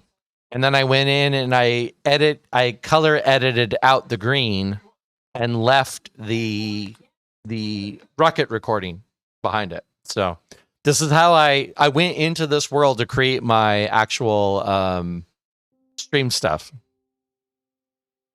No, it's all good, Lammy. I'm glad you're enjoying this. This was a lot of fun. This was like trying to create certain things and trying to solve certain problems. And so there you go. And with F1 off. And I had to create all the fireworks, obviously, and do all that. You know, all of the dispensers are actually getting a little low on fireworks. But yeah, that's why this world was in peaceful mode when I first came into it, because I came in here to do all that.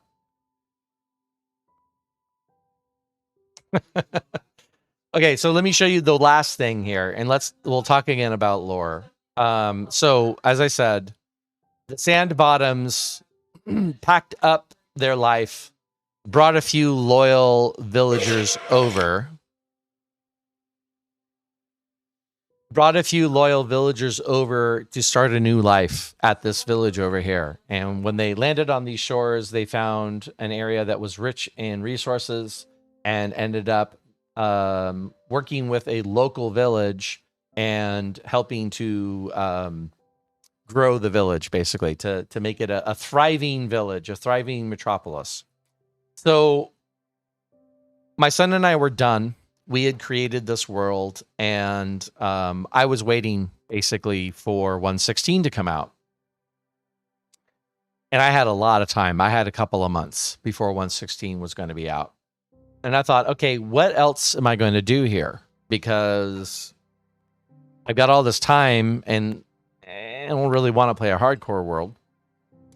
So let me introduce you to my side project before 1.16 came out. First of all, there's a really fun little path here. You guys can kind of see it as you get to the Arboretum area. But there's a fun little path here that winds through this forest. This place looks great at night, by the way. I'm really happy with how this turned out.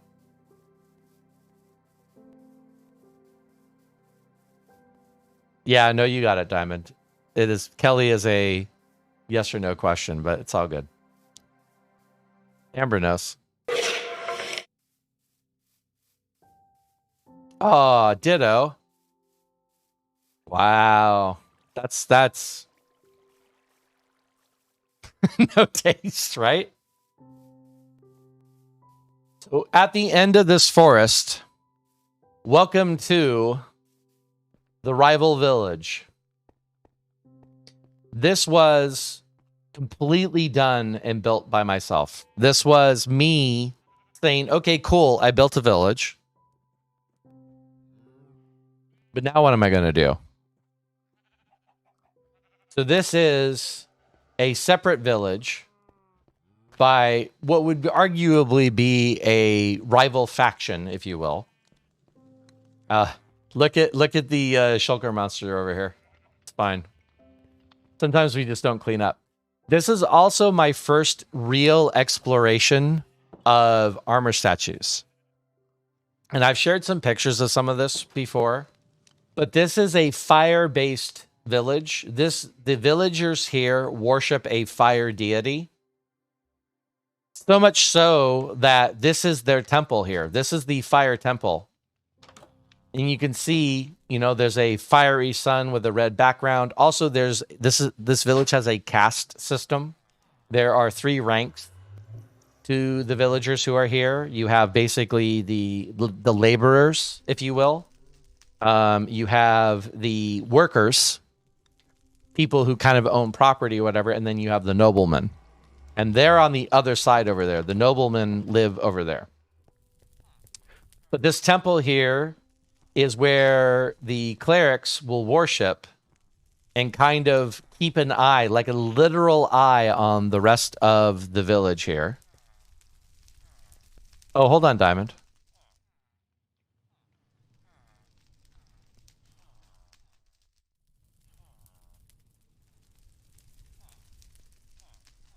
Oh, I did, Diamond. I'm so sorry. Thank you so much, Diamond.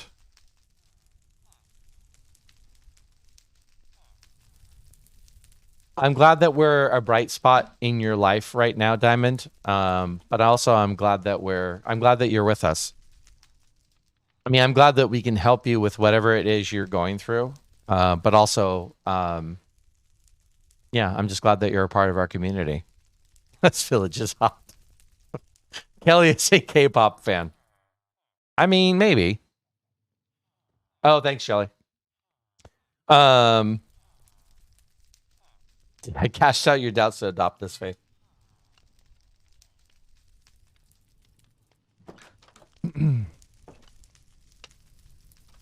I am not a writer. Well, I'm not a real writer, Proton. I've written things, yes. Have I written anything worth reading? No. What most of my creative writing got sunk into a D&D campaign a couple of decades ago that I used to run with a friend of mine. And I did a lot of creative writing for that campaign specifically. Like I invented a whole world. I invented mythologies in that world. I invented a magic system in that world. Like I wrote and I wrote and I wrote and I wrote. So I do have the muscle in me. I just have never used it for like actual story right. Well, again, I've written things, but not anything that I've never written anything in a book form that I would share with anybody, if that makes any sense. I'm getting pushed.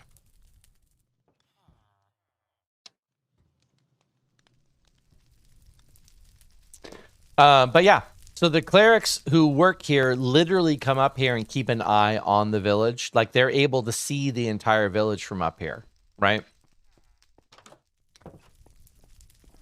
And so I kind of came up with this all-seeing design, if you will, for this fire village. And of course, we're using a lot of campfires. Basically, fire is very, very important in cat. This fire is as a iconography is very, very important to this village. Obviously, so is the brick and the red and the all that. But this is also like this is my first real foray into armor stands. So I've got a little forge over here with a blast furnace, with a custom-made hammer, an iron hammer, for the smithing. So this is the smithing and the toolsmith, the grindstone, or the weaponsmith rather, the grindstone, and the toolsmith over here. And then just a couple of little implements that like they might have been working on. The little tool rack right there holding the hoe. And then this is the house. This is where the villagers all live. Like, you know, there's desks with papers on them. And this is where why are you up there? This is where the librarians are living here, you know? And here's a kitchen for them with a little bit of pork on the stove, plus a baked potato ready to go over here in this area. So, like, this village has much more of a story even than the other village does, because I started deciding a lot of things about it, like mythology and things like that. And the mythology informed the build over here, like the build palette that I was going to go with. This is the leather worker over here. You got some leathers up hanging, tanning, if you will. Excuse you, rude. And again, on the interior, all these villagers are stuck because that's what villagers do. They climb on top of things and then they get stuck on them and then they're obnoxious. But rooms, this is a statue, by the way. This is one of their fire gods here. Merida Row coming in with that raid. This is one of their fire deities here. You'll also notice that all of the paintings in this town are also fire-based. All of the paintings that I decorated this town with are fire-based. Again, little kitchen with some food cooking. This is the, you know, the fire goes through both sides so they can cook on this side, and then on the other side is where they tan the leather, right? Merida, welcome in. It is marinating just for you. Oh my goodness. Guys, if you're not following our friend Merida Row, you should click on that link and drop some follows. Merida is playing over there on the well, I'm assuming, were you on ISV today, Merida? I shouldn't assume you're always on there because maybe you play other things, but ISV is one of the places that Merida is. So if you want to follow a new wonderful streamer and you haven't met, click on that link and drop some follows. Yes, ISV tonight. Nice. Merida is a wonderful human being, very supportive. It's been very lovely and is worth a follow. So please click that link that bottom is posted and drop some follows. What were you up to? Yeah, I thought you were known to play some other things. Kat says, I declare by the rights and authorities given to me as mod that we are all cool enough to say hot. Bang Scavel. All right. Okay, Ditto. Hey, Gabby, welcome in. Hey, Axie, welcome in. I missed you guys. Sorry. Nice to see you all. Mostly just gathering materials. I'll be building a casino building soon-ish. Ooh. So, is it a modern casino building, Merida, by chance? And is it a working casino building? Like, is this someplace that the ISV people can come and actually do some gambling? Maybe give you some of their hard-earned diamonds.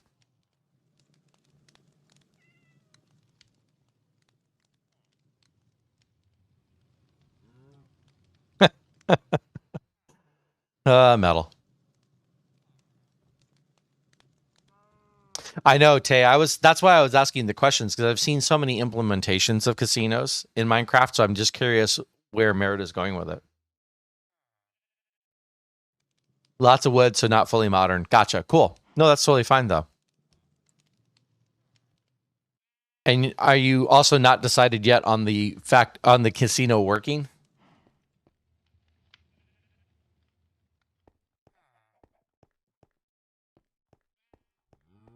So this village is just a tight little, there's a little tight town square here, right? And then over here with my shulker monster. Again, vegans should probably turn their eyes here. This is the butcher shop here. The pile of money on the table from previous purchases, and of course a little bit of well, I mean, what you might expect happens in a butcher shop here. In fact, also I'm incorporating a lot of I incorporate the actual blocks themselves. So the butcher should work here because there's a workstation here for the butcher. So during the times of day the butcher would be working, the butcher should be in here, actually doing their butchery things. And then theoretically, this is their bed. So theoretically, the butcher would live up here and then walk downstairs to the butcher shop. But again, fire imagery, candle here. The piano flame imagery. I decided that these are all their gods. These paintings are representative of their gods. These are like these fire-based gods. And again, this is one of their gods also. This is a fire-based figure, which I have this mini statue in all of their houses, basically. Working Redstone exists. 3 games are set up by a casino business partner. Nice, Merida. That's awesome. That's really cool. That's exciting too. I love a good working casino game. I think it's fun.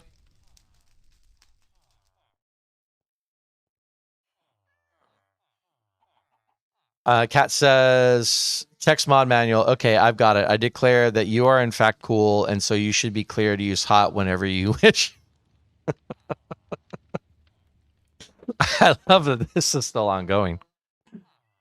Tastes coolest one I have seen was someone did a giant poker chip modeled after one of the old Vegas chips that had multiple floors and somehow hit combat redstone for all the blinky gambly things.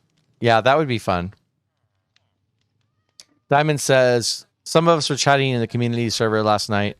There are so many of us who are new to this that we would like to form a cohort or class and learn from more experienced streamers like me. Absolutely, Diamond. I'm up for that. I've got to be honest with you. I mean, I appreciate that vote of confidence. I don't know how experienced I am relative to anyone else in the community, but if I can be of benefit to anybody, by all means, I'm more than happy to do that, especially people in the community. So thanks, Merida. I was showing it on stream. It's just that this game does things, and this one does another thing. Yeah, I gotcha. I gotcha.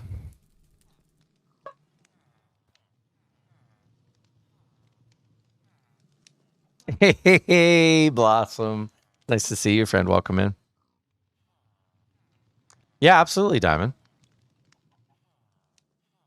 Just let me know. Like, I wasn't on the Discord yesterday either. But yeah, let me know like what exactly the thought might be. And I'm happy to contribute where I can. So everyone has banners up to signify their station, of course. The workers here, again, they don't have a decoration on their banner. Also, the piglin head up here in the bedroom is a little bit disturbing, but you know, whatever. Who is this? I don't know. There's their kitchen. Their kitchen, they have a little bit of lamb, some eggs, and potatoes on the counter. They do have a sheep out back. But I don't remember which worker this was. Maybe a shepherd? Probably the shepherd. Yeah, this is probably the shepherd.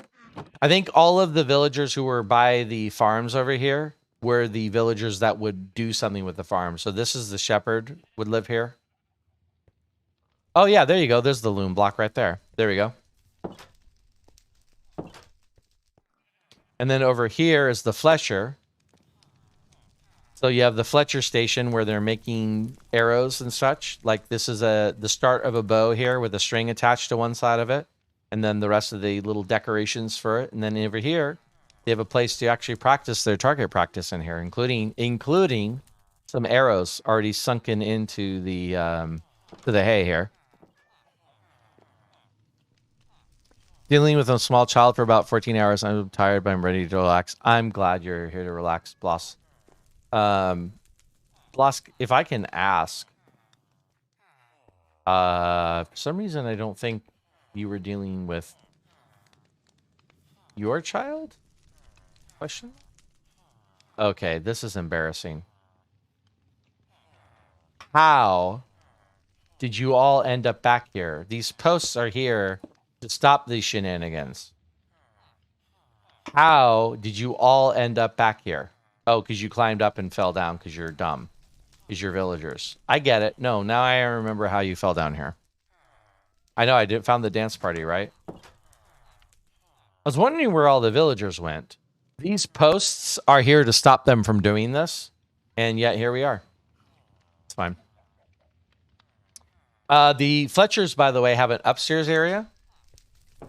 So the Fletchers live above their little area. Again, the Fletcher. Right? The little mini... Every place has a kitchen. Every place has a place to cook food. What they don't have is bathrooms, but, you know, go figure. They're Minecraft creatures. The farm is right there. The farm fields are there. So these are all the farmers. The farmers live here. The carrots and the salmon on the counter.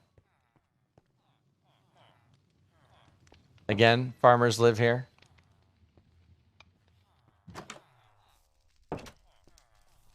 Diamond Miner gifting a sub to Blossom. Diamond Miner, thank you so much for your generosity. Thank you so much for sharing that sub with Stellaris Blossom.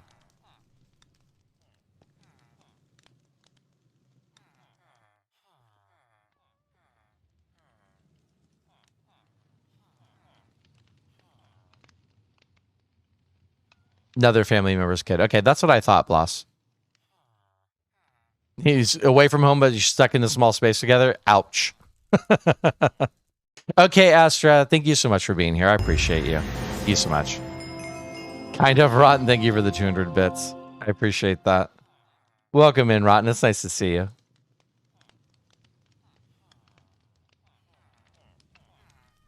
Okay, Cat. No worries. So yeah, so there's farm fields here. So once again, the houses that are here by the fields are here to tend the farms. This is actually, this is the Mason, the stonecutter's house.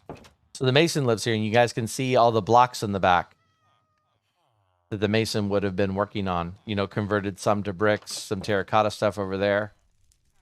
Kitty, why are you by me? Aren't you scared of me? You should be. I'm in creative. You're not going to be scared of me. I'm in creative. And then these builds over here are for the weaponsmiths. This is where the weaponsmiths live. Oh, wait. No, these are the cartographers. Where's the weaponsmith house? Librarian and cartographer are here. Basically, I have one of each villager type over here in this area. I don't remember where their beds were, honestly. There's a fisher over here. This is the fishing hut. Hi. There's a fishing rod there on the ground, waiting for them to come back and fish. Thank you for the 100 bits, Diamond Miner Mom. I appreciate you. Milan, welcome in. No, you can't. Sorry. We're streaming here, Milan. I appreciate the first time chat. But we're streaming, so I don't exactly know how you're going to give anyone a tour of anything. But if you're here to promote something or someone else, you've come to the wrong place. Thank you, Bloss. I appreciate that. Thank you, Kind of Rotten, for the 100 bits. I know, right? I think it's because I'm in creative mode. So I think the kitty was like, yeah, what? You're not a threat. Diamond is a sweetheart. I appreciate it, by the way. You guys are trying to kick off the hype train, and I respect it. Darn it, Lammy got it. Thank you, Lammy. Thank you for the pride flag, and thank you for the 24 bits, my friend. I guess that is... Wait, that didn't trigger it. Did we? No, that doesn't make any sense. You guys...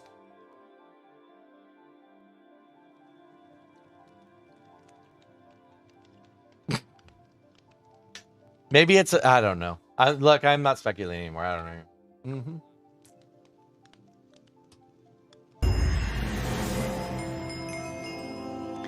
Let me thank you for the 200 bits. Thank you, Socket Cat. I don't know how Twitch works, guys. Thank you, Lammy. Thank you for the bits. Thank you, Dobrina. What's funny about that now... Oh, by the way, Lammy, you weren't here. I appreciate that. You weren't here, but I revealed Dobrina on stream finally. It kind of reached the point where it felt like I was keeping the worst secret on the planet. So I finally have revealed that Dobrina is Mrs. Griff on stream earlier today.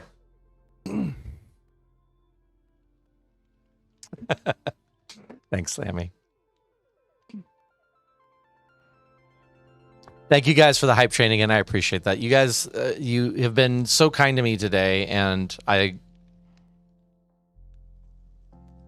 know, right, Lammy? Yeah.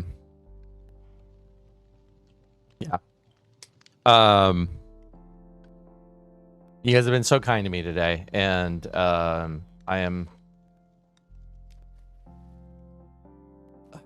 don't have words. I don't have words.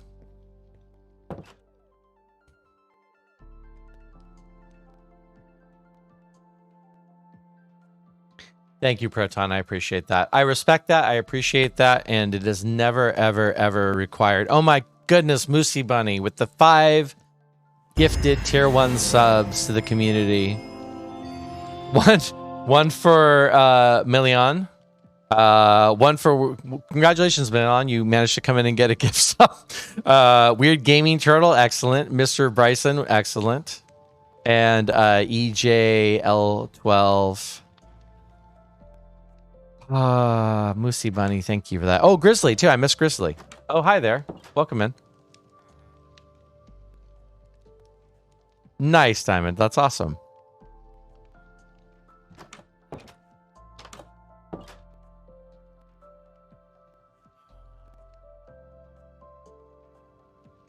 It is a sweet community, Rotten. It is a very, very sweet community here. Yeah, exactly, Tay. No, Moosey, you don't need to apologize at all. I find it kind of funny. No need to apologize. Oh, dad joke. Thank you. Thank you for the reminder. That got punched out of my memory as soon as things went crazy. Dad joke for Jelly.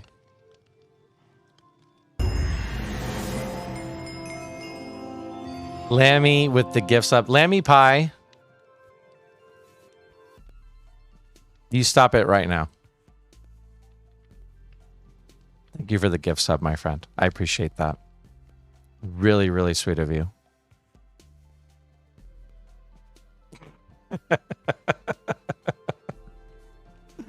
Yeah, punched out of my memory. Indeed, for sure.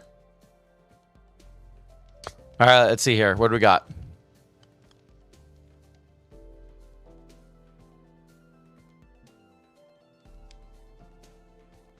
Why is the letter A like a flower?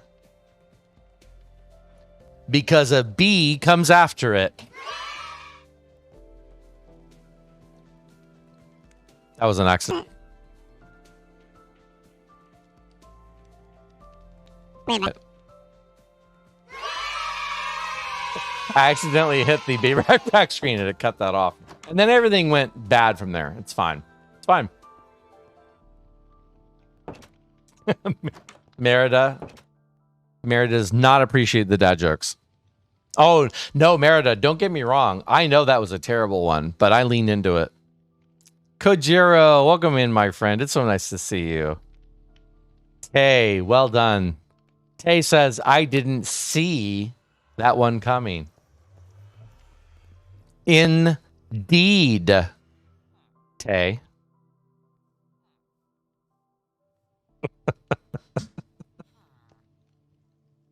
Thanks, Lemmy. It's like I did a mic drop, huh? I know you do, Kojiro.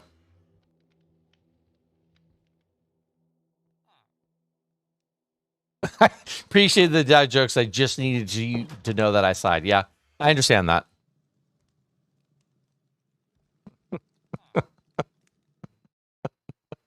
Oh, everyone wants to play now. Everyone wants to play now. I'm afraid for the calendar, its days are numbered. What's this shop? What is this place? Oh, this is actually where the weaponsmith and all live. This is the house for the weaponsmith, the armorsmith, and the toolsmith here. Look, they got some salmon on the grill. A lot of salmon cooking here. Some eggs, some potatoes. But yeah, this is where the smiths all live. And then over here, across this little waterway here, these are Project Pillager. These are Pillager Project banners. These are all the Pillager patrols that came by that I had to get rid of while I was working on this project over here.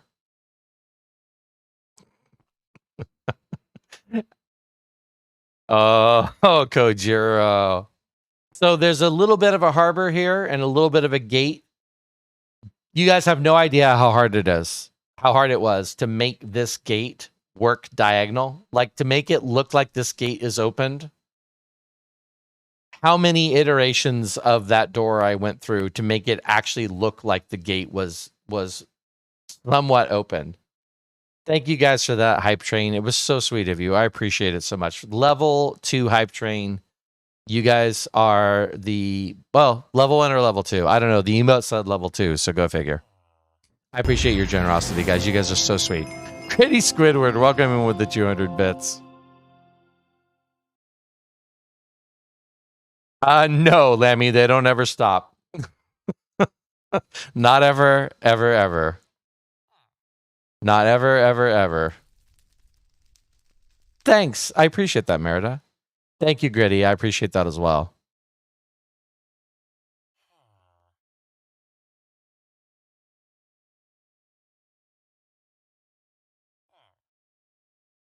Phantoms are relentless. Lemmy, what world are you in? Out of curiosity.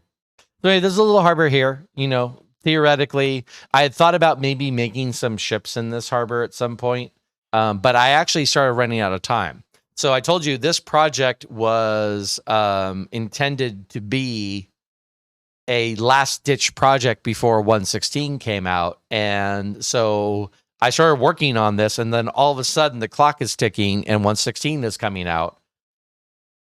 And I grinded the rest of this build out to get this done in time. A little detail, a minor little detail in the harbor, by the way. I do have a little bit of a causeway underneath where the water can kind of flow through, you know. I appreciate that it's still going. By the way, remember I said before about no outhouses? Guess what? There is an outhouse, but only for the moneyed side of this place. So you'll see the lesser nobility has the orange rank. These are the lesser nobles' houses here. There's just 2 of them. And then this is the noble's house with the gold rank, right?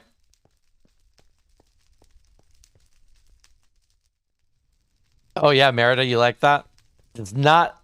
Is this my idea? I don't even remember anymore.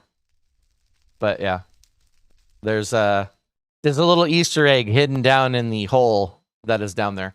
But yeah, the banner pattern as TP. I thought it actually worked. I've used that a couple of times now. Thanks, Rotten. I appreciate that. So again, this is the nobles area over here on this side. The wealthy landowners, the privileged class, if you will.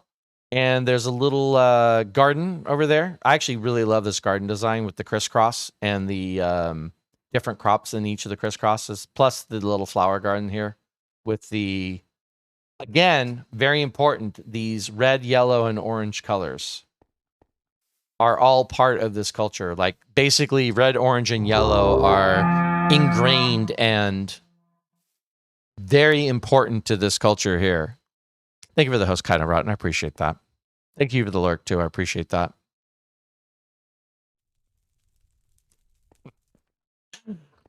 Tay is dedicated to the bit. So you'll notice too, the building materials for the most part over in that part of town, it's just a little bit of brick with the red, right? Then over here, we're actually slipping in a little bit of the orange terracotta on the noble people's houses, right? Pretty happy with how this design came out, by the way, as far as the houses go.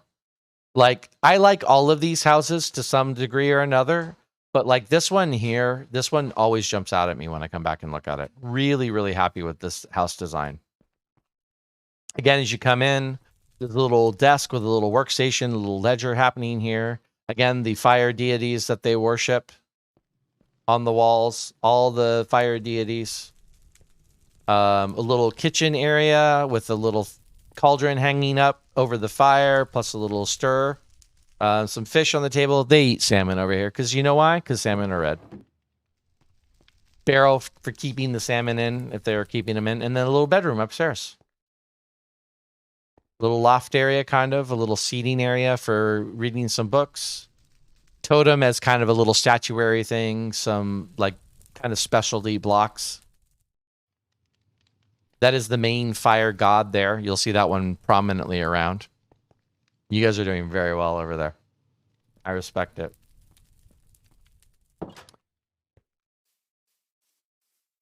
Again, this is showing, these are all villagers, although I think the villagers on this side have since walked to the other side. But there used to be villagers over here, and I think they've all disappeared. But they have their own little meeting area where they can come together and gossip. Again, another noble person's house. Again, with the same kind of fireplace set up in the kitchen.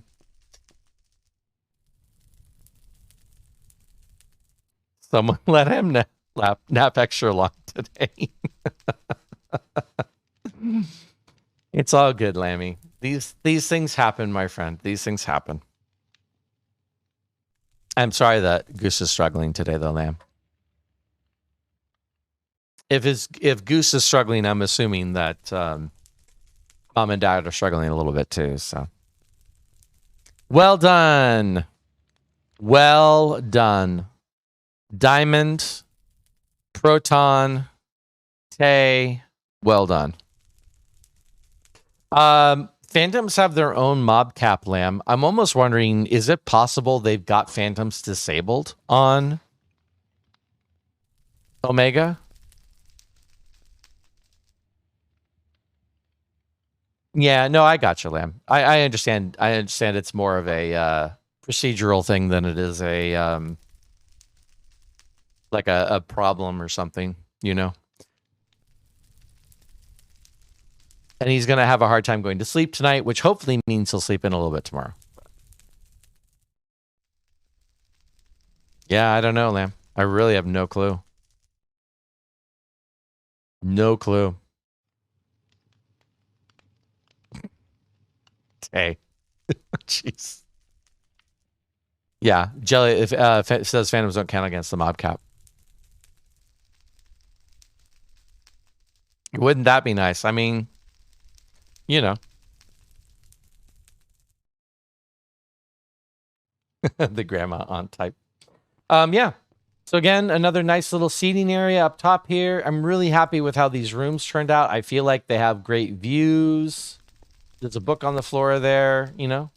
I don't know. I mean, I've never done this much interior work before, and I've never done this much housework before. And I'm really, really pleased with how all of these houses turned out over in this area. Now, this here is based on an actual build. This is based on a manor house in England. Again, needing reference images, I went looking for an old style like manor like type house, and I found this. And this building actually still exists to this day. Jeez, I'm trying to remember when it was built. I don't remember. It was built a long time ago. Let's put it that way. But the building itself still exists to this day. And what I pulled from this build. It's amazing, right, Lammy? That's fair, Tay.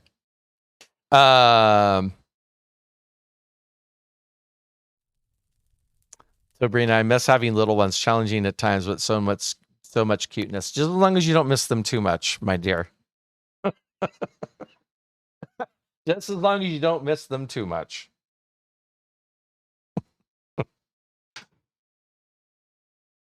That is not something we are ready to embark on again. Anyway, this is a real house that I was based on. My big takeaways from it was the kind of double windows out front and then the double chimneys on either side of the house, which I actually thought was a lot of fun. Yeah, right, Diamond? So this is the noble person's house, and you can see, again, the gods are featured prominently. They have, well-appointed armor statues at the door. And this house just is tricked out. This is the lord and ladies table, if you will, with their gold plates and their fireplace in their room here. And then over here is the kitchen. You can see that they've got a lot of salmon stored up in what is kind of a little icebox area. And a faucet. This will look a little familiar if anyone saw this in my in the Discord server in my kitchen. I actually use the same faucet design, although it's coming out of the kitchen top instead of the wall. It looks better coming out of the kitchen top than it does the wall, I think.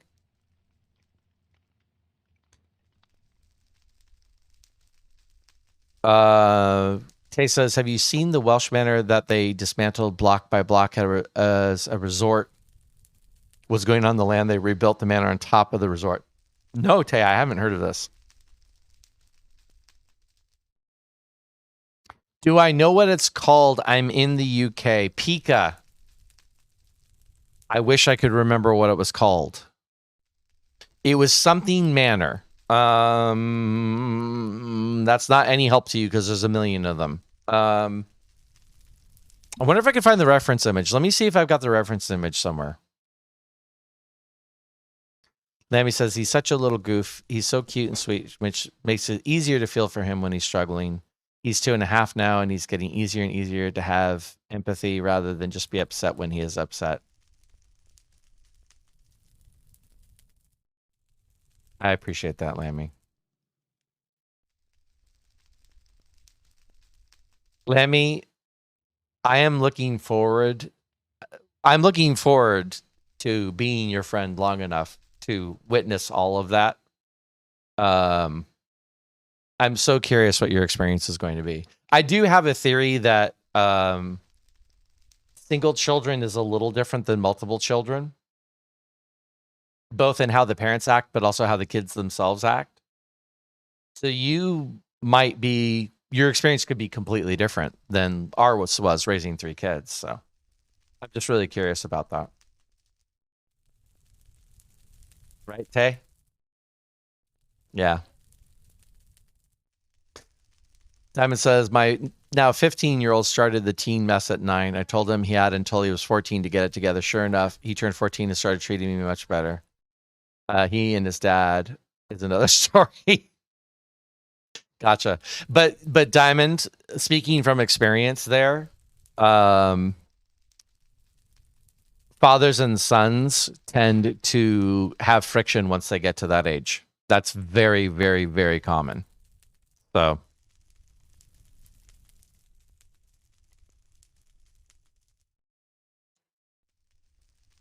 No worries, Merida. No worries. And Merida, and I don't know you well enough to know what your inclinations are or what your hopes are or what your future is. But, you know, if you choose to go down that road, it'll be nothing like you imagined it will be. And if you don't choose to go down that road, then good for you for making that choice, because I think that's a choice people should make if that's what they want from things. So.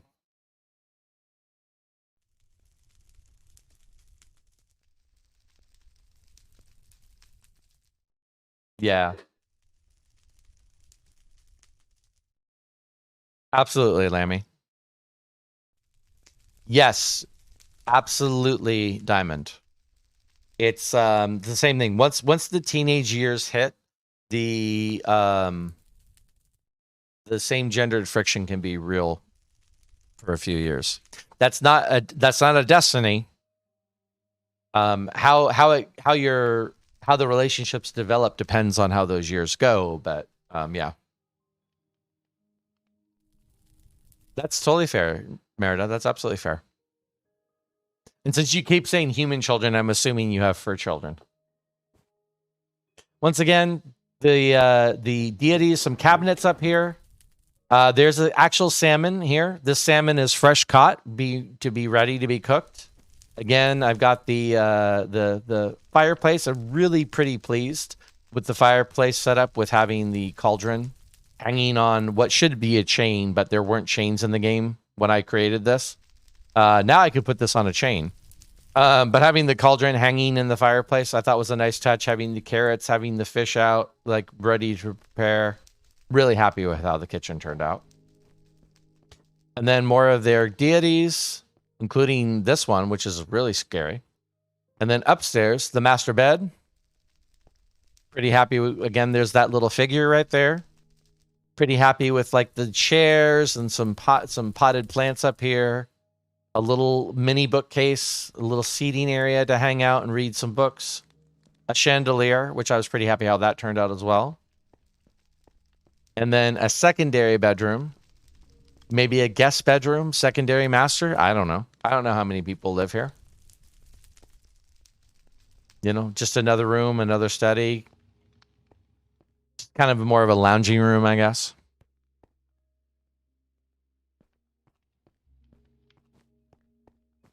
So that is this village. And again, like I said, the fire motif is super important. A couple more details that at least I think are important. We kind of talked about this not that long ago. Oh, let me get comment chat first. Hold on. Gabby says, being a mother is the toughest, hardest, most rewarding and wonderful job I've ever had. Yeah, I got you, Gabby. I agree with you. Speaking as a father, of course, but.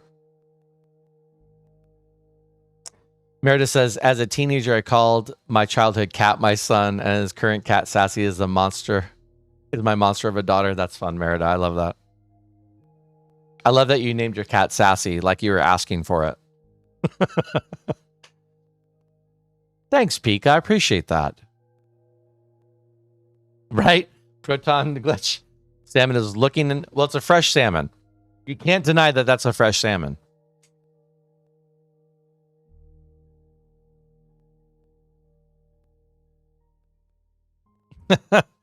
Diamond says, Pinky and I are both only children. We plan to have our first be the only for a while. Well, as they say, if you want a good laugh, try to tell God your plans. Yeah.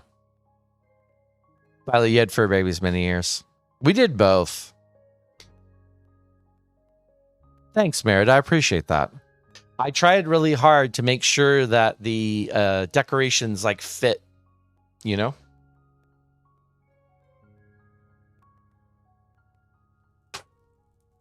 That's a pleasant surprise, Diamond, for sure. Yeah, Tay. And Tay, I hope that you guys have support. I hope that you two have support for a long time on that. Oh, she came with the name. Yeah, there you go then. Merida.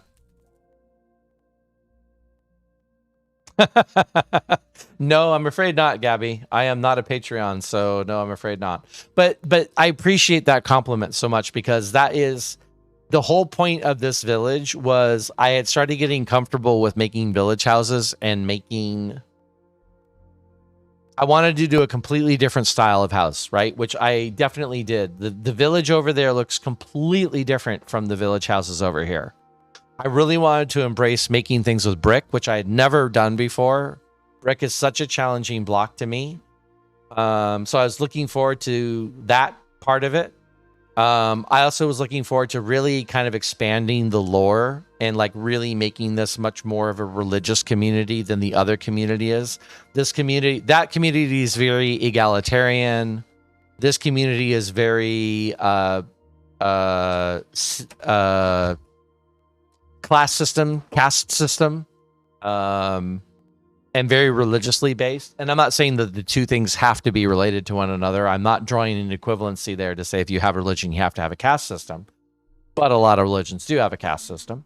Like I just wanted to do a different feel, like a different block palette, a different lore, just a different vibe, and also lean into all of the decorative parts of this that I had never really done before. So I really, really appreciate that compliment, Gabby.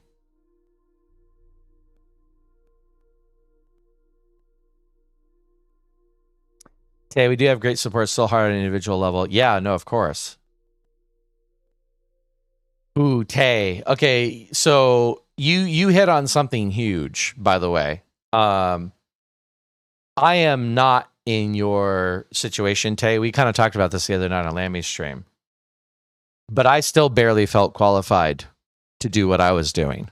So I can imagine that being in a situation where you're dealing with a child with needs, with extra needs. I don't know. I mean, you called me wise the other day, Tay.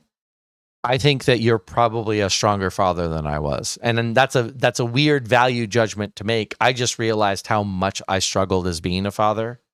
Every parent wishes they could parent backwards. I wish I knew now what I knew then. Or I'm sorry, I wish I did then what I knew now, what I know now. But yeah. I honestly, Tay, I can't imagine your situation. I dated a girl before, Mrs. Prime, in fact. Her family had a son who had really severe mental issues from, oddly enough, he had chickenpox, and the chickenpox actually affected his brain. And he was in a very special needs state when I met, and they were such a strong family. And I just remember thinking, I don't know if I could be this strong.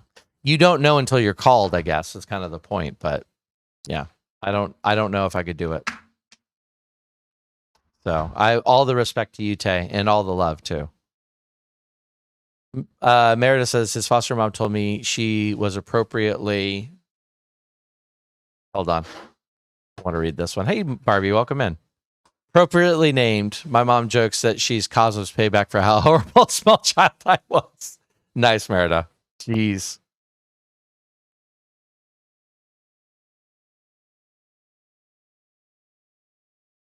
Just like all the beings in my life, they're all rich and unique experiences. Yeah, absolutely, Violet.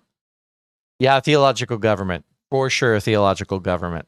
Everything in this land is decided by theology and also a hierarchy, a very strict hierarchy over here.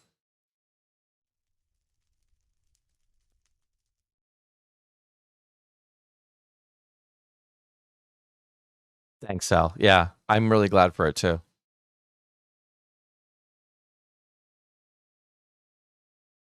Yeah, exactly, Boba. I wish I knew then what I know now. Is we all wish we could parent backwards. When we get to the end of the parenting journey, or the end, so to speak, I mean, I have almost all adult children, so I'm still a parent for the rest of my life, but I'm not actively trying to raise them anymore. I'm a much better human than I was with young kids now, really. Largely thanks to Mrs. Griff, in fact. So.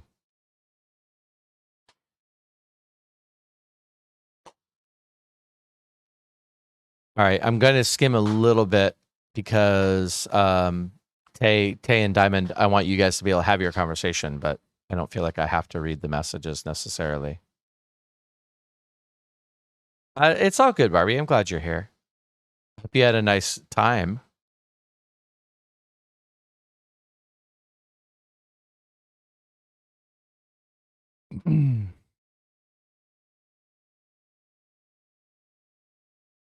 You guys are awesome, by the way. Thank you for sharing all this with each other. I really appreciate it.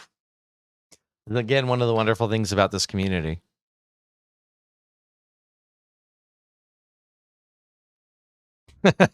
Tay says, Merida, it's called the ×2 rule. Your kids will be twice as bad on you as you are on your parents.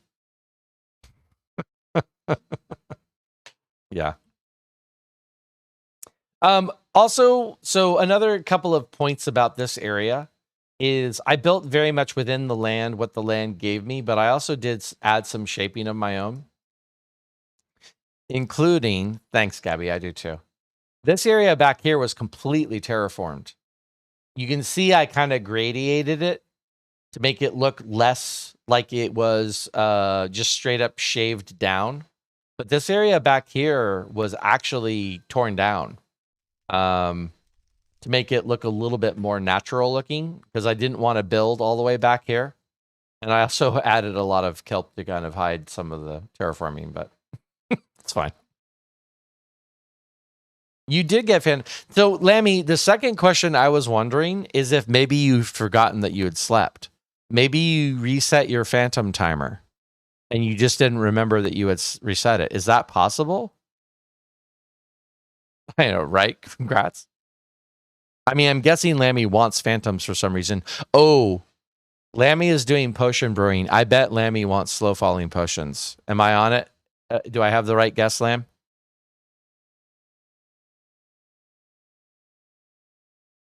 I'm going to read that out loud, Tay, because even though you guys are having a side conversation, I feel like that's important. Diamond Miner Mom, I do want to personally thank you for all your service, not only as a teacher, which is underappreciated as it is, but for all that you do for those that society struggles to accept and properly assist. You are appreciated and loved. Amen to that, Tay. That is really well said, my friend. Spicy sky chickens. Barbie says, I had the best time. It was all my parents' friends, and we just got to talk about life in college. And I'm feeling really good about all of my life decisions recently. It was just refreshing. That's amazing, Barbie. I'm glad to hear that. I'm glad to hear that the adults in your life are being supportive. I know that that's not always true. So I am glad. Thanks, Lammy. Skywolves. Someone called them pain bats. I think it might be Arctic on Halcyon Heights, but someone called them pain bats, and I kind of like the pain bats.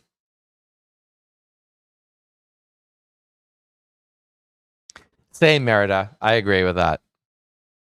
The times that as a young adult you can like connect with and relate to the adults in your life, those were kind of precious because it didn't always happen, right?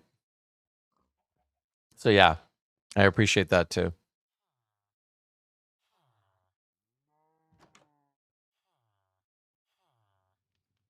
Oh, Diamond.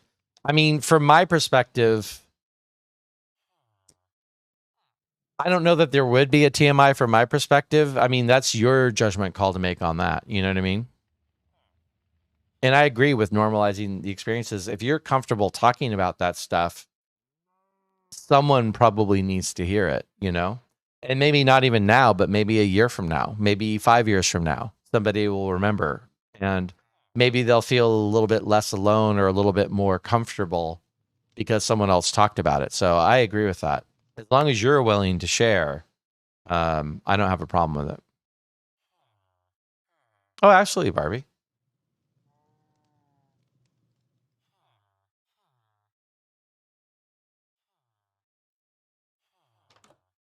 Oh, that's intriguing, Tay. That there's certain data packs that can make group sleep count against the phantoms. So if anyone slept in 3 days, then you wouldn't get any. I haven't heard of that data pack, but I mean, I could kind of see that. It would be handy because group sleep or because single player sleep is a thing now. A lot of people don't have their phantom respawn timers reset because one person is sleeping on the server, and then the next time you go out, you're assaulted. So I actually think that would be a handy thing to have. Barbie says, I, for the first time in a while, felt seen and heard and actually had support for my dreams and goals. That is amazing, Barbie. That is amazing. Well, whatever it's worth, Barbie, and I'm so glad that the adults in your life are being like that. I'm going to throw out there that in this community, as long as you're a part of this community, you will always have that experience with this community. The people who are here are going to be very supportive and very loving. So if you ever need that, if you ever find the adults in your life have walked away from that, even if only just for a moment, I do encourage you to reach out to us, you know?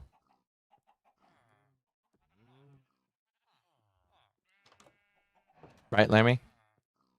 So I'm so glad these villagers are out now because they actually are able to like live their little happy villager lives now. Although they're in the wrong places, so hopefully they can find their own homes, but you know. Oh, there you are.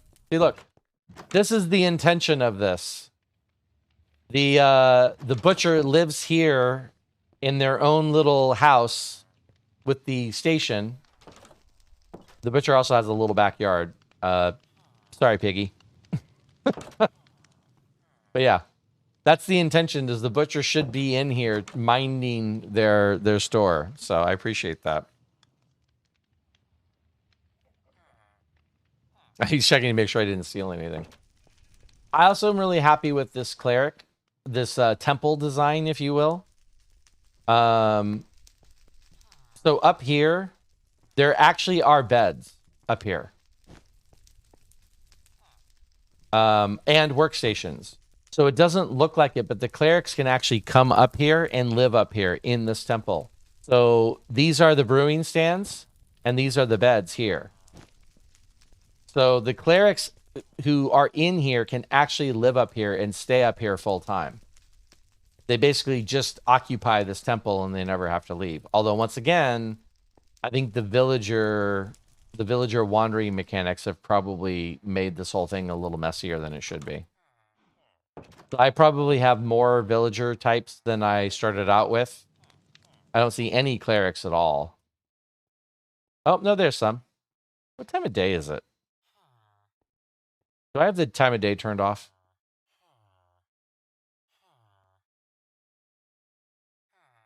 That sure does look frozen.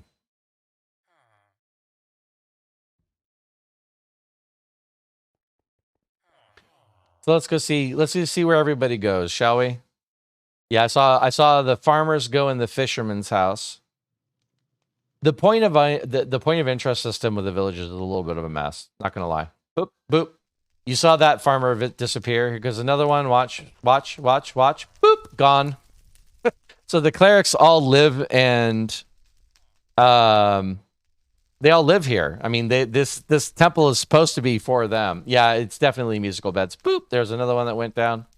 Once again, when I set these villagers up, I would like put them in their houses. And I would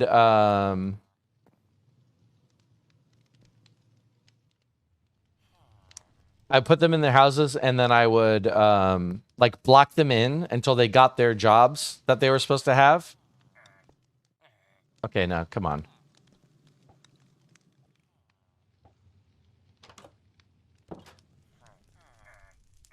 No, stop it. There we go. Don't run back up there. Don't you run back up there. You need to get down from there now. Stop climbing up to the tops of things. Nope. Jeez. This thing is so persnickety. Get down from there. Oh, for the love. Villages are really the worst, aren't they? Stop it. Stop attaching to the item frame. There we go. Get down. Now get down from there and stay down from there. Look, you found something. No, your point of interest system does not demand you climb back on top of that. You found something. You were happy with it for 2 seconds. Stupid villagers. I hate them so much. Anyway, so I pinned all the villagers in their houses. So they would find their workstations, and then I let them go. And now, you know, with chunk unloading and loading, they're free to go and live their stupid lives. It's fine.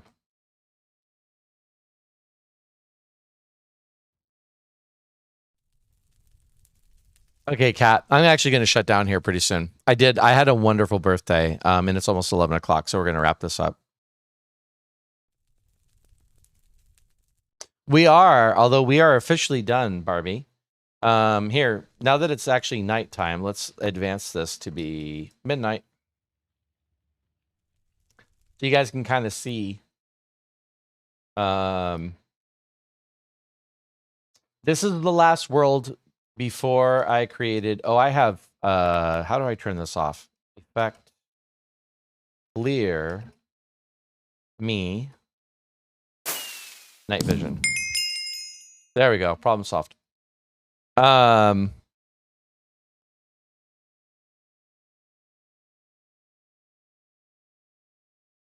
I know there's a lot of things I could do there, Metal, to solve that problem, but frankly, I'm not in this world anymore, so I extended more effort to that than I really wanted to extend. But this is what I was talking about, guys. This is this village. This is this world. Really happy with like these two villages sitting in this little lighted path here, you know, through the forest. I'm really, really pleased with how this turned out. This is the last world before I created my 116 Netherworld. So this basically catches you guys up to where you found me. Hopefully it was entertaining, I guess, really. Hopefully it was entertaining. I came a long way. I came a very long way from the ugly dirt houses, the stone boxes that started off this world. So, yeah, I'm really, really happy with where things landed. I also did a little bit of terraforming. We do have a little bit of a waterfall over here. Just a little something, something. I do like waterfalls. Thanks, Tay. Let me catch up real quick. I saw Amber's long post. So I'm going to catch that up.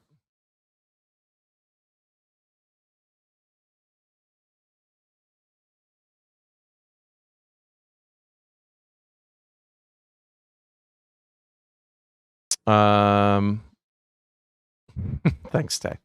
Oh yes, I've seen it since day one. I really will reach out. I felt so isolated recently and was so tempted to reach out, but I felt like, you know, my problems weren't as big as others. I definitely will now if I need it. I hope to one day hug all of you and tell you how much I appreciate this community. Absolutely, Barbie. Here's the thing about problems. It's okay if they're not life-altering problems. Everyone's measure of their own issues is their own business. You know, even if you're just a little bit sad, you know, it's, if you want to reach out, you should reach out. Don't ever worry about your problems not being big enough or important enough for people. And I'm sorry I missed that message, Barbie. I read a lot of the messages around it, but I missed that one, and I apologize for that. I know, right, Merida? Just like the kitties, they won't get off the tables.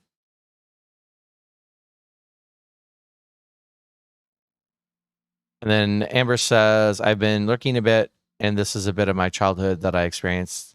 I'm not a parent. My mom has depression and similar things, which caused her to get away very cranky and have a lack of empathy.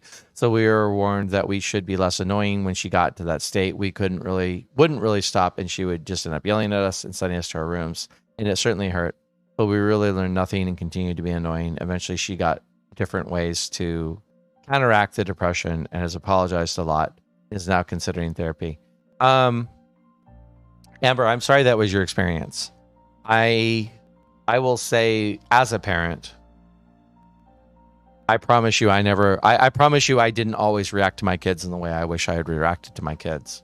And I don't say that as a explanation for your mom. Your mom's dealing with something a lot heavier than I dealt with, but I guess I'm offering that as empathy, because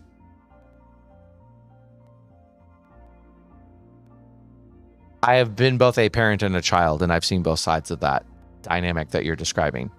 So you definitely have my sympathies on that. I'm also glad to hear that your mom is getting help. I think if people need help, that's important for them to realize and to get what they need. So I'm glad to hear that. I know, right, Violet? Only if you could like tell them what to do, like give them actual commands and say, villager, go here. Like you could right click them and right click the ground, and they would go to the spot that you marked on the ground, like a waypoint. I would think that would be amazing.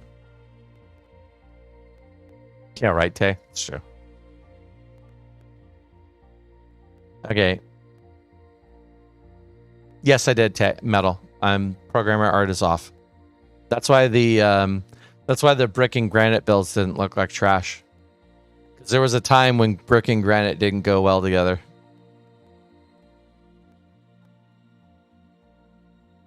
Barbie says, I've had to have similar childhood experience. Therapy would save my life and is a game changer. I highly recommend. Even if you can't do therapy, there's many different hotlines to text and call. Thank you, Barbie, for offering that. I appreciate it. No, I mean, Proton, I do this every weekend. In fact, my stream today is a little shorter than normal because I didn't start until noon, or noon 30 even. Thanks, Slammy. I appreciate that. I really do. I didn't mean that to sound like I didn't. I'm doing the Lammy deadpan thing where I said something that I appreciated but sounded like I didn't appreciate it, but I actually did. I hope that works out for you, Amber. Yeah.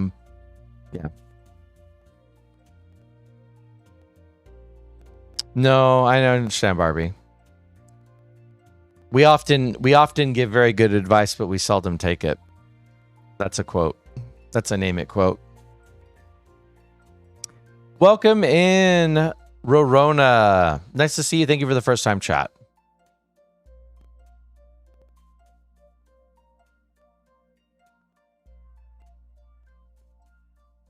I'm going to take a quick second while I have.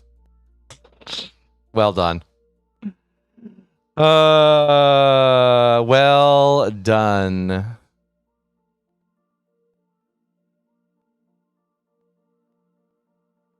Lammy deadpan is TM, yeah.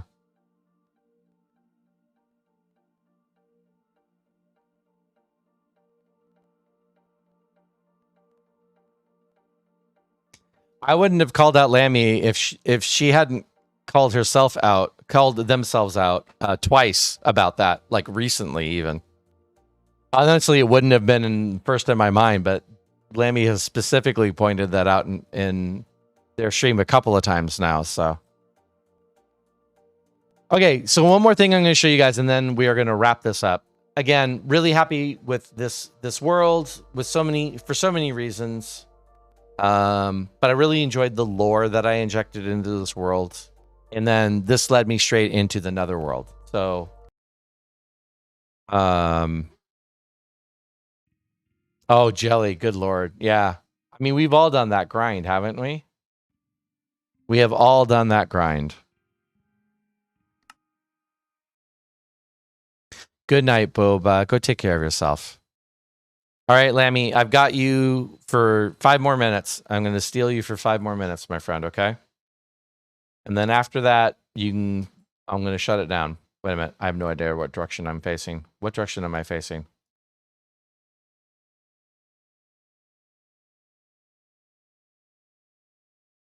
This way. I had to get my bearings again on it. Lammy, I'm back in the 113 world, and I can just give you a quick rundown of this build. We aren't going to go through the entire thing here. No worries, Violet. So I said to start off with, I wanted to build in a tropical ocean because I love the turquoise color of the water. It's my favorite since they added it in this version of Minecraft 113. What I did was I walked into the ocean, and I found a place big enough for a 200 by 200 hole, all within a tropical ocean. And I dug underneath the ocean all the way down to bedrock. Are you kidding me with the weather? Really now? Oh, I can't do this because I got to turn this back on and then do this here and click this button here. Nope. One time. Thank you. And then we can do this. I've cleared the weather so many times that the thunderstorm is insisting it starts. So I dug out the entire world below the ocean floor, all the way down to bedrock, and then I know you're OMGing what the actual build itself. So I'll just take a second. Again, I'm a cliche. It's 113. It's the aquatic update. I decided to build under the water.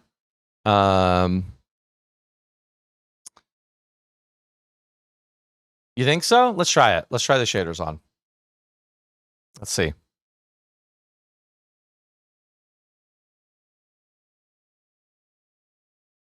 I mean, may not be the best shaders for the ocean water itself, but other than that, it's not bad. Super framey though. And the ocean floor shows up pretty nicely, but no worries, Lammy. But anyway, this is my first attempt at a mega build, right? And I've said before that my problem with the mega builds is I was always limited by practical applications. So even though this is huge, this is not as big as I wanted it to be. Like, I definitely had a much bigger vision for this build than I ended up with. Let's do spectator mode. But like, this is the sorting system. So this room is only as big as the sorting system is, right? This is the super smelter room. So this room is only as big as the super smelter room is. Like, I just built within the parameters of whatever it was I was covering. And I didn't end up with this thing being as big as I wanted it to be, even though I understand it is big, but it's a 200 by 200 hole. I was really hoping for it to be a little bit bigger. But yeah, this is the front entryway. Thanks, Pika. I appreciate that. This is the front entryway, the terminal, if you will, for this area. And then as you come through here, thank you, Lammy. As you come through here, you know, there's lots of little views to the ocean in and around. I really wanted this perspective of being underwater and being able to see underwater. That was like really important. Let's try the shaders now, by the way. Let's see if this changes anything. Not really. Too light. The lights are too garish.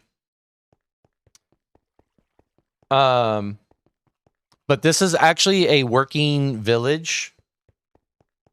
There's two aspects of the build, and this is the part I wish I had done more. This is part of the university proper here. There's a library here, and there's a chemistry lab over here. And of course, they're hiding in front of the door here. Oops. But this is the chemistry lab here. And of course, you have, you know, Professor S. Mix-a-Lot here. And then you have all these students who are all riffs on science names. But like, this is set up to be like little lab stations. Like, this is where they would come and learn chemistry, right? Little lab stations throughout here. And then here's the actual dean, Dean Richard Cranium, PhD, who's the dean of this entire section here. And all of this is to house, and this is what we were talking about before, Lammy. This is another of the Tango Tech auto potion brewing system. I wanted to call it something different. That was not the right name, but so the upper floor of the chemistry lab is where my potions are stored, because it just made sense to me, right? And then over on the other side of this hallway, I'm not letting you guys out the door. Over on the other side of this hallway is the library. And these all had names at one point too, but unfortunately, game updates happened and broke them, so it's fine.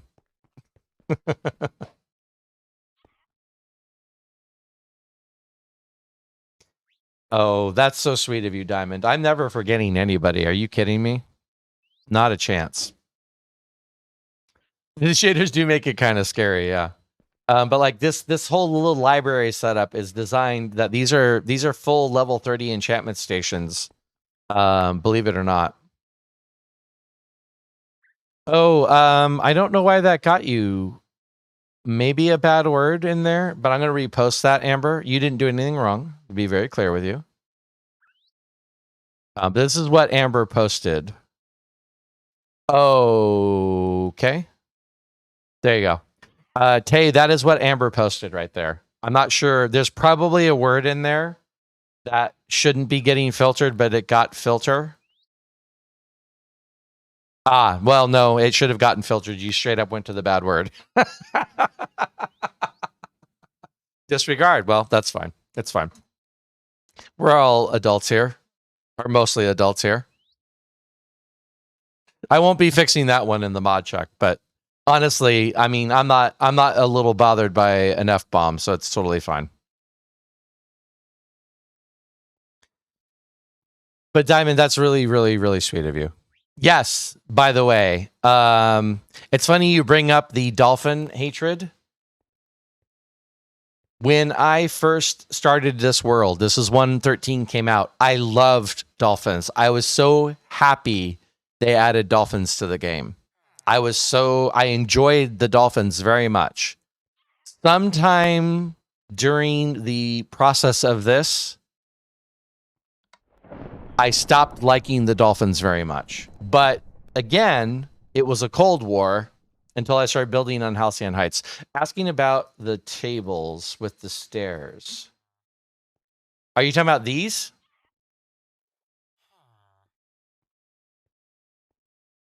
The stairs don't block the tables because the bookcases are being absorbed from these sides.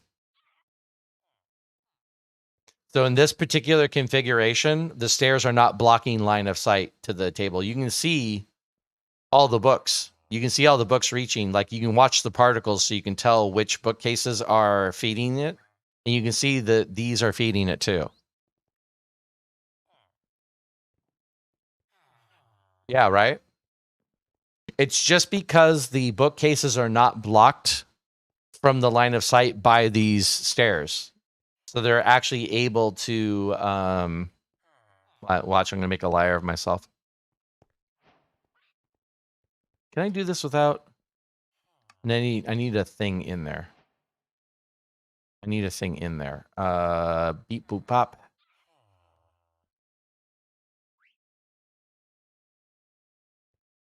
I'm gonna make a liar of myself. Watch. Nope, there you go, level 30.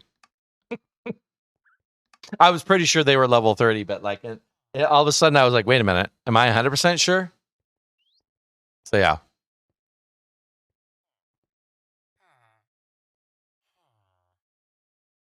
No, you can be in creative mode, Metal. Oh, can you? I didn't realize that was a thing.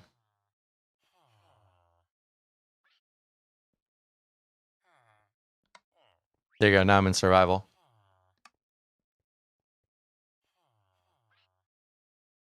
I think Lammy's just flexing her new emote there, by the way.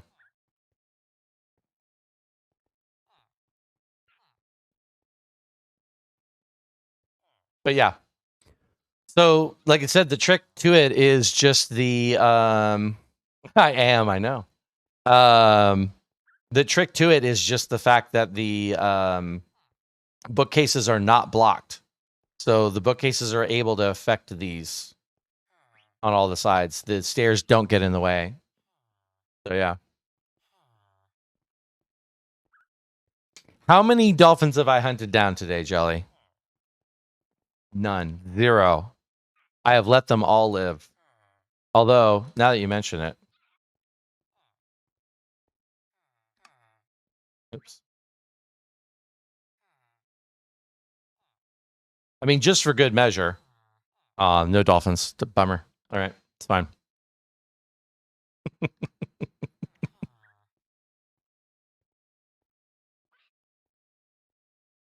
Right. Exactly, Tay. Yeah. Yep. Right, Merida. And look, I've built the standard enchantment setup for 10 years. It got tiring after the first 3 of them, right? So I started experimenting with alternate ways to put these little setups, alternate, patterns of bookcases. And I was so excited when I found this one because it works so well in my library. Jelly, my standing order is retired, so I don't know what you're talking about. The shopping district order has been rescinded and is gone now. So, Lammy, I said earlier too, this is actually kind of an incomplete build.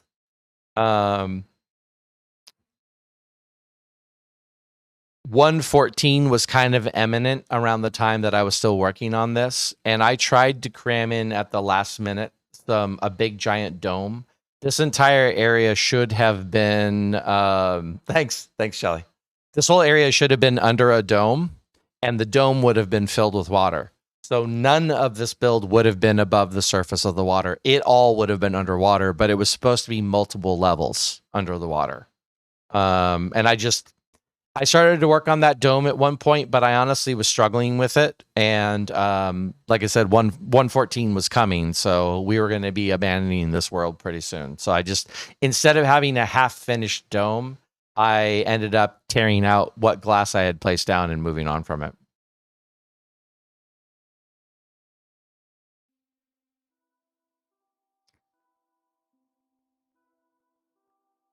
Okay, I will read that, Lammy. Okay, here we go. Lemmy says, so here's what I thought when I saw this build, Griff. I remembered when we first met and you were talking about your nether base, you said you considered yourself a technical Minecrafter, and the nether base was a way for you to work. No wait for this. Hey, close. No opening. Nice to see you. I'll address Violet's question too, because I don't have the answer to that yet, but I'll address what I have so far. And the nether base was a way for you to work out those creative muscles. I just want you to look at this and see how creative and beautiful it really is. Even if it's not finished the way you wanted it to be, the way it looks is amazing.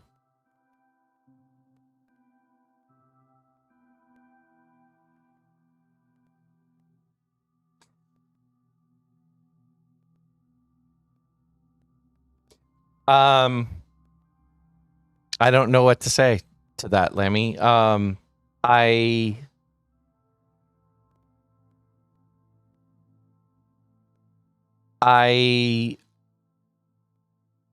understand completely what you're saying.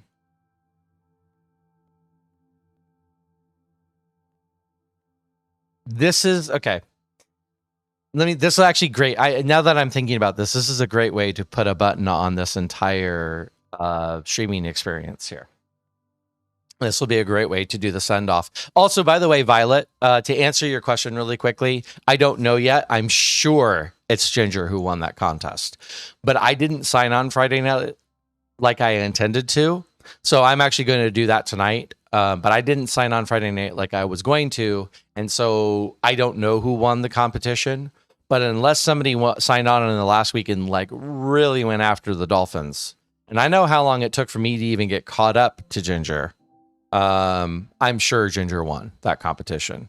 I was in the ballpark, but I wasn't quite there. I would have needed to sign on Friday night to catch up to Ginger, and I didn't. So thank you, Gabby. I appreciate that. And thank you, Jelly, by the way, for the reminder about the question. No worries, Proton. Do your thing. Okay. So this is going to be as good of a summary of the whole point of what I was doing here. And thank you, Lammy. First of all, thank you for your kind words. I really, really appreciate that. I've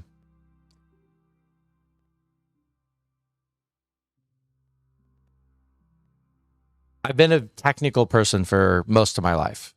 I've never considered myself a creative person, which I understand is stupid. And but part of my journey has been understanding that about myself, is understanding how I am creative in the ways that I do show up as creative. Minecraft is part of that journey for me.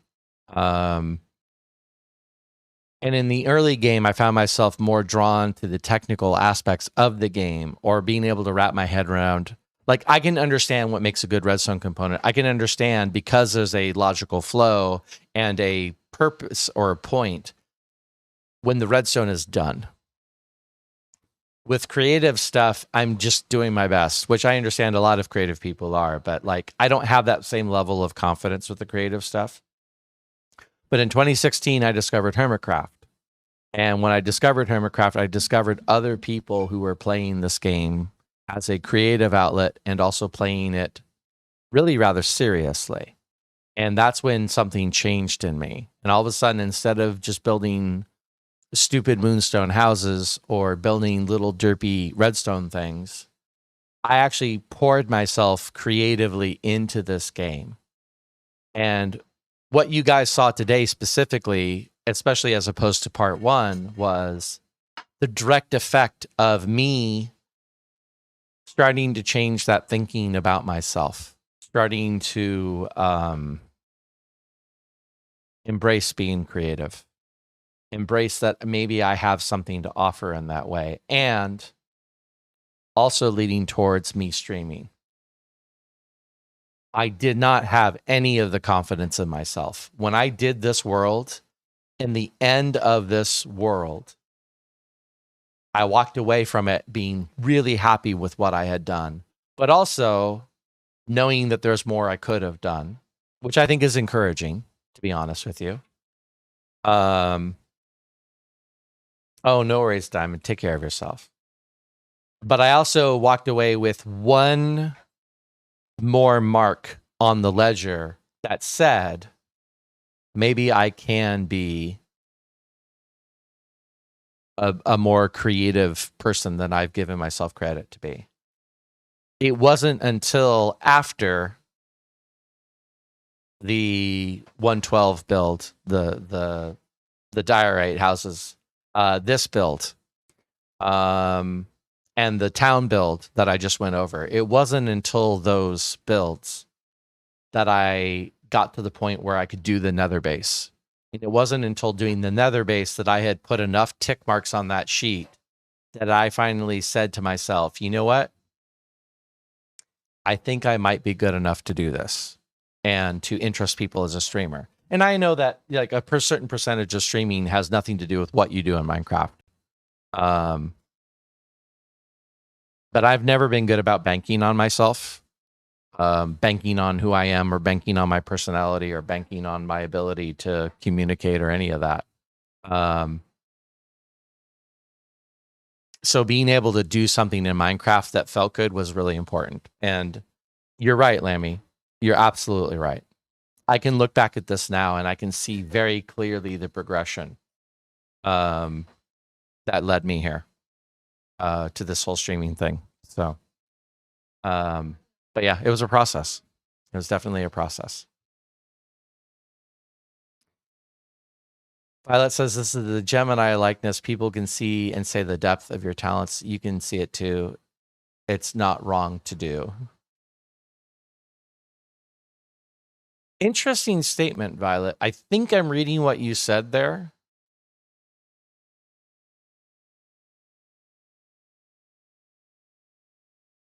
I don't know. This is one of those areas where I've never felt like I'm very Gemini, but hey, Ditto, welcome back.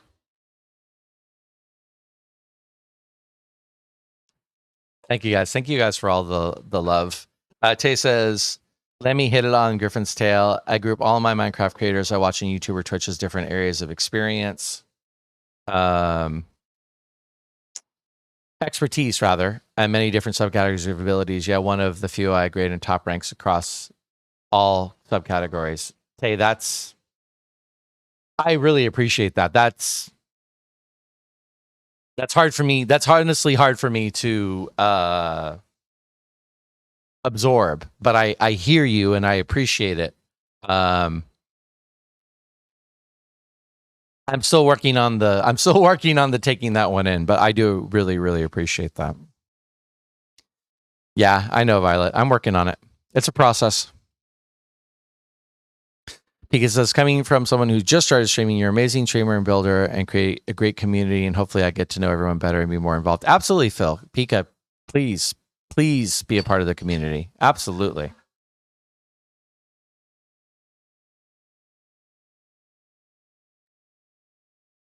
Okay. So like I said, guys, thank you so much. The whole point of this tour was to kind of, what I was hoping for was that people who might feel the same way that I do. I know a number of people who have said the same thing to me that I've said, which is, I'm not much of a builder, or, I'm good at the redstone, but I'm not good at building, or, I can build a dirt house, but I don't know what else to do. I was that person at some point in time in my Minecraft history, and it's been 10 years. You don't need to take 10 years. It took me 4 years of playing the game before I even discovered a reason to care more. I feel like a lot of people who discover Minecraft now have a lot more reasons to take the game seriously, because there's a lot more content creators out there who are taking the game seriously. And so I feel like whatever it is you identify with in Minecraft, you can practice, you can work on it, you can strive to get better. And it won't happen right away, but you can at least make those efforts, and you can reward yourself for making those efforts. You can create something and step back from it and say, you know what? Maybe I'm not an expert at redstone, but this is a better redstone thing that I've ever made before. Maybe I'm not good with designing organic builds, but this is the best organic build I've made so far. You can have those moments. And that's kind of what I was hoping to communicate with this stream, is that it's been 10 years to get here to being a streamer for over a year. And like I said, it was a process, but I respect the process and I appreciate it. And I appreciate all of you guys with all the kind words. I appreciate all the support, especially over the last year. Tomorrow will be my official 1-year Twitch affiliate stream anniversary, because I streamed on June 5th of last year. We're going to probably do some Halcyon Heights stuff, and I think we're going to do some community server stuff tomorrow. But yeah, tomorrow's the actual affiliate anniversary, which means I've been doing this for a year, at a level high enough to be considered a partner on Twitch, and that means a lot to me. And it means a lot to me because you guys are here. You guys are part of this, so. Tay, I'm not going to lie, I've definitely done that before a time or two. I appreciate that. And I will say also to Tay, I am maybe I'm not unique in this regard, but I am the worst for getting compliments and feeling good. And then that feeling good lasts for a couple of days. And then a month later, I cannot remember a single reason why I felt good. So yeah, I have taken to jotting things down so that I can reflect on them, especially when I need to. So it's great advice, Tay, for sure. It's great advice. I do also recommend you surround yourself with friends who, just in case you're forgetting, the friends can remind you too. Ditto, it's your year of streaming. Interesting, Ditto. Are you going to do anything special for that?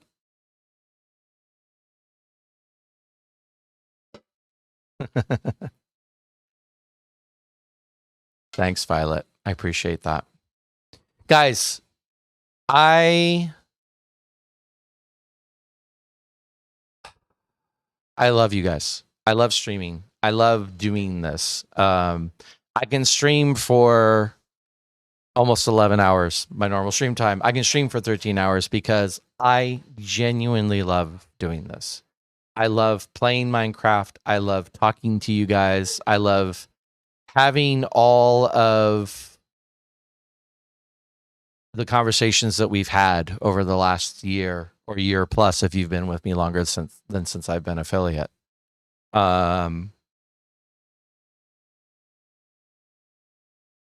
I love it.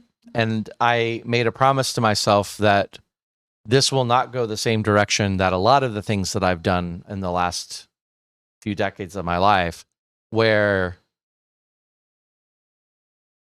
I spend all my time focusing on what I'm doing, especially what I'm doing for other people, and not any time on trying to walk away from it with my own community. I guess.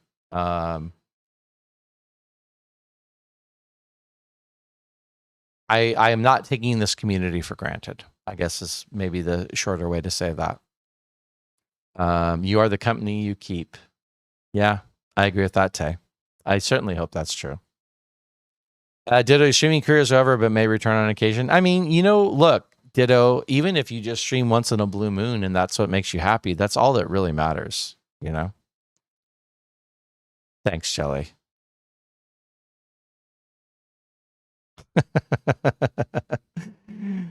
Yeah, no, Tay, I get that.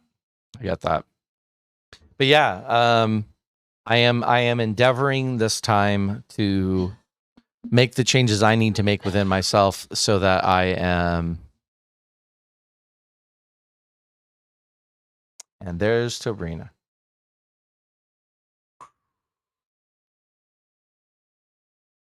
I'm endeavoring myself to make the changes I need to make so that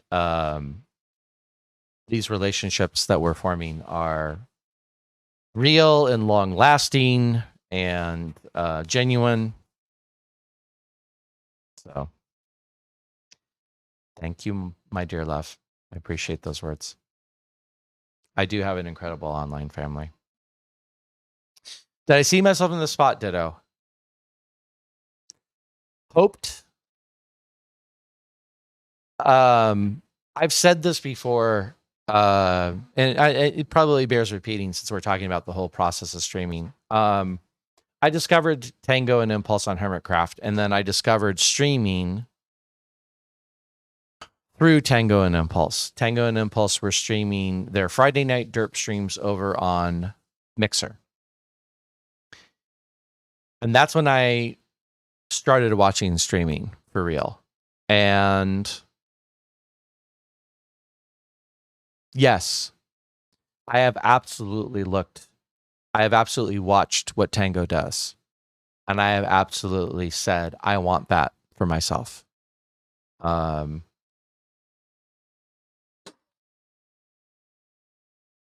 set it as a goal. I wrote it down as a goal.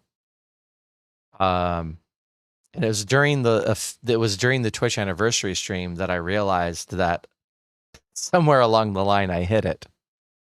No, I don't have 4,000 people watching me, but the goal wasn't really about 4,000 people. The goal was about having an amazing, loving, supportive community of people that I get to be a part of. That's what the goal was. And I hit that goal. Did I see myself here? Maybe, in a way. Ditto, maybe. Or maybe I just hoped for it, manifested it. I don't know. So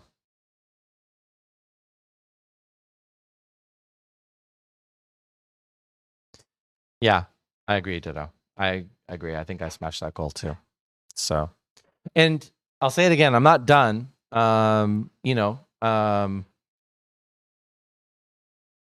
There's still more I want to do. There's still growth I want to have. But the main thing is right now, I really just want to keep getting to know everybody. I want to keep widening the friends in my life. That's really the most important thing to me right now. So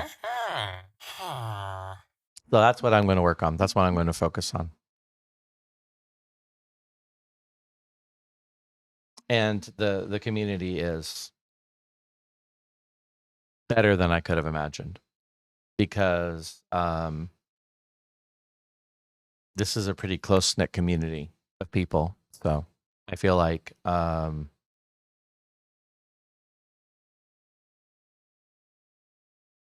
closeness is what's valuable to me. And no matter what, I mean, again, like I said, I'm not done. I don't want to plateau here. But I also want to make sure that, the people that have become friends, the people that, we chat offline, people who've been around for a long time, who've been supporting for so long. Like, I always want to have a place for that to continue to happen. So, I will always do everything in my power to maintain the friendships that I have so far, cultivate some new ones as well. But I don't view it as a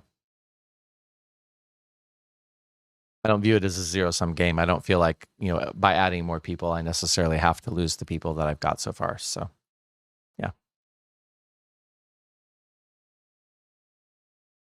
Thanks, Ditto. I appreciate that. I really do.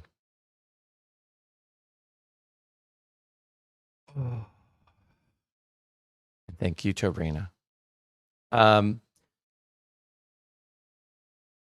of this is possible if it isn't for Tobrina, which, if you guys were not here earlier, Tobrina is Mrs. Griff. Those of you who haven't figured that out by now.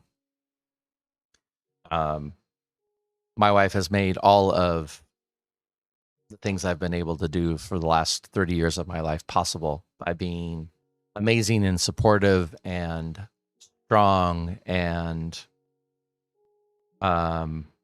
heart-centered. So I'm really, really glad that Tobrina is here, and I'm glad that you guys now know, because I want to thank Tobrina in this space, because I would not be streaming. I wouldn't be the person I am, candidly, if it were not for her. So I'm really glad that she's here, because I get to call her out directly.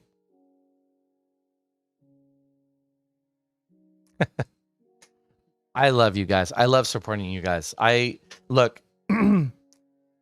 figured out the how to support other people thing. I love people, and I love humans, and I love love. And the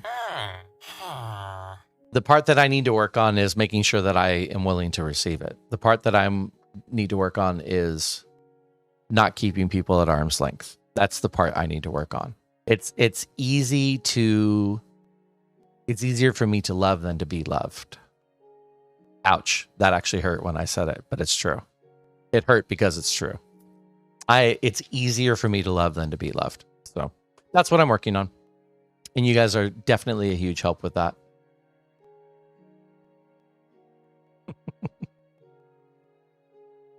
Yeah. Guys, it's late. I'm not gonna lie. I mean, I could keep going. I actually have some happy birthday text messages. Speaking of the people who I left behind in my life. Not all of them. Not all of them.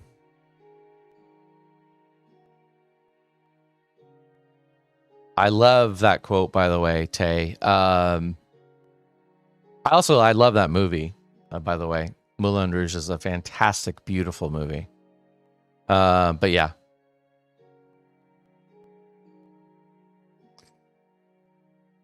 I do love that quote.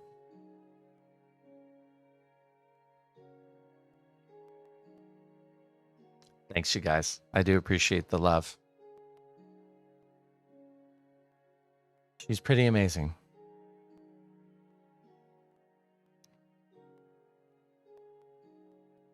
And coming up later this month, I'll be talking about this more. Coming up later this month will be our 24th wedding anniversary. June is a very busy month.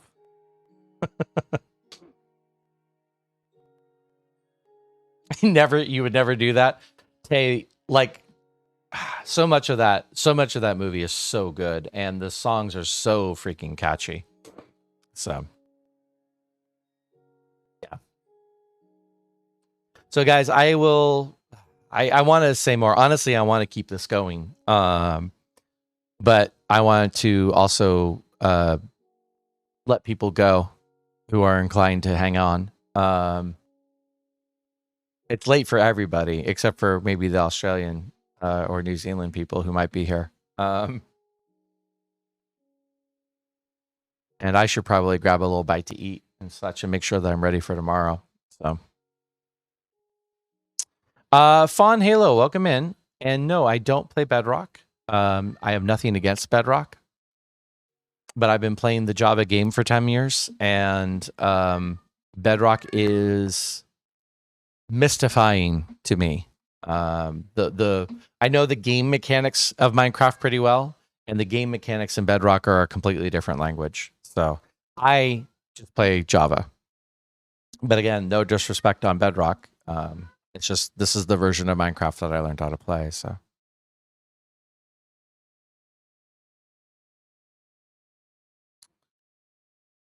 Ditto says, I know it's not my day or stream, but I just wanted to say that you are all amazing, and I probably wouldn't be here without each individual face smiling on. I feel that, Ditto. I feel that.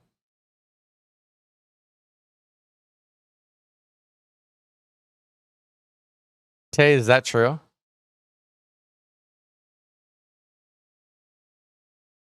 Interesting. But yeah, I'm going to wrap it up, people.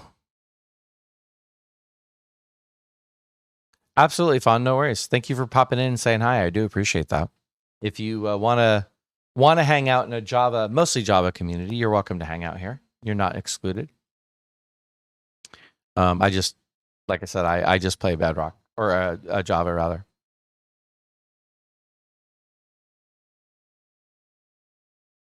I know, same Lamb. Hugs for everybody. First thing. If you guys are not a part of the Discord, if you enjoy a loving, supportive, inclusive, positive community like you have witnessed here today, please consider joining that Discord. My good friend Casual Carrot, MC, and I, we share a Discord because we share a community.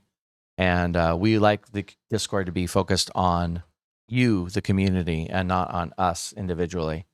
So if you are interested in keeping the jam going when we're not streaming, please check out that Discord. Click on through, and we'd love to have you there.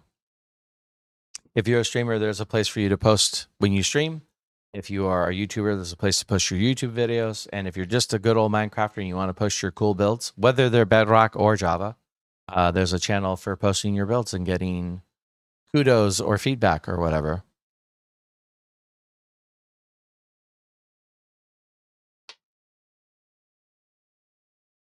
That's totally fair. That's totally fair, Tay. Although Tay, Elton John has said very complimentary things about,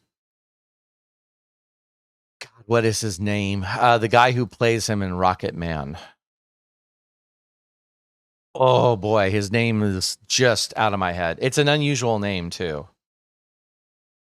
But anyway, Elton John has said very complimentary things about the guy who plays him in Rocket Man and his singing ability. Taryn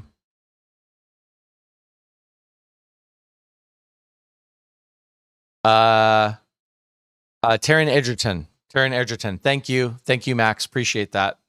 Taryn Edgerton. Yes. That's also, by the way, if you haven't seen Rocket Man, you should watch Rocket Man. That's a fantastic movie.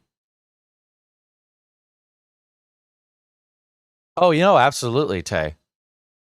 My wife has taught me the value of seeking out the movies that make you cry if you need a good emotional release. So I do that too. Metal says, saying how much I love and appreciate you, Griff, wouldn't fit into even a 3 or 4 full 500 character limit messages here. Not that I wouldn't even have the words to properly convey it. Your streams are somewhere I look forward to coming every weekend, and Wednesdays are the literal highlights of my month. Not to mention all of the support you've given me, particularly recently. Words can't do it justice, even if I knew which ones to use. I read into that, by the way, Metal. I corrected some English in there, so I apologize if I misinterpreted, but I think I got it. Thank you, Metal.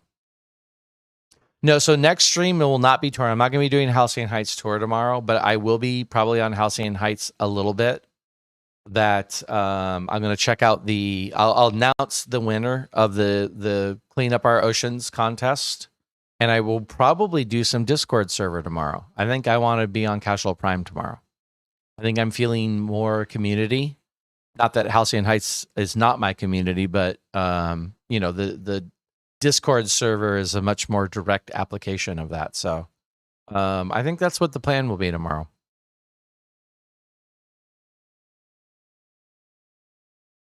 Oh no, Tay, absolutely on that. Yeah. Yeah, no worries, Ditto. You can be emotional.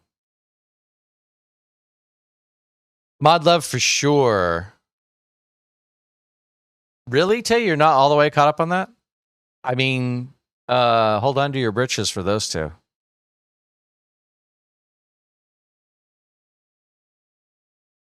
No, you're totally fine, Metal. You're totally fine. I gotcha, my friend. So, guys, today was my actual birthday, and between yesterday being all day with family and today being all day with my found family, I cannot imagine a better birthday celebration I've had in a long time. So thank you guys for that. We'll be back tomorrow at 2 p.m. Pacific Daylight Time, where I will be hopping on Halcyon Heights, and we will talk about the winner of the Clean Our Seas contest. We might drip around a little bit on Halcyon Heights too. I wouldn't mind running over to Sanity's Island and just seeing what everyone has been up to over there. But we will probably end up over on the Casual Prime server tomorrow, and I want to nail down the Shulker Farm idea that I've got. Ditto, how long will tomorrow's stream be? It'll be 2 to 10 o'clock. It'll be my usual stream time. So it'll be 2 p.m. to 10 p.m. Pacific Daylight Time tomorrow. The usual 8-hour stream.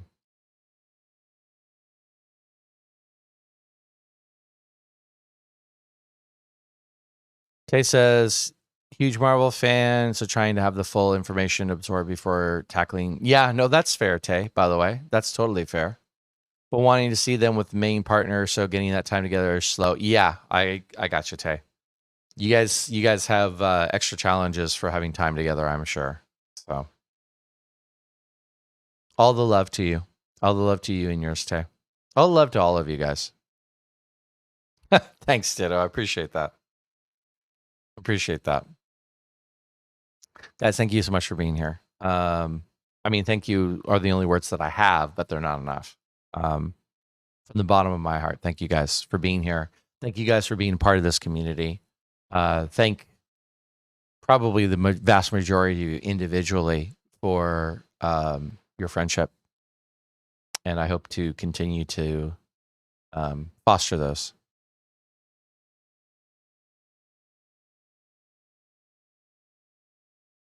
Back at you, Lammy. You have done a lot, Lam. You've done a lot. I actually have a post I've been wanting to send you.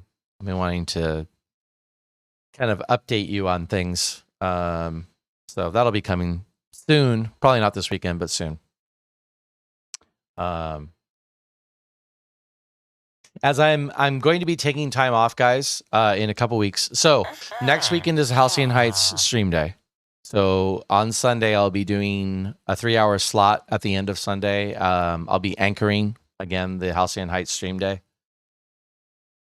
And then I think I got 2 more weekends of June. And then all of a sudden in July, I expect I'm going to be gone for 2 weeks. Maybe there's a chance I sneak a stream in here or there or something, but I'm doubting that very sincerely. But yeah. So I will be missing some time coming up. But I'm going to cram in as much good times as I can. Also, this week, coming Wednesday, is Among Us, modded Among Us this Wednesday. So those of you who are interested in playing Among Us with the community, if you're not already in the list, reach out to me. If you're already in the list, I will try and make sure I get the modded information to you guys as soon as possible. So thanks, Lam. I appreciate you. Thank you, Amber, for the hugs. I appreciate you. And again, Amber, I feel you. I appreciate your words. You're very, very good with your words, Amber, and I do really appreciate it. Thanks, Ditto.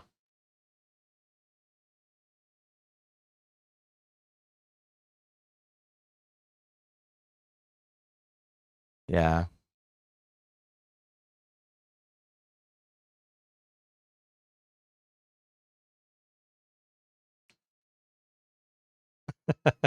Well done, Tay. I appreciate that. I appreciate that skill. If you guys don't know what Tay just did, Tay just spelt out the word thank you with words. So well done. Cool. I'll be back here tomorrow at 2 p.m. Pacific Daylight Time. We will be doing a little bit of Halcyon Heights early on, and then we'll be doing community stuff the rest of the time. I appreciate that, Tay. I really do. Yeah, no worries, Amber. Amber, I hope you get some sleep tonight. You keep some pretty strange hours, just judging from when I see you on Twitch. So I hope you take care of yourself, friend. There's a price to be paid to being on a Lane stream in the wee hours of the morning and then being on everyone else's stream. So again, I'm stalling because I don't want to say goodbye, but I'm going to say goodbye. Let's find someone to raid into. And I love you guys, and I thank you guys so much. Let us see what is up this evening. Away.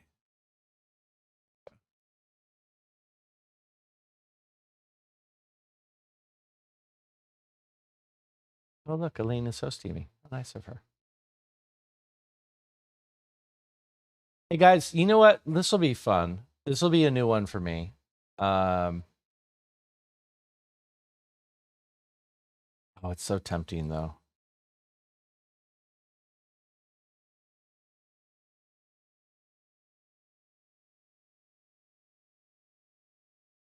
Thank you, guys. I appreciate it.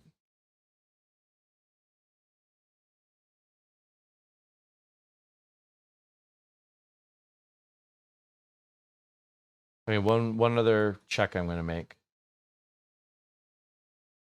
Hold on real quick. That's true. We will get to see each other once more. That is very, very true. As usual, first of all, by the way, I want to acknowledge this is the first stream I've had in a while where I didn't get FollowBot bombed or FollowBot raided. That last one was crazy. The one that I had on the bingo night, the almost 1,000 raid follower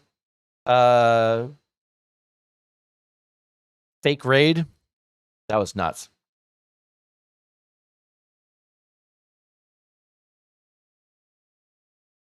But I didn't get that tonight, so I'm grateful for that. All right. Hey, guys. Let's raid into another really good friend of the community. Someone also who has become very dear. Let's raid into Lena Hun. I don't know how much longer Lena's streaming. It's a little late, but I think she's probably good for a little bit longer. And you guys a lot of you have been with me all day. So, you know, if you kind of raid and peace out or raid and run, I'm sure Lena will understand. But let's go raid into Lena. I think that feels good. That feels like the appropriate place to go tonight. Thank you guys so much. I love you so much. I will see you tomorrow. I am going to throw up a closing credit screen. If you would be so kind as to show Lena all the support and all the love. My raid call at this point, until Tay writes me a good one, my raid call is just #GriffinRaid. If you have my emotes, throw a couple of them in there. If you don't have my emotes, throw your favorite love, hype, or raid emotes in there. And let's just hang out for a moment and let's go show all the love and support to Lena. So closing credit screen. I'll get the raid loaded in the background. As soon as the raid is ready to go, I will get us over to say hi to Lena. Have a good night, everyone. No pressure. Take care of yourselves.